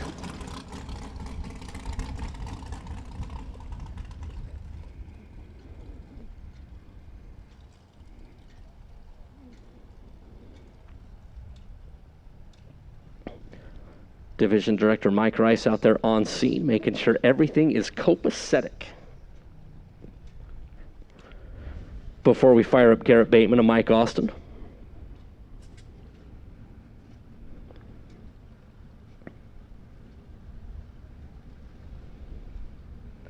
So we take a look at the qualifying ledger. Kind of giving away 275 mile an hour passes like they're candy. Look at that, Dennis Taylor, 275, 275, 275. 277, 273. Hey, you know, you're not anybody now unless you run over 270 in an A fuel car. And Casey Grizzler going 277. Nobody likes to show off. Even the blown car, Joey Severance, 273. 273. You know them 4-time champs. You know how they are. Yeah.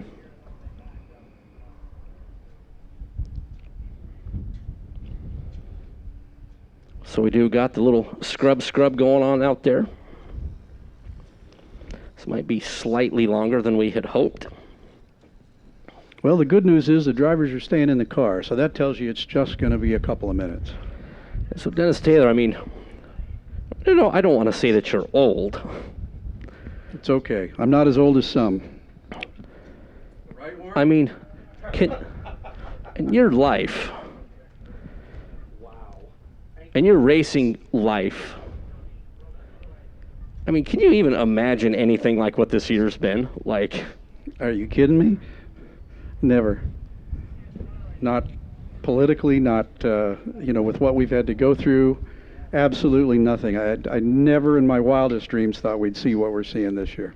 Socially, just the uncertainty about everything. I mean, just the whole racing thing. I mean, you know, racing is just a huge part of, you know, everybody that's on this property. I mean, everybody's lives. I mean, it's just a huge part of it. And it's just absolutely, you know, insane what's going on here in the last 4 or 5 months. Well, absolutely. And we're just so thankful to be able to be here this weekend, you know, to be able to do this and be among our second family. And as you know, that, you know, it really is a second family out here. It's nice to see guys we haven't seen all year and a beautiful weekend to boot.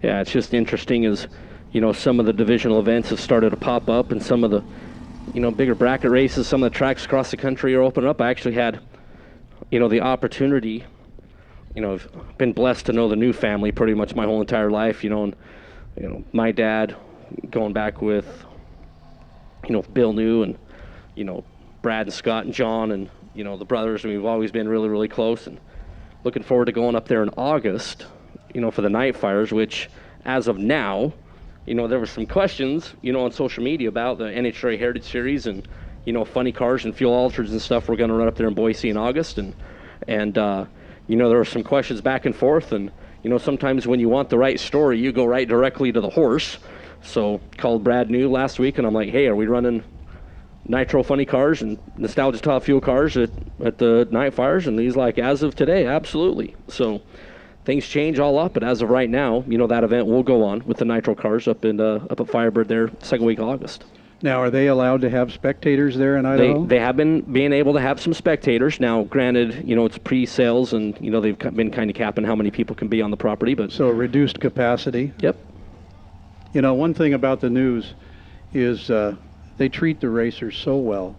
They treat their fans and their racers so well, and it's always a good time when you go there because they really do care that you're happy to be there as well. Oh, you know? Yeah, very much so. Those guys do such a great job, and you know, track prep, and they have everything you could possibly need. You know, they got the rotator, they got, you know, everything you want to spray on the track, and they do a really, really good job, and just a good family operation, and, you know, very, very thankful to call them, not only friends, but lifelong friends, that new crew up there. And, they're nice enough to let me come hang out with them and work a little bit, which is always a lot of fun for me because, working a race is a lot better than not working a race.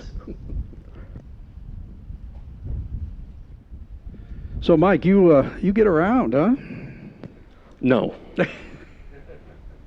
Not at all. So what are you doing with yourself these days now that the Rocky Mountain Raceway is closed down? So I got so fortunate that I work for Allstate, but in a different capacity in one of their side businesses. But pretty fortunate to have a really, really good job that is maintained through this economy and all the craziness, and have just a little bit of job security, which I feel very, very blessed to have. And not only that, when I was going through the whole process with them, they take a real personal interest, and I told them, like, where my background and all that stuff, and that I like to do this, and they actually gave me a little extra time off. Now check out how crazy this is. They gave me, when they made me the job offer, they gave me additional time off, so I could still come and do some of these things, but when my wife wanted to go on vacation, I wouldn't have burned all my PTO and could still go on vacations with my wife. That's it's just insane. Not only is that awesome from them, but what that tells me is they found somebody that they've been looking for, that they're worth. It's worth putting the time and effort into letting you, goof off at these events, right, and still be able to do your job in a reasonable manner when you get home. So congratulations. I appreciate that. I feel very fortunate to be in the position that I'm in, and just really, really thankful. And I tell you what, it has been great. I mean, I have so many friends that are out here in this part of the world who have been so great to me in my whole entire life, and just to be able to see a lot of the people that are out here this weekend, and the whole trepidation about everything that's going on, just to see those people who, they're lifelong friends, and you get to see them. We don't get to see each other very often anymore, and just being able to see them just means a lot, and it's just great to be able to be here, and hopefully it won't be too much longer before we let Garrett Bateman and Mike Austin do their thing.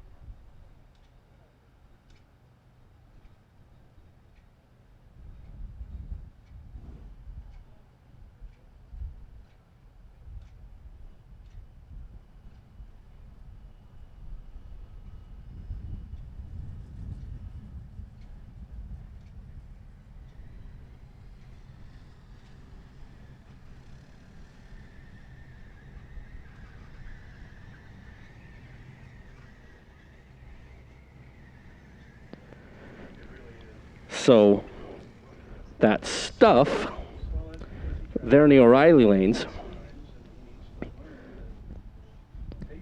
Bill Dunlap is a little bit more excessive and extensive than we first thought, at least from our vantage point.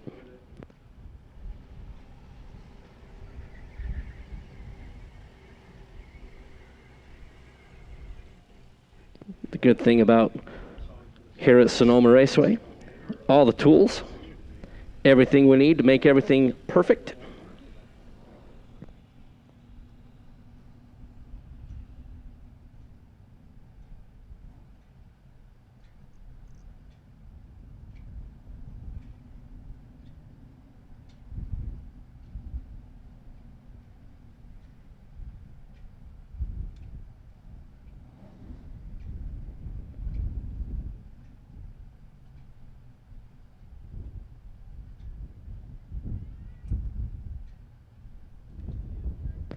So, Dennis Taylor, Yeah, sorry, you had to nudge me to wake me up a little bit there. Yes, Mike, how may I help you? any inkling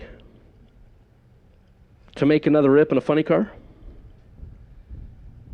Oh, I always have an inkling. I must tell you that I really do miss driving the alcohol funny cars, and all you Yeah. had to do, it was Yep. so cool because, the driver plays such a big part in the final ET slip. If you don't drive it right, it doesn't run right. Sure. You can have the best running car in the world, and if you don't drive it aggressively, it won't run good. I threatened my boy last year that I was going to make some more squirts in our nitro funny car, Yes. and then just decided, what's the point? Quite frankly, I'm pretty happy with the way my career panned out. I won a few races. I didn't win a ton. Finished, in the top 10 a couple of Yeah. times, and I'm pretty good with that. And the biggest thing that I'm really happy about, I've smacked the wall a couple times, not real hard. I've been off the end more times than I can count, but I never rolled one into a ball ever, and I never got hurt in a race car. Okay. And at my advanced state of age, I don't need to start now. Okay, so I just want to go and I just want to say, you have a very, very nice nostalgia nitro funny car. Well, thank you. I'd like to think if you looked up nostalgia funny car the way it should be, Yes, it's what it looks like. in the dictionary, the picture of the evil, wicked, mean, and nasty car Yes. would be there. Yes. Because when we built Agreed. it, we built it exactly to the rules that they would let you allow, Yep.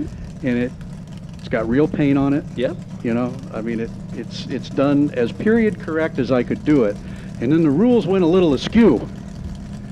So what I just want to go back is that I know because I've watched you do it. I watched you do it at the March meet with Adam Sorokin. I know you know how to pour a seat. Oh, it's just one of the things we do at the World Headquarters of Safety. So I'm just saying, you know how to pour a seat. You got a nostalgia nitro funny car. You just got to make a couple rips in it. Like I said, I don't think I need to get in it just for the thrill to go make a lap anymore.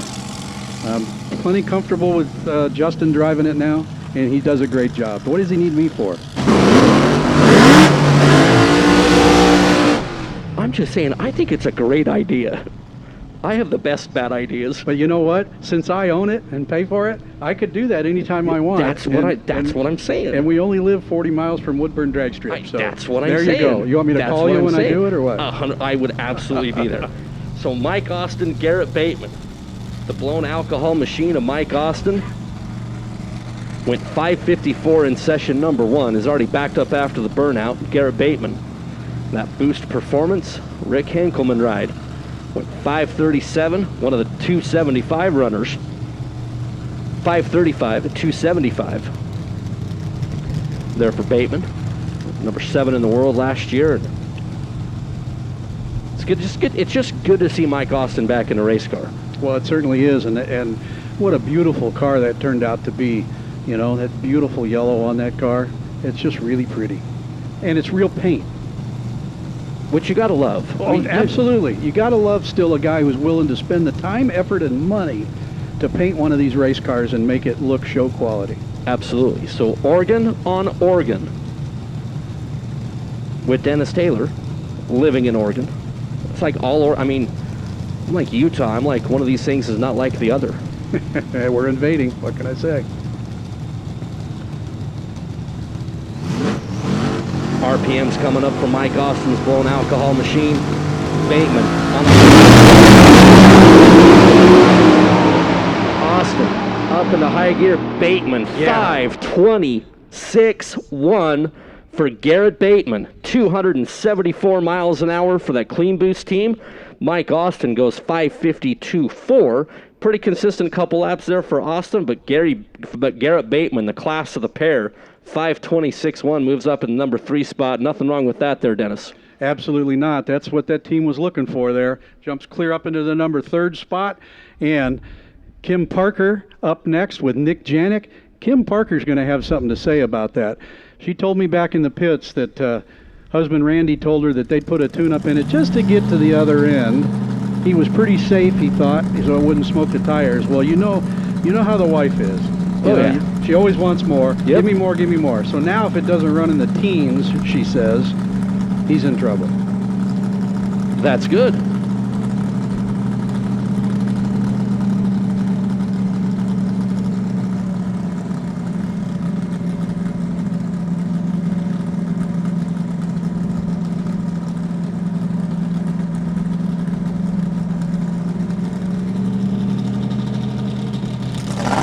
I'm surprised you haven't asked me, Mike, about the differences between, like, Nick here, of driving the funny car versus driving the dragster. Okay, so driving the funny car, little short wheelbase. Driving the dragster, longer wheelbase. Yeah. So what normally gets the guys in trouble? Very good. You're so astute at seeing what's in front of you here. You can put a funny car in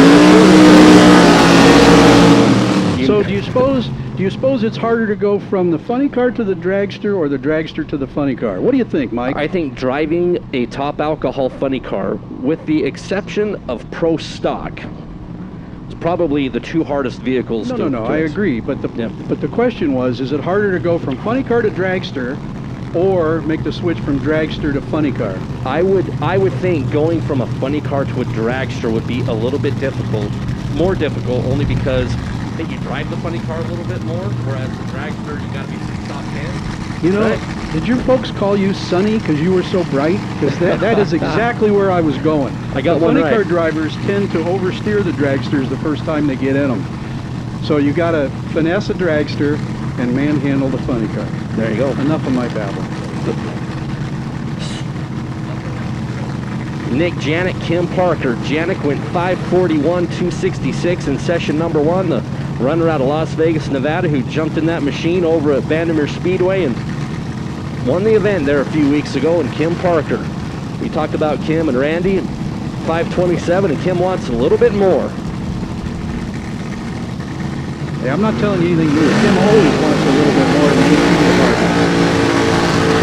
Parker is in. Janik second.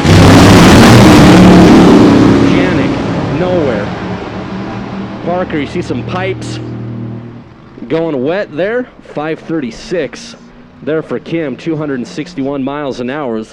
Parker was on a pretty decent run.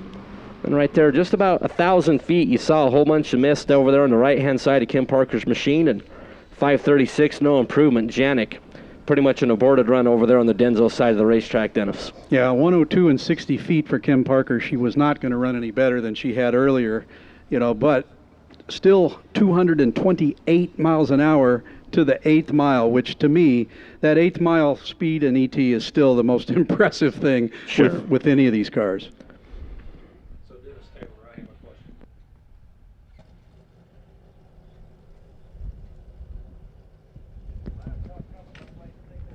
So let me jump in here, and Dennis Taylor, I've got a question for you that you may or may not know the answer to. But I've noticed when Kim Parker pulls up and in the staging process, unlike most of the cars you ever see, there's like a big pop or a big bang during the staging process, which is different than everybody else. What causes that, or what do you know about that? Well, I do know for a fact that when that car does that and she basically turns it on the high side and lets go of the clutch, and when it's popping and banging like no other car does, it's going to run good. I've also seen that car when it doesn't do that, it doesn't run good. Now, I believe it has to do with whatever camshaft they're running and whatever degree they've decided to set the cam at for it to do that. But their car is the only one in the country that I've seen do that. Now, with that being said, earlier this year I saw Jerry Darian's car act very similar to where it had that same kind of pop and bang once Casey lets the clutch out and is tugging on the brake handle. We'll see if it does it. Always lovely insight from Dennis Taylor. Casey Grizzle, who comes into this session number 1, the tippy top of the list. 5:24.3, 277. But Jerry Darian, Grizzle and Darian Motorsports team out of Orangeville, California. Talking with the group back there in the pits, they did believe that last run, that 5:24 with a 3, was a career best ET for Casey in this car. So it's always good to have career bests. You know, it puts a smile on everybody's face. And you can always go a little faster. Well, there's always more in it, you know. The driver and the tuner will always tell you that. So we'll see just the difference Now let's in see a if couple this, of hours. Let's see if this car has that pop and bang when Casey lets the clutch out to turn on that last light that the Kim Parker car does.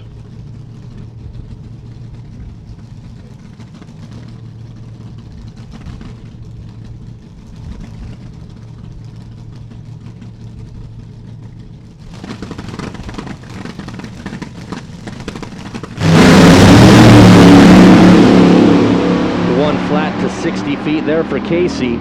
539.9, 267. You saw a little wetness on both sides there, Dennis. Well, it dropped cylinders as it got down there, you know, 1 or 2 on each side. But obviously it was not near as stout down low with a 1 flat 60-foot time. You know, you've got to get these things, you know, in the mid 900s to carry it through. And I've always said that 330 block out there, that 330 time, 330 feet, that is the most important timer on the racetrack. If you don't get that one right, it's not going to ET. All that ET is made up in the first, you know, 300 to 600 feet. That's right, getting the momentum to continue to go down the racetrack. And you realize that these cars, when they're right, you know, they only gain, you know, 50 to 60 miles an hour on the back half, but they're going 220 plus at the 8th mile. Pretty impressive when you think about it. So Casey Grizzle going to stay number 1 heading into the final session. Joey Severance, who sat out the session, 524.8 is second. Garrett Bateman scoots all the way up to the 3rd spot, knocking Kim Parker down 1 with the earlier 527.6. Janik is 5th. Mitch Myers is 6th, 541.9. Mike Austin is 7th, 552 run. And Bill Dunlap will go into that last session on the bump with a 581. That wraps up qualifying session number 2. Dennis Taylor, sir, thank you as always. Well, thanks for inviting me up, and it's always a pleasure, Mike. So now Dennis will go out and about. He'll spread goodwill. He'll get great intel leading into session number 3.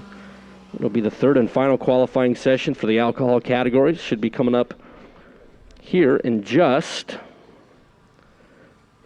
a little bit. As we continue to we're whittling. Dennis, we are whittling away the field every single time we are in a Thunderdome situation. 2 enter, 1 leaves. We're moving into competition eliminator.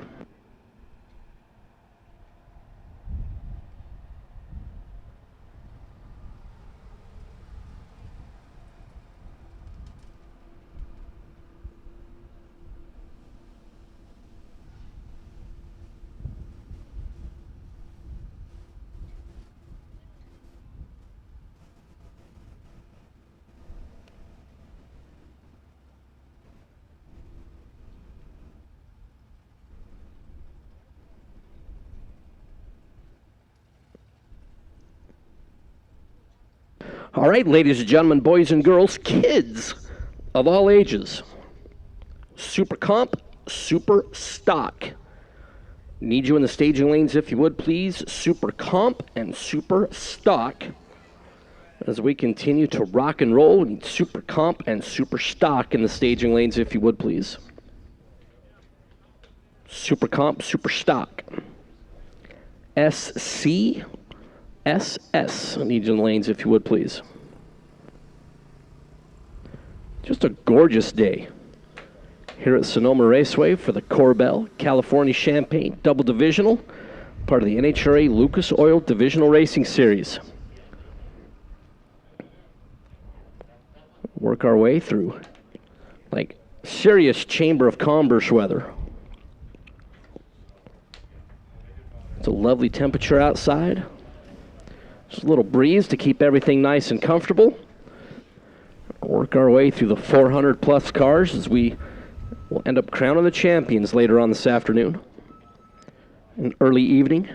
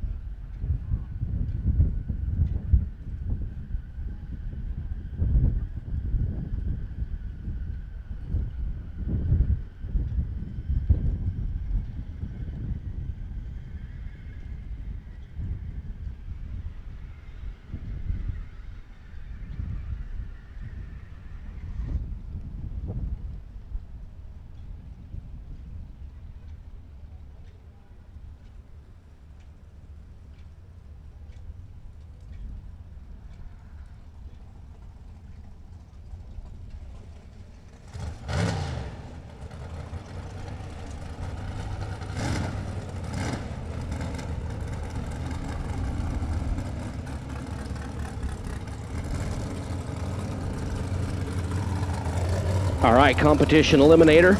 This is quarterfinals. Here in comp, Scott McClay, Joe Mazeris.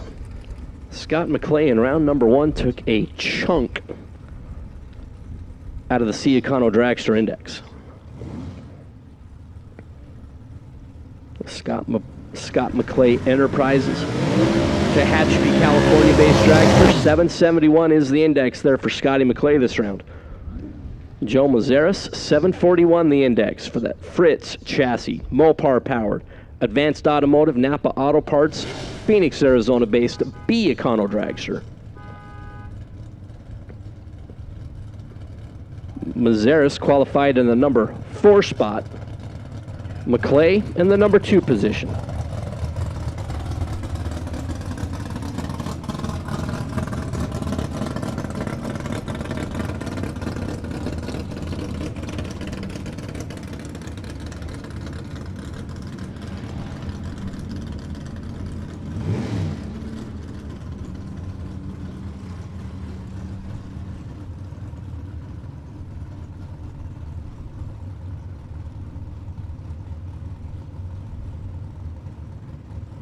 So Scott McClay, the dragster, the Denso side.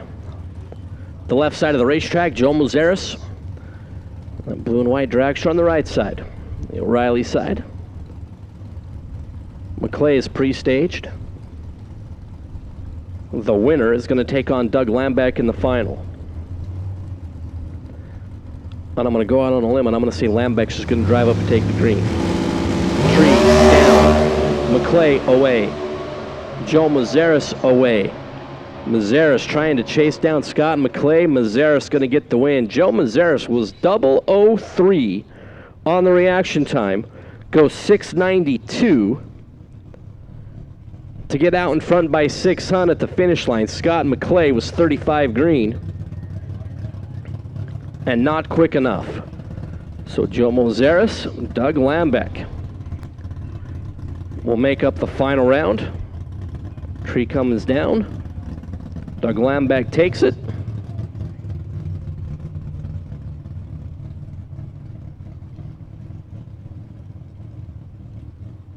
There's Joe Mazeris and Doug Lambeck will be the final round in competition eliminator. Should be a pretty good one. So get ready for Sportsman motorcycle.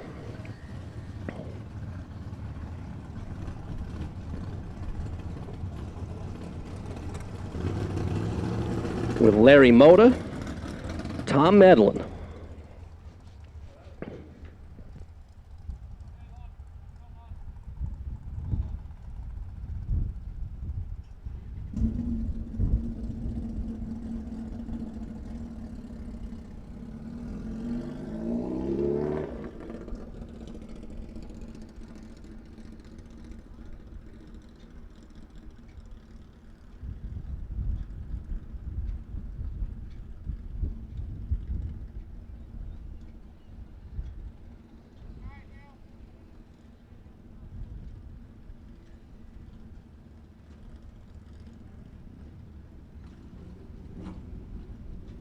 So Larry Moda, Tom Medlin. Moda out of Orem, Utah, the former Division 7 champ. And say the same thing for Tom Medlin. La Mirada, California, the 93 Suzuki GSXR. Moda for Team Lucas Oil, the Kawasaki. The ZX14R. Hey, Rodney Lee, or if anybody has seen Rodney Lee, we got to get you up in the tower to see Mike Rice, if you would, please. Mr. Rodney Lee needs you up in the tower. Tom Medlin, 811 the dial. Moda, 893.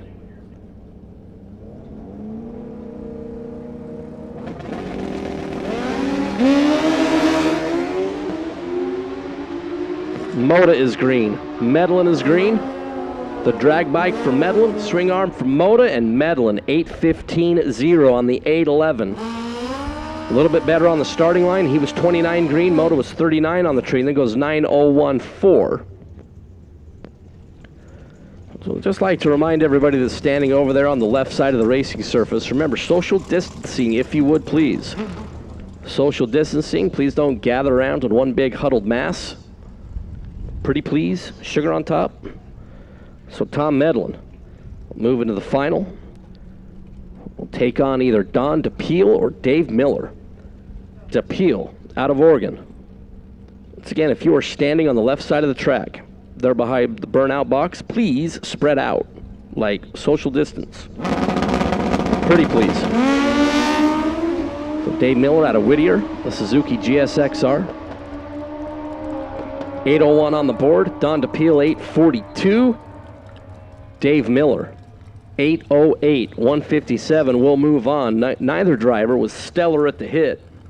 Dave Miller was 85 on the tree. Don DePeel 69 on the green light start. And Dave Miller takes out the Division 6 champion.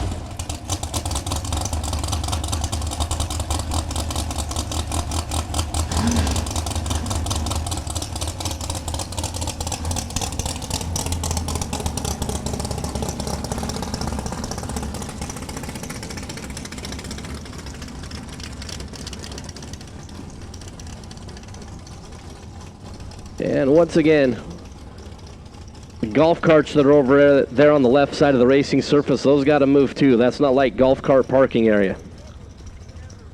So pretty please, we have rules. We got to abide by them. All the golf carts that are over there on the left side, those got to get out of there.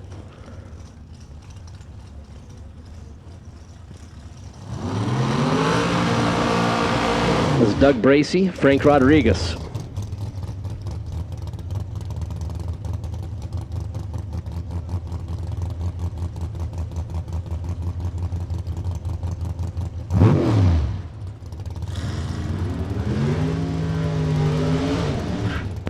Bracey out of Vallejo, right down the road. Quartertech Electronics.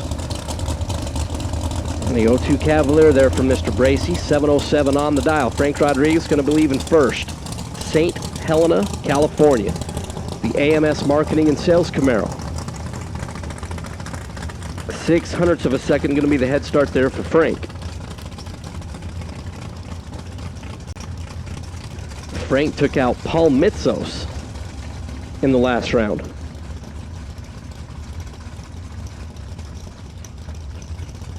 To advance into the quarterfinals. So we're down to 8 in Top Sportsman.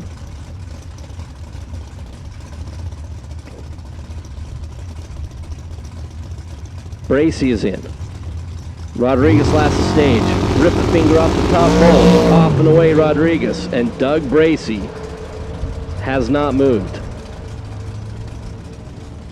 Rodriguez 724 to get the win. 185 on the speed, and that was just a bummer there for Doug Bracey. As Frank Rodriguez advances down into the semifinals.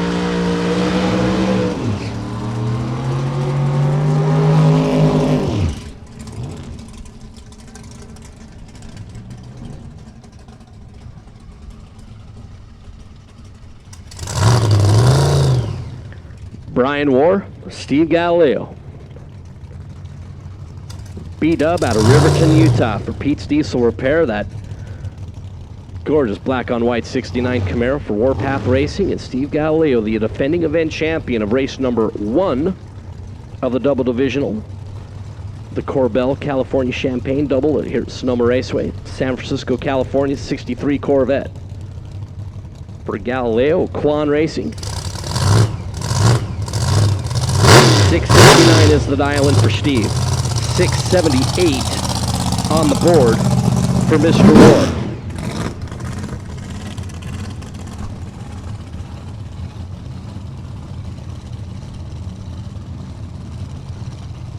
It was a real good matchup here with 8 cars at Top Sportsman.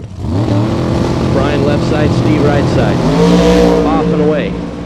Green and green. 8 thou separate them. Brian War going to get the win. 680, 201, 1310 thou, the margin of victory for Brian War. War was 18 green. Galileo was 10 thou on the pole.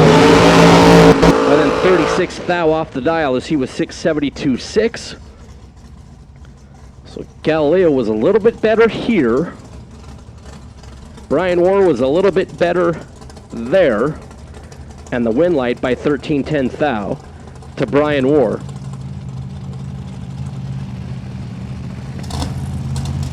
As Kelly Harper, Mira Sylvia. The winner here will take on Frank Rodriguez in the final, or in the semifinal, excuse me, Mira out of Rancho Cucamonga. Sylvia Racing. Cavalier, 744 is the dial. Kelly Harper, 657 in that Mustang that just obliterates the rad meter. For KSH Aviation. Team based out of Peoria, Arizona, 657, our number one qualifier. There for Harper.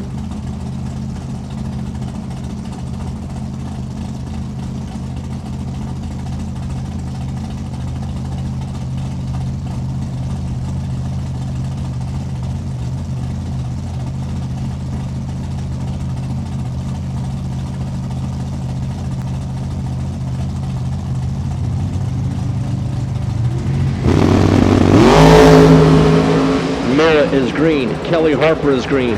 The Cavalier of Mira, the Mustang of Kelly Harper.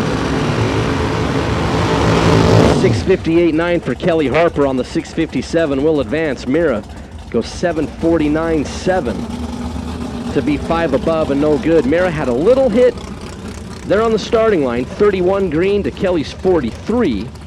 But she was 5 hunt off the dial. Kelly was just 1 off, and that Mustang of Kelly Harper will take on Frank Rodriguez in the semifinals. As I need Top, Dragster, and Super Gas to the lanes, please. Top Dragster and Super Gas. I need you to the lanes. Final pair in Top Sportsman to move into the semifinals. Richard Okerman, Joe Rubicek. The winner will take on Brian War. At 4 cars.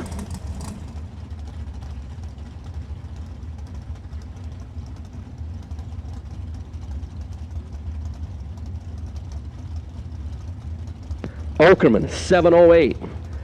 The dial for the Beretta out of Torrance, California for Hot Rod Performance and Zeke's Automotive, Joe Rubicek, Camarillo, California. 664 the dial. Rubicek off and away, chasing down Rich Okerman. Rubicek, 665.0 was double 05 on the starting line. And 665.0 on the 664. Let's see, 5 plus 10 is 15.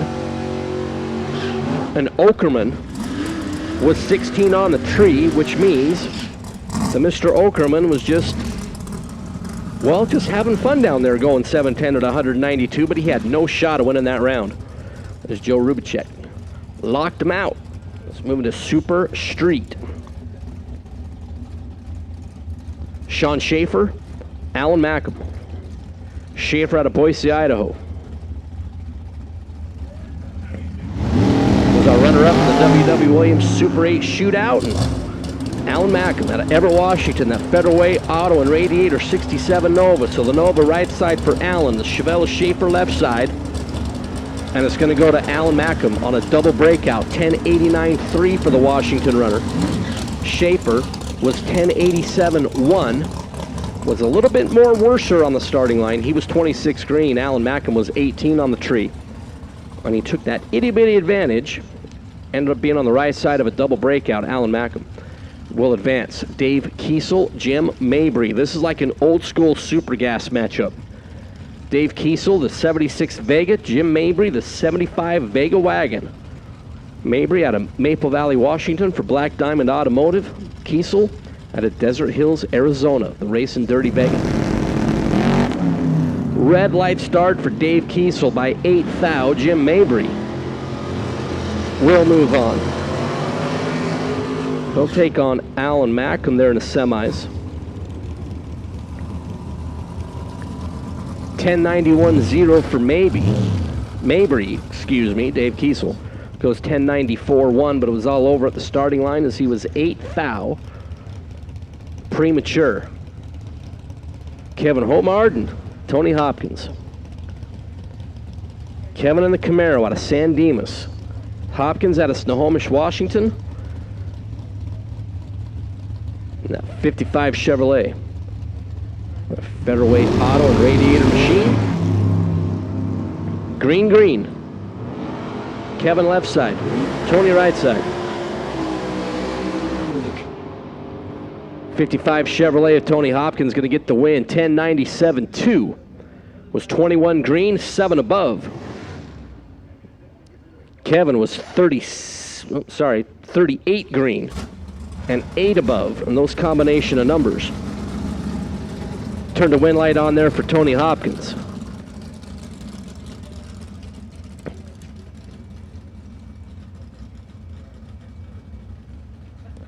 PJ Giacalone. The Pizzazz 55 Chevrolet. Hey, so I just realized we got PJ's 55. Tony Hopkins 55. They're going to be in the semifinal. It's going to be fun. PJ goes 1092. 140 on the mile an hour there for PJs. That concludes quarterfinals there in Super Street. Moving into Stock Eliminator.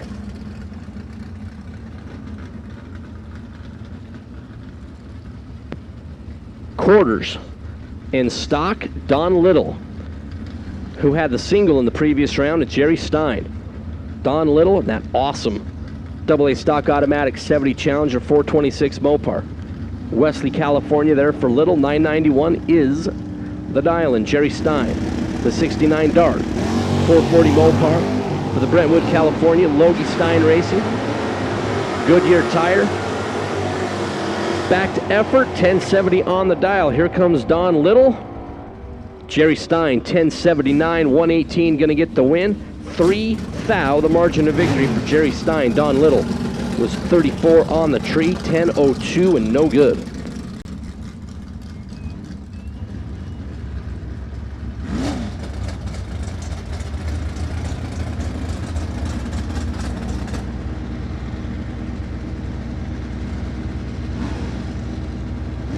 Steve Juan, Darren Grossi. Juan, Mr. 413, that's sport for your yard. Modesto, Darren Grossi, Copperopolis, California, and the 64 Fury. So if one Fury is going to move on, and it's going to be Steve Juan. Both drivers, 009 green, there for Steve Juan.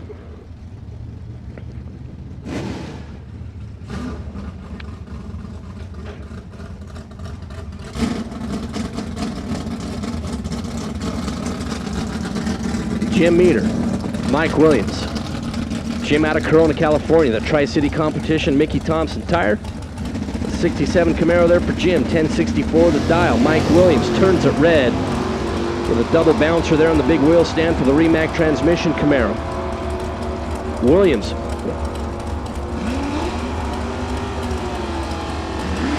Mike Williams, 1122. There on the defeat. Going red by 18 thou. Jim Meter, 62 green, then 1073 to move on.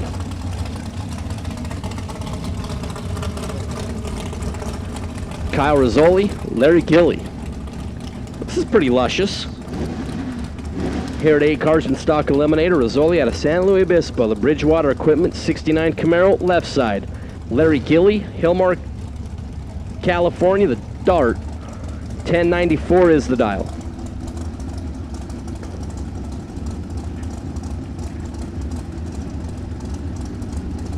Gilly is in. Rizzoli, bump, bump, bump, bump, he is in. Trip 9s on the board for Rizzoli. Wheels up for the Dart. Wheels up for the Camaro Rizzoli. Rizzoli pulling up alongside Larry Gilly, making the right decision down there. Dead on 6 for Kyle Rizzoli.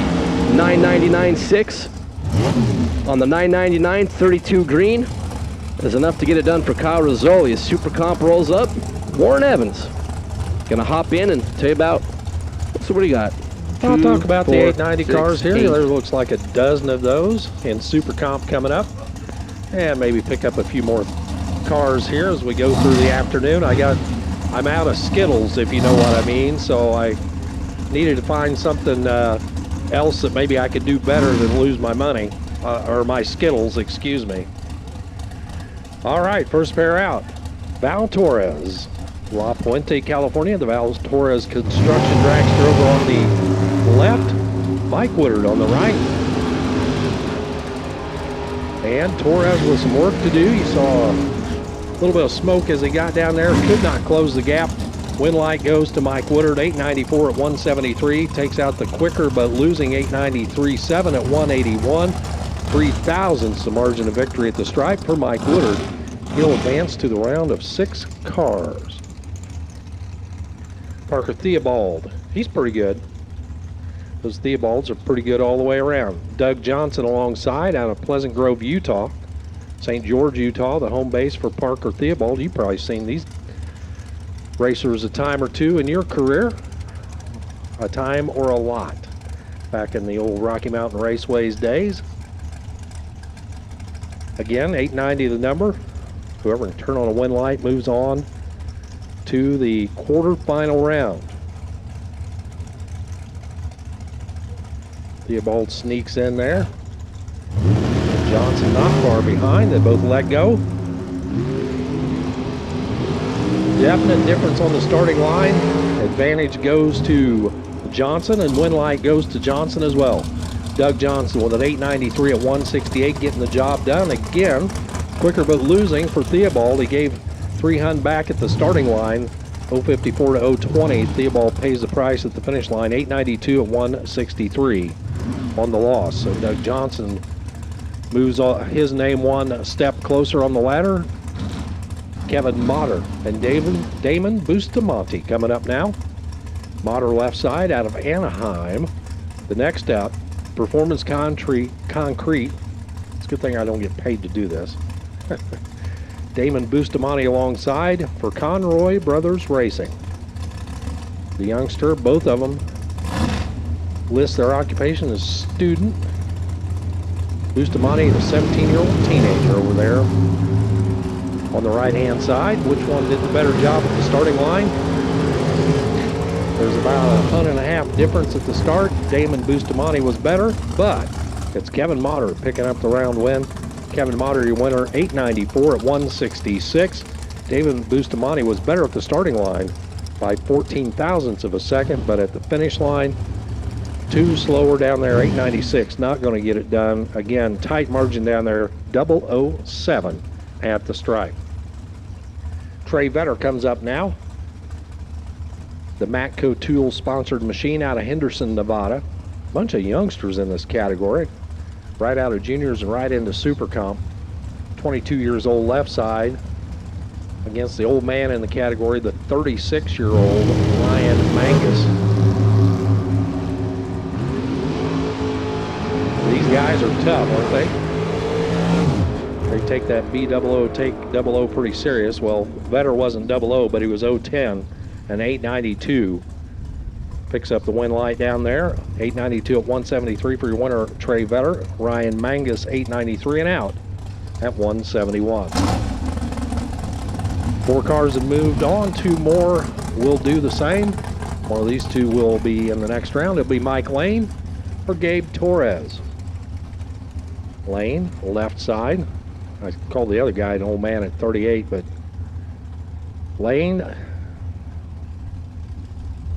I know octogenarian is 80 plus years old. He's not quite there yet. Still works the farm, it looks like, out of Schaefer, California. That's the left side of the track. Gabe Torres on the right. The Val Torres Construction entry out of La Puente, California. 5,000 separate them at the starting line. At the stripe, win light, you hear a little ripping of the throttle down there. How about an 8909 is not good enough. 8900 for Gabe Torres. Dead on 00. 022 up front. The package was better all the way around. 22 total. Lane was 27 on the let go and already locked out. 890 with a 9. Wins a lot of rounds, but not that one. 178 to end his day. Final pair here in the Super Comp category. It's Tanner Hyatt and Zach Mazier. Again, the youngsters showing their might here. Well, mid to late 20s is a youngster to me. Anybody that's younger than my youngest kid is young to me. Hyatt out of Sparks, Nevada. The A&K Earth Movers ride over on the Denso side. That's the left side. Zach Mazier over on the O'Reilly side on the right side. Mazier turns it red by 003. Hyatt 11 on the let go. And he goes 889.2 to finish up the pass at 181. He will advance to the next round via the red light for Zach Mazier. 003 red and an 891 at 170 to finish up his day. Now we roll right into Superstock. Andrew Durham left side, the factory Superstock D machine. For PMR race cars, the Mopar over there on the left, the Dodge Challenger. Factory Superstock D, the category, 918 up on the dial-in board. He's alongside Eric Bell. Bell's high flying 68 Barracuda. For Bell Sports Gear out of Chandler, Arizona. The Hemi car over on the right side. Superstock A Hemi. 860. Quarterfinal round here, 6 cars left. 3 will advance to the semis. And it's going to be Eric Bell, and he was on a ride right there. As he plants it on the bumper, car moves to the right, he drops it down, but his wind light already flashing on the scoreboard. 005 red for Andrew Durham, 930 on the loss. Bell, I don't know if you saw that, Mike, while you were looking in there, but Bell on the bumper, hooks it hard to the right, wisely drops it down and drives it through the end, 1283 at 88. Top Sportsman, we need you to the lanes, please. Attention in the pit area. Top Sportsman to the lanes. Cody Lane comes up now out of Seattle, Washington. Builds airplanes for a living alongside James Coughlin's 96 Escort, 145 cubic inches, but it can get with the program. Got it dialed in 1141, and he will see the next round as Cody Lane, James Bond Red, 007 on the red side, and out of here, James Coughlin, 1152 at 112, but he will advance. Cody Lane goes red in his Cobalt, or his Cavalier, excuse me, and a 916 at 119 here in the quarters.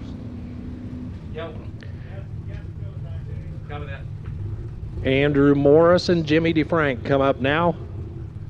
One of these two will make up the third car in the semifinals. Attention in the pit area. Hey, it's gas and go time. If you're in, you're in. You need to bring them back up to the staging lanes. If you win your round, fuel them up, bring them right back up to the lanes, as we are in round robin time, gas and go. Andrew Morris, Jimmy DeFrank, wind lights going to flash on the right side. 888 at 148 for the world champ, Jimmy DeFrank. So Jimmy DeFrank, that was a twofer, as he will have the bye to the final round, as Jimmy DeFrank will advance to the final in his Cobalt. Andrew Morris, factory Superstock D machine, ends his day with a 948 on his 46 dial at 139. So once again, gas and go time, ladies and gentlemen. If you're still in competition, bring them right back up to the staging lanes. This is an all call, gas and go. If you're in, you're in. We need you to the lanes now. And if you win your round matchup, bring it right back up. And we're going to run you out to the very end. It's round robin time the rest of the way out.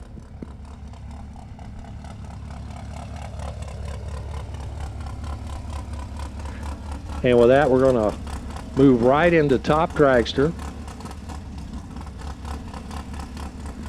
Again, 6 cars left. We'll whittle that down to 3 to make the semifinals. One of these has got a twofer. Winner of this round is the twofer, as whoever wins this round gets the automatic bye into the final round.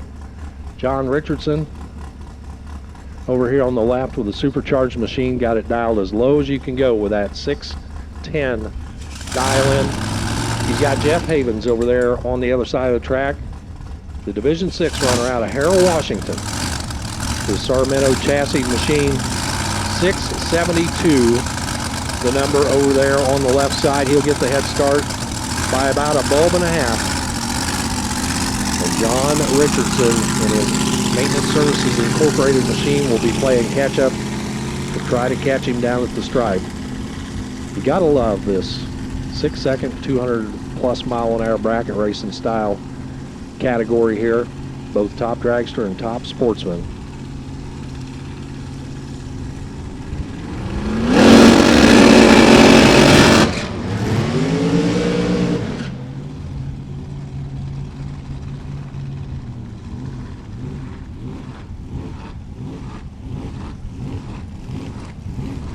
Both of them easing their way back to the starting line. In qualifying, Richardson was 617, but he's got it dialed as low as you can go now with that 610 dial-in. Haven's fallen off a little bit here in the heat of the day with that 672. They've been running them all day and they'll have it figured out where they need to be.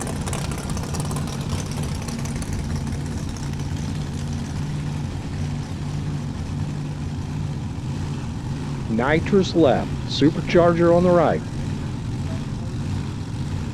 Once again, all winners, all classes, we need you back to the lanes. This is an all call. All winners, all classes, back to the lanes. We'll get you up here, we'll get you paired up, we'll send you down the track. If you win, gas and go, bring them right back up. Warren, did you just say all y'all? I'd been doing a lot of racing in Division 2, so yeah, I did say all. 6 thou separate them at the start. Win line for Jeff Havens, 673 at 184 as he's 1 over on his dial, 20 on the tree. Richardson was 14 up front, but 6 over down at the finish line, so it's Havens in the nitrous assisted car moving on to the round of 3, and he will have the bye into the final round. That's a technical announcer term, right? All y'all? Dude, I mean, you've been listening to me all weekend. The stuff I say, like all y'all, is like absolutely appropriate. I think it fits.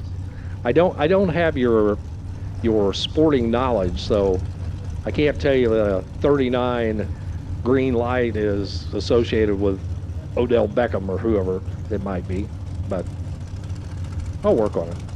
Did we just have an Odell Beckham reference? We did. We did.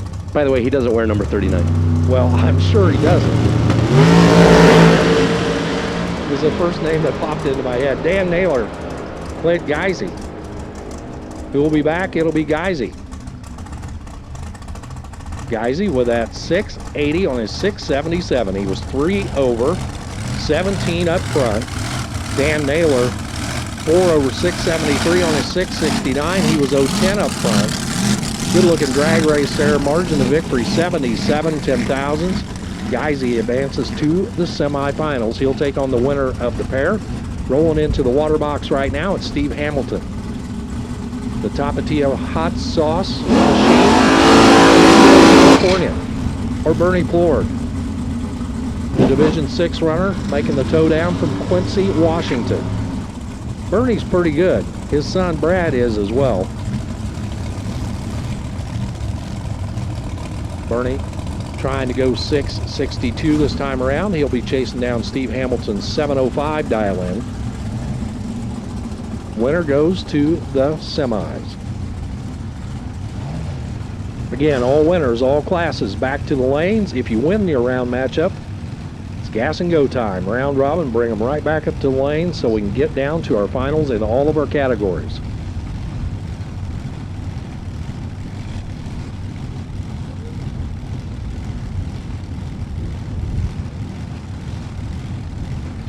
Mike Eames, if I go back in the other room, I'm probably going to need some more money. Or Skittles. Yes. Well, just remember, you can always tell Kyle no. Yeah, but I mean, he throws these Skittle challenges out there that are so enticing. It's, you think about it a little bit, yeah, I think that, yeah, and then I realize, you know, He's watched every race car go down this track for 30-some years and knows exactly what's going to happen, and I'm just some outlier out here.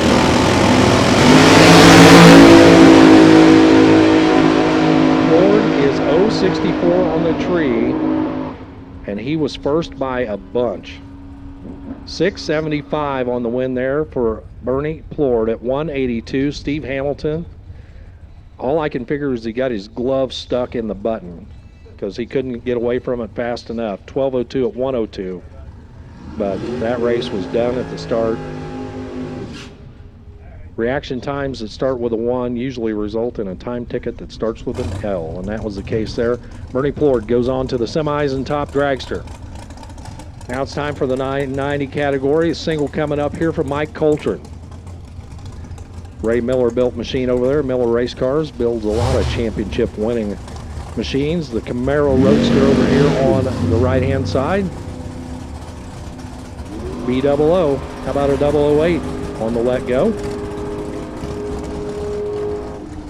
How about a 1002 at 138 stepping off the throttle at about 1,100 feet?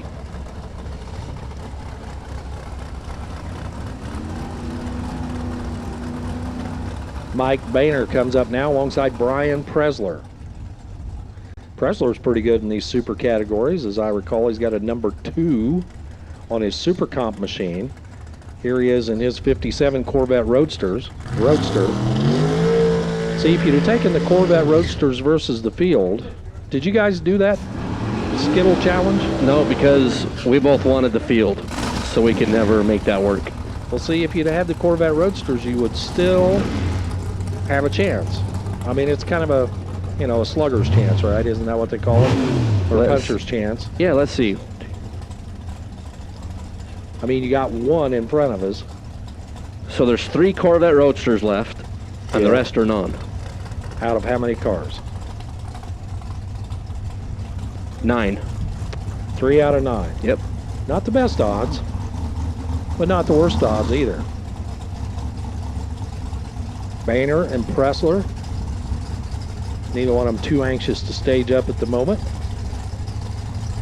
Again, if you're in, you're in. We need you back to the lanes. All winners, all classes. We need you back to the lanes.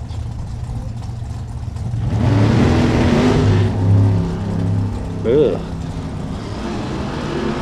I guess my best skillful analysis of that is, ugh. Well, Presler makes up for it. He goes 9,900 down there, dead on 00. 157 for the speed. He was better on the starting line by 800ths. We'll just leave it at that. Boehner 992 and out at 149.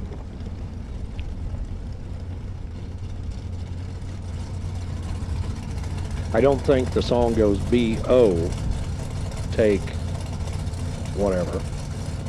Take 7. Take 7. Yeah, it's B-double-O, take 00, right?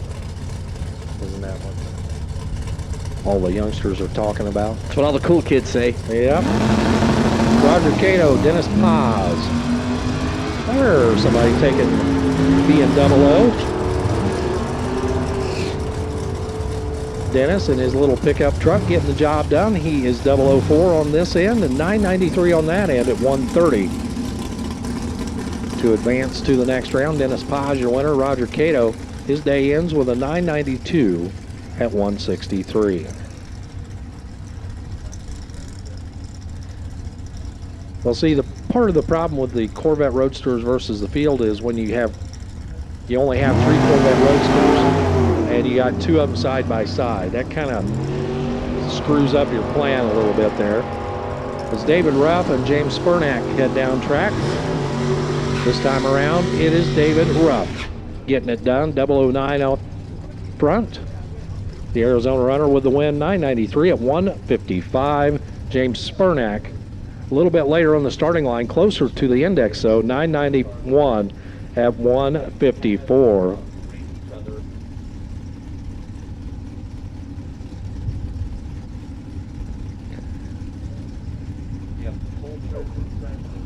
So, of the 3 Corvette Roadsters, here are 2 of them side by side. Justin Strong, Val Torres.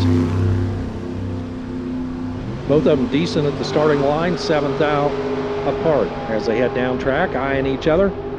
At the 13:20, the double breakout win goes to Justin Strom by 2 thousandths of a second. 9:87.9 is better on the breakout than the 9:87.7 for Torres.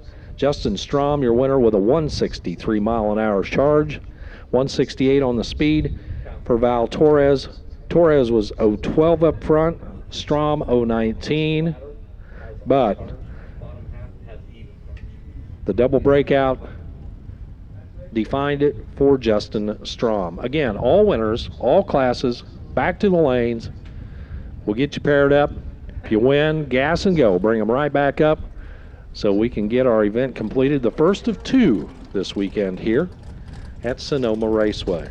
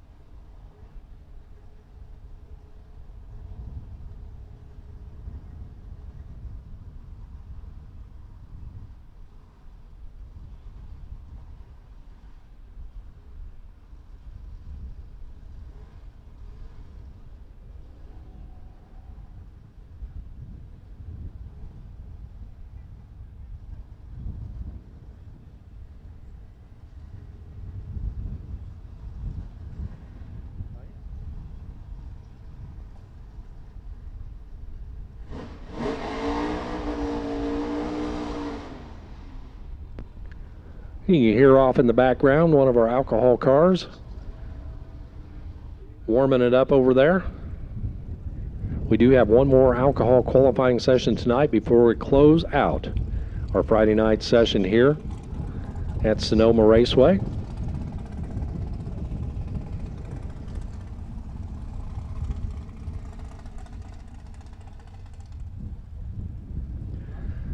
Again, as we've been announcing to you all weekend long, just one more reminder that we need to adhere to our social distancing guidelines and wear those masks. It's very important, not only for your protection, but for the protection of others around you, to do our part to help stop COVID-19 in its tracks. So please, please, please, wear those masks. Take all the proper precautions. There's signage all around the property here reminding you of good practices to get into for your health and safety. And for those of you that have been wearing your masks all weekend long, we greatly appreciate it. And you know, it's not the most comfortable thing, but it is a part of our lifestyle right now. And as we move forward, if we do the hard work up front, life will be better in the end.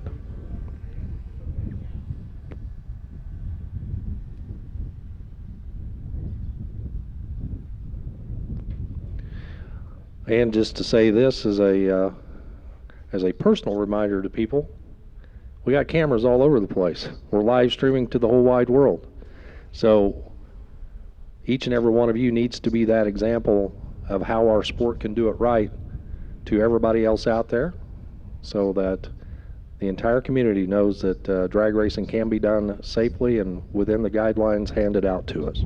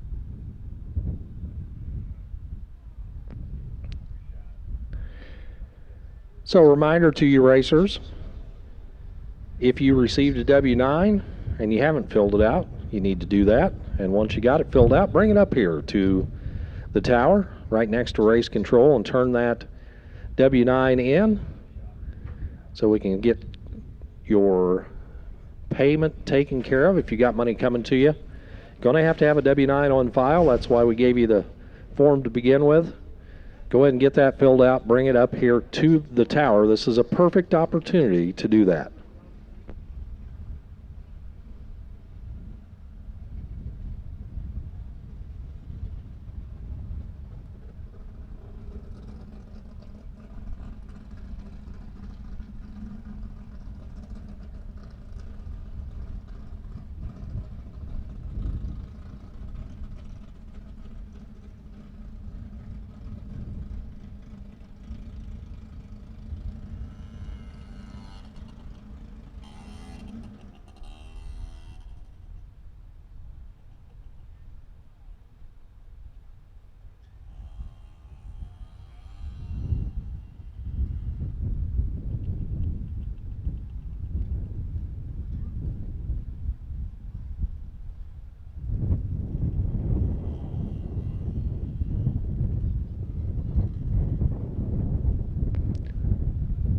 Seeing a few cars getting stacked up back there and paired up, so we'll be seeing race cars back on the track in just a few minutes. But if you are still in competition in any category, bring them right back up to the staging lanes. We need you now. This is an open call, an all call, y'all.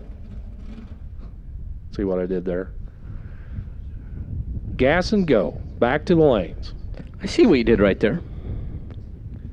I'll try not to throw any more of that slang at you there.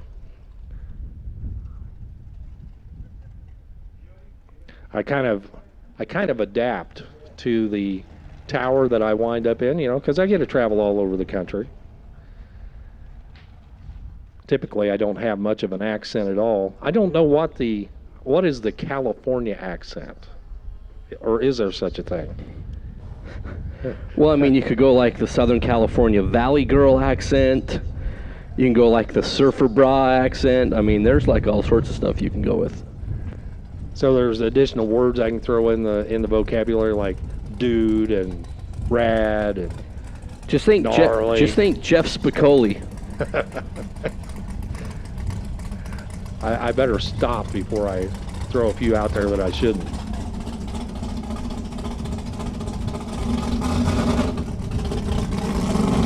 Well, here we go in Super Street.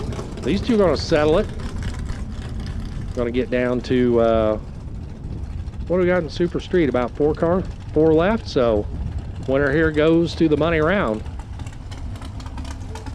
In the 1090 category, Jim Mabry, Alan Matcham. And I know you've been admiring that Vega wagon ever since you saw it earlier today, alongside the Chevy 2, or is that a Nova? We'll have to ask our Nova expert, Peter Biondo, if that's a Chevy 2, if that's a Nova, is that a... Yeah. All thumbs are fingers, but not all fingers are thumbs. Does that fit with what you were trying to say? Yes. Okay. 1090, the number up there. One, I'm looking to turn on a wind light and go to the final round. No. I'm out of money. I am out of money.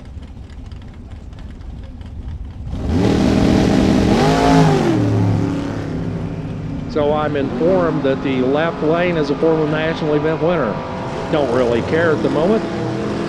He probably doesn't either. He's looking for a wind light. He sees it. Boy, I screwed that up, didn't I? Mabry. He's good on the tree, better at the other end. 1090 with a 1 at 123. Drops it on the number, dead one down there. So the Camback Vega goes on to the final. Jim Mabry, your winner. Alan Matcham ends his run in the semis, 1092 at 139.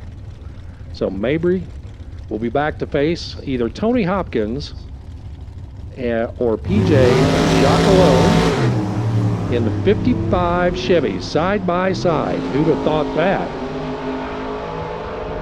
There'll be a shoebox in the final up against the camback, and it's going to be PJ Jacquelone for the win.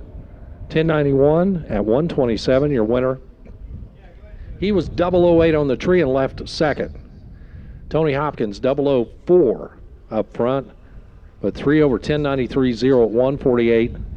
Win light goes to PJ.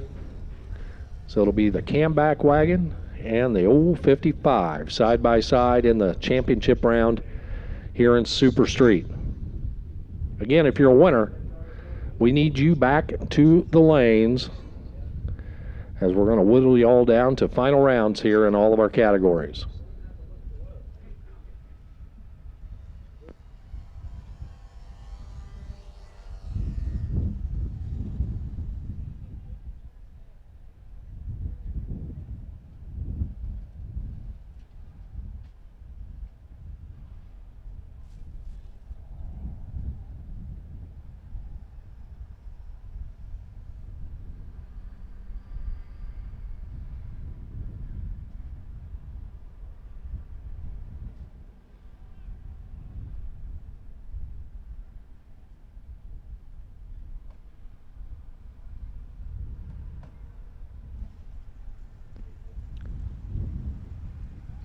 Looks like our newly renovated spray rig rolling out there. Put down a little sticky stuff out there before we finish up our rounds of competition here today. Had a little trouble earlier there with the little Monza pickup and the with the broken wing on it. We're going to put some sticky stuff down on the racing surface and be ready to go for eliminations to finish up our day.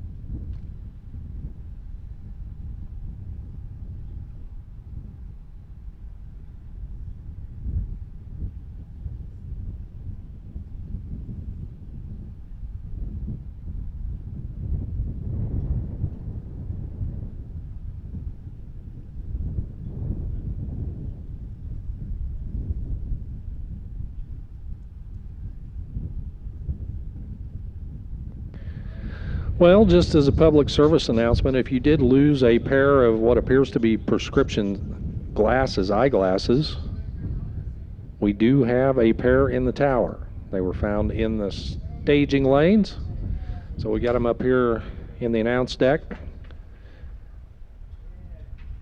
And if you are missing your glasses, we may have them up here.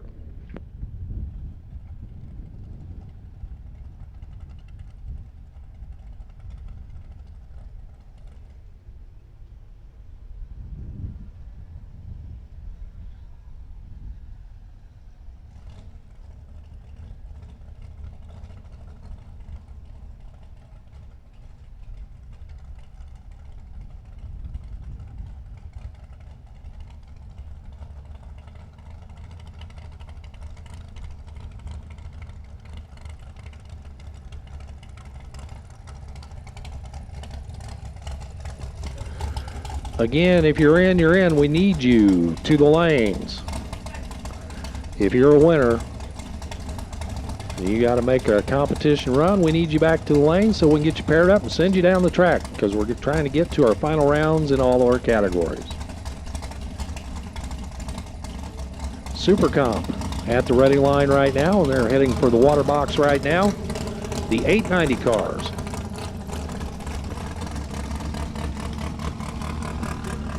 So, Super Comp, our biggest category to start out today. We're down to 6 cars now, so we got one extra round that we have to run with all of these guys. And we're going to start it out with Trey Vetter and Michael Woodard. Vetter left side, Henderson, Nevada. The orange machine over there on the left for Matco Tools. Mike Woodard over here on the right from Sebastopol, California. I don't know if that's right, but it sounds right. Woodard Vineyards, the sponsor on his Yancer chassis machine over here on the right-hand side again. Just cut a light and run the number, right? It's that simple. 410's Pro Tree, 890 the number. Turn on a wind light, go to the semifinals.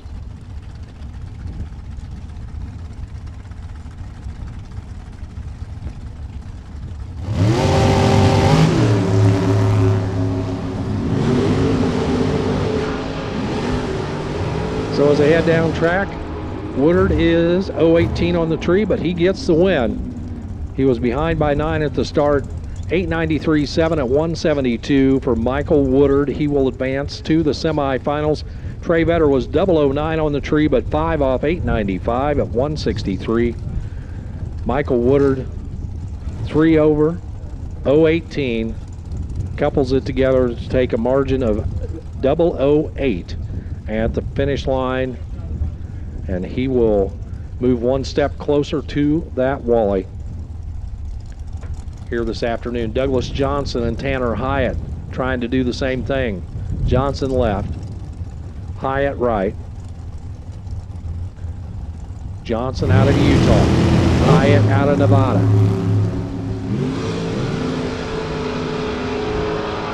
About a hun separates them at the starting line. And it's going to be a little wompity-womp down there, and an 890 with a 1 at 165 for Doug Johnson. Johnson gets the win. Hyatt crossed first, took 26 down there, broke out by 16. Is that right? I was never a math major. So 888, 2-2 quick at 174 for Tanner Hyatt. Doug Johnson, your winner with that dead 1. 890 with a 1 at 165.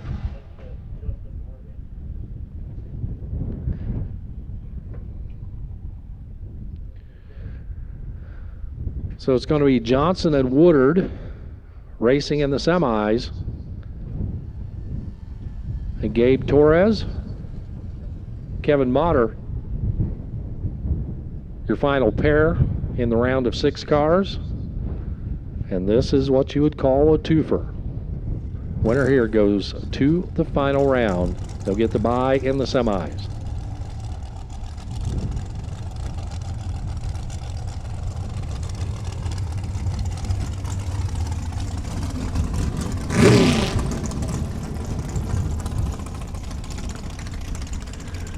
Kevin Motter, left side, out of Anaheim, California.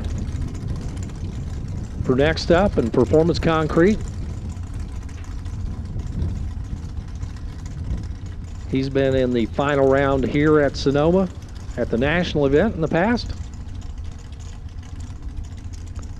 Gabe Torres alongside from La Puente, California for Val Torres Construction. G-Money, they call him over here on the right.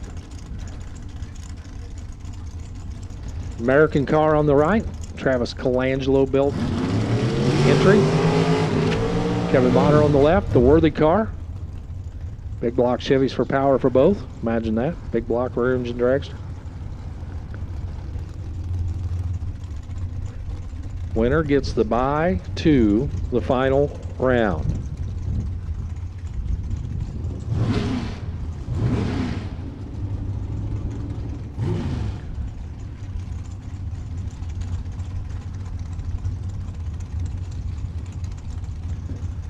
Looks like stock rolling up here at the ready line.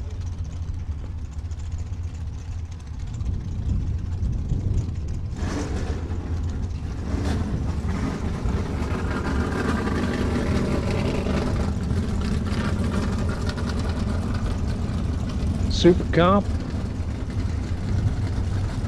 Quarterfinal will wrap up here.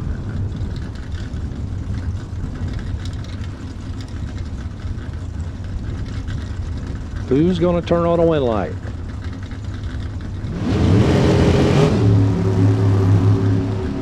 Well, it won't be decided on this end. They'll have to race it to the other side. And it's going to be Gabe Torres taking it. They were both 0.19 on the let-go. 891 for the win at 164 for Gabe Torres. And he will get the bye to the championship round. Kevin Motter, 3 under, 887 at 167. They were dead even at the starting line. But Torres will advance. Hey, great big shout out here to Hunter Seipel. Hudson Seipel. Sorry about that. I'll get it right once. Let's back up. Let's try that again. A big shout out to Hudson Seipel. Got it right that time? Kyle Seipel's son, Peter Biondo's godson.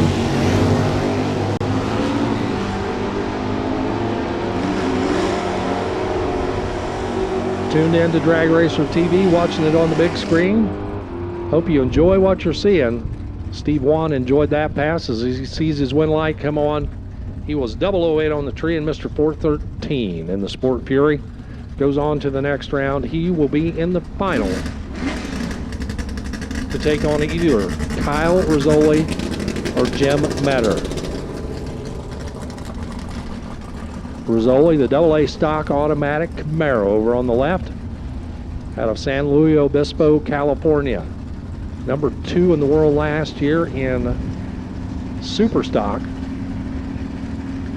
Jim Metter's Camaro alongside the B automatic high flying machine there. Advantage goes to the right side and win light goes to the right side. Metter was, how about a 6-pack? He's 005 at the starting line and dead one at the finish line. A 6-pack there for Jim Metter, taking out one of the toughest guys in the country, Kyle Rizzoli. Tim Platt with a 3 breaking out, wasn't going to get there. Metter goes to the final round. Now it is time for the aforementioned Super Stock category. The Hemi car left side of Eric Bell, the Super Stock A Hemi machine. Got it dialed with an 862. He's been in the right lane most of the day. He's in the left now. Taking on James Coughlin's Escort. Coughlin way down track with that Superstock E machine, and it's going to be Bell. Going on to the money round, Eric Bell. 864 on the 862 at 151. Bell, your winner. Coughlin was better at the starting line by 0.03 of a second, but couldn't make it stick. So Eric Bell takes on the multi-time world champion Jimmy DeFrank in the final round here in Superstock DeFrank's Super C Modified Cobalt for California car cover. Presenting sponsor this weekend for Drag Racer TV, and I appreciate that very much. Jimmy DeFrank, he will just take the beams and back out. That's all he had to do. Save the equipment for the final round, where he gets the mighty Mopar of Eric Bell in the final. Again, all winners, all classes, back to the lanes. If you're not here, we need you.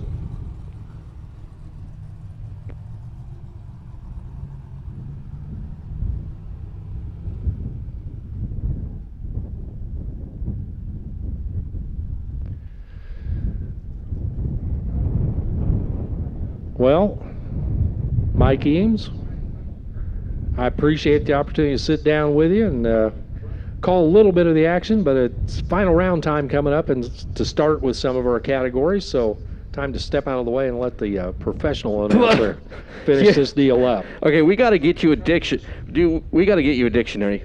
We need Brian Pressler. Brian Pressler needs you in the lanes, please. We need you in the worst way. So, Warren, we got to get a dictionary because your definition of professional and my definition of professional, are apparently two different things. Well, the way that I look at it is, are you getting a paycheck to do this? I don't know. Oh, well, maybe that's semi-professional then. But according to everything I know, if they hire you to do a job and they pay you for it, that makes you a professional at it.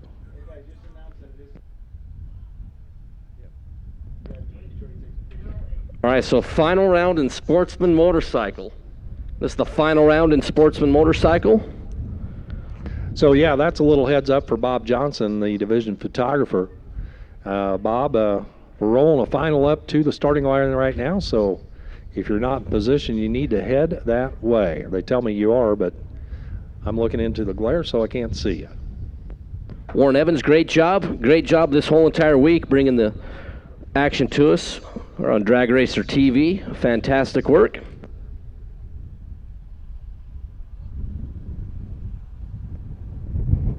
So Dave Miller and Tom Medlin will be your final round here in Sportsman Motorcycle. Dave Miller, 808 on the dial. Tom Medlin, 818 going to be the number for the runner out of La Mirada.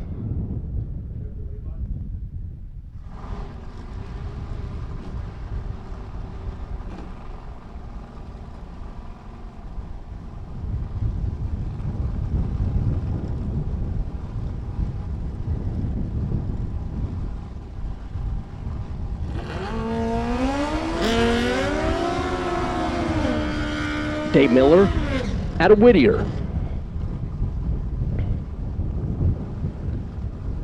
Right down the road, 95 Suzuki GSXR for Dave. He will be doing the chasing. Medlin has got 818 on the board. This is the wind is now blowing pretty much right down the track as we take a look at the flags, and it is freshening.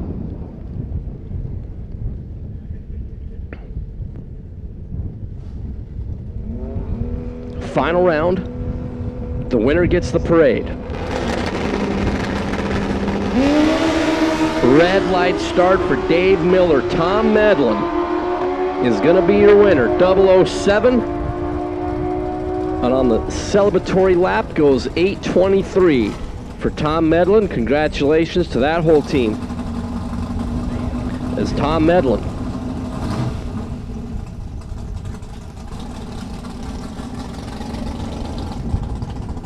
Tom Medlin will move on. We'll move on to get to Wally. So congratulations to Mr. Medlin, our first winner here for race number 1. Hey, also another big shout out to our good friend, one of the hardest working guys that I personally know, Jeff Foster, Strip Las Vegas Motor Speedway. Did a whole bunch of track prep today, trying to get ready for their bracket race here coming up. Foster watching on Drag Racer TV. Love having Jeff watch the action here from Sonoma. It's Dennis Paz and David Ruff. Speaking of Las Vegas Motor Speedway, paying homage to our good friend Nathan Hershey, this is a WOGO. Win one, get one. As we have 5 competitors left, 5 goes to 3. Odd side, the odd side of the ladder, meaning at 3 cars, this side gets the single. Rough out of Arizona in the Bel Air. Paz Performance, 41 Willys out of Stockton. Dennis left side, David right side, Dennis Paz, 007, one above to get the win. That Willys just keeps on rolling, and he will have the semifinal bye.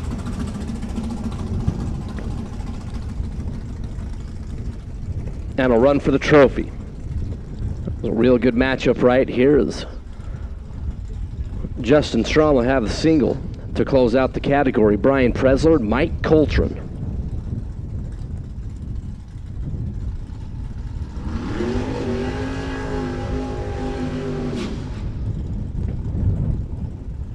Presler, Kennewick, Washington, the S&P Racing. Gorgeous 57 Corvette. Mike Coltrane in the Camaro. Coltrane has already done the burnout.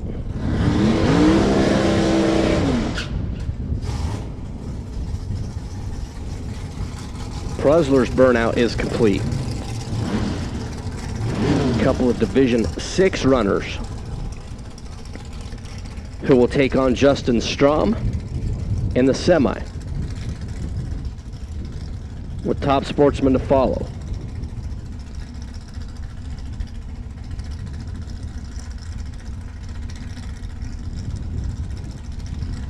Coltrane is in. Presler bumps in. Rip, go. Both racers off the stop. Mike Coltrane looking left. Presler looking to the right. Presler, double breakout. 989.0 for Brian Presler. Coltrane goes 988.0. 162 on the mile an hour. 2 thou separated him on the starting line. Presler was 21 green. Coltrane was 23 green. But Brian Presler moving to the semifinals. Well, he will take on this gentleman, Justin Strom out of Novato. Strom Motorsports 63 Corvette.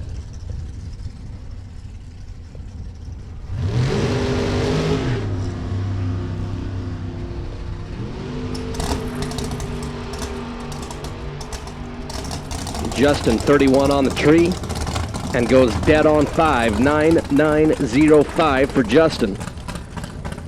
So Dennis Paz and the Willys pickup, Brian Presler, Justin Strom will be our 3 remaining cars in Super Gas Eliminator. Now we move into Top Sportsman semi. Couple of Camaros. 69 model year for Brian War over on the Denso side. 681 going to be the dial-in for the Riverton, Utah resident. Pete's Diesel Repair.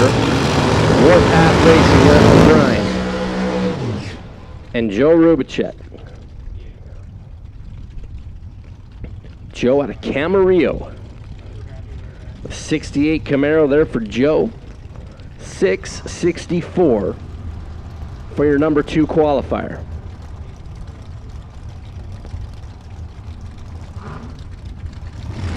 Brian Wars had a single digit on the side of his Top Sportsman vehicles on a couple of occasions last few years. Joe Rubicek, a very long and decorated career in Top Sportsman. So a slight head start there for Brian War in the left lane, with 3 Camaros and a Mustang left at 4 cars.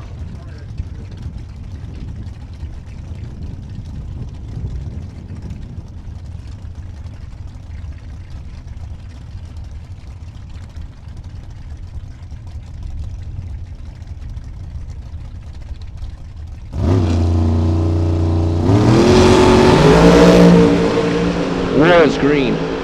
Rubicek's green. 3 thou separate them at the starting line. Finish line says Brian War. 680 with a 6 on a double breakout. 682.6 for Joe Rubicek. War was 18 green. 4th thou under the 681 to get the win. Rubicek was 21 green. And 14 thou too quick. So Brian War will run for the Wally. Joe Rubicek, pretty good day. And bows out in the semifinals is Frank Rodriguez, Kelly Harper. The winner taking on Brian War in the final.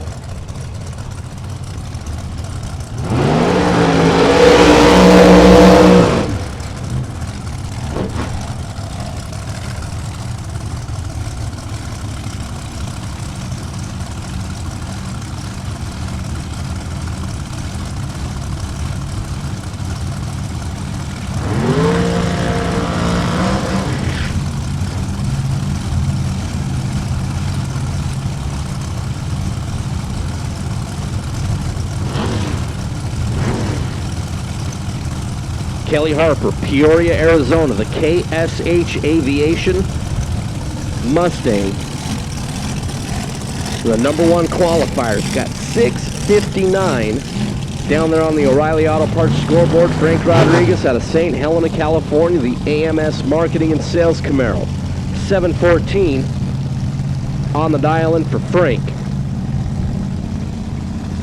So about a full bulb going to be the head start there for Frank Rodriguez.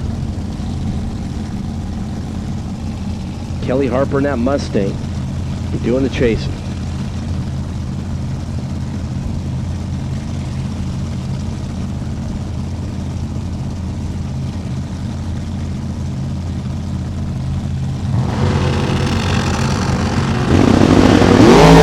Red light start for Frank Rodriguez by 7 thousandths of a second. Kelly Harper going to get the freebie there in the semis and go 661 at 212 green. So we're going to have our #1 qualifier, Kelly Harper and Brian War, in the final of Top Sportsman Eliminator. Top Dragster, Bernie Plord, Clint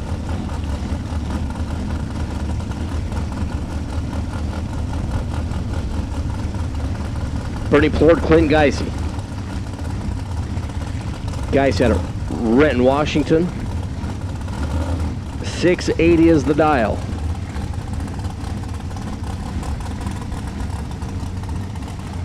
Bernie Plord, 663 the dial. The winner's going to take on Jeff Havens in the Top Dragster final.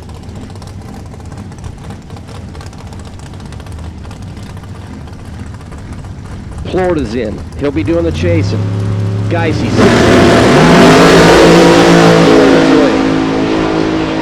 Washington on Washington. Plord, 677 is going to get the win, 191 on the speed. Clint Geisey dialed 680 and went 7 flat. Off the gas early. Bernie Plord moves down into the final round. He was 48 on the tree. Geisey's a little bit better. He was 17 on the tree. But Plord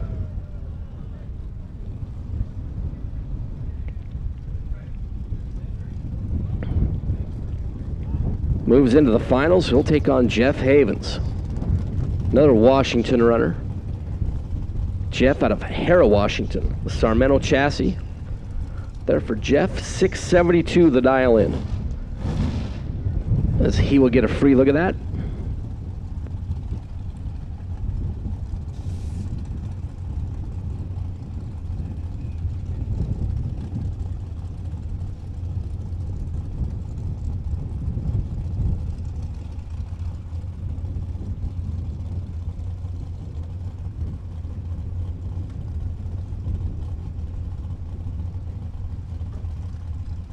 So Jeff Havens pre-staged.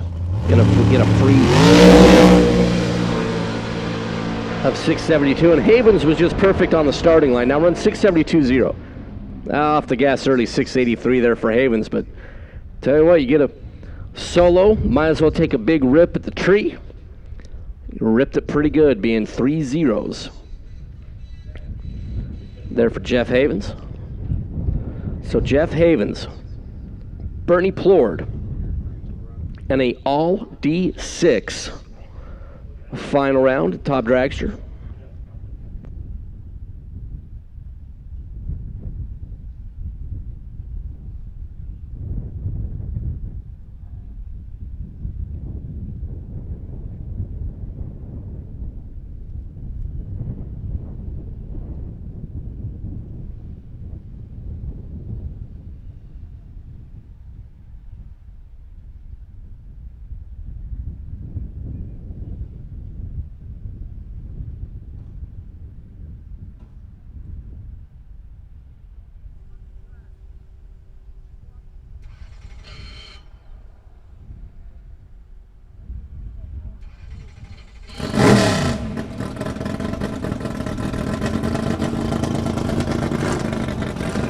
All right, final round in competition eliminator.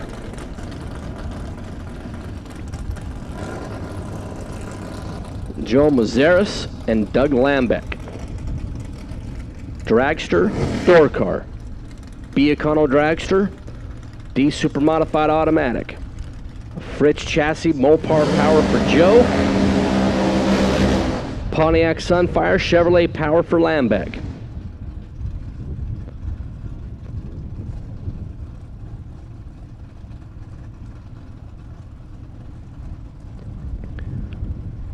Super Street Final will be next.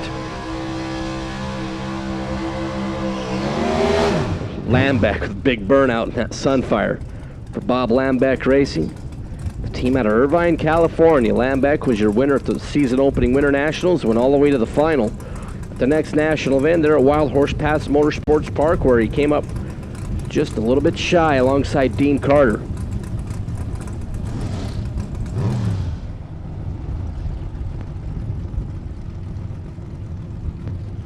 All right, alcohol, funny car, alcohol, dragsters. Get you rolling lanes if you would, please, for your final session.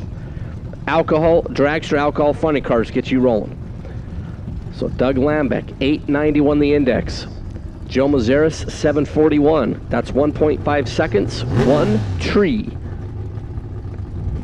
The head start there for Doug Lambeck. Lambeck qualified number 3. Mazeris qualified number 4. Lambeck is away. Mazeris is away. Can the dragster run down Doug Lambeck here in the final? Yes. 687 for Joe Mazeris. Gonna get the win. Doug Lambeck goes 835. Comes up 2 Huns short. Lambeck was 93 on the reaction time. Mazeris was 50. Had 4 Hun there at the start, but Joe Mazeris. Good job, Joe. Pretty good day. Taking the win in competition eliminator, taking out Doug Lambeck in the final.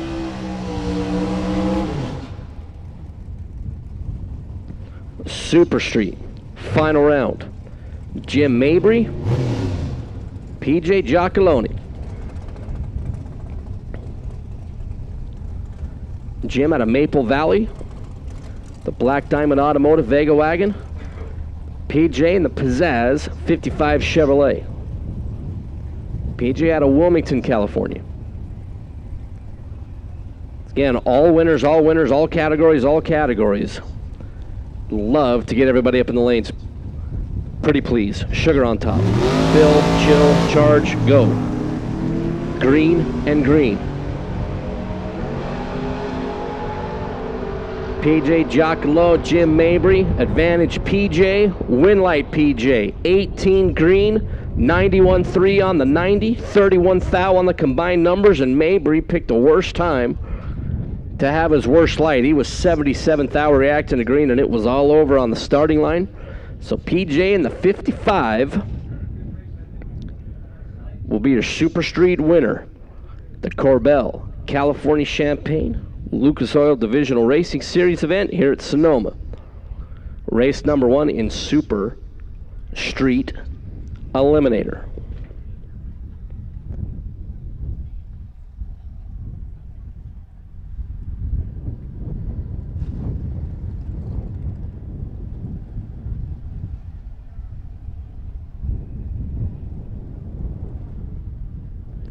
All right, so those of you keeping track at home, semis in Super Gas, semis in Super Comp, final in Top Sportsman, final in Top Dragster. Comp is done. Joe Mazeris your winner. Super Street is done. PJ Giacalone, your winner. Sportsman Motorcycle is done. Tom Edlin, your winner. Semis in Super Comp, final in Stock, final in Superstock. I think that's all we got besides the third and final qualifying session in the alcohol categories.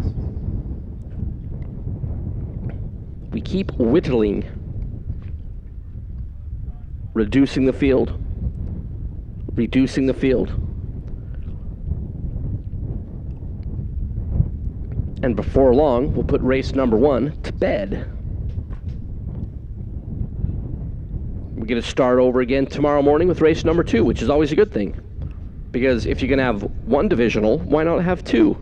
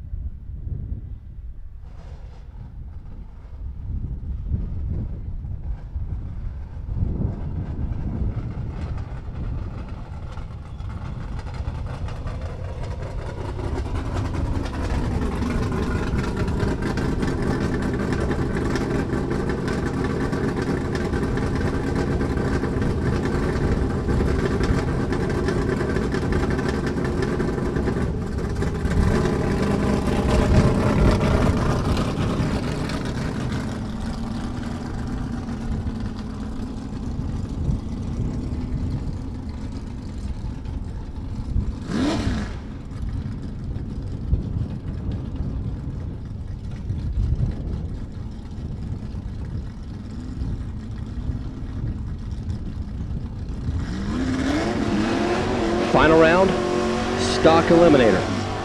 Jim Mater, Steve Wan. Steve, Mr. 413, that 62 Sport Fury, 1011 on the dial. Steve's been pretty good today. Jim Mater out of Corona, the Tri-City competition. Mickey Thompson tires.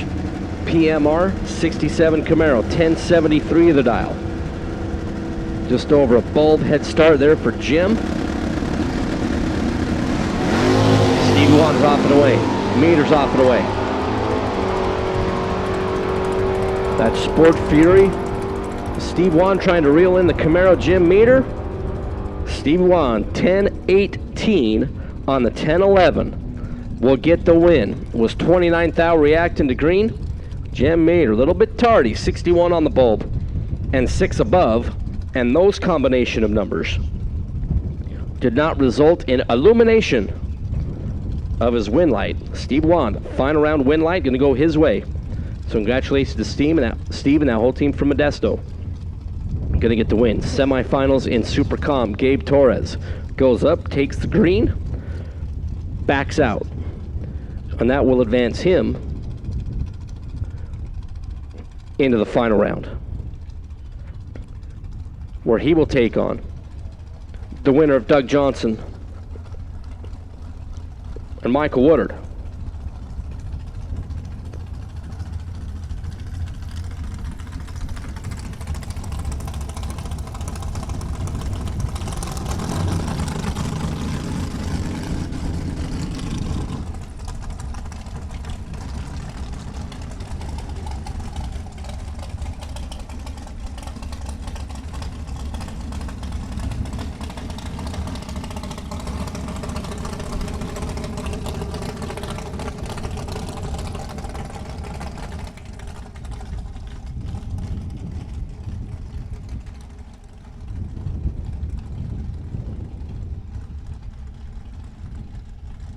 So Doug Johnson, Michael Woodard.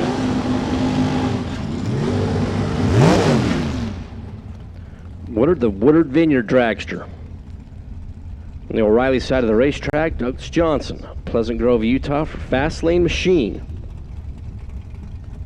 Winner will take on that Gabe Torres kid. They're in the final round.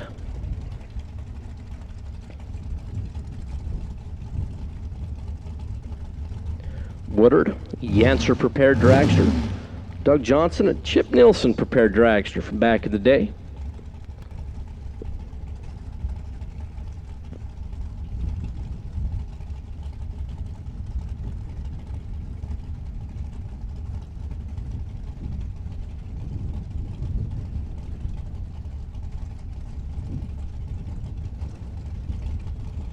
Woodard is in. Doug Johnson second to stage. Green, green.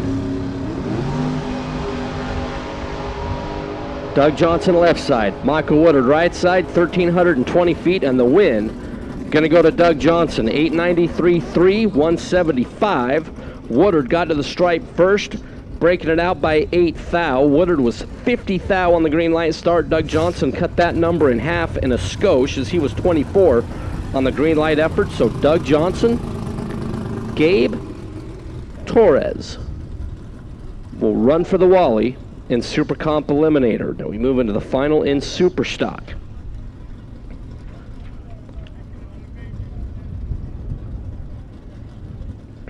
Jimmy DeFrank, Eric Bell, JDF, Simi Valley, California. For California Car Cover, Lucas Soil, California Car Cover, helping this week bring the great coverage on Drag Racer TV. Eric Bell, the Bell Sports Gear 68 Barracuda 426 Hemi, Chandler, Arizona, 865. The dial-in for Eric, 885. The dial-in for Jimmy DeFrank. Last year at this event, event number 1, Jimmy DeFrank was your winner. Defending event champ over there for Jimmy. Eric Bell, looking to take out the guy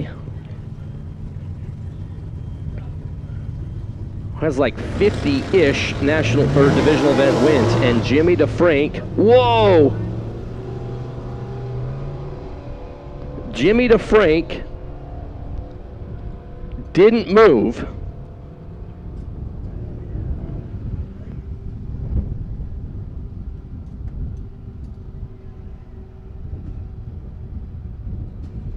And Eric Bell, we're checking with the starter.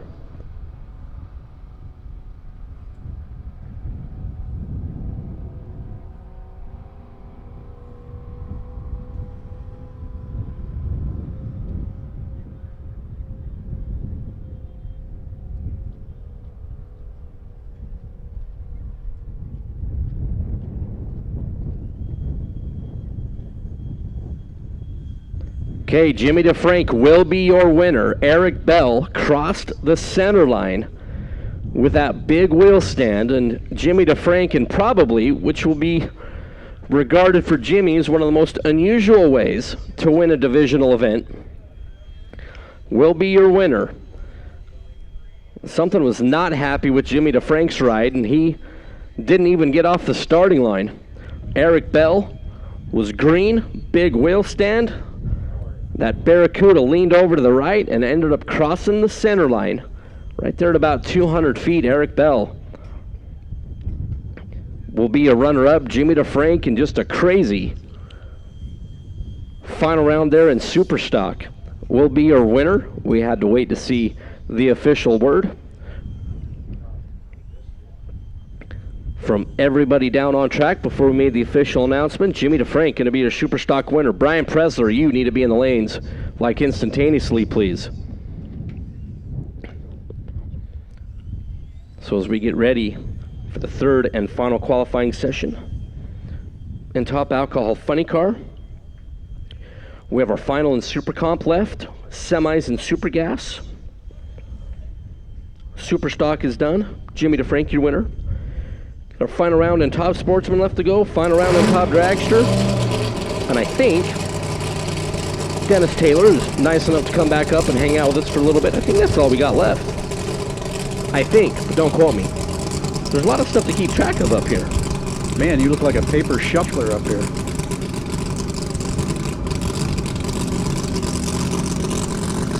Yeah, I think we're good. I think that's all we got.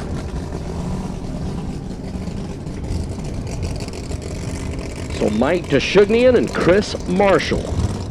I think this might be a single here.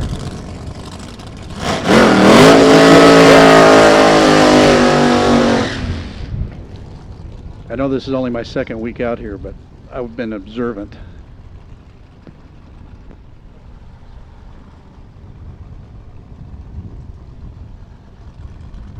Hey, Eric, Mike on his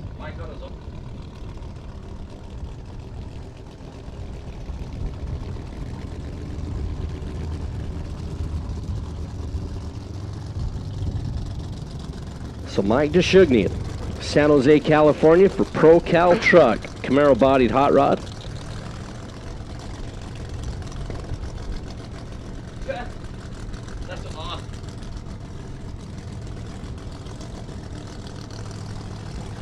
Talk about late to the party. Have you ever seen that, Dennis Taylor? We'll talk about that in a minute. Oh yeah, definitely seen that before. So Mike Deshugnian with 2 aborted runs. Trying to get that runner out of San Jose. Let's go A to B here in the third qualifying session. I mean, the good news is everybody's qualifying with only 6 cars. That's much better for Mike D. Get off that center line. We're going to need that later. 547. Wow, where did that come from? This is 547.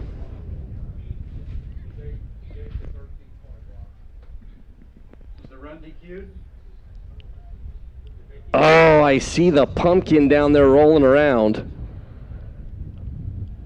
I knew he was close. Down there at the big end of the racetrack.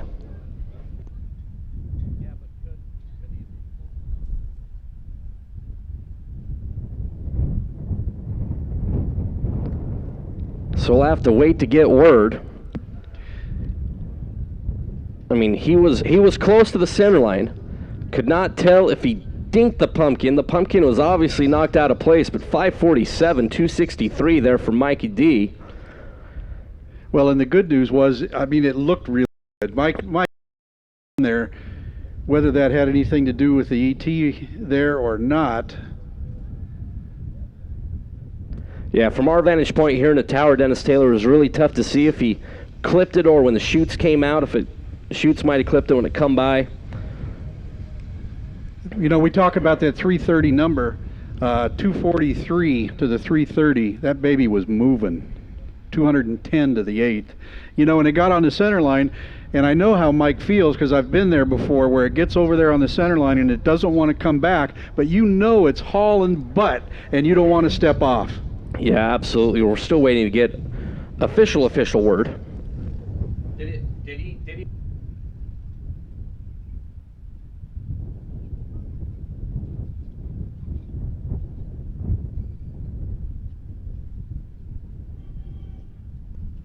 So official word. Oh, hang on.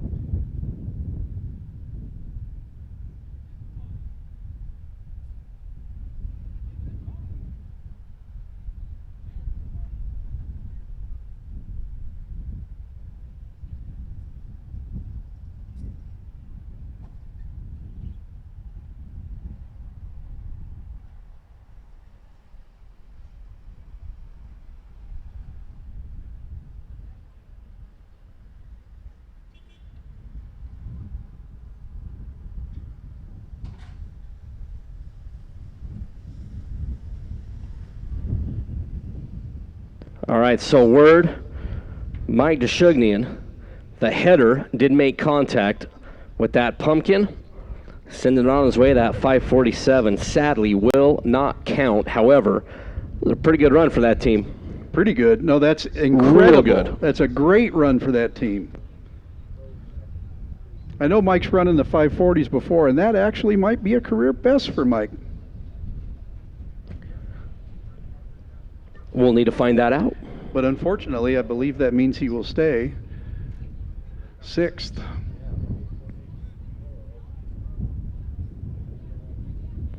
So after 2 aborted runs today for Mikey D, just really getting one right down the track, and unfortunately got over there by the center line and clipped the pumpkin. That 547 run will not count. But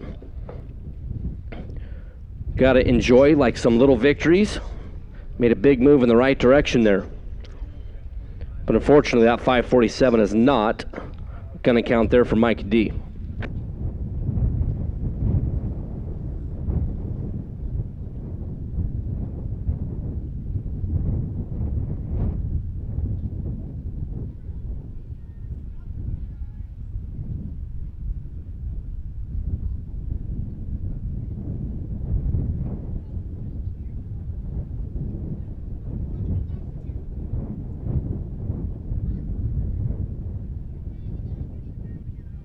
All right, ladies and gentlemen, boys and girls, like to have everybody attention if you would, please.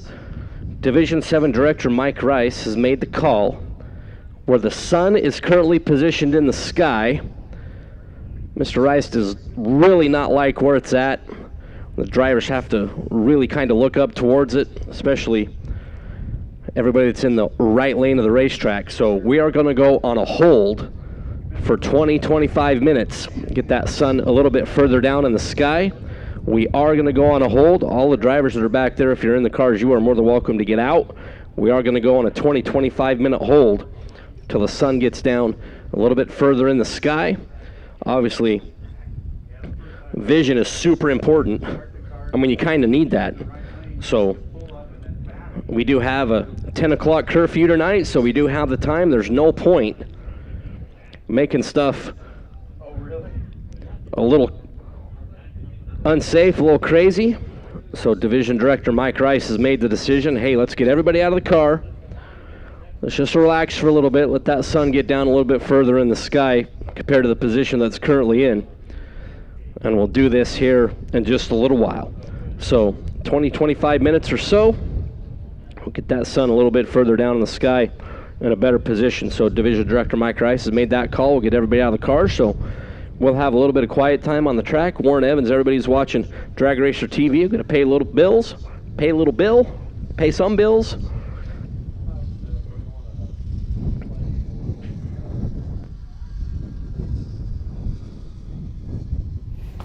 I'm David Harada, and I love my life.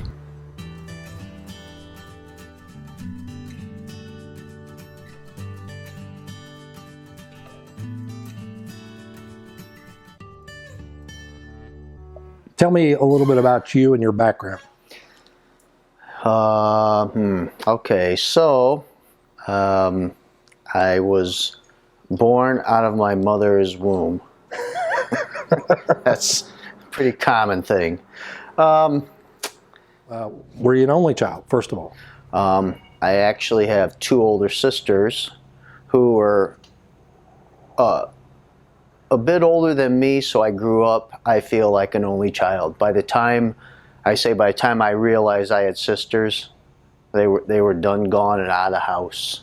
So I was I would say I was raised as a spoiled child, not a spoiled brat, a spoiled child. I had a very, very good, lucky upbringing. Very fortunate.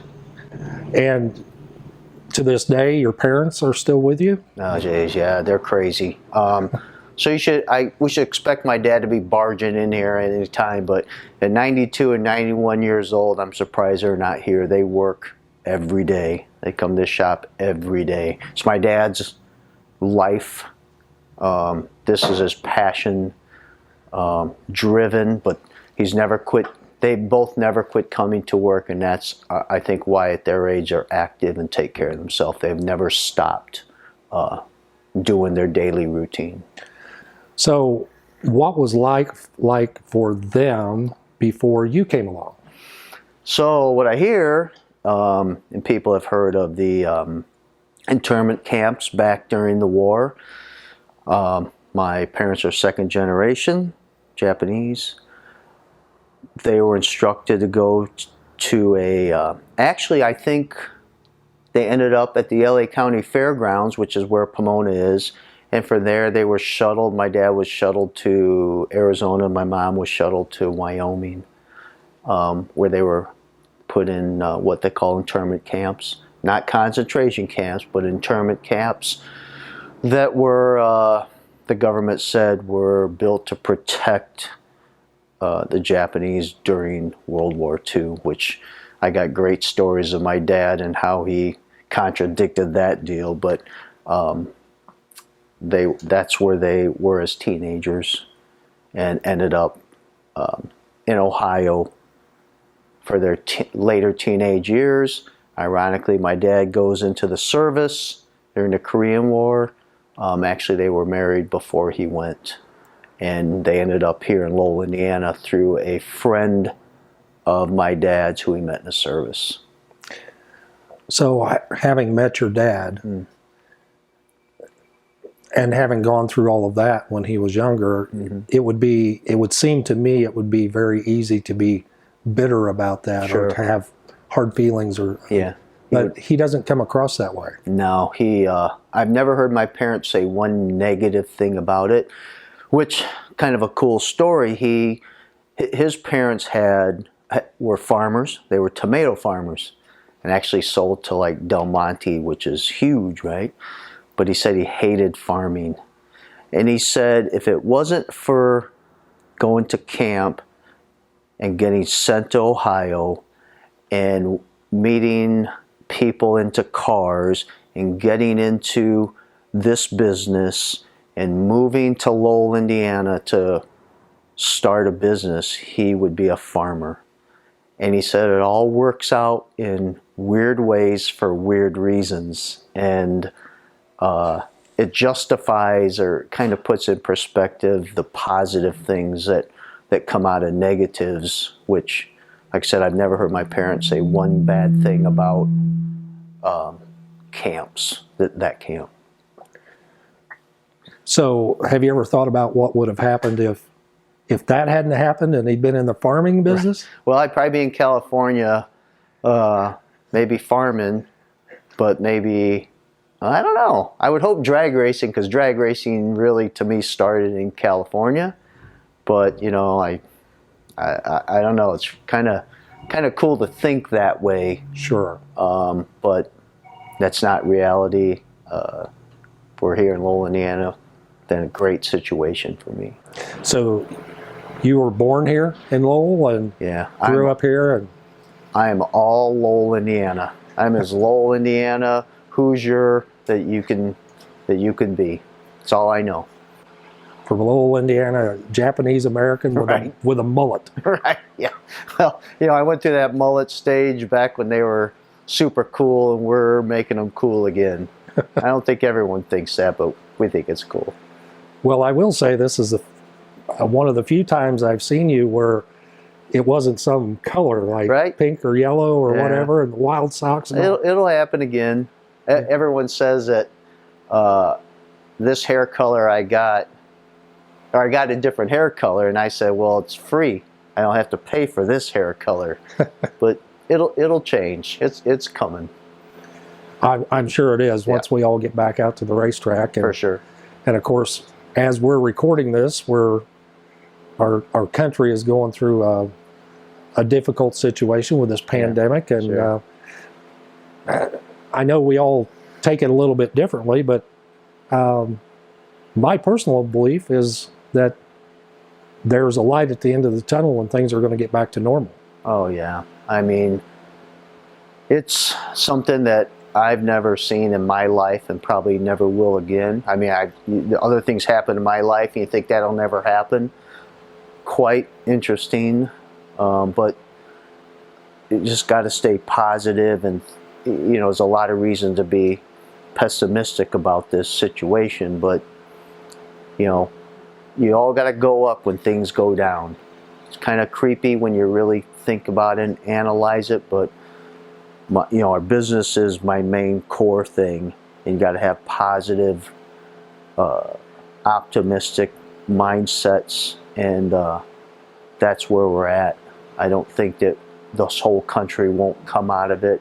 Hopefully bring some unity, but I think we'll be okay. Having been Lowell born and bred, and this business here, this has got to be a pillar of the community. I would like to think so. I think we're one of the 4th or 5th oldest businesses in town, which is pretty neat. I could think of 3 or 4 offhand that are actually older. My parents started a business in 1956, so we're 60 plus years. Pretty neat to think that we've sustained what my parents started and continued on for that long. It was some pressure I put on myself not to fail, because you see that happen a lot where the next generations come in. But I've worked here since 1982, and we're still got doors open and still keep on trucking. And that's a testament to our staff, management, my employees, everyone here, because realistically, I could not be here, and I think this place would keep on going. I always say they probably want me to go to the races. When you coming back? Why don't you just race, So I don't know if that's true, but that's what I always say. I have that at home too. Linda's always like, yeah. When's your next race? And yeah, right. So you're coming home that soon? Yeah, we had that conversation on the way here. Yeah, but I do. My staff and then all our employees they're the best. So how did you find that drive? You said you wanted it to be better than it was before your dad started it. What brought that drive? I think a lot of it is genetic. I like to say it's genetic, but the way I was raised, the way I was raised, you do the best as you can do. I remember my dad making a comment: if you're going to sweep the floor, you sweep it the best you can do. He also put some pressure on me as his son being a worker, that he was going to be a little harder on me because he's not handing me a gold spoon. And I was willing to understand that. Actually, when I quit college, I always say I graduated college in a semester. Well, yeah, I got my degree a semester, but he also told me to get a job to see what it's like out there to work for someone else. And we came up with this deal of he employed me and said he's going to be a little harder on me, and it all worked out good. But I mean, it's the best thing I could ever do. But I always tell people you need to work with your family once in your lifetime, because it's been very trying. Every year it's very trying, a couple times a year. And I think most of it is I just got to shut my mouth and not be as smart as he, think I'm smarter than him. But yeah, it's been the best thing that I could ever happen in my life. Well, working once in your life for your family has kind of turned into your whole life working for your family. Yeah. And I'm getting paged. That happens every day.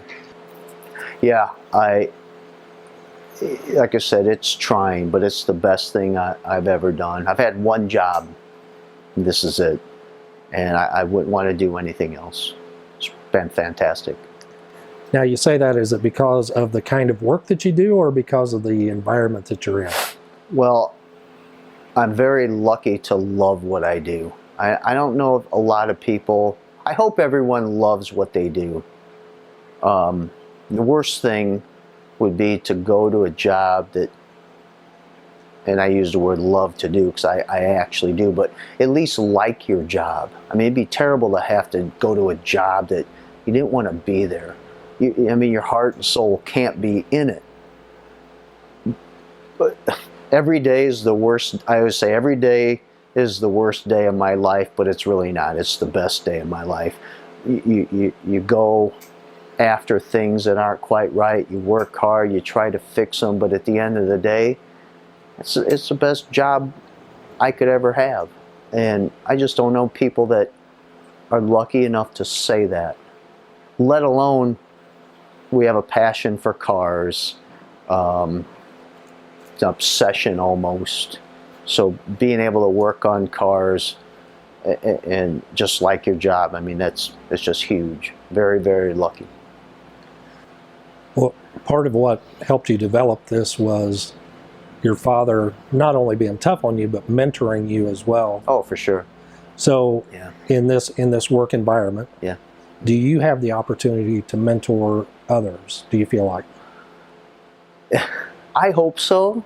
You know, we try to get, I guess from the standpoint of technicians, yes, because we've got the younger generation in to try to show them that you can make a great living doing this, but you got to work at it. But you got to have a passion for it too, with whatever you do. From the standpoint of the actual business and someone behind me, that's a very interesting subject I got to approach, because after me, that's it. There's no brothers, no sisters, 2 older sisters that never worked at the shop. No children, no grandchildren, nothing. It's me. I'd like to think the shop can continue on, but time will tell. It's such a great business, but with the way things are, I guess I'm probably going to get stabbed for saying this. Just a different generation, different type of attitude, maybe. We'll see if this place stays open. If not, I'm going to start this thing up. I'm going to shut the doors and turn on some punk rock music, and maybe someone will find me in here. That's my ending right there. Well, let's hope it doesn't come down to that. Yeah. Since you mentioned the race car, let's shift over to that just a little bit. Sure. Because the first time I ever saw Dave Hirata, hadn't met you yet, was at Joliet at Route 66 on opening weekend. And I remember the yellow car going down the track, the A-Fuel car. Yeah.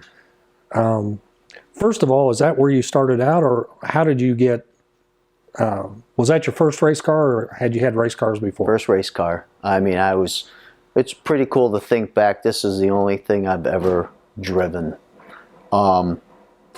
Street cars, went through the street car thing, show car thing. My dad really hated it. When I think back at it, well, it was just a phase. I had to do that to get to something like this. But yeah, this is the only thing I've ever driven. My buddy let me take a little hit in his super gas Camaro at our local track, and man, I was hooked from there. I asked my dad if he wanted to go drag racing, and it wasn't much talking him into. I remember I just asked him, "You want to go drag racing again?" His answer was, "Yeah." I mean, that was basically it, and here we go. We started with this thing.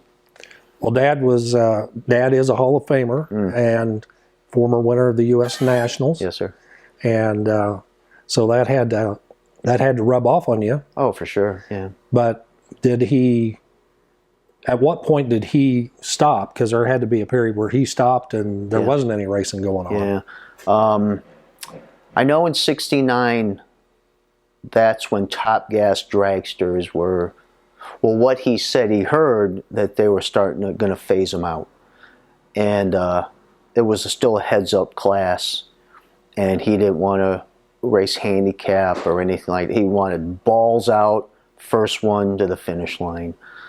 And then in '73, he raced Top Fuel for 1 year.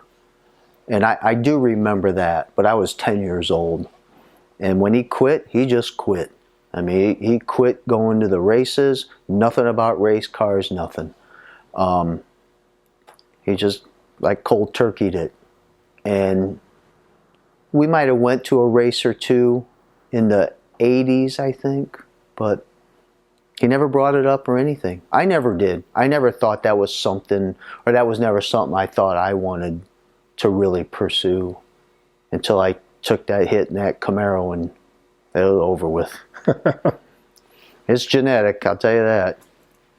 Obsession, as he says, addiction, totally. Why A fuel? Nitromethane. That's the big thing. Everyone in drag racing understands that stuff. I just wanted to burn nitro. And at the time, if I had to do it again, I would have done Top Fuel. But back then it wasn't logical. Probably not logical now, but 20 years later, everything, you got your feet planted in Top Fuel car, kind of the same as this thing. But I just wanted to run something with nitro in it, and this was the only thing short of Top Fuel. So that's where we went. Do you ever have a desire to get your license and go Top Fuel racing? Oh, sure. You know, we talk about it every year. I'm to the age where I'm not over it. Every year I want to do it, and then I talk to these crew people, owners, crew chiefs, and it's like they talk me right out of, just by talking, the amount of work, the money, everything about it's like, why do I want to do that? Because when they step on the loud pedal, that's why. I mean, that's the major leagues. So we'll see if it ever happens. At one point in your pit area, I asked you if somebody wanted to get involved with this, how much money would it take for you to run this? And your response was, all of it. Yeah. True, right? Yeah. So, so how do you justify doing that? Taking everything you got and putting it into this race car? It's crazy that you can justify it. One of my first things is fun costs money. So whatever we do, whether it's concerts, movies, costs money. You also work towards that. I don't have children, no wife. Most people have families. That's what they work for. There it is right here. So it is a work motivator, as I say. You can't justify it. If you did the math, you'd puke. You just do it, you work hard. This is what we work for, and that's my justification. Driving isn't the driving force for you anymore. No. You've had the opportunity to mentor some great young drivers. Yeah. How does that feel? Does it feel different to you? I really enjoy the excitement, and you don't know. Sometimes you don't even know if you won a race. So I've really come to enjoy that, and then the tuning part, the decision making. I mean, it's such a push and pull thing on yourself, But to make that right decision and see it all come together, and the crew works hard on it, it's pretty neat. I'd like to drive it again sometime, but like I said, I'm old and fat, and I give the job to these younger. My driver is 5'4", 140 pounds, and Will does a great job. So that's his deal now. His skinniness gives you a tenth of a second, right? Yeah, right. For sure. All right. This is clearly your passion. What would you tell somebody out there that's trying to figure that out? Well, I think if it's your passion, whatever your passion is, you know it. I mean, you don't have to figure out your passion. Now, I think if you have a passion for something and you have a goal, your life gets geared around that. You're not talking yourself into it. You just figure it out. It was kind of strange that wasn't my goals when I was in my 20s. I mean, I started late. I started in my middle 30s. But it took, my first responsibility was my work, getting a foothold in here, learning the business, learning how to run the business. Then with that comes your entertainment, which is stuff like this. So, and I think at that time it was just the right time, and I knew it, but I knew I wanted to do that, and it wasn't, if you analyze it, it'd be like, that's not the right thing to do. But I encourage everyone to do it, and I think anyone that gets into it younger, they're going to know, and their families know. So you gear your life around it. Hopefully make smart decisions. It can ruin your life. So me and my dad had a deal. This cannot stop our livelihood, and luckily it hasn't. I think we've got control over our addiction in some goofy way.